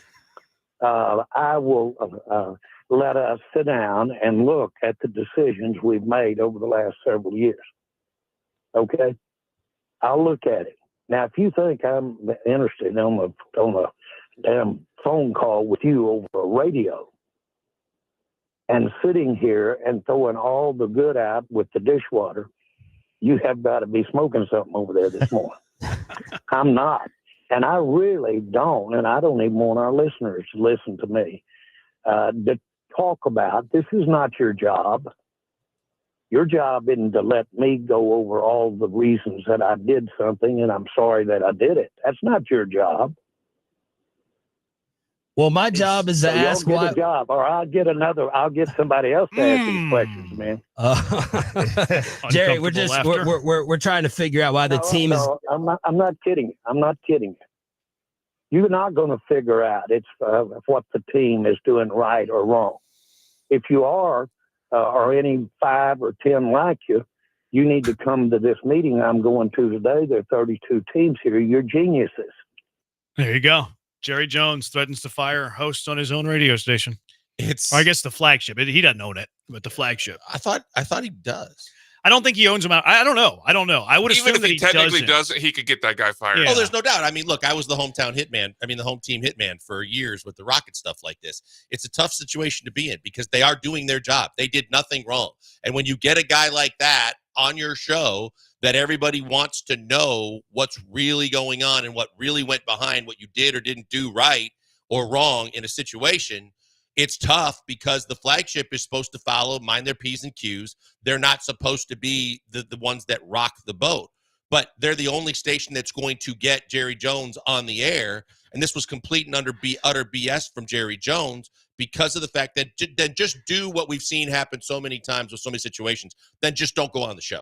Yeah. Then don't do the interview and say, guys, I got owners. You got an excuse. I got the owners meetings today. I can't do the show this week. But if you're going to go on and then you're going to act like that and all you want to do is be praised when you just got your doors blown off and you went and said you were in go for it mode and didn't go for it, you got to answer at a certain point. Yeah, he was. I mean, this really just came off as a giant ramble. You could kind of figure that it was coming, like a Jerry Jones blow up after you get beat. Your brakes got beat off you at home. So you knew at some point Jerry Jones was going to lose his lid. Mm-hmm. So he was rambling, losing his lid. He's asking the host, like, what is your purpose? And then as soon as he answers, oh, I'm going to talk over you. So didn't even let him answer the question. And he also said the part about listeners listening to me. I don't want the listeners listening to me. Why are you going on the radio then? Why are you doing press conferences then? Why are you doing that stuff if you don't want the listeners listening to you? So I find it to be highly entertaining. I understand Jerry Jones' perspective. I'd like to think I wouldn't behave that way, but he doesn't care. I mean, he's 80-something years old. He has FU money. 82. He's got FU attitude. Like, he's going to do what he wants to do. This is rich people can do these kind of things when they literally control the narrative. at this point, at this level. And you're right. I mean, he has to answer, but he doesn't want to. But yet he'll still walk down after the game to the front doors of the locker room and be the first voice that anybody hears about the Dallas Cowboys. But he doesn't, you can't dictate what the press is going to ask you. You can only dictate. Look, when Daryl Morey fired Kevin McHale one morning, the one thing that we did was we just called the station and said, Daryl's not doing his show this afternoon, because we knew that if he did the show, they have to do their job. So you have to be able to control that because you can't control your owner. He's going to do exactly this. He's going to do whatever he wants, and you can't control it. 0365, Jerry sounded like Biden. 4992, Jones has dementia. Yeah, I wouldn't be very happy if I were a Cowboy fan. But because I'm not a Cowboy fan and I don't like Arlington, this is highly entertaining for me. It's watching the car wreck. It's watching the car wreck. Yeah, I mean, that's exactly what it is. It's unfair from a listener's perspective that you have expectations when you have a guy like that on after a debacle like they had Sunday. But it's also from the standpoint of the owner, they feel like they can do whatever the hell they want. And so to hold their jobs over their head for them doing their job is absolutely ridiculous. And I hope he's already started to get called out on the carpet for this, but I hope it continues, because you just can't do that. Yeah, I mean, he can. He can, but it's not right. It's not right. It's bully behavior, but he absolutely can do it. He can, but there's what guys like him don't seem to understand. There's no win here for him. No, there's no win here. Well, obviously the station gets ratings. The hosts where people had never heard from him or heard of him nationally are now coming to his aid and talking about him. So now they've got a higher profile when they want to chase the next job. Everybody wins except for Jerry. The only win that he would have would be self-gratification. Yeah. Where he fires someone who scorned him. The FU money. Yeah, it would be self-gratification. Does he win in the long haul? No. Is he going to win the court of public opinion? No. But those are all things he doesn't care about. 8693, Jerry's super old, lost touch with reality with a very short fuse. This guy says every 10th word he says doesn't make sense. That is true. Geriatric Jones. That's a good name. I like that name. That is good. Yeah, I'm happy it's not my team. But I am enjoying the entertainment of one Jerry Jones. Never. Yeah, we have this quit. guy. This guy's a major upgrade over what they have in Arlington. Major upgrade. How long has it been since we might have questioned that decision? Listen and now to that attitude, though. It's unequivocally Cal way over Jerry Jones. Jerry Jones is over here yelling at radio hosts and threatening to fire him, and we have Cal McNair that just refuses to give up. Never quit. Refuses to give up. Flip burgers and flip them the H. He will not submit. He will not give up. Never surrender. Never surrender. Burn the ships. Cal McNair. He's a role model for us all. All right, 713-780-ESPN, HRP listener line. Has Will Anderson lived up to expectations? It is the Bees on ESPN 97.5 and ESPN 92.5.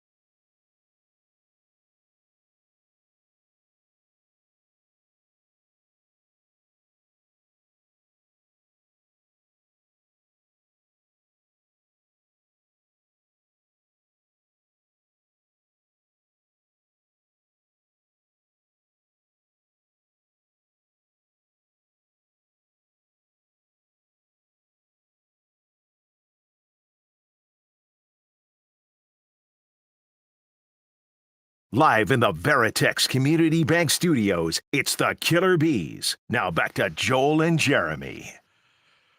Jerry Jones is an owner with no rings after Jimmy. He thought he could run a team, and he has run it into the ground. Absolutely childish behavior by Jerry. Sincerely hope the hosts don't lose their jobs, but it is incredibly entertaining. Yeah, I don't think they're going to lose their job. I don't think that they will. I don't think now he can do that.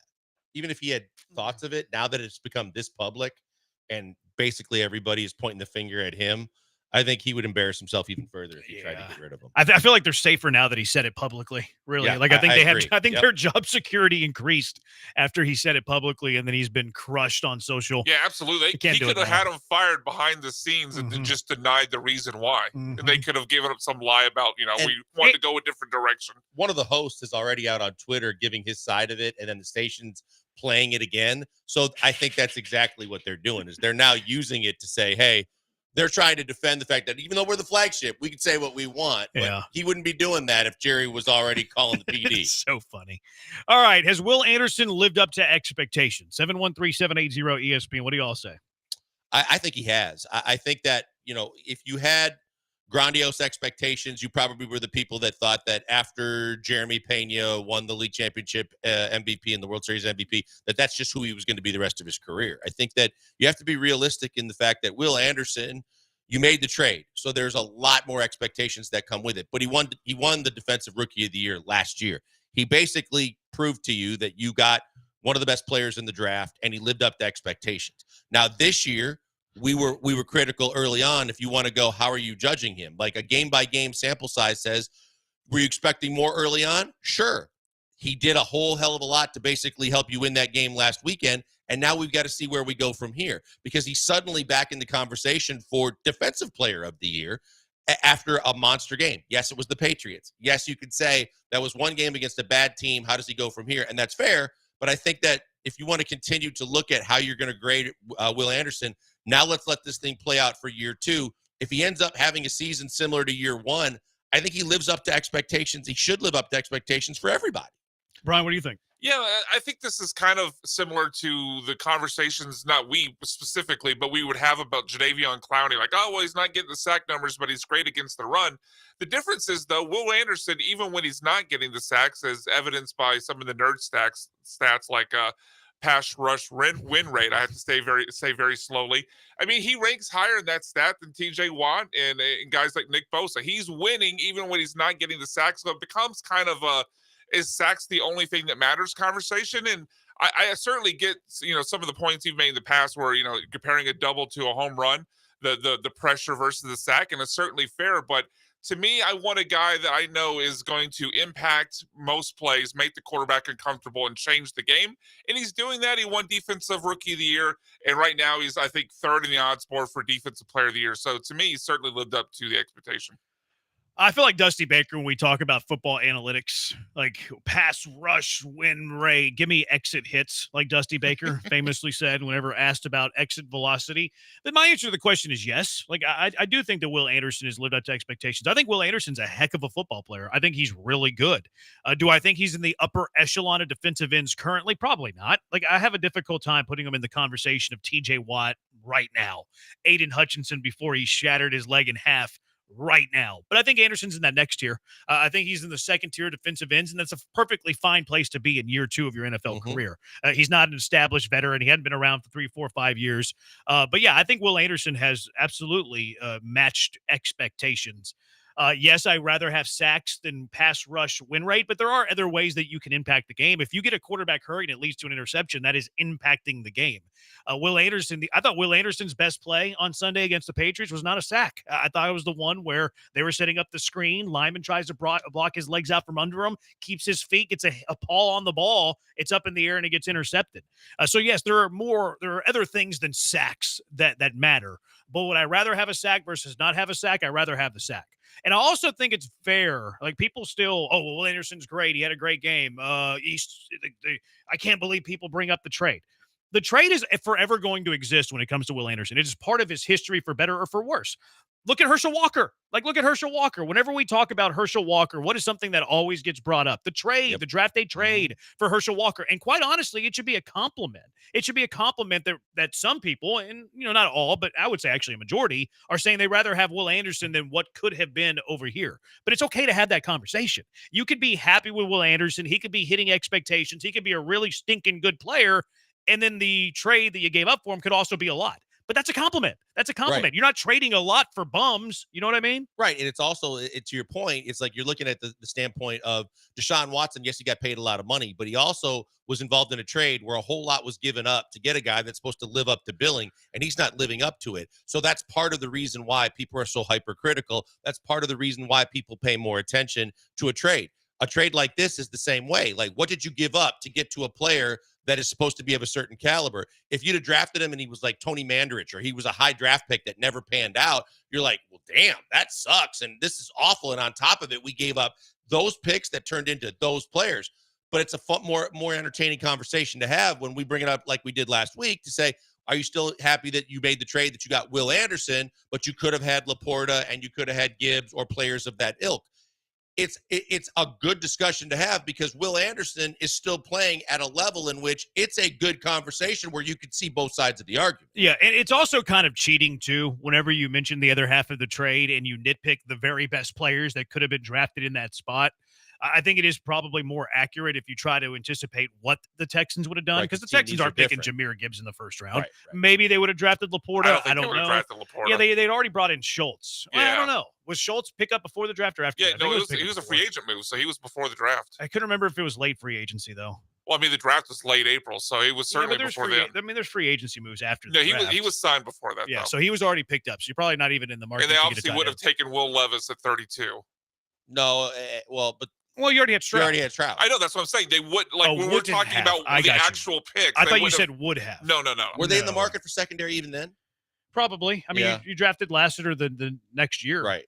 So probably maybe we would have went secondary. Yeah, if there was, but again, I still think you're probably going edge rusher. Like, if you don't make the trade up to 13, who's the guy the Packers took?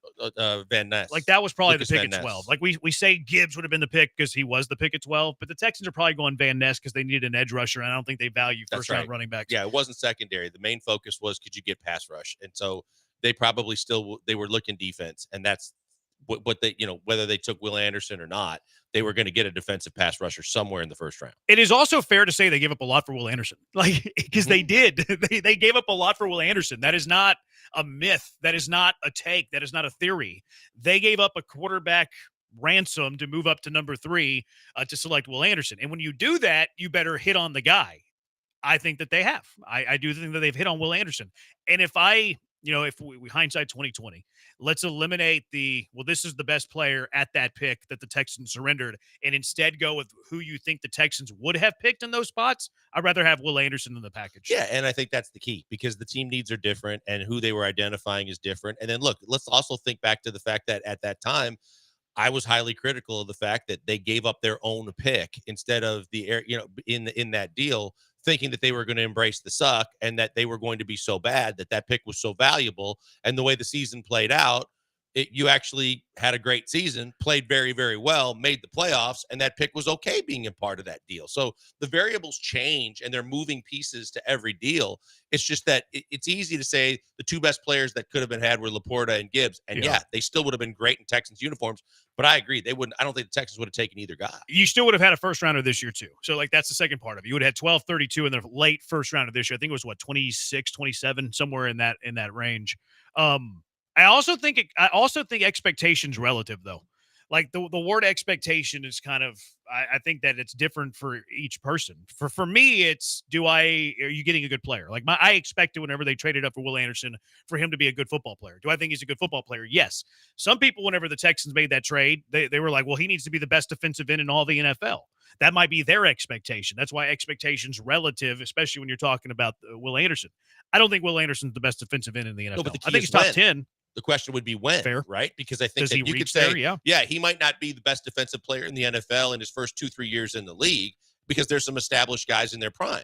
But at some point in his career, does he become the best defensive player in the league or one of them? Yeah. Well, then I think you got the right guy. 5916 of the Texans have picked Anderson at 2 and traded up for Stroud at number 3. People would be over the moon at the trade. See, I don't like that take. Like, to me, that is some serious gatekeeping / goalpost moving.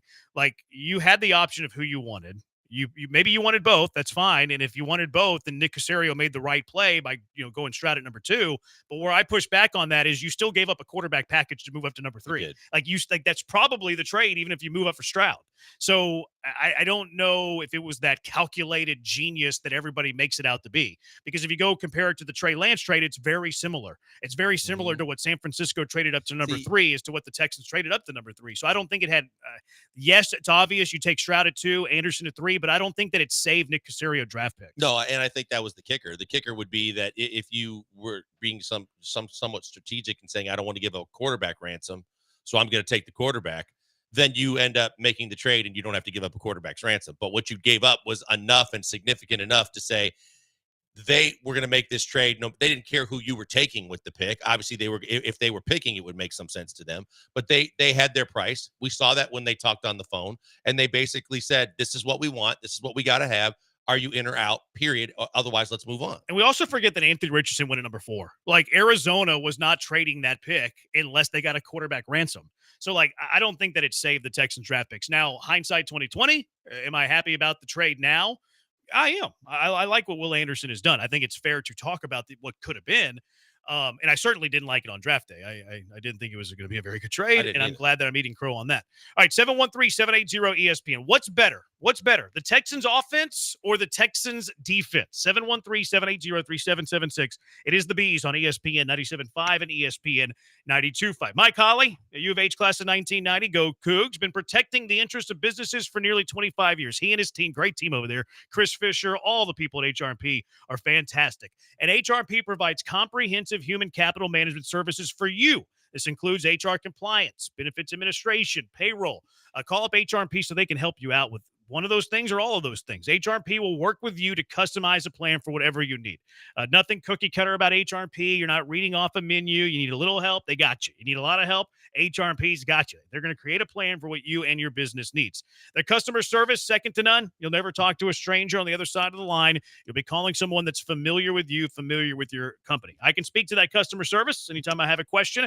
Always a quick response, very easy to understand. I'm thankful that we use HRP here at Gal Media. Let HRP take on the demands of human resources and eliminate your HR burdens so you can get back to growing your business. Spend your time where you want to spend time and allow HRP to help you do that. Give them a call at 281-880-6525. Let HRP customize a plan for you, 281-880-6525, or check them out at hrp.net. That's hrp.net.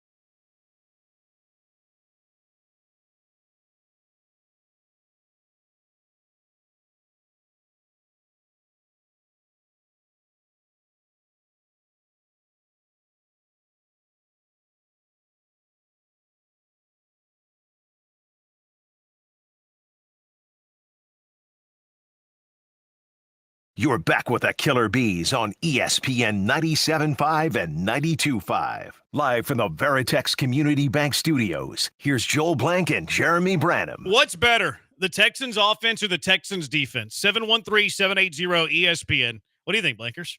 Well, I think we need to see more of the offense because I think to this point in time in the season, you have to say the defense. We just got done talking about Will Anderson and the fact that he completely kind of just hijacked a football game with the way he played this weekend. And yes, it was great to have Joe Mixon back, but since opening day, we haven't had Joe Mixon in the lineup, and you lost Nico Collins. I think their calling card all season long to this point has been the defense. And I think right now, if I had to call that, I'd say the defense is better than the offense. You're going to get Danico Autry in the lineup hopefully this week, and that, you know, that's a guy you want to see how he's going to fit as well. The linebacker core is obviously a little bit shaky, but overall, you're still not right on offense. Even if Mixon plays and continues to play well, you got to try and, you know, hold the fort for Nico. I'd say to this point, it's the defense. If you look at the traditional numbers, it's kind of close. The offense is 6th in yards per game in the NFL, but they're 14th in points per game. So their yards are way ahead of their points that they're actually scoring. And then you look at it from a defensive perspective, it's still kind of the same. They're 3rd in the NFL in defense in yards per game allowed, but they're 16th in points per game allowed. I think that the Minnesota game probably skews that a good amount, but it is what it is. I would lean defense. I'm a DVOA kind of guy. The Texans' offense is ranked 17th in DVOA, which is right smack dab in the middle of the NFL. Their defensive DVOA is as high as number 2. So their defense has outplayed their offense. I think it's been more productive than their offense. The computers like their defense more than their offense. I do think that their defense is ahead. Now, if you're through 6 games, to me, it's pretty clear that the defense is ahead of the offense. Now, if I were to predict going forward which side of the ball is going to be better, there's some areas where I notice on the defensive side that I have some questions about. I wonder how they're going to fare going forward, where the offense, I think they've kind of played to their floor. I feel like the offense has played to their floor. I think their ceiling's way higher than they've shown, and I think we've seen bits and pieces of it. Yes, you've ran the ball well twice against 2 bad teams, and both times with Mixon, but I think Mixon improves the running game. I think whenever Nico Collins was doing his thing, and really Stephon Diggs was doing his thing, you weren't seeing the most out of Tank Dell. You haven't seen anything out of Dalton Schultz. If you get that all clicking, and you also have to improve on the offensive line. And I do think you're starting to see slow but surely the offensive line getting a little bit better and better and better. So the offense, I think, is played closer to their floor, has a lot more room to go. The defense, I think, is on the other side where they've kind of played kind of close to their ceiling, and I don't feel like there's a whole lot of room for them to go up. Through 6 games, defense, but going forward, I actually trust the offense more than the defense. I think this is why they're in such a good spot, because they haven't peaked on either side of the football, and I think that there is some guys that are going to make this. You talk about Autry. We talk about the fact that you're going to get Christian Harris back, you assume, at some point, and that is going to help your linebacking core get better no matter how good Tuo has played. I think the fact that you played without Lassiter last week and the fact that you're going to get him back at a certain point, that the defense still has room to grow and get better. But offensively, if you get a steady dose of Mixon the rest of the year and you get Nico back to go with now Tank being more of the Tank that we were used to and expecting to see all season long. And like you mentioned, from a line perspective, look, I think that's where you chalk one of those up where you play like a scrimmage game, getting ready for the regular season, and to build confidence. Your line should come out of that game thinking, hey, we've got everything worked out. We feel good, and carry some momentum into a tougher part of your schedule. The bigger thing is from a defensive perspective is the teams you still haven't played, because you are going to play a juggernaut of offensive teams that are going to put points on the board, and that they have a ton of weapons and they have outstanding quarterback play, to where I think from that point alone, you're going to look at and say the offense going forward very well could surpass the defense. I think that it will. I think that it will. Like I have more long-term concerns about the defense than I do the offense, and we'll get to those here in a little bit. I think that if this team is going to make a deep playoff run, I'm less concerned about the offense than I am the defense, because I think that you can get by with this defense, and obviously you've done pretty good, 3rd in defensive yards per game, 2nd in defensive DVOA, but I think it's some of the better teams in the league that can really expose where you're weak. I'll talk about that in a little bit. 713-780-ESPN. Let's go out to the HRMP listener line. Angel, you're in the hive with the Bees. What's up? Yeah, hey, what's up, man? Just chilling. What about you? Yeah, hey, I just want to talk about the offense and defense. Hey, so I think, in my opinion, I believe the defense has been playing better, just for the simple fact that when we played the Vikings, like our offense got shut down. But in today's league, it's an offense game. So if you don't have an offense, like, what do you expect? You know, if you don't have an offense, you can't really compete in this league and make it to playoffs. You can have a good offense and a bad defense and still compete at a top level. So I believe our defense has been playing better than our offense just slightly. Just like the Vikings game, we got shut down. But another game we're about to have is against Green Bay Packers. That I feel like that game will determine who's playing better, our offense or our defense. But so far, I believe our defense has been playing great, better than the offense overall. Appreciate the call, Angel. Look, I think the game this week, as we talked about yesterday, is going to be a really good barometer at this point in the season for both teams. I think that the Packers are still trying to find their identity in a lot of ways, and they're very similar in a mirror image in a different conference of a team that's they lost their quarterback. They didn't lose Nico Collins, but they're trying to figure out with all the receivers they have and trying to get a new running back in the system and making sure their line is right. They have questions they're trying to figure out. It's a great barometer to measure up where do we sit. And from a Texans perspective, now you take a step up. This isn't the Patriots anymore. If you're still able to run the football, if Joe Mixon is able to have success, then it didn't matter if it was the Colts or the Patriots. It's more on you were able to do as an offense what you needed to do, and that you provided the balance to make sure that your offense had the ability to do whatever they want to do. If you have success against really good corners and a good secondary in Green Bay, now you don't have to worry about it being, the Colts and the Pats defense suck. No, it's the fact that your passing game is on point, and that's why the numbers are legitimate, and it sets you up for, hey, we can't wait till the rest of the season because we can compete with anybody. Offense or defense? We'll get Brian's thoughts on the other side. We'll get your thoughts, too. Also, film don't lie. Film don't lie. I was up watching the All-22. There's some good things, a lot of really good things, but some really bad things, too. 713-780-3776. It's the Bees on ESPN 97.5 and ESPN 92.5. Guys, a moment for Vanderford Air. VanderfordAir.com is where you need to go to see all the services that they offer that they can do for you. And they do so many things. They do plumbing. They can do a complete repipe. They do a dehumidifying system that can be right there within your AC unit in your house to take care of your entire house instead of putting the little dehumidifiers in certain rooms. They do the HVAC and the AC repairs and replacements. And the main thing is you need to lock their number into your phone, because when you need a service company that backs up everything they do. They put everything that they do in writing. They make sure that you have everything that you need, and they make sure that they're there when you need them, and that even after the job is done, they back up 100% everything that they do. That's why I speak for Vanderford Air, because they do all those things and so much more. By the time you call them, they're going to tell you 24 hours or less after you call them, they're going to be there to see you. You don't want to hear about all the other customers that are in line. You don't want to hear about how backed up they are in terms of people that need them. You just need to know that your problem is going to be addressed. That's the first guarantee. 24 hours after you call them, they'll be at your door. And then the process really gets even better than that.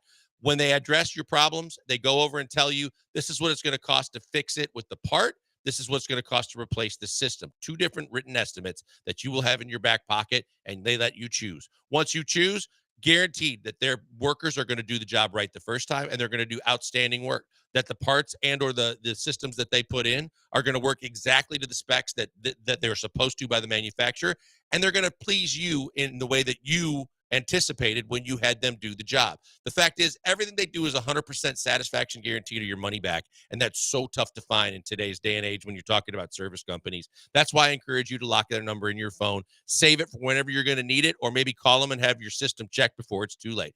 281-557-COOL. It's really that simple. You call them, they'll come out and see you within 24 hours, and then the process goes from there. Check them out today, VanderfordAir.com or 281-557-COOL.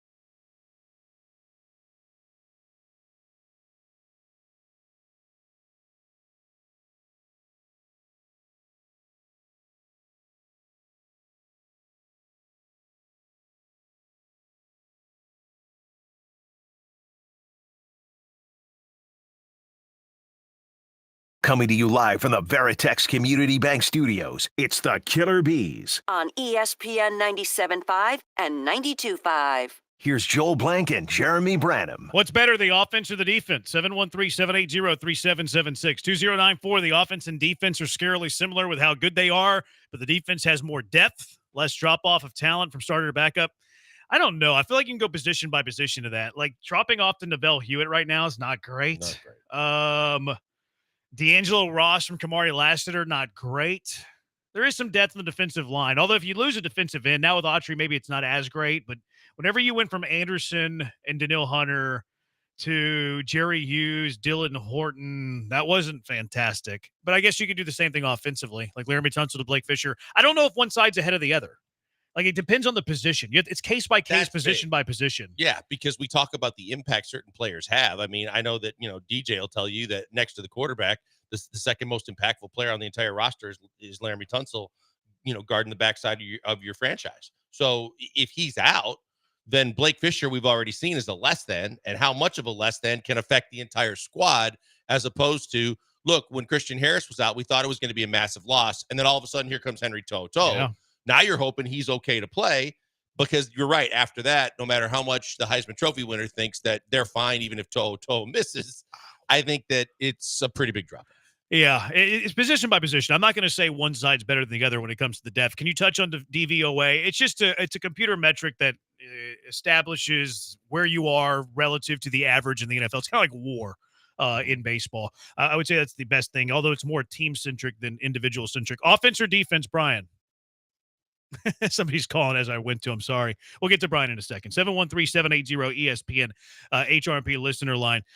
But yeah, I would have the defense through 6 weeks ahead of the offense. I feel like the offense has a bigger upside than the defense. Offense playing closer to its floor, defense playing closer to its ceiling. Although I think the defense still has room to grow, though. Like you mentioned, getting some pieces back. I think Harris can take this to another level. Although I've been impressed by To'oTo'o. Yep. And then Autry and what he brings to the depth, I think is going to be pretty big. That's the thing, too. Then if you get Harris back, To'oTo'o proves that you've got depth at linebacker that we weren't sure that you had. The bigger thing is the continuity aspect on the offensive line, whether it's Tunsil or Howard or someone in between. The fact is, it's not just one guy doing the job of a guy that's out. It's also, how does he fit in and have that same chemistry and that communication with the rest of the guys on the offensive line? Because that's so important across the line for getting the actual job done. Mm-hmm. What do you think, Brian? Offense, defense, so far through 6 weeks? I definitely lean defense. I agree with your point that the offense has a higher ceiling. Like, if they get everybody back, they get clicking, they overcome some of the things they had in the slow start because they didn't play a lot in the preseason, then their level to me is higher. But the defense right now, and the way I kind of look at it, is like, which side of the ball, their 5 wins, is winning more of these games. And to me, you look at the first game against the Colts, you could probably attribute to the offense, especially the running game. But after that, the Bears game, this last week against the Patriots, although they did have a good offense game as well. More of these games so far, I see the defense of making more impactful plays that lead to winning than the offensive side. So I would go with an edge to the defense, but I do think the offense could overtake them within a few games. Yeah. I would agree with that. I think that the Patriots game was the first one where I'm like, yeah, the offense was flat out better than the defense of all the games that they've played so far this year. And they've played some good complementary football at times. Who was the win prior to the Patriots? It was Jacksonville. Bills was the previous game. Yes, the Bills game. You're right. It was the you got good complementary football in the final 3 plays of the game, Like, the offense doesn't score because Bobby Slowick's throwing the ball, not running the ball, leads to intentional grounding. You get a really good punt. The defense forces a 3 and out. And then you're able to get the 1 play, 2-yard dump off. And I think that a lot of times, too, it gets lost in the shuffle because you all are complimenting each other when you're clicking on the same page. And the offense, we know has been less than because they were missing Mixon and they were missing pieces, or the fact that Schultz hasn't played to expectation. From a defensive standpoint, as much as you just said about what happened in the New England game, it was basically a one-man wrecking crew with a little help here and there, as opposed to what we've seen all season long, which is the interior defensive linemen are stopping the run and they're getting penetration into the backfield. The defense, maybe the edge rushers aren't getting sacks, but they're getting into the backfield and they're helping the secondary. And then overall as a unit, they're keeping points off the board. They're taking it to another level. The Patriots game was just Will Anderson and then a couple of help. I mean, yeah, Daniil Hunter had a sack too, but I guess the other way I look at it, it kind of goes along what I was saying, but you've had guys like Caleb Williams, who broke out almost immediately after that Texans game. Obviously, Josh Allen's been a great quarterback over his career, and the Texans defense. I know Jeremy at least slightly disagrees with that. But at least in the regular season, he's the guy that puts up good stats. But you hold him to an historically bad game, only 9 completions. Caleb Williams is awful because he can't get the ball off. He immediately breaks out after that and has had like 3 great games in a row. The Texans defense through these first 6 games, other than Sam Darnold, unfortunately, are holding these quarterbacks they're facing to levels that they haven't, the levels way below that they've been that they produced at before. So I think that is a compliment and a feather in the cap of the Texans. But defense. I think that's the other thing too. Now, when you look at the fact you're still going to face Lamar, you're still going to face Mahomes, you're still going to face Goff, you're still going to face quarterbacks better than what you've already faced so far. That's going to put a whole lot more strain on the defense. Goff better than Allen? Depends on what you're looking for. Yeah, I mean, from an offensive standpoint, with the weapons that he has, he can be. I mean, Josh The Allen's a offense better can be fantasy better. I football don't think anyone would quarterback. say Goff Josh over Allen. But that's what I'm Allen, saying. As a defense, I you're don't facing know. the entire offense. I don't know. I really don't know. Like, yes, Josh Allen's like capable of winning an MVP. was Yes, great Josh last Allen's going to put up great regular season. He tried to give away the game. He was he great. put the ball on the Yeah. ground in the red zone on a careless play. You didn't see that play? Like, he's rolling out of the pocket, just kind of like throws the ball on the ground. Fortunate his team recovered. Even yesterday, he was trying to give the game He away. had 4 touchdowns. He had the game-winning first down. He's great conversion. statistically. I have zero argument that he's great statistically. Zero argument that he's great statistically. But they also, Jared Goff also puts up some numbers and has been to a Super Bowl. and his offense as a whole, the defense isn't stopping just the quarterback. It's the fact that what Jared Goff's offense is better than the Bills right now. The Bills just had to go out and trade for a wide receiver 1. You already got Amon-Ra St. Brown, and you got Laporta. You got 2 running backs. You've got an unbelievable offensive line to where going forward, the defense is going to be challenged by that entire offense, not just Jared Goff. I think I it do depends say on your Lions- type of offense, though. Yeah. Like, if you're trying to look for a hero quarterback, yes, give me Josh Allen over Jared Goff. If you have a bunch of really good pieces and it's about staying on time, it's staying ahead of the chains, it's putting the ball where it needs to go, you're going to take care of the ball, you're not going to have careless turnovers, I'd rather have Goff. I'd rather have Goff than Allen if I had the offense built around me. But if you need a hero quarterback, obviously the answer is Josh Allen. Yeah, I think that the pieces matter. And that's why I think that when you talk about what the defense still has to face on the schedule, I think the offense can score on anybody. I think the offense is going to be effective. And the big thing is Mixon healthy. You're going to get Schultz more involved, I still think. And I think a week ago against Buffalo, he got a little bit more involved. But he obviously has to. He's got to have some want to. But overall, I think the offense is going to put up points when you get Nico back against whoever they face, and that will continue to be the mainstay. From a defensive perspective, you've got to take it up another level, no matter where you are, because the competition greatly increases. Yeah. If I have a bunch of really good skill guys, I'd rather have Jared Goff than Josh Allen. Because Jared Goff is going to keep a game safe, whereas Josh Allen could single-handedly lose a game for you. I can't. I mean, For the Detroit, for the line offense, you rather have Allen seen than Goff Goff. lose games. I think Not to the level. I think Josh Allen Allen could take the Detroit offense to another level. Oh, I don't know about that. Well, because look what they've done with a different offensive coordinator with a more run heavy. They've been able to keep him from turning the football over, as opposed to a guy that's maybe Goff is the supreme game manager. Mm-hmm. Whereas I think more Josh accurate Allen, with the ball too. Yeah, I think Josh Allen, though, in that offense with all those weapons around him and that offensive line and his ability to run, I think he could take Detroit's offense to another level. So much about that offense, though, is about being precise, about being accurate. And Allen's not precise and Allen's not accurate, whereas Jared Goff is. Regular season quarterback, you want stats? Give me Josh Allen. You go with precise accuracy, spread the ball around, take care of the football. It's Jared Goff for me. Yes, Josh Allen has a better chance of winning an MVP. All right, film do not lie. Some things that I noticed watching the film back today, and I only bring up C.J. Stroud because King of Twitch always begs and clamors for more C.J. Stroud talk. Definitely going to be in the MVP race. I firmly believe that. His accuracy, his command, fantastic. Stats are going to be there too for C.J. Stroud. Like, he's going to be amongst the leaders. Watching the interception back, I can't put that on Dalton Schultz. And yes, Dalton Schultz is in my doghouse, but I can't put that on Dalton Schultz. I can't tell if the guy that's covering him touches the football. I don't know if he deflects it. Do y'all think he deflected it? I thought that he did. I thought the throw was a little late. I thought that CJ had a whole bunch of choices to make. He had to make a quick choice. He made the throw. Could he have made a better throw? Yes. But I did think that the defender got in there. The help coming from the left side got in there in time to get the hand on the football. And it just took a very uncharacteristic but unfortunate bounce for a Texans. Yeah, I watching that play back where CJ Stroud erred is leaving the pocket. He had more time in the pocket than he thought, and if he stays in the pocket, I think he delivers a much better throw, probably a touchdown. I think that he should have stayed in the pocket a half beat longer than he did. He abandoned the pocket. He got a little happy-footed on that specific play, but Stroud played incredibly well. There was one play in particular where the Texans had 6 guys to block 5, and the Bills had 3 free rushers. 3 free rushers. The interior offensive line still worries me, but Stroud hit Joe Mixon his hot route, and they still had a 20-yard gain. So Stroud is bailing out his offensive line. The offensive line still worries me. Juice didn't play very well in this game. We didn't talk about this yesterday. How about Juice forgetting the snap count and snapping it to C.J. Stroud before he was ready? Could have been a disaster. Deep in their own territory. Yep. Stroud jumps on it, but I'd forgotten about that until watching that back. Because you could tell C.J. tries not to dip his teammates in the grease, but he, just like the one that Schultz dropped, you could see on CJ's face, he's doing his best to not show it, but that kind of frustrated him. I noticed on the All-22 that whenever Schultz dropped that out-breaking route on 3rd and 5 or whatever, that Stroud kind of like he showed slumped. it. Yeah. That's what I'm saying. He fought himself because he wanted to show a lot more, but he definitely showed he was a little upset with that. I didn't pick that up on the TV copy, but he was not happy about that play. Good luck defending Tank Dell in man coverage. That's not a matchup you're going to win very often. To'o stood out to me. He's playing really well. I'm really curious now. He's going to be out this week more than likely because he's in the protocol, and Christian Harris still isn't back. But I'm curious at full health what they do with that linebacker unit. I wonder if they play a little bit more 4-3. I kind of doubt it. Are you good with him playing special teams late in a blowout game? Nope.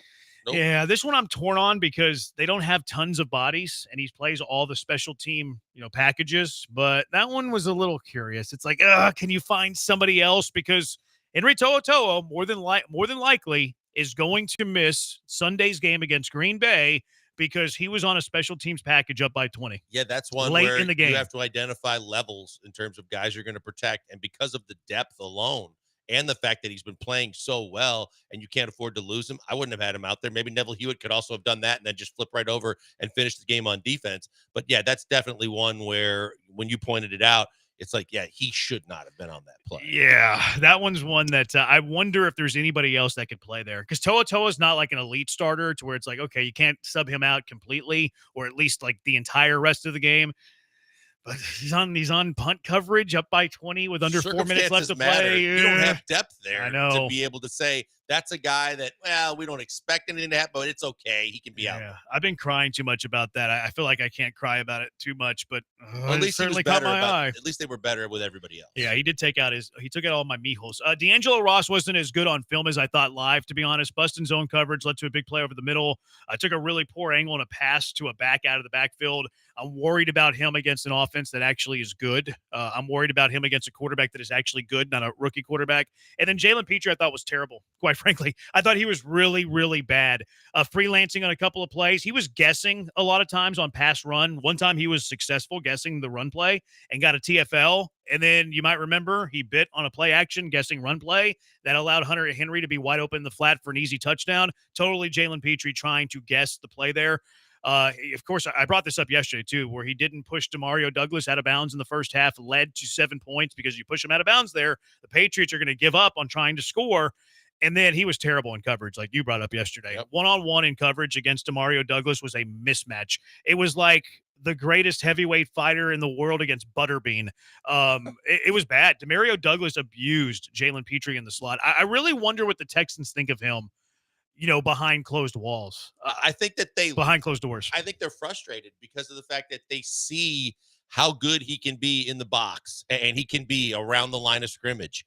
But then they're also frustrated by the fact that if he has that kind of nose for the football and he can play that part of the game so well, why can he not cover no matter where he is? I don't think he's good at covering. And I think that's the biggest thing. And can you fix that? Because we knew last year as a safety, he took bad angles and he let guys get behind him and he was bad in coverage. And now he's exposing himself in a different way in the fact that he cannot guard in pass coverage the way you expect a guy playing his position to guard. Yeah.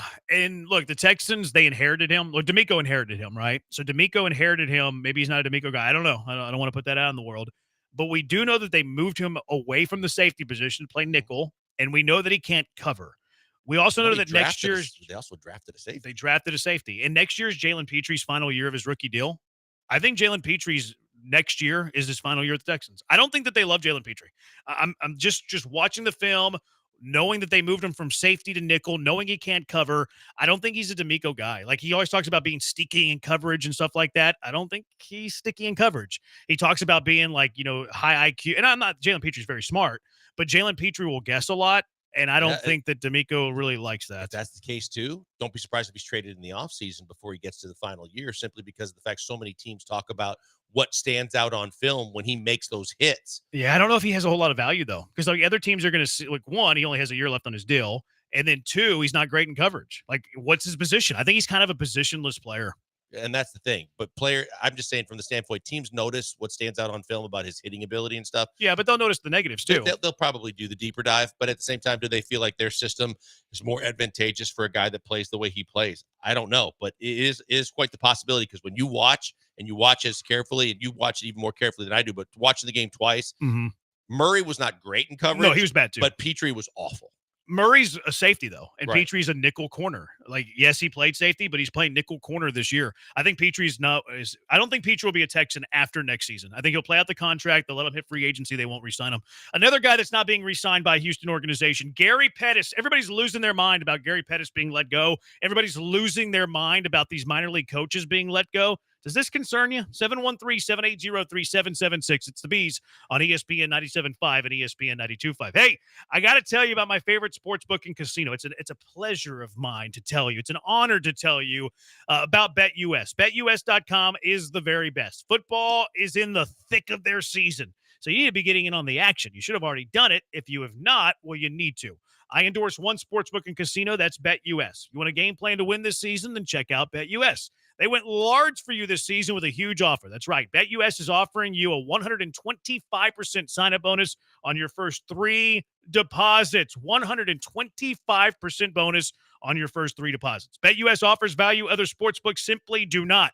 Gambler's insurance, crypto bonuses, casino bonuses, plus they have all the products you need. Competitive odds, parlays, live betting, odds boost, and prop betting. When you are ready to lay down your bet, give your bet an edge.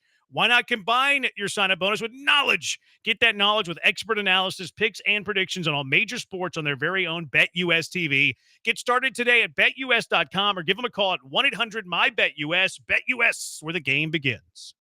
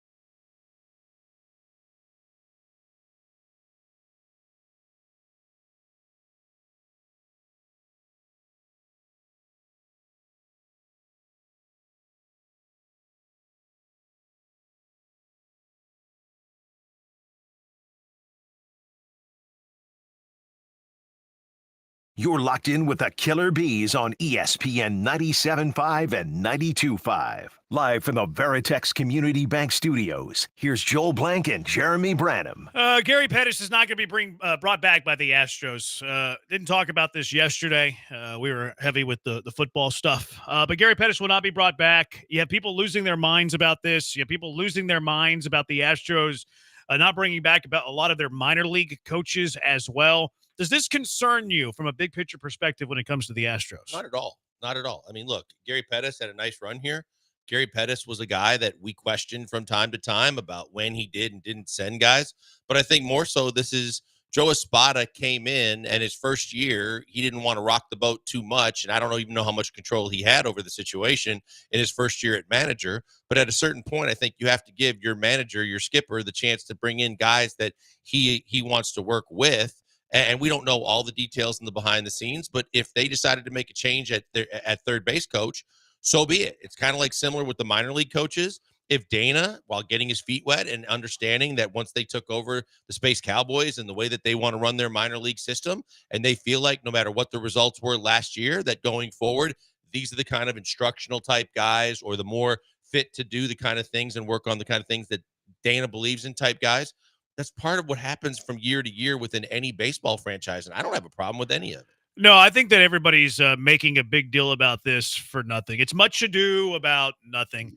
Love Gary Pettis for what he's done with the Astros. He's been a big part of the golden era of the Houston Astros, but it was also time with Gary Pettis. Like, he used to have the nickname of Windmill, rightfully so. There were times this year where he got aggressive the other way, though, where there were clear waves that he's holding runners up. Yeah, Gary Pettis did not have a good year. If we're evaluating a person for their performance within their role, Gary Pettis did not have a good season. Now, is Gary Pettis the reason the Astros were ousted in the wild card round? Of course not.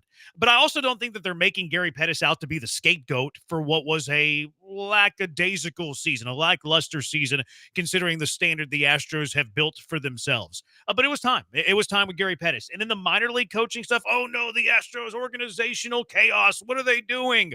Don't y'all remember that Jeff Luhnow came in and cleaned house? Jeff Luhnow fired everybody and probably shouldn't have. But Jeff Luhnow came in, fired everybody, got rid of all human scouts, almost all human scouts, and went all analytical computers and built the stinking golden era. When you're bringing in a general manager, eventually at some point, they're going to make moves within the organization that back up what they're trying to do philosophically within the organization. If you're going to hire Dana Brown to be the general manager, then you need to allow Dana Brown the freedom to bring in the coaching staff at the minor league level, who he chooses. So I think everybody's flipping out about all of this, and it's way too much. It's not a big deal. Yeah, I forget who on our airwaves was talking about the fact that they think Dana Brown is going to choose third base coach. I don't. I don't think this is. I think this is where you let your skipper choose the coaches that he feels most comfortable with to do the job that we're asking him to do. I think you're totally right. I think that I agree the same way that Dana Brown's going to choose the minor league managers and the coaches in the minor league system because he is a talent evaluator, and this is something that he specializes in. And that's what you want is your farm system lines up the way it's run on a day-to-day basis with the way that you outline you want your farm system to run. But I think that unlike what I dealt with in the NBA, where Daryl Morey started suddenly picking assistant coaches for an NBA head coach, which is unheard of, and creates a whole lot less than chemistry within the locker room, I don't think that the Astros are built the same way. I think this is where Espada is going to have the freedom to pick his guys. And if you're upset because Gary Pettis a year ago had an offer from Ron Washington and the Angels, and it didn't, the assistant coach is normally on a year-to-year deal. Gary Pettis, if he wants another job, probably has enough friends in the business, he'll get another job. Yeah, I mean, he chose to stay in Houston. He was the one that made that decision. There was a headline. I think it was, I don't want to say the website because I don't know if it's that website specifically, but the headline was Bizarre Astros Minor League Coaching Purge Hints at Organizational Dysfunction. Come on. Come on with that headline. This isn't bizarre. Wait, what was it? Bizarre Astros Minor League Coaching Purge Hints at Organizational Dysfunction. Dana Brown's new at the general manager position. He didn't have the first full offseason, was hired late in the process. Last season was his first offseason, really is the full offseason as the general manager. He's going into his second offseason. This is normal that a general manager is going to change his minor league coaching staff around to back up what he wants to do philosophically. The third base coach thing, Dana Brown and Espada might meet with that, but I ultimately agree with you that it will be Espada's decision. I actually know who it's going to be. I know who the third base coach is going to be. Yeah. Okay. It's going to be Jeff Bagwell. Jeff Bagwell Stop is it. tired of the city saying that he's the general manager. He's tired of everybody blaming him for Jose Abreu and Rafael Montero. Jeff Bagwell was tired of Gary Pettis waving runners around third and being thrown out. He was tired of Gary Pettis stopping runners at third base with 2 down. Jeff Bagwell told Jim Crane, enough is enough. I'm going to be the third base coach. Just throw this crap out there to get clicks. How do you feel about the fact that you're never going to see a runner sent again? No, come on. Bagwell Jeff Bagwell's arm cannot move in a direction to send anybody. He is going to completely be living on the stop sign because he can't wave a guy in. Obviously, I'm kidding. I was doing it for clicks. My guess, though, is they move Dave Clark from first to third, and they just hire a first base coach. Think so? Yeah, I think so. That's my Clark hunch. Espada's choice? I believe so, yeah. I know they brought him in, but I was just trying to think of the fact that he brought in after they gave Espada the job? Yeah, I don't think that they brought him in before. Yeah, no. I just don't recall because he's kind of more an old school guy. I think he's gonna be your third base coach. I think they'll probably just promote somebody that's already on the dugout or something. Maybe, yeah, because I can't see again if they're making all these changes in the minor league level. I'm not sure. I'm sure Espada knows guys that that he's played with, that he knows from the past, that he has a list of guys that he'd love to coach with that he could find to be first base coach. You don't like the Bagwell idea? No. You don't have Bagwell coaching third? Bagwell doesn't like it either because he doesn't remember he was the hitting coach for a while and didn't like having to be there all the time. That's way too much work for Jeff Bagwell. You kidding me? All right, 713-780-ESPN. What are you cashing? What are you trashing? Cash them or trash them with the Bees. 713-780-3776. It is the Bees on ESPN 97.5 and ESPN 92.5.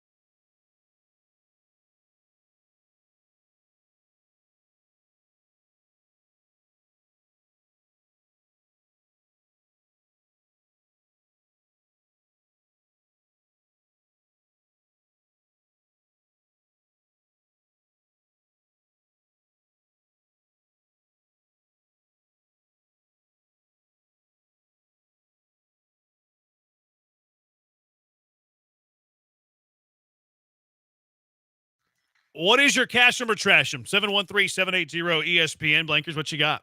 I got a couple. The first one. Let's do one at a time. Thank you. The first one relates to what we were talking about earlier. And actually, I'd like to see him do them both at once. Looking at the schedule, I could do that. Looking at the schedule, I think the Jets are still going to make the playoffs as a wild card team in the AFC, no matter how good the AFC is. I'm cashing it. And everything I said about Woody John, well, that's going to be true. But I've said if they make the playoffs, that I will recant what I said about firing Saleh, and I'll say it was a good decision. So I'm going to cash it. I'm going to cash that the Jets get in. I think they're going to end up with 9 wins and squeak their way into the final wild card spot, maybe even 10. Yeah, make it a double cash. I'm cashing as well. I think the division race is over. Buffalo now 2 games up, and they took the game on the road. So I think Buffalo definitely takes the AFC East from them. But I do think the Jets squeak in as a playoff or as a wild card team, because obviously I was high on Denver, and Denver went out and laid an egg against the Chargers. Yes, they did. And obviously the Dolphins have fallen off because of injuries, things out of their control. So yeah, I think the Jets get the 9 wins and get one of the final playoff spots. I'll cash it as well. The Dolphins ain't dead either. No, they're not dead. They're not dead Can I either. ask a question on that too? Why is it that Tua, with his history of concussions, doesn't wear the cap? That's a personal choice. Fashion.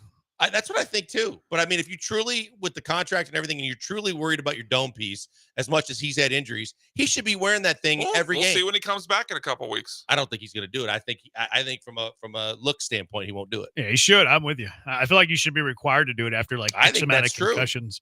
I think you're going to like my cash or trash. Oh. Min Thompson is more of a power forward than a point guard. Doesn't have a shot that I want from a guard.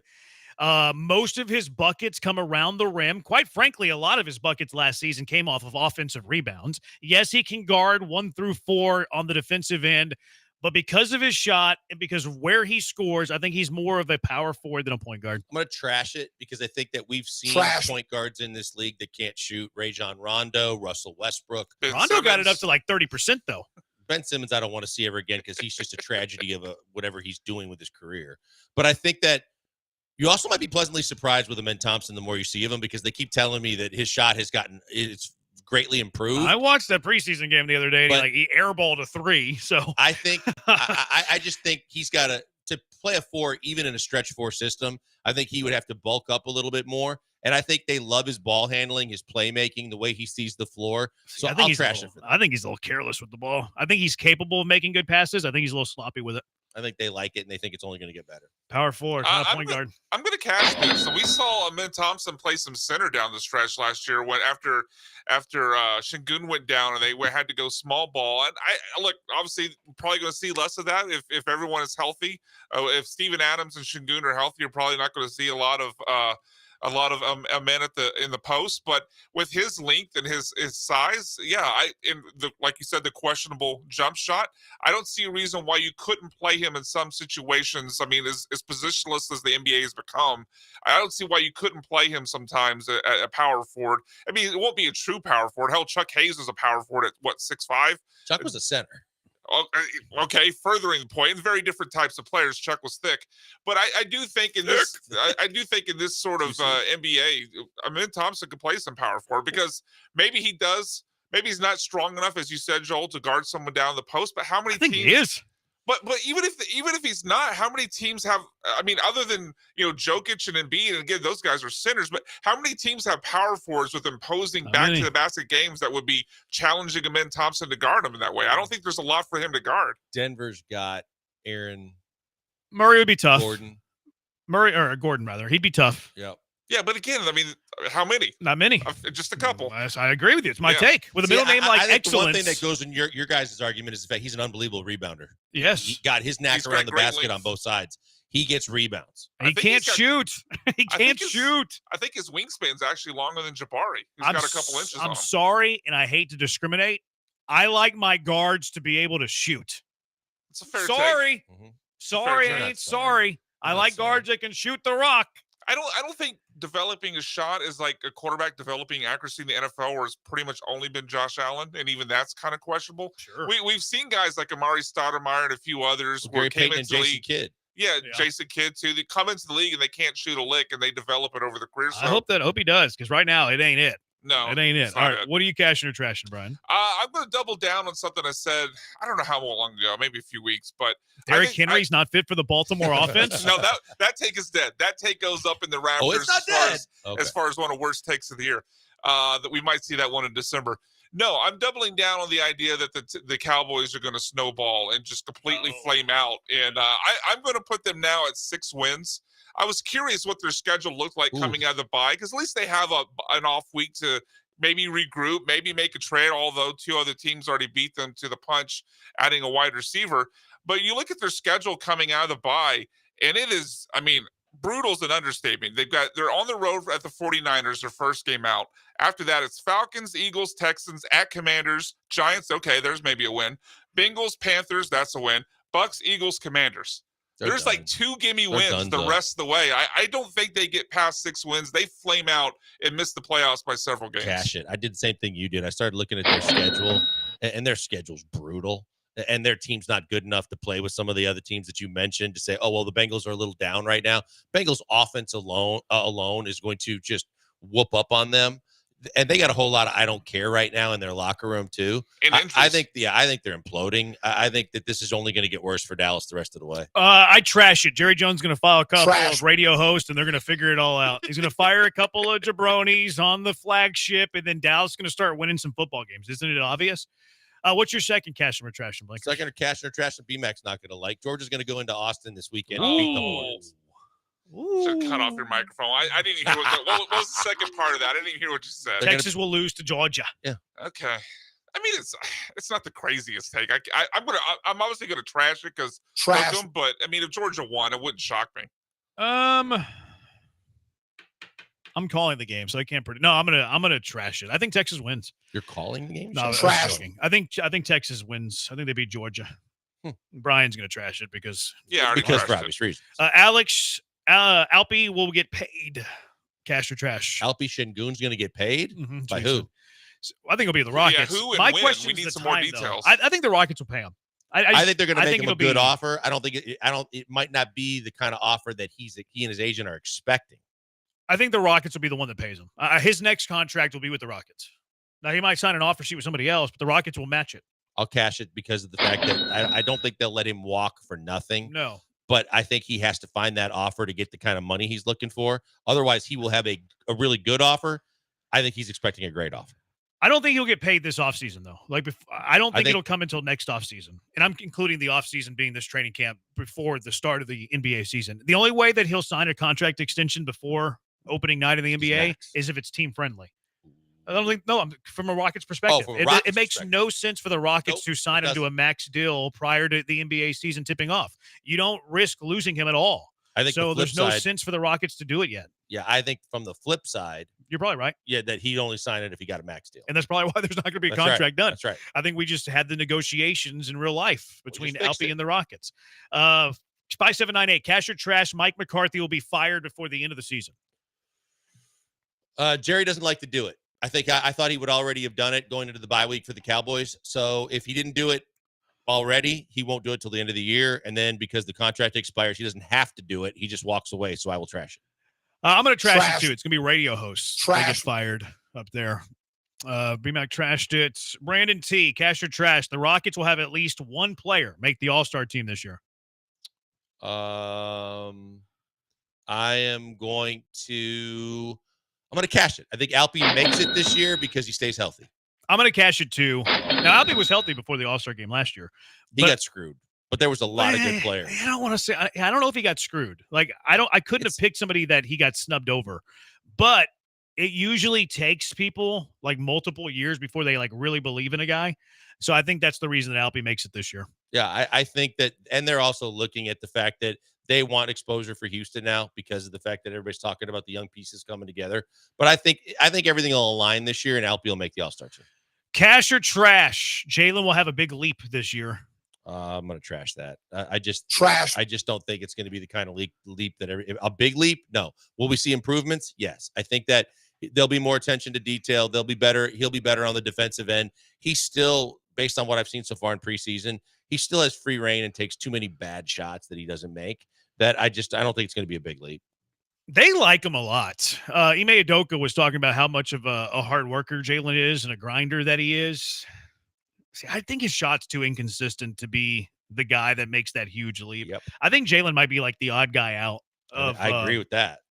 And I wanna like Jalen. I do like Jalen, but the consistency from him isn't where I think they need him to be, especially if they're gonna give him the big contract because he's in the same contract length as Alpi Şengün. Yep. So if they let him test free agency and some stupid team offers him the max, I don't think the Rockets match that. You do the same cash or trash you just did with Alpi, and I'll trash it because if he gets the money, and his next contract is gonna be with somebody else. Yeah, if it's a max, I agree. Yep.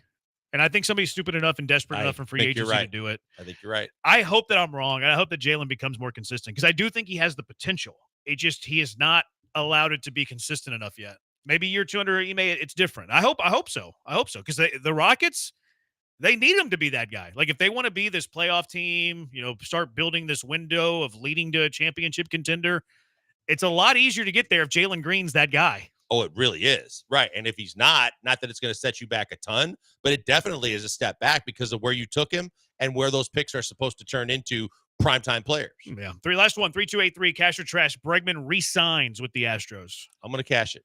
I believe there's a way, and I believe they're going to find that way. I'm going to trash it. I think his days are done with the Astros. Brian?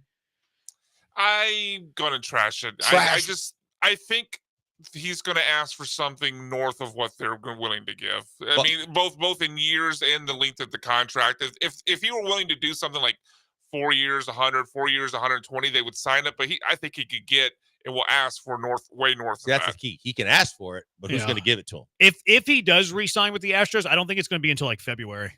I definitely going to be late because he's going to exhaust the resources of trying to get a team in the market to overpay him. Yeah. All right. Dan Lanning admitted that the 12 guys on the field was by design, which makes me really like him because that's a genius.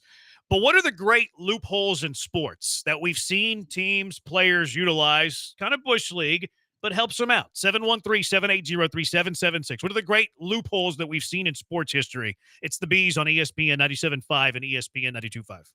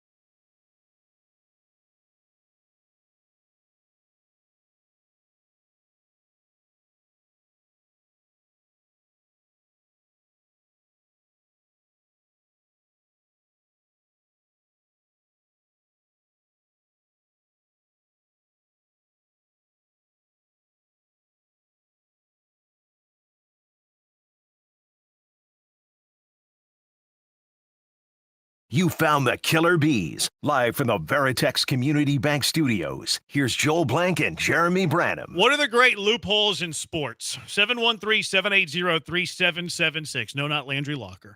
Dan Lanning. We were wondering this. Did he have 12 guys on the field on purpose?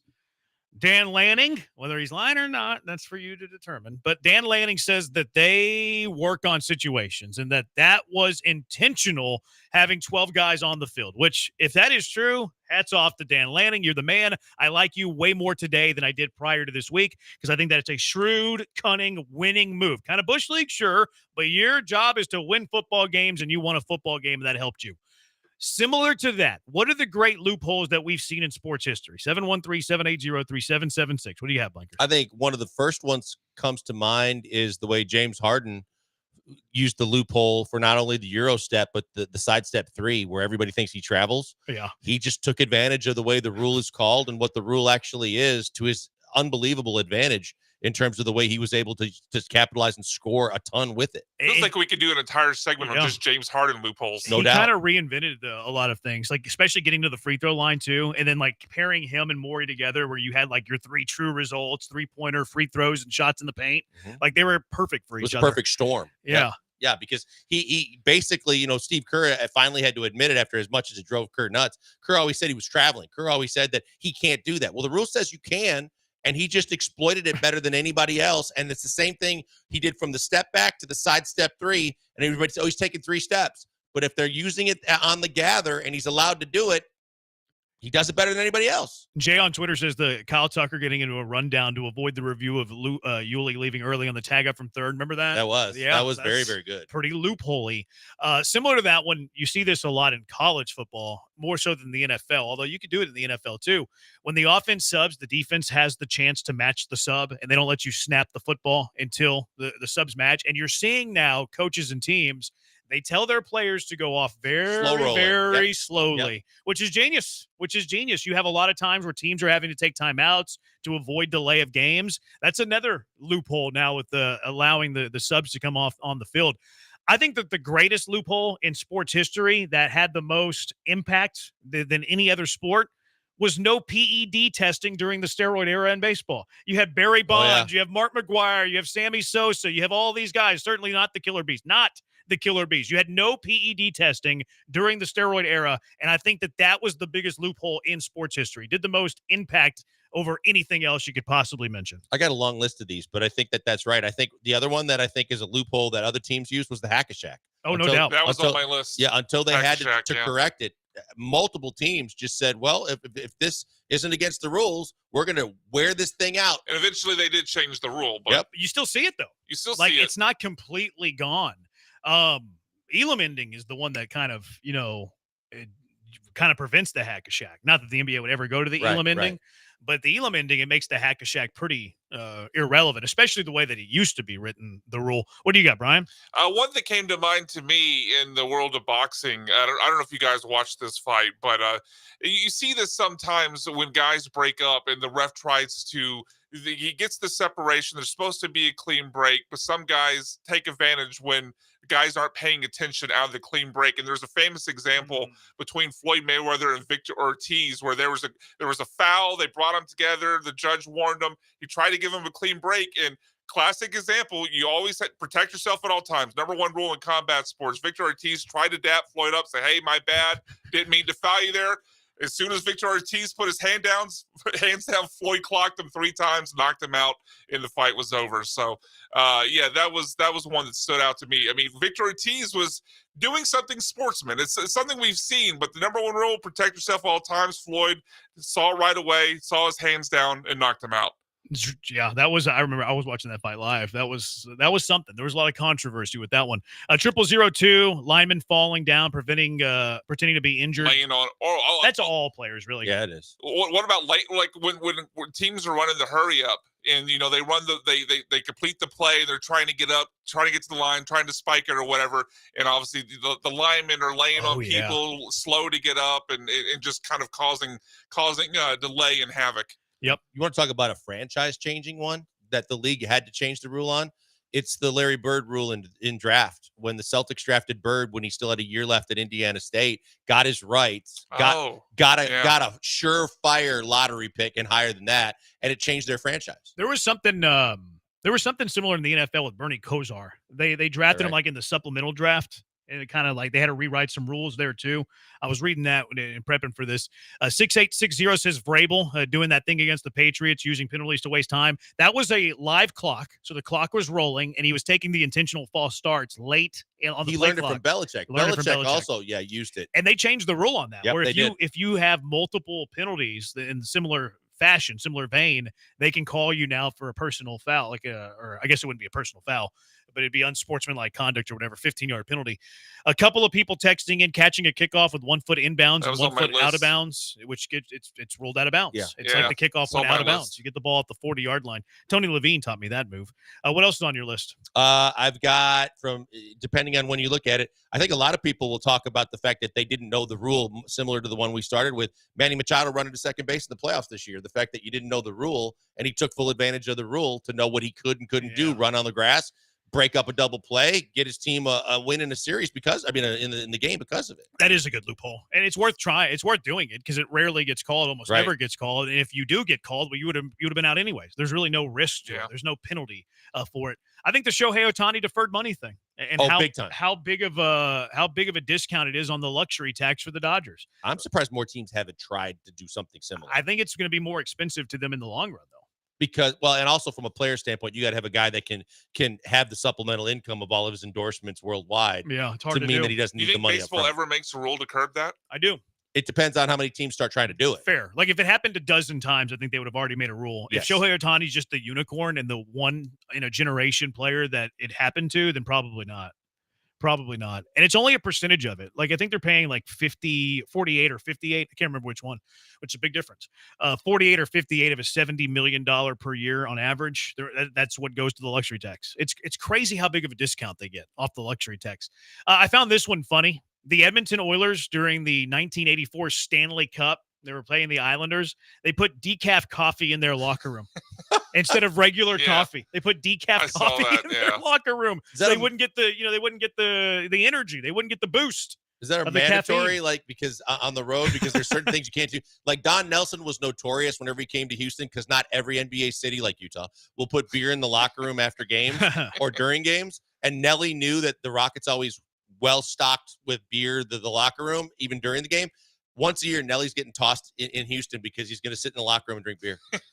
That's not bad. A couple of textures saying the soccer players flopping. Yeah, that's so annoying. The only way that you get rid of flopping, though, is if you stop rewarding flopping. Why are they flopping? Because you're rewarding flopping. How do you get rid of flopping? You stop rewarding it. Stop calling it. Only call it if you're 100% sure. Are you going to miss some calls because of it? You absolutely are. But will you eliminate flopping? You absolutely will. That's the only thing that's ever going to fix it. What about the tush push? I don't mind the tush push. I don't see that as a loophole. It's just a running play. It used to be illegal, though, right? Oh, yeah, because I was going back to the Bush push. Yeah. Obviously, that was supposed to be an illegal play, and the refs missed it in that game against Notre Dame. Still talking football? Yeah. Okay, I'm just checking. Because at the same time, I mean, but from the standpoint, if more teams did it, they might have an issue to have to try and address it again. But the fact that the Eagles just take advantage of how the rule is that's not a rule, breaking the rule, and they just do it better than everybody else. Yeah, I don't mind the tush push. Like we have a texture here saying icing the kicker. I don't mind icing the kicker if you're going to save your time out. It's not. I don't see it as a loophole. I think it's dumb, but it's not a loophole. What about the snowplow game when they knew the rule that they could bring the plow out and clear off the area for the field goal kicker? Certainly, that's a good one. Yeah, leave it to the Patriots to find that loophole too. Someone asking, was Brady's deflated balls a loophole? They broke the rules. They just there was an actual. Rule. They just Giselle. they just flat out broke the rule, so that wouldn't be considered a loophole. They just got away with breaking a rule, I guess. Keith says, does the hidden ball trick in baseball count? I guess so. I love that when it works. Rarely works at the big league level. College, it works a lot. Yeah. Well, I don't know if it maybe works not anymore. It used to work a lot. 2885 opposing benches facing the sun. That's a pretty good one. That's NRG Stadium. But how do you get away from that? Someone's got to face the Someone's sun. got to face the sun, and it's not going to be the home team unless you had a construction flaw, an engineering like flaw. Yeah, but I mean, they- theirs isn't as bad though because I mean, you have the roof. You can shut the roof if you really Right. needed to. But you go to some of these college stadiums, and it's like, oh yeah, they did this so by design. Or some of them even have like an awning. Some even will have an awning over the home so they can create a little bit more shade. Autzen Stadium in Oregon. But they have it both sides there, though. No, I don't think they do. Do they not? I thought think they it's did. just on the press box side that they do that to block the sun. But I don't think they do it on both sides. Yeah. The one that I think that it's another one of those whether you get away with it or not. But remember when Jason Kidd didn't have any more timeouts, so he spilled his soda on the court to get the timeout. He needed to get a play called. Veteran move. Yes, very, very sad. He just did it so obvious, though. Remember, he got nailed for it because he made it too obvious. But if you kind of inconspicuously try and cover that a little bit, you can get away with that. Yeah, there's some good ones out there. All right, 713-780-ESPN. The demise of Tank Dell. Boy, that was greatly exaggerated, wasn't it? What were your thoughts on the passing game? The first game without Nico Collins, specifically the passing side of things. 713-780-3776. It's the Bees on ESPN 97.5 and ESPN 92.5. Guys, before we go to the break, a word from my good friend Doc Linville. Doc Linville, best in the business at getting your hair back if you're losing your hair, if you have thinning areas, bald spots. You don't think there's anything you can do about it. You don't want to try all the gimmicky stuff that are just going to mask the problem, like the sprays and the creams and the foams. I'm here to encourage you to go have a consultation with Doc Linville and his staff. Simply because you listen to us, you want to hear from him, you get the consultation free. It normally costs $150. All you got to do is go to 975hair.com and sign up for a free consultation. You go in, they explain to you what they can do. You ask questions, they give you answers, and then you contemplate if it's something you want to try. You don't have to sign on the dotted line. There's no money out of pocket or commitment to be made. Just a plain, clean conversation, asking questions, getting answers, and allowing them the platform to explain to you how they can be beneficial by getting your hair back. Doc's committed to doing this for the people of Houston. He's not trying to make a ton of money. He's constantly giving discounts. He wants people that listen to us to come to him, and he wants to see that he can make a difference in their daily lives. Check him out today. Go to 975hair.com and find out all the bullet points that he gave me when I had the consultation. Like, you're never going to lose the hair on the sides and the back of your head, no matter how bald you go in other areas. So that's where he takes the hair for the neograft procedure. The fact that PRP treatments, like we hear in athletics, are for your knees and for your joints, also for your hair follicles, and that PRP treatment is like fertilizing your lawn, and you can get stronger, longer hair in no time at all. They've got so many different things they want to show you and tell you that might make you the next customer with them. So I need you to just check it out and see if it's something you might try. Go to 975hair.com and tell them I sent you by.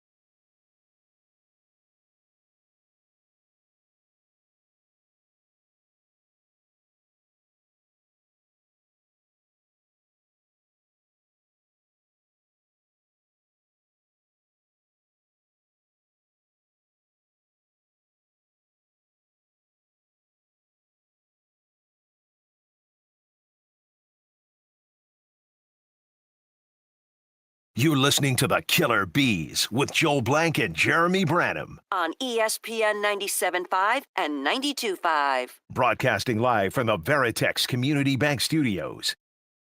When Kidd ran into that head coach, we brought that one. Marshawn Lynch saying, "I'm just here so I won't get fined, so we don't have to answer questions." That's an outside the box loophole, but it's a good call. Spot on, because he played the system. He didn't get fined, didn't answer any questions. I think that's a really good call. He didn't. He never got fined for that, right? No. He should have. He probably should have. Oh, he's definitely re-circumvented the will there. Like he probably should have. Did you see him? He was he's all over the place, and he just speaks his truth no matter what and says whatever he wants. He was in the end zone making Russell Wilson give him handoffs before the game the other night. I saw that. Yeah, and I was funny. Like, man, he's all over. Do you see speaking of Russell Wilson, do you see the Steelers are reportedly going to go to Russell Wilson to start? Like, Why? what is they're 4-2. Justin Fields may not be your prototypical pocket passer, but he's got him to 4-2. I don't think that they should just not necessarily say, "Oh, Russ is ready. It's his job." I don't believe that at all. I would stick with Fields. I can understand the idea of wanting to see what Russell Wilson looks like in your scheme, getting an idea, then making an educated decision, all of that. But why not wait until a loss at least? No doubt. Like, just wait till you lose a game and then see what it looks like. Yeah, you're in a good spot. Your division had some teams that are underachieving as well, but you're in a good spot to be a playoff team right now. And so don't rock the boat until you have to. So weird. Now, Pelissero is the one that reported that Mike Tomlin today was asked, and he said, like, everything's on the table, paraphrasing. I mean, the report that I saw was saying that he was in line to start, not necessarily, or given the chance to start. First team reps and practice. Yeah, not necessarily that it's 100% locked. The only thing that came out of there that kind of made me give it a little bit of the Rock side eye. And maybe this is overblown for the impact on the locker room, but there was a quote that came out where Mike Tomlin said it didn't really matter what the results on the field were. Stop. Sometimes it's not about, I think the exact quote was, sometimes it's not about what you did or didn't do. So we might just have to make this move. It's like, I mean, what does that tell the other Sounds players? like Kevin Stefanski. What does that tell Especially the other players in the since- locker room that are competing to get starting jobs? It doesn't matter what we do on the field. What are you talking about? That's weird. Because the factors here are, if you were looking at it and saying, they're saying that Justin Fields has a chance to be the long-term solution for Pittsburgh, but that Russ was basically a one-year fix-it. But you don't need the fix-it of Russ because Fields is doing enough to have fixed it to have a 4-2 record. But they're saying, because if you go to Russ now, you probably don't have Justin Fields back next year no matter what, unless they throw a ton of money. You got to do some damage control. Like, he's not going to be happy. He might be a professional and do the right thing, and I expect him to do. I expect Fields to do that, but yeah, he's not going to be interesting to hear what the too happy locker about room this. things, because we know Russ Play wasn't the popular guy. in Seattle. Like, if you're 4-2, play the guy that gives you the best chance to win. And if you're currently winning, then continue it until you lose. I'll push back respectfully, Brian. I'm going to push back at you respectfully, kindly. Pelissero's tweet said that the Steelers plan to give Russell Wilson first-team reps in practice this week, putting him in line to make his season debut and start Sunday night against the Jets. The term, this is what I was saying, putting him in line feels like the reporter at that point is then putting him in line to start. Okay, I see where you're coming from. Like, to me, that's him putting his own opinion in, not necessarily what Tomlin has told them. Tamara, like he's interpreting yeah, it the is news. kind of you can lawyer that. I see where you're coming from now. I read that as he's going to start, but maybe there is an out to that report that I didn't see the first time. Tamara says Tomlin did not definitely say Wilson would start. However, he didn't definitely say yes or no. Mix, yeah. You're also not going to tip your hand. Like, if you're going to if you're trying to decide between two quarterbacks, you're not going to tip your hand unless you're Gerard Mayo for whatever reason. That was kind of odd how they handled that. Speaking of passing and speaking of the passing game, Tank Dell was fantastic, which, I mean, if you know ball, you knew that was coming. Tank Dell is still the same guy that he was last year. He just hasn't had the volume that he had last season for obvious reasons, and there's nothing wrong with that. I don't think it's the worst thing in the world that Tank didn't have tremendous volume, because Nico was playing at a high level. Stephon Diggs was playing at a high level. It's kind of nice to not have to use Tank Dell to take 10 to 12 hits per game. I kind of like the low volume, having him as wide receiver number 3, but you knew it was there. The demise of Tank Dell greatly exaggerated. What were your thoughts on the passing game, first game without Nico Collins? I think just to get through the first game, it helped you were playing a team like New England, but I thought that they passed with flying colors. The fact that they were throwing the ball around the field, they didn't necessarily need the deep ball because the running game was working, and getting Mixon back, getting Tank into a situation where he's getting the football more, and the fact that you could work through who's going to be on the field in different situations, because we saw some Mechie, we saw Hutchinson, we saw different guys.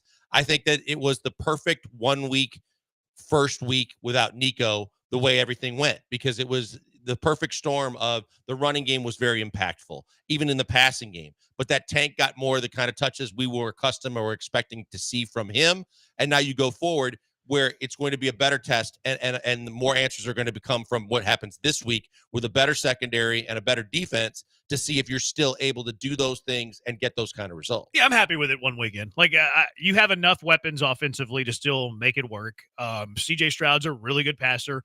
You can make it work. This passing game in this offense, especially the help of Mixon, but this passing game can survive without Nico Collins. Hopefully he's only out for the 4 games, because then you get him back really, really soon. But the offense is going to be just fine. The passing game is going to be just fine. Would you rather have Nico? Yes, obviously. Can you keep your head above water the games that Nico Collins is out? Yeah, you absolutely can. I think it also goes back to what we said at the start of the year. I think from time to time, you may be disappointed or questioning, why isn't so-and-so getting the ball more? But because there's so many mouths to feed and so many talented receivers on this offense, they are going to switch throughout, going from game to game and game plan to game plan, one, to keep the defense on their toes, but two, because of how the matchups lie and who they're playing. And so Nico was leading the league in receiving for a reason. Still is, by the way. Early in the season. But at the same time, it didn't mean that Tank was never going to get his time to shine. And I thought it was foolish too. Oh, this Tank Dell is no longer any good. I mean, watch the game. Like, when he was being targeted, he was still the same guy. Yeah, He's still getting separation. He just wasn't getting the volume because there were other guys who were having better seasons through those, first 5 games of the year. For what it's worth, they also cut out the jet sweeps with Tank, Tyler, and Conroe. I think you'll see more of those. I don't think that those are gone completely. No, I think They've that's had part of his success versatility that gives you an opportunity to see him get more touches. For Tank, it's all about the touches, because an explosive play can happen in a variety of different ways. And that's why I think that, he's going, people saying, well, he's not the same Tank. You're not going to have a fall off like you had with Dameon Pierce. Tank is still the same Tank. It's just you've got a whole lot of new talent on this roster that you've got to try and work your way through for your Bobby Slowick. The thing that annoys me with that, conversation, though, is that you could literally see the Tank is still Tank. He's just not having the volume. He's not having the targets. Why? Because Diggs is here, and Diggs has also been really good. I have no problem that Tank was taking a back seat to Diggs, so to speak, because Diggs had been super productive. And you don't have to apologize that the personal stats aren't what you were expecting to see if the team results are what you want, what you needed them to be, which is you're winning football games, you're productive offensively. CJ's numbers are fantastic, which means, and you have an abundance of talent, which means if an injury happens, boom, you've got enough guys to cover it, whereas last year you didn't. And the fact that at a certain from week to week, depending on how the defenses play, every guy's going to have plenty of time to shine. Texture on the passing game. Obviously, the passing game didn't have the flashy numbers in terms of yards. That is true, but it was efficient. But overall, was really efficient. Tank, Diggs, and Mixon all got a touchdown and then moved the ball well for a good portion of the game. It just shows what this offense potentially could be if Nico comes back and the offensive line really puts together with Mixon running the ball.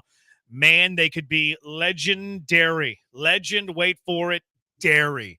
No, I do think that the offense has a lot of upside. To me, the question that hangs over the head of the offense as to whether they can hit their upside or not, really, it factors into the offensive line. No doubt. Like, the running game, I believe, can be really good. They have the talent there. I've been blown away with how good Mixon is, quite frankly. He had a jump cut in this Patriots game.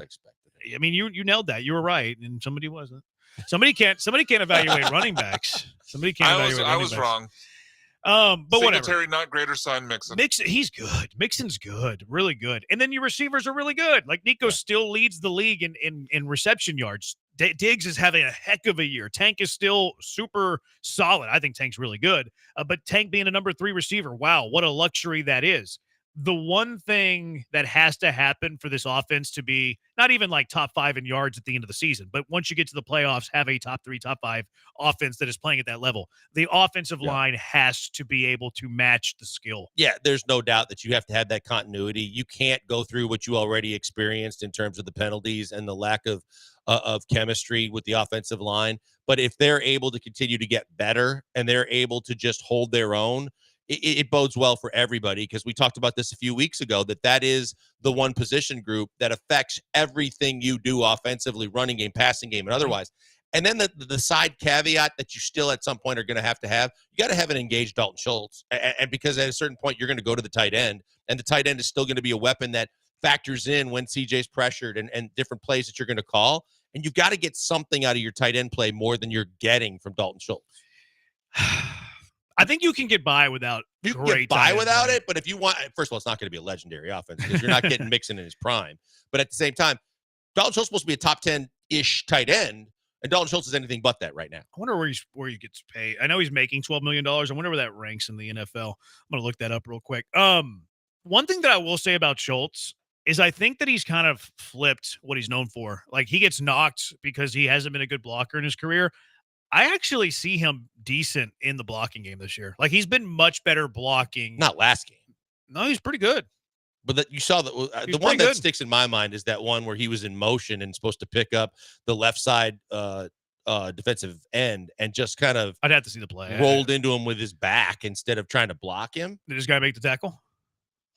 He got by him. I don't know if he made the tackle because the play was going the other way. I think I know what you're talking about. Actually, that's one that did stand out to me. I was like, that's not great, but it didn't really impact the play, so you can kind of get away from it. He's been a better blocker this year, in my opinion, than what he's But we're for. talking about the efficiency and how prolific this offense can be. He's known as a pass catcher, and last year we know, even though his numbers might have been down, when they needed big plays, he made some very big plays for this offense. And he doesn't look like the same player right now. No, it's weird because to me, honestly, it looks like he's flipped because coming into this year, he's a pass-catching tight end that's very mediocre at best at blocking, and that's putting it nicely. He's been a better blocker than he has been a pass catcher this year, which is the frustration because he's not supposed to be that guy. He's 10th in money per year for a tight end. That's 10th. And we're just need asking a whole lot more from him. You're just asking to be average. Right. Just be middle of the pack. Be top 15. Yeah, he's 10th. That's not good. 10th. He's not playing up to. You can't pay him like a top 10 tight end and have him be in there for his blocking. Money motivated. All right, 713-780-ESPN, HRP listener line, 713-780-3776. What are your overreactions now that we're 6 weeks into the NFL season? Where's the time gone? 713-780-3776. It's the Bees on ESPN 97.5 and ESPN 92.5. Hey, a word for mybookie.ag. Mybookie.ag is the place you ought to be if you are going to be betting on sports. And they're the spot that I always tell you to go to because they're always constantly taking care of their customers in a variety of different ways. They're doing it now again with their match your first initial deposit up to $1,000. So that means when you sign up at mybookie.ag, use our promo code anytime and every time they ask for one. It's bet975. When you use that, when you sign up, no matter what you put in, they're going to double it up to $1,000 and you're going to see it instantly. More money in your account means more games you can bet on and more chances you can win. And they take care of you in so many other ways, too. Their website is fantastic. Their app is great. They're going to constantly keep you in touch with and in tune with everything that's going on, including the live in-game betting. You can have chats with different like-minded individuals that are gambling on sports. You can check in on the games. And they also have a tiered system of rewards now called MyBookie Plus. When you sign up with MyBookie, you're going to be entered into the MyBookie Plus program. The more you play on MyBookie, the higher the tiers you're going to go to and the better rewards once you do that too. And they got all the sports you can bet on all the time. Soccer, golf, UFC, you name it, you can probably bet on it at MyBookie. And the other thing too is that even when there's games not going on or you just feel like some casino games, they have live dealers standing by. So you can play both poker and blackjack and so much more without having to fly to Vegas or drive to Louisiana. Check them out today. Go to mybookie.ag, use our promo code BET975 and do what I always tell you to do. Bet anything, anytime, anywhere with the only place I tell you to do it. It's mybookie.ag.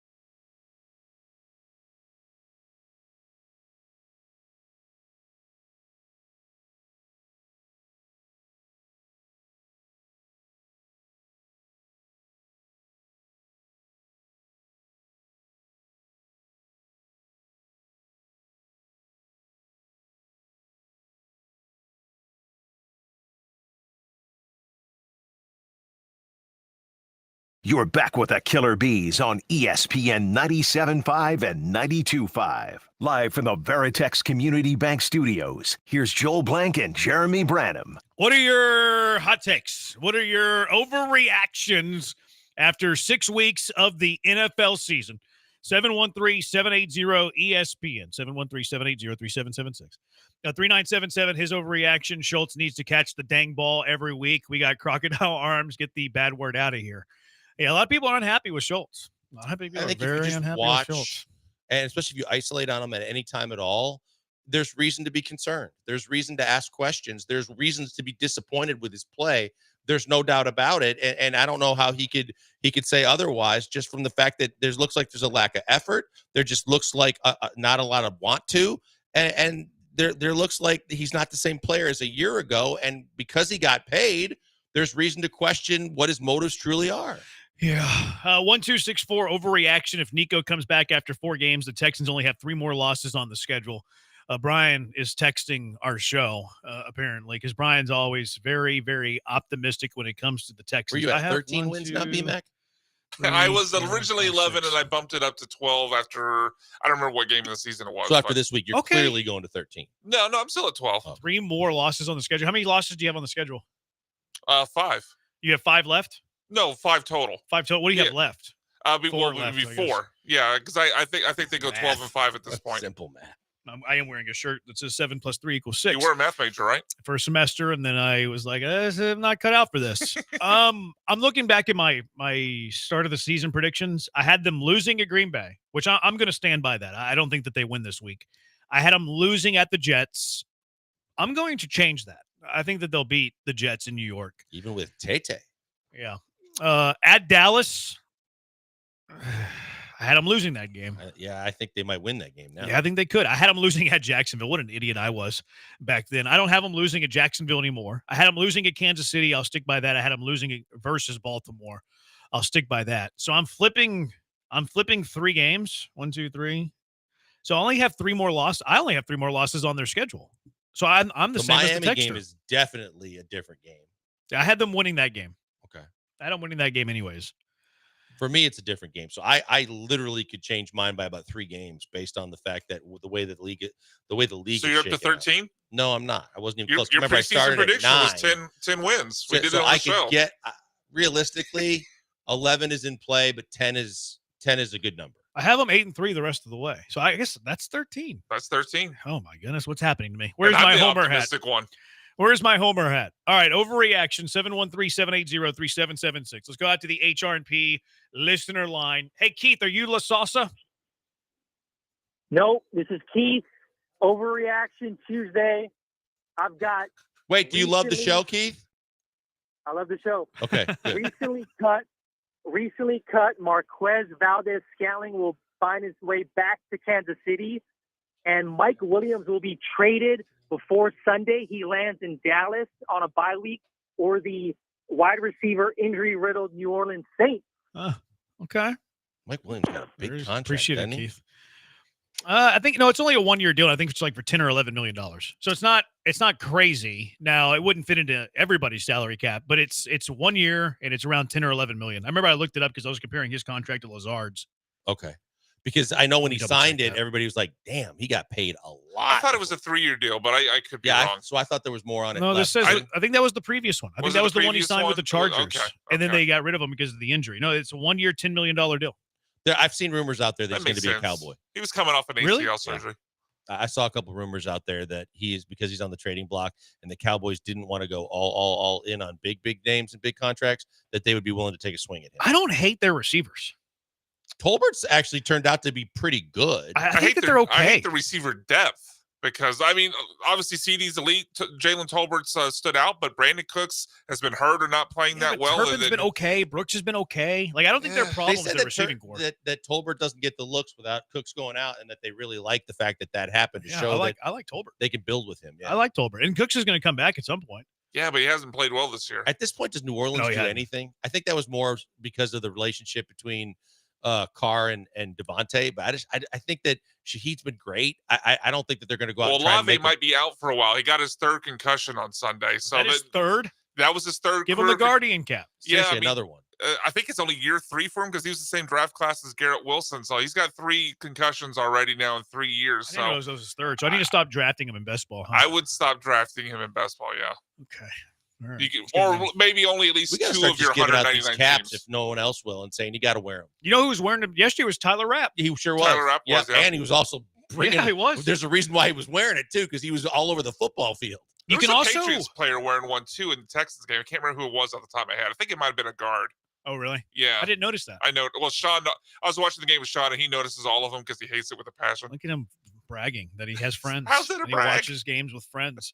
All right, my biggest hot take overreaction from week 6 was Sirianni brought his kids to the podium as a PR stunt. Nothing will convince me otherwise. I totally believe that Nick Sirianni brought his kids to the podium as a PR stunt to try to shield him from all the scorn he was getting from Philadelphia. Yeah, I completely agree with that. I think that the other big thing is the fact that he's coming back and apologizing. He doesn't apologize, and he's just like Bill O'Brien. He meant the only reason why is because it got more attention than he probably expected it to get. There's no way he's apologetic. There's no way he wanted to take that back because that's who he is. That's what he does. As you call him, a jabroni. But that is right down Main Street for Nick Sirianni, and he wanted to do all of that. Right down Broad. Isn't that the big street there? Broad Street? I think it is. Broad Street, In yeah. Philly, The Flyers were the Broad Street Bullies. There you go. Look at him bragging that he knows hockey. All right, Brian, what is your overreaction? I'm bragging about everything you say. Just bragging about everything.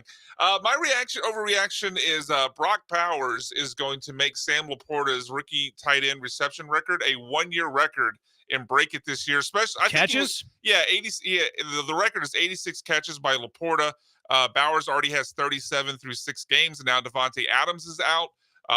Who else? Jacoby Myers is obviously a pretty. He missed it last week. He did. He had an ankle injury. Missed his last game. So I think Brock Bowers is going to break that record in 86 unfortunately catches? make it a 1-year record for Sam Laporta. I got a lot of Bauer stock. It's a Bauer Same. stock. So I'm pleased with this. Laporta's been a major disappointment. He has. Major disappointment. Yeah, he really has. But he was dinged up, right? Yeah, he was. Yeah. He's been a little dinged up. Yeah. A little dinged up. I mean, when you look at that, the fact is Bowers. There's people saying that is he really a tight end? Is he more of a slot? So, kind of fair. the Jimmy Graham conversation from years past. Definitely a receiving tight end. Yeah, he's a receiving tight end. He's what Dalton Schultz is supposed to be. But he's tight end position eligibility. So Yeah, right. It's like what's his name with the Falcons? Oh, Kyle Pitts. Yeah, Yeah, Pitts. Kyle Pitts almost never lines up Right. the block. he Yeah. stinks too. Right. Yeah. Overrated. Like Kyle Pitts. What's your overreaction, Blankers? The overreaction is a lot of people saying that Musgrave in Green Bay is still and will be a better tight end than Kraft. Really? Packers got really lucky in the fact that they took the kid from the small school as a backup in Kraft, and Where's he he's turned from? out to be from South Dakota State, I think. Really? Yeah. Oh, that's right. I Yeah. do remember that now. Yeah, and it's like the fact that people still think that Musgrave's going to be playing somewhere else very soon because LaFleur doesn't like him, and he's been a complete disappointment for a tight end taking that high. I think And they'll just write him out, though, right? Like, I mean, you have 2 years left It's in his like deal. He'll probably Pierce. just be a roster guy. Like, he'll be a second, third string tight end. Yeah. It's kind of like what the Ravens did when they drafted both Andrews and Hayden Hurst really high, and they just, Andrews is the good one, but we'll go ahead and let it ride out, and then Hayden Hurst It's moved like on. looking at New England's tight ends last weekend. Like at a certain point, if you had those guys both on your roster when they were in their heyday, you'd have had 2 really good tight ends. And now it's like, man, those guys are still in the league. I don't mind when teams do that. It's like, okay, we have a positional need. Let's draft 2 guys. One of them will emerge as the starter, and then whoever does not, well, we got positional depth. Mhm. I don't hate that idea. Washington back in the day when they Quarterback. they took RG3 in the first round. They took Cousins in what, the third, fourth? There's rumors that Shanahan wanted them to trade RG3 after his rookie year because they liked Cousins more and didn't really believe in RG3. And Snyder was like, nope, You not like going to that? happen. You Rookie like of the that? year. NFC North is easily the best division in the NFL. Well, that's not an overreaction. They're every single team in that division is at least 2 games above 500. Every single team's at least 2 games Worst above record in 500. the division's 4-2. It's insane. Yeah, I saw It's one insane. of the links on our Google Doc. One of their overreactions was every team in the NFC North will make the playoffs. Marcus Spears said that today on air, and I have a hard time seeing how that is going to be Yeah, possible. I disagree with all 4 making it, but it goes to Jeremy's point of it being the best division Right. of football. Like, it's a legit conversation that all 4 can make it. I do think there will be one team left out, but you could have what happened was the NFC or the AFC North last year, where every team finished above 500. Yeah. I do believe that happens. In the One NFC thing North. that really hurts that argument, though, is there's only been 1 divisional game.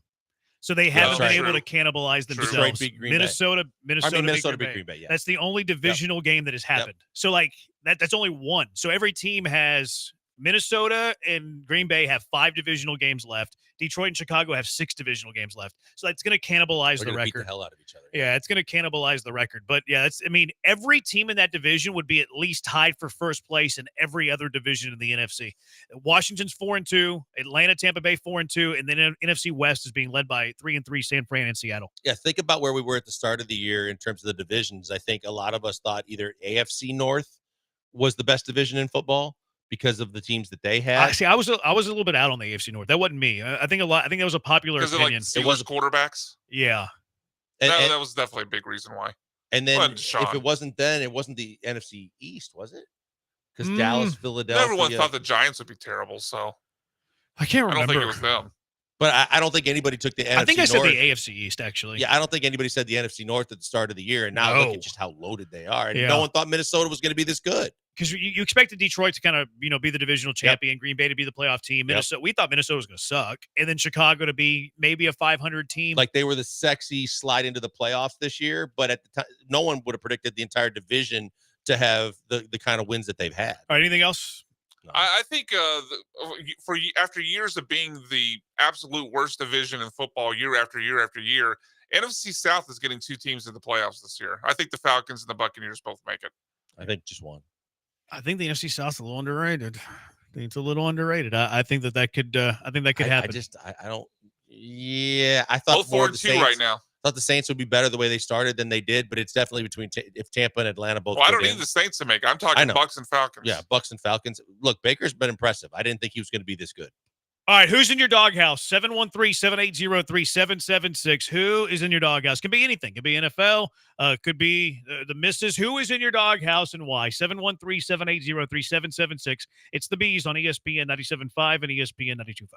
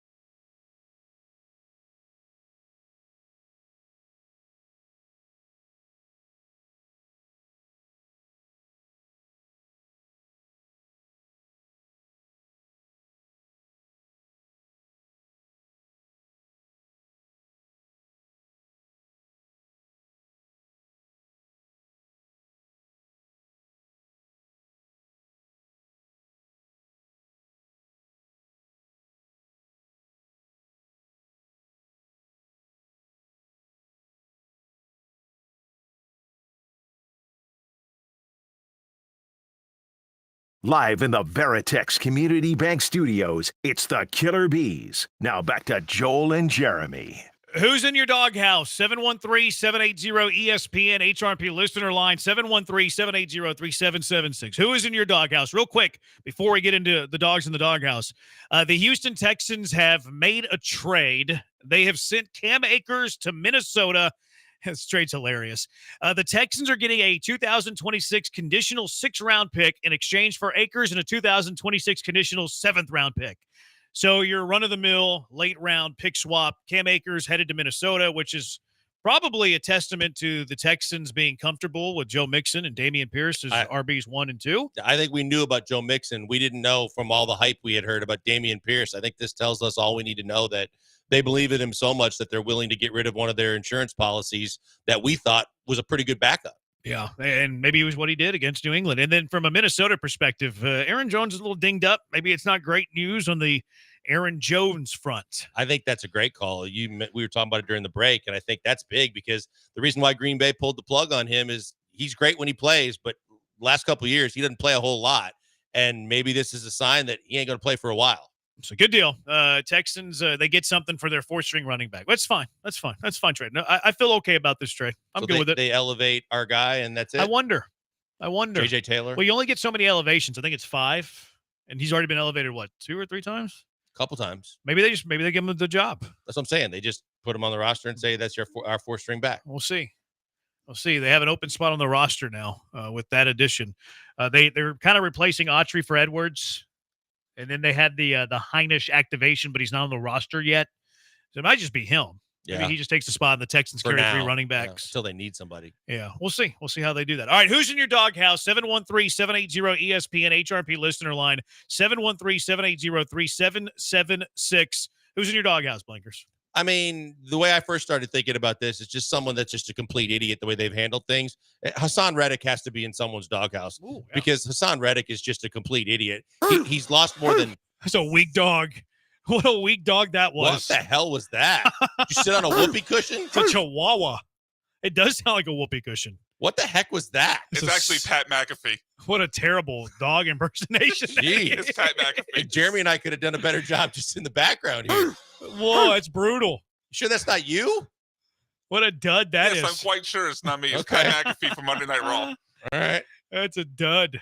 I mean, now they're giving him permission to seek another trade. Rosenhaus got to do his thing. Yeah, Drew Rosenhaus is his new agent. His agency left him. He's forfeited over $5 million. So much money. And at 2 different places, he can't find a happy medium, and they can't agree to a contract. And he said he'd like to go back to Philly first. They don't want you.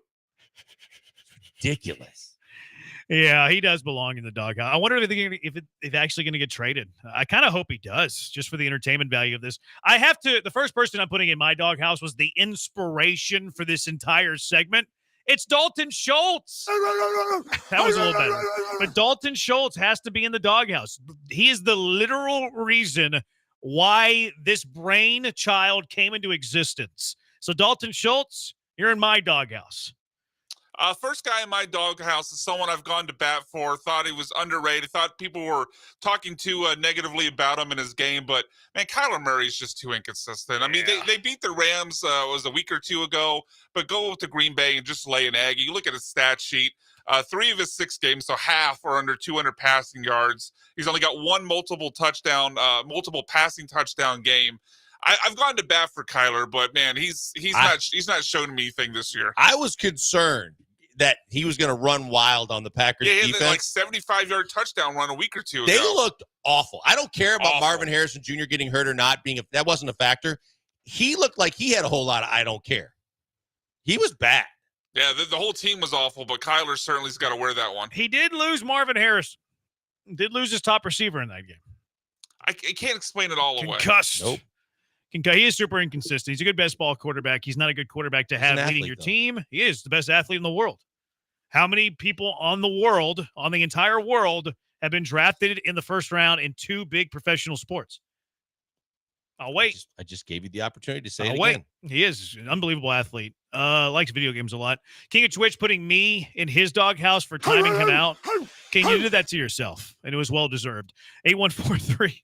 These dogs, man. 8143. Stingley's in my doghouse. He cost me the first half under when he got beat by Booty. 16 seconds left. Yeah. That had to be a tough ride. You're thinking they're counting your money, and then boom. Just Really, Jalen Petrie should be in your doghouse, too, for allowing that drive to be born. Wheat Straw, my employer is in my doghouse, making me work 80-plus hours a week for the last 3 months. It's good for the bank account. All right, what else is in your doghouse, Blinker? Jerry Jones has to be in the doghouse. Oh, good call. Jerry Jones is just a complete idiot. I don't care how much money you have. No matter how much money you had, it can't hide the idiot, how big of an idiot you still are. Yeah, good call. I'm going to put Keon Coleman in my doghouse. He hurt Kamari Lassiter. That offensive pass interference when he yanked Lassiter down, hurt his spatula, whatever that thing is called. Scapula. Spatula's ruined. The spatula's never going to be the same. And I blame Keon Coleman for ruining the spatula of Kamari Lassiter. So Keon Coleman's in my doghouse. That's a good call. I'm going to go outside the sports world kind of here. I'm going to throw a local restaurant in my Kingwood area. Should I name them by name? Yeah. All right, Probably screw not. it. 3B's Grill in Kingwood. So they have the Major Market Burger. They do. Yes, they do. Shout out to that other Major Market host. But look, it's a great spot. The food's great. It's a great spot to watch the game. So where's the negative? The negative is, Jeremy, have you been there? You used to live in the area. I have actually been there once. What would you call that place? Like, what type of restaurant is it? Fast casual? I'm guessing. I think he's probably going to say sports bar. Boom, sports bar. Kind of meh. Well, you walk in there, there's got to be 24 TVs at least. It lines every inch of the exterior wall. There's TVs above the bar. There's TVs on this pole in the middle of the room. There's TVs everywhere. All have games on. There's sports. There's jerseys and the sports team logos all across the top of the wall. But if you go in there and ask them, hey, the Texans are on, can you put on the audio instead of this top 40 music mix you got to go? It's like, oh, we're not a sports bar. We have to appeal to everyone. Like, look at your restaurant. Was anybody cutting rug and dancing no one dancing, but vibing? I'll take a picture next time I'm in there because it's still a great place, but it's such a sports bar. There's TVs everywhere. Every art decoration is a sports team jersey or a logo, and they'll look at you and go, yeah, we're not a sports bar. We're going to keep the music on. We got to appeal to everyone. Like, what are you talking about? That's crazy. Yeah. I mean, it's 2024. They can identify as whatever they want. That's true. They can. They have the right. Someone asked, wasn't John Elway a first rounder in two sports? Elway was a second rounder in baseball. Was he? Second rounder. So he's close. Right? Yeah. Because he used it in the bargaining. Yeah, that's interesting, though, with the TVs there. I have a 3Bs in my area, but I don't think they're related at all. I think they're two totally different things. I know there's multiple locations. Maybe I'm wrong I about can't that, tell you if they're the same. Maybe I'm wrong about that. Don't poo on the bees. Yeah, there's 3 of them. Yeah. We have 3 too. Yeah. 8835 Calvin Ridley, 0 receptions this past game, 4 years, $92 million. I was saying that Calvin, not to pat myself on my back, but I thought that he was overrated last year. And then he aired it out after the game. Well, one of the things he aired it out about, and this is going to be an additional dog, the whole target stat, because there was a reporter that's like, hey, you had 8 targets, and Calvin looked like, what? Are you kidding me? I didn't have 8 targets. But they'll credit someone with getting a target, even if that pass is airmailed 20 yards over their head, or if it's tipped at the line of scrimmage, it goes nowhere. The whole target thing is completely broken. He's like, I need some early too. Yeah. Calvin Ridley had to say. All right, you already said yours. Someone vouched for you too. Said 3Bs is definitely a sports bar, Brian. So yeah, it's 100% a sports. Dexter's It's a great place, but put on the game audio. One more? Sure. Deshaun Watson. I don't mind that he's in the dog. I love it. He plays in the dog pound. I was gonna say no better place than the dog pound to put him in the dog house because he has been bad his entire existence with the Browns. I love it, but the fact you can't sit him because the owner won't let you sucks for Browns fans. But yeah, it's better than as long as it's not here. Nick Sirianni in my doghouse for being a jabroni in Philly. Sorry, Chewy. He was on my list. Nick Sirianni's a jabroni. Last one for you, Brian. Patrick Mahomes. I mean, the dude, look, he's supposed to be the best quarterback in football. Maybe this is a fantasy burn more than anything else. Absolutely. They're undefeated. But he's got where are you going with this? But he's got an interception in every game. He's got a worse quarterback rating than Trevor Lawrence. Interception percentage, percentage of your throws that turn into interception. He's the 3rd worst in the league behind 2 quarterbacks. Joel, I did this mostly for you. You know who the 2 quarterbacks are? Oh. Jordan Love. Okay. Will Levis. Those are the only for 2 both quarterbacks. Of us then. Yeah, those are the only two quarterbacks in the league with the worst interception ratio or percentage, that is, than Patrick Mahomes. What is the percentage based Percentage of throws that turn into an interception. Love is that high? Yeah, I was surprised by that too. But I love it. I know. That's partly why I put that in is for your benefit. See, that interception percentage is that high for Love, huh? Yeah. That's surprising to me. Levis is not. Now, that's this year, not career, obviously. Yeah, that's interesting. I thought Love was doing all right. Nick Sirianni's in the entire city of Philadelphia's doghouse, 1711. That's true. And then Honey Glazed Brown and Pat McAfee's in the doghouse for those dog noises. That one in particular, the Chihuahua dog. The first one was awful. That's doghouse. Yeah, I don't think he planned on it being a Chihuahua, but it sure didn't sound like a whoopee cushion for Chihuahua. That one's rough. All right, let's get to our car wreck of the day. 713-780-3776. What do you nominate for car wreck of the day? It is the Bees on ESPN 97.5 and ESPN 92.5.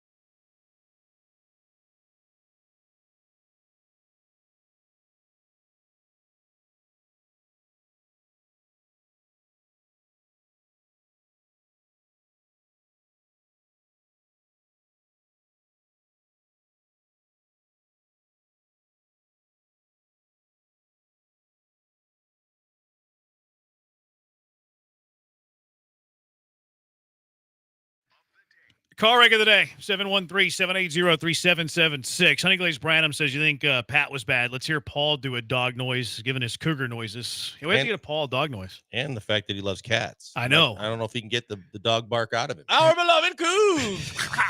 That might be his dog voice or his dog bark. It's a meow. Glenn Davis, Soccer Matters coming up after us. Alexi Lawless is going to be here live. Really? Well, he's going to be on live. He'll be on live with Glenn Davis, Alexi Lawless, Marcelo Balboa, U.S. Olympic not related legend. to Rocky.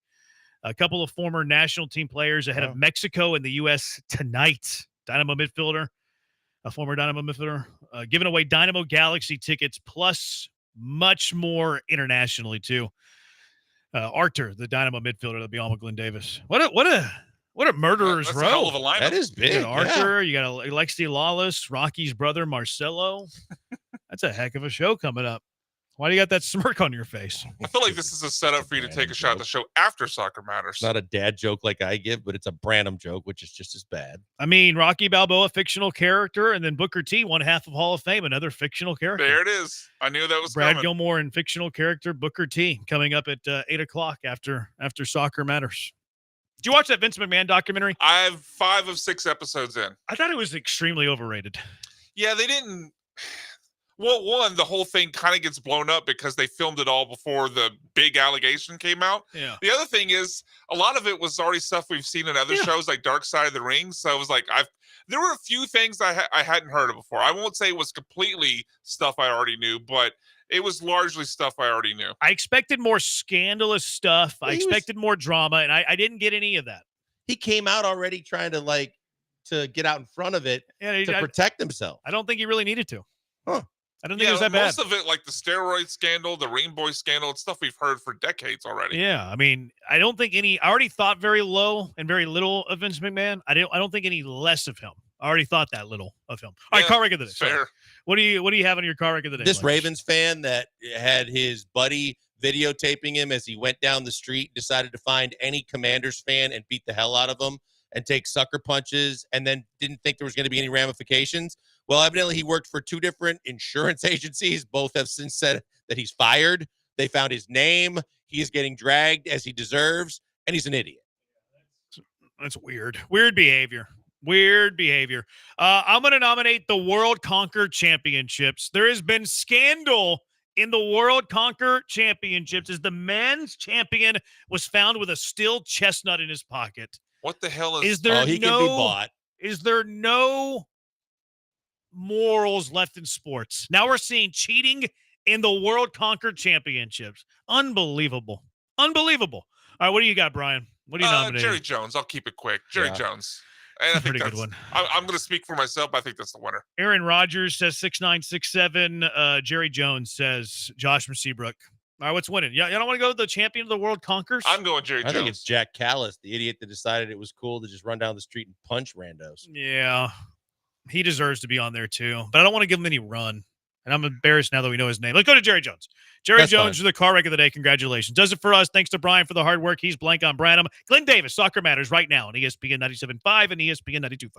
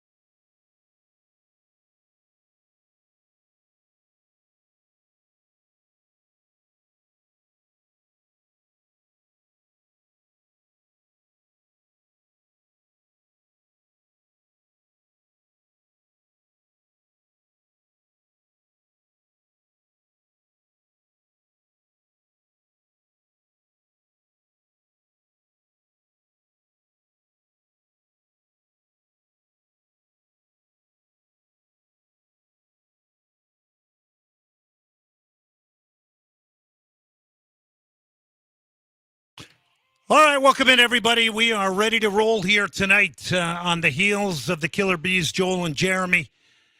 And looking forward to tonight. U.S.-Mexico plays tonight, 9:30. It's a late start because of the time change in Mexico. So it'll be 9:30 Central Time, U.S.-Mexico. We'll have a lot of influence and talk about that game here tonight based on our guests as well. Streaming at ESPN975.com. Call-in number 713-780-3776. By the way, last Dynamo game of the season is on Saturday. I've got Dynamo tickets to give away. Probably going to do those in the second hour. But a lot to get into here tonight. We've got Nations League going on. We've got a lot of news in the world of soccer. But I want to get right to our first guest. And live tonight, we'll have Alexi Lalas in the next segment. Later on tonight, Victor Ariza will join us from Deportes Nation, and also Marcelo Balboa from Guadalajara, Mexico, ahead of the U.S.-Mexico game. So this is a jam-packed show. You can make it better by calling in tonight. But first off, let's go to one of the best holding midfielders and number 6s in the league. He is Houston Dynamo midfielder. He is Artur. He joins us live now here on Soccer Matters, ESPN 97.5. Artur, thank you very much for coming on the show tonight. Hi, Glenn. No, thank you. It's my pleasure talking to you. Always love having you on. Always love having a veteran on ahead of the playoffs. And, you know, I was thinking about you today and the two outstanding seasons you've put together. And then I started thinking about playoff time. What's, having gone through this, having won an MLS Cup in Columbus, what's most important at this time of the year for a Major League Soccer team? I think, in my opinion, is the ambition and being competitive and being ready to fight and lift the trophy. You gotta get in the playoffs ready to fight, because if you try to be ready when you already played, I think it's too late, because the best teams of the season are playing and they are ready to win as well. So we just gotta arrive at the playoffs ready. Does it almost have to be an obsession playoff time? Like you almost have to be almost to the point of almost crazy to want to win it? Yes. I think otherwise it gets harder and harder to win it. If you're not 100%, 110%, I would say, focus on fighting for that and winning, your chances get low. Now, when you were in Columbus and you won it, what were some of the key things that occurred in the run to winning the MLS Cup? Because it was a spectacular run. I think everybody believed it. Everybody had the right mentality, and players had to step in, and it was not only the 11s that helped us lift the trophy over there. It was everybody, the players that came in and had to be a reserve and had to step in and play. So you need everybody. You need the concentration of 20 players and the staff and the strength of the fans. You need everything. So I think that's one of the keys for us that year. He's Artur. He's the Dynamo midfielder, one of the best in the league. If anybody wants to watch how you play the number 6 position, it is Artur. He's been spectacular for 2 seasons here. Has it been difficult for you without Hector next to you? Hector is a special player, so it's difficult to replace him. But I think everybody that came in, Coco, Brooklyn, Jan, Junior, now they did a good job. They are very good players as well, and they be helping me, and it's good to play alongside them. But of course, Hector brings something different, and I enjoy playing by his side. It's very interesting to watch you play with all the different players that you've had to play with. You had an incredible partnership with Hector. Did you end up kind of balancing Hector more to allow him freedom? Like maybe last year, did you stay home a little bit more to balance with him moving all over the field? Yes. We talk a lot. Sometimes we try to read the game and see what the game is giving us, or if we need to stay a little bit more. But I'm always willing to cover him and run for him. So whenever the game allow us, I give him more freedom and tell him that he can go a little bit more. And whenever the game asks for me to have a partner a little bit closer to my side, we always talk and try to get that right. He's Dynamo midfielder Artur, and of course, when you get a Brooklyn Reigns, maybe you're having to kind of guide him a little bit more and give him direction through your experience, I would assume. Yes. I always try to transmit a little bit of what I have learned, and especially to Brooklyn, he has so much potential, and I see how much he can help us. And the more he keeps playing, he's gonna keep growing, and I try to help him on my best. And I'm really excited to see him keep improving and playing for us. Now, I know I asked you this before, Artur, but just talk about how important this position is you play, because you get pressure from everywhere. You're expected to be a two-way player. I mean, your level of endurance to go end to end has to be there. You have to be a part of the buildup. I mean, there's so many things that you have to do in that area of the field with pressure coming from, right, left, and behind you. Yes. To be honest, it's very difficult and demanding very much, both physically and mentally, because you need to be thinking of what could happen and what will happen all the time. It's not only react to the play that's already happened. So you gotta be reading the position of players. As you said, I need to help in the build up, and over a lot of my teammates that we are a very attacking minded team, and gotta cover transitions and gotta do a little bit of everything. So it's very demanding, but it's also very joyful for me, because I see how well the team can do if I do the things that I need to do right. So it's very important. It's very difficult, but I love doing it. The night before a game, do you play the game in your mind like a lot of people say they do? Sorry, can you repeat that? The night before the game, do you play the game over in your mind before the next day, like a lot of people say they do in sports visualization? Yeah. I usually do that a little bit. I try to watch the opponent's game and see how every player reacts to like most of the plays, and I try to keep that in mind so it's not a surprise when the game starts. And it helps. It helps to be well prepared. And as you are talking about the playoffs, it's even more important now. So. Artur joining us, Dynamo midfielder, grew up in Brazil in that great soccer playing nation. We'll ask him about that. We'll ask you about that in a minute. But looking ahead at LA now, this is a team that's, I think, number 3 in the league in goals scored. They have 4 individuals that can make their own chances, basically. Guy like Ricky Pooch loves that area just outside the box, gets in there with and without the ball. How much of your game changes tonight playing it against a team like LA, or does it not change at all?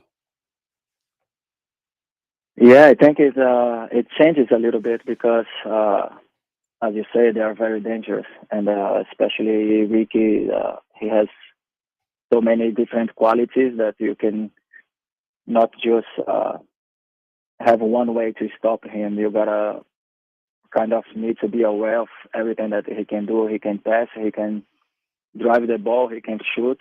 So it's difficult. I was talking to Mika about it today, and it's not only him. You have Beck and Pinto and Ross, and it's gonna be a difficult game. So you need to be ready for that and change and adapt however needs to adapt. I think we need to keep the ball, and whenever we don't have it, I think we even need to be a little bit more aggressive. Beck's Brazilian, right? So did you know much about him before he came to Major League Soccer? I I watched him because I was already here in the MLS, but I watched him playing in Brazil, and I know a little bit about him, that he was doing well over there. And I don't know him personally, but I played against him this year, but I've been watching him. So obviously ball possession, you guys are really one of the better possession teams in MLS. This is a great weapon. You have the ball, nobody else can score. We get that. But boy, when the ball turns over with that amount of guys that are individual and can make it happen individually, this really becomes a game of small margins. Yeah, I think the details will be bigger in this game and the playoffs. So we gotta pay even more attention to that. And I guess 1 second and just 1 meter could make a big difference. So it's 100% of concentration all the time and communication, and make the plays that matter. Artur joining us, Houston Dynamo again, take on the LA Galaxy. By the way, we have tickets in the second hour that we're going to give away, so be ready in the second hour at 713-780-3776 because you want to get down there and see Artur and push these guys in their final game. And the Dynamo could, if they win, they're in a great spot there. We'll end up, I believe, in 5th place. Nobody can catch them. But with a loss, possibly Minnesota and Colorado could leapfrog them. So this is a game of real importance that you want to get out to and watch all the great players like Artur. Artur, you have been so dependable, and you have not had any really I'm sure you might be playing with niggling injuries. I'm sure most guys are at this point of the year, but you really have avoided injury here in Houston. And, you're so dependable for a coach. They know you're there every game.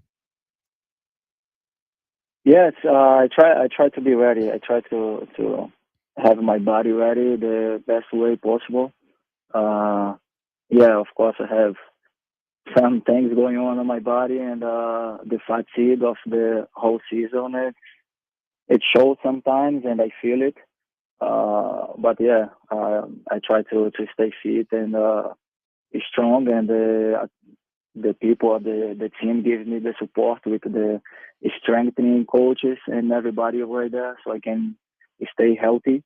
But it's not easy. I try to do the most I can, not only when I am inside the club, but outside of the club on my own as well. Yeah, I was going to say you're a family man, and for younger soccer players that are listening and watching, Artur just doesn't go out on the field and it all happens. You do a lot of things, I would imagine, at home, rest, diet, whatever. Can you maybe take us into that a little bit about what you do when you're not at the training facility? Yes, and I think that's very important, especially, as you said, for young players. I had to change a little bit after my first big injury, and that's how I am now. So I know now the importance of strengthening and preparing before the game and before every training, and because everything that you do inside the training facility counts, but everything you do outside counts as well. So I do Pilates outside on my own with a teacher, and I have all the recovery equipment I need at my house, so I can do it on my own. And I think that's been something that's been very helpful to me, because the few hours we stay in the training facility, I don't think it's enough. And for us to keep playing and in the higher level, you gotta take it outside as well of the training facility. Artur, we've heard a lot of people in Europe talking about the volume of games and the possibility of players going on strike. And obviously they're pushed over there with the competitions. How do you feel about the volume of games in MLS with Leagues Cup, Open Cup, and any of the other tournaments and involvement that you guys have? Do you think it's too much? Do you want it pulled back a little bit? Where do you sit on that issue? I think, me personally, I think it's okay. I don't think we play as many games as the teams in Europe that plays the most competitions. I'm not sure.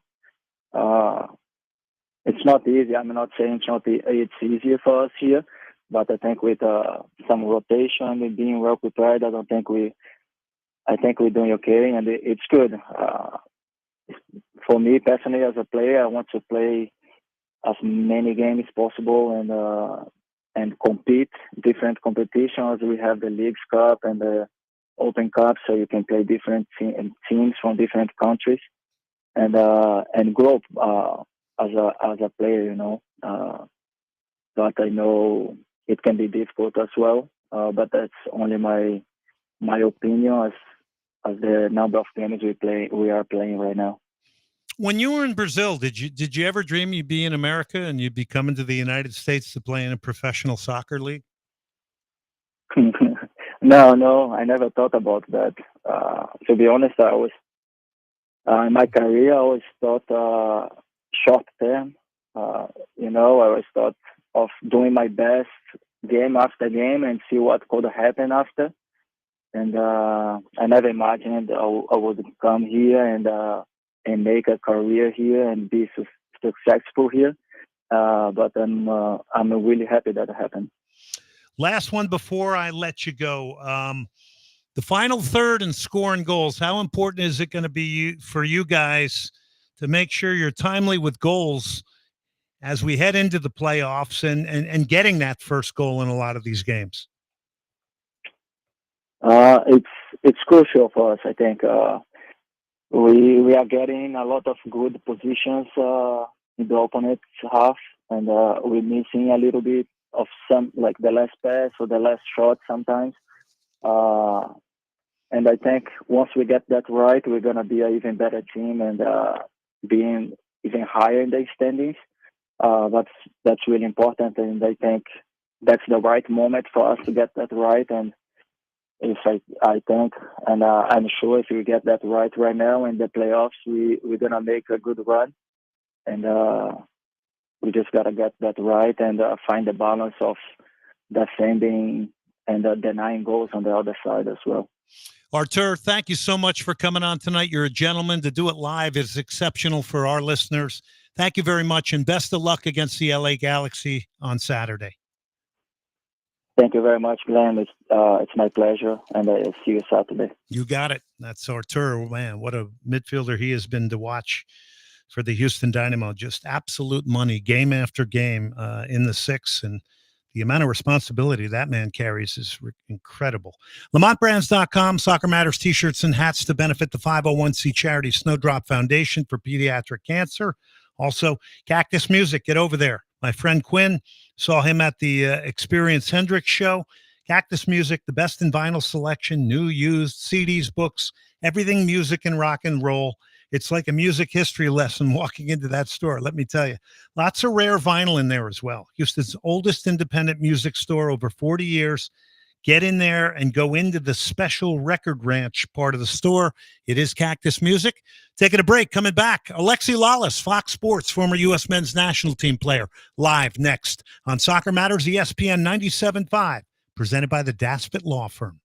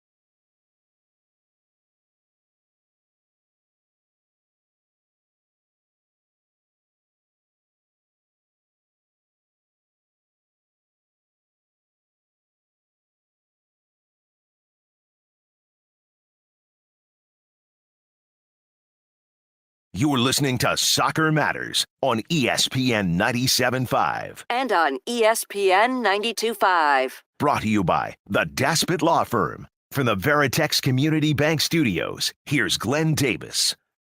All right, welcome back to the show. Great segment there with Artur, the Houston Dynamo midfielder in the six, one of the best in Major League Soccer. You can get down and watch him in the LA Galaxy on Saturday. Very important game for Major League Soccer positioning for the Dynamo. With a win, they'll hold on to fifth place, just outside of that top four. By the way, quick word here for LamontBrands.com. Soccer Matters t-shirts and hats are there to benefit the 501c charity Snowdrop Foundation.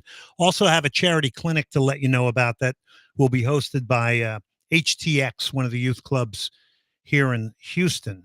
I might call them a corporation. They're massive. They got branches all over the place, but they're going to be nicely hosting one of our Kick Cancer soccer clinics. All right. Fox Sports, U.S. men's national team. You know him.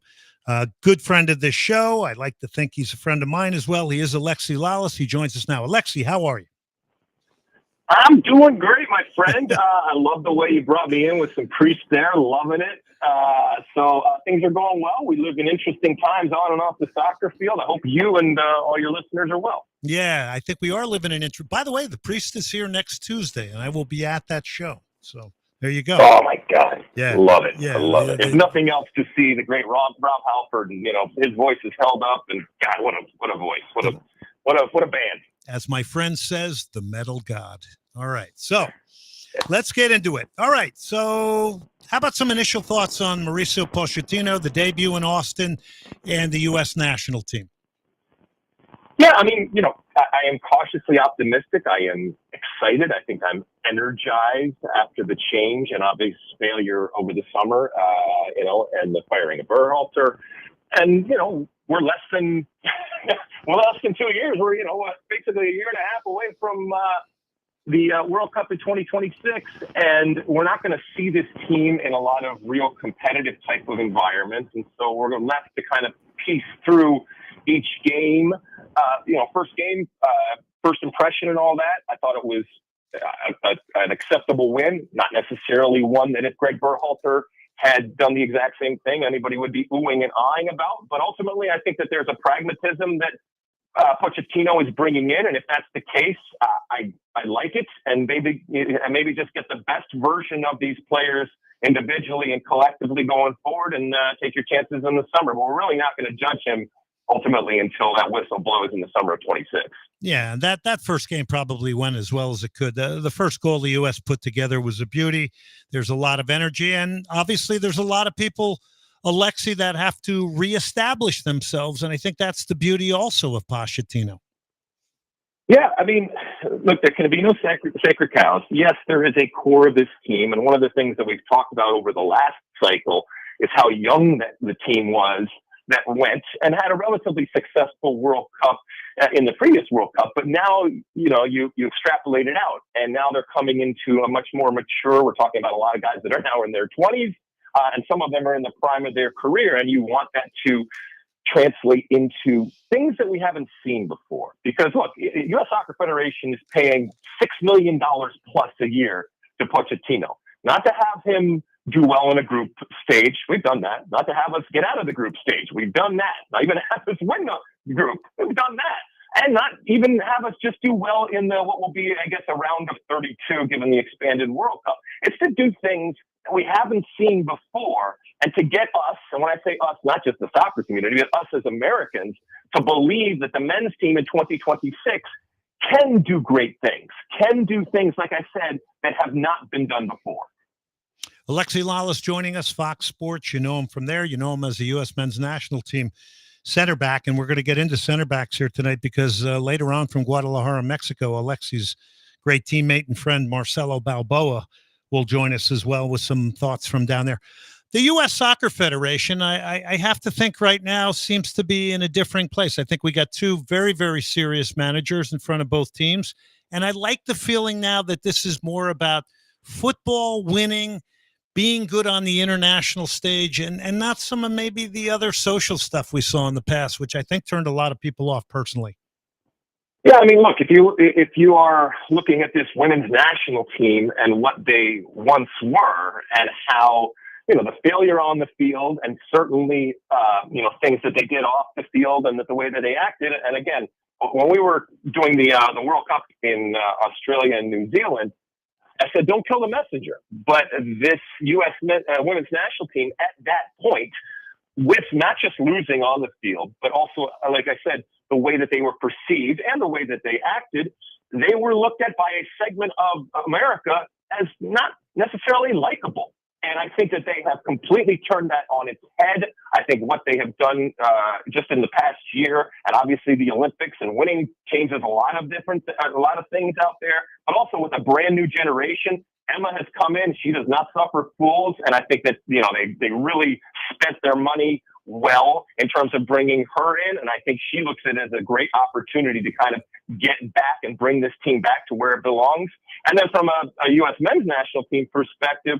Right now, Pochettino, he excites people. There is a cachet. There is a sexiness to that name. Now, he's got to back it up. And like I said, ultimately, it's going to happen in the summer of 2026. But I think we're in a much better place than we were not too long ago with both of these teams. Yeah, I would agree with you. I think it's led to a lot of optimism. The first game for the U.S. did. Now, tonight's a whole different story. He's going to be missing a number of players. I want to first start with Mexico.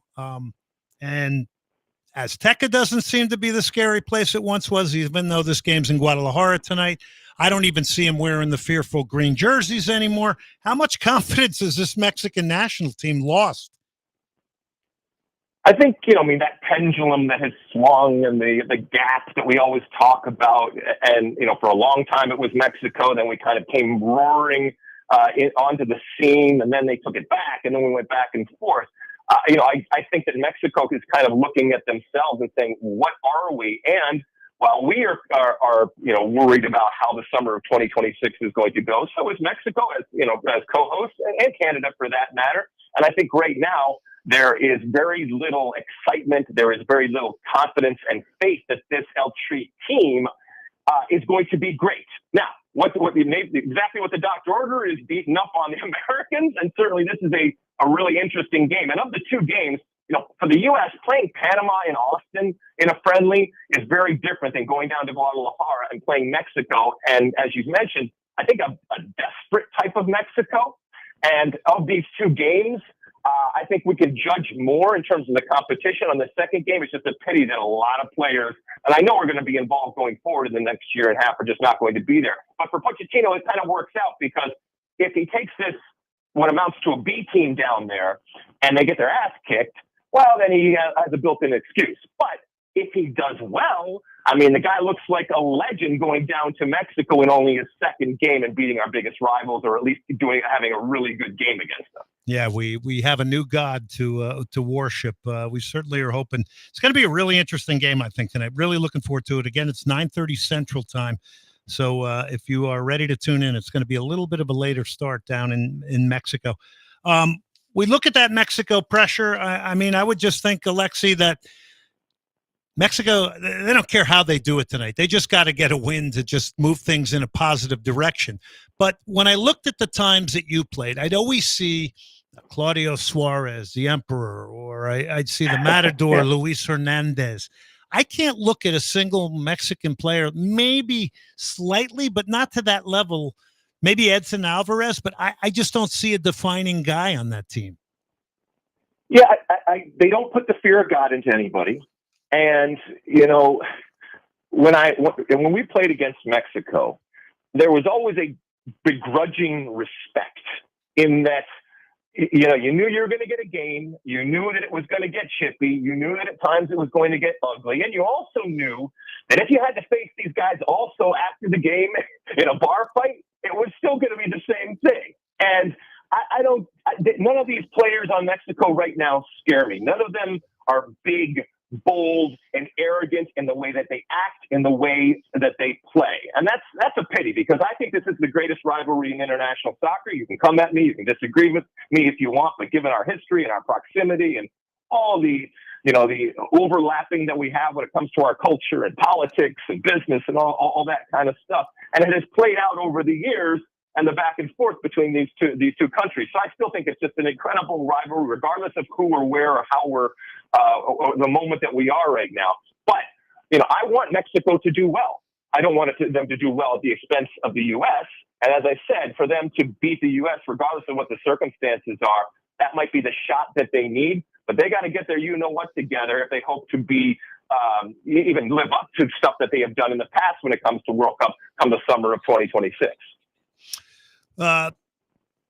Alexi, I'm going to bring something up because I saw you post a picture of it, so I don't think it's a sore subject of it. But the time Ramon Ramirez kicked you in a place that is not a great place to get kicked, I go back to that because it is dirty. It's not very manly either. Did he ever apologize to you, Ramon Ramirez? No, I mean, I've seen all these guys over the years. And, I was joking about the bar fights and stuff. Inevitably, at some point over the years, I have found myself, drinking and having a good time with these guys, having great meals and stuff. And, we have a friendly rivalry that obviously was seeded over the years of playing against each other. But there also is a begrudging respect. But man, there are plenty of times, and whether it's Kobe Jones and others out there, we all have our stories from playing against Mexico, and some of them are physical, some of them are mental, some of them are great wins, some of them are times where you got your ass kicked. But it's a wonderful rivalry, and I hope it. In this new age right now we have, with the expanded World Cup and, this next cycle, we're not going to have any qualifying and the hex going away and the ox coming in and all that kind of stuff. I hope that it doesn't go away because I think it's an important part of our region and an important part of our soccer culture. Yeah, maybe it's percolating a little bit more now with Mauricio Pochettino coming in and, of course, Bosco Aguirre. By the way, Bosco Aguirre today went to the hospital. They claim it was because he was having some back problems from a prior issue. So I don't know. I kind of find that strange on the day of a game against the U.S., but okay. Maybe you had some back pain. Just back to the days when you played against Mexico, you played against a lot of varying strikers that had a lot of really different qualities. Jared Borghetti, Zaguinho, Paco Palencia, Luis Hernandez, I think Luis Garcia. Who was maybe one of the most difficult for you to play against, and who was one of the ones you preferred playing against? Yeah, so I was never, how should I put this kindly? I was never fleet of foot. and so anybody that was really fast, had a lower center of gravity, caused me problems. So for example, if I came up against Carlos Hermosillo, that was fine for me. Now, I had to figure out how to get around that huge noggin of his. And so I couldn't see, I had to kind of look both ways and around his ears to find out where the ball was coming from. But I could match him for speed. And if it was just going to be a strict physical thing, that was fine. We could bang all day and do all that kind of stuff. Now when you get to Luis Hernandez, that's a little bit more difficult. He's a whole lot more agile. There's a whole lot more movement going on. And you mentioned guys like Zaghi, and sometimes they were much more out wide in the way that they went about doing things. But again, we're talking about these names right now, and without grumpy old Manning, who are those types of players that they have today that are going to take it upon themselves, that you're going to have to game plan for on the other side, that are, like I said, going to put the fear of God in you. And there's not a lot of them out there right now. And that's an indictment on what Mexico soccer has become. And I know they've looked inward and said, are we not doing this right? And are not enough of our players playing overseas and all that kind of stuff. But, they're going to have to figure it out going forward. And maybe figuring it out is, this cooperation, this connection, this relationship with the United States when it comes to Major League Soccer and all those different things going forward. And maybe there's a bigger version of soccer in the United States, Mexico, and Canada on the horizon that lifts all boats ultimately when it comes to the national team. So I'll take the opposite side of that. Do you think all the business being done soccer-wise between Liga MX, the Mexican Federation, the U.S. Federation, U.S. Soccer, MLS, do you think that maybe tames the rivalry a little bit and maybe makes people a little less hungry? Yeah, maybe. I think what it has done, maybe secretly, is I think there is a mutual respect. And we see American players looking at Liga MX in a much different way than in the past. And we certainly see Mexican players looking at MLS in a very different way than we have in the past. And I do think that it's good, again, as Major League Soccer, going into its 30th year continues to progress and evolve and grow. You also have Liga MX, which a lot of people don't recognize is the most popular soccer league when it comes to the United States in terms of viewership over there. But I think when you look at these two leagues, they both have something that they want from the other. And certainly when it comes to the massive potential and a massive existing fan base that Liga MX has in the United States, domestically here in the US, that's very attractive to MLS. And the business and the deep pockets and the way that they have gone about their business when it comes to Major League Soccer, that's certainly attractive to the Liga MX teams going forward. But I don't think it's been detrimental to the relationship or to the national teams or these games that we have here. But, I think we can still have that, for lack of a better word, competitive fire, I guess, animosity if you want, while still having a mutual respect and still being mutually beneficial going forward. So again, everybody on and off the field is in a better place come the next 10, 20 years. Yeah, rivalry's better when there's mutual respect. We all know that. That's a great thing you just said there. I want to ask you about the center back position, because I often look at the modern game and how it's changed since I played, and I was a center back too. Did not quite make it to the national team like Alexi Lawless did and all the great things he did. But, I think about what center backs have to do today. And a lot of times center backs are playing a lot of wide areas of the field, especially when they're helping build out the game. In my day, you were told, stay in the middle. The ball's ultimately coming here. We want you where the ball's going to ultimately come. Have you ever looked at yourself in the modern game and compared, the way you had to play center back to where and when and how you have to play it today? Oh my goodness. I mean, there are things that are done today that had I tried them, even attempted them, by the way, back in the day, that I would have been fired on the spot. And that's how much the game has changed, especially when it comes to playing out of the back. However, I also look at it and say, I would have loved to have been given that freedom and that responsibility and that risk, if you will, to be able to play like that without a second thought. Now, I do think that it gets not just players, but teams into trouble. And I think if there's a criticism that I have of Greg Berhalter, it's that he wanted to do more than the players were able to do. And I do respect that he kind of had a romantic notion about what the team should be and wanted them to play in a more quote-unquote evolved type of manner. However, I don't think that he had the players to be able to do that. And so while I respect the desire to do it, at some point I do think that you have to play the cards you're dealt and also be, for lack of a better word, pragmatic. And so I actually was, kind of buoyed to hear Pochettino talk about, you know what, I'm going to live to fight another day. I'm not going to die on these romantic hills that so many around the world do. And I don't care. I don't think you care, Glenn. I guarantee you the American public out there doesn't give a crap how this team wins. If they are successful in a World Cup, the style of play in which they are successful is almost irrelevant. All that matters to America is winning. How you do it, really doesn't matter. And so it might be ugly in one person's eyes, but it's in the eyes of the beholder. And I think that right now, whether it's this generation or the next generations, we really have to be able to look at ourselves and say, this is what we are.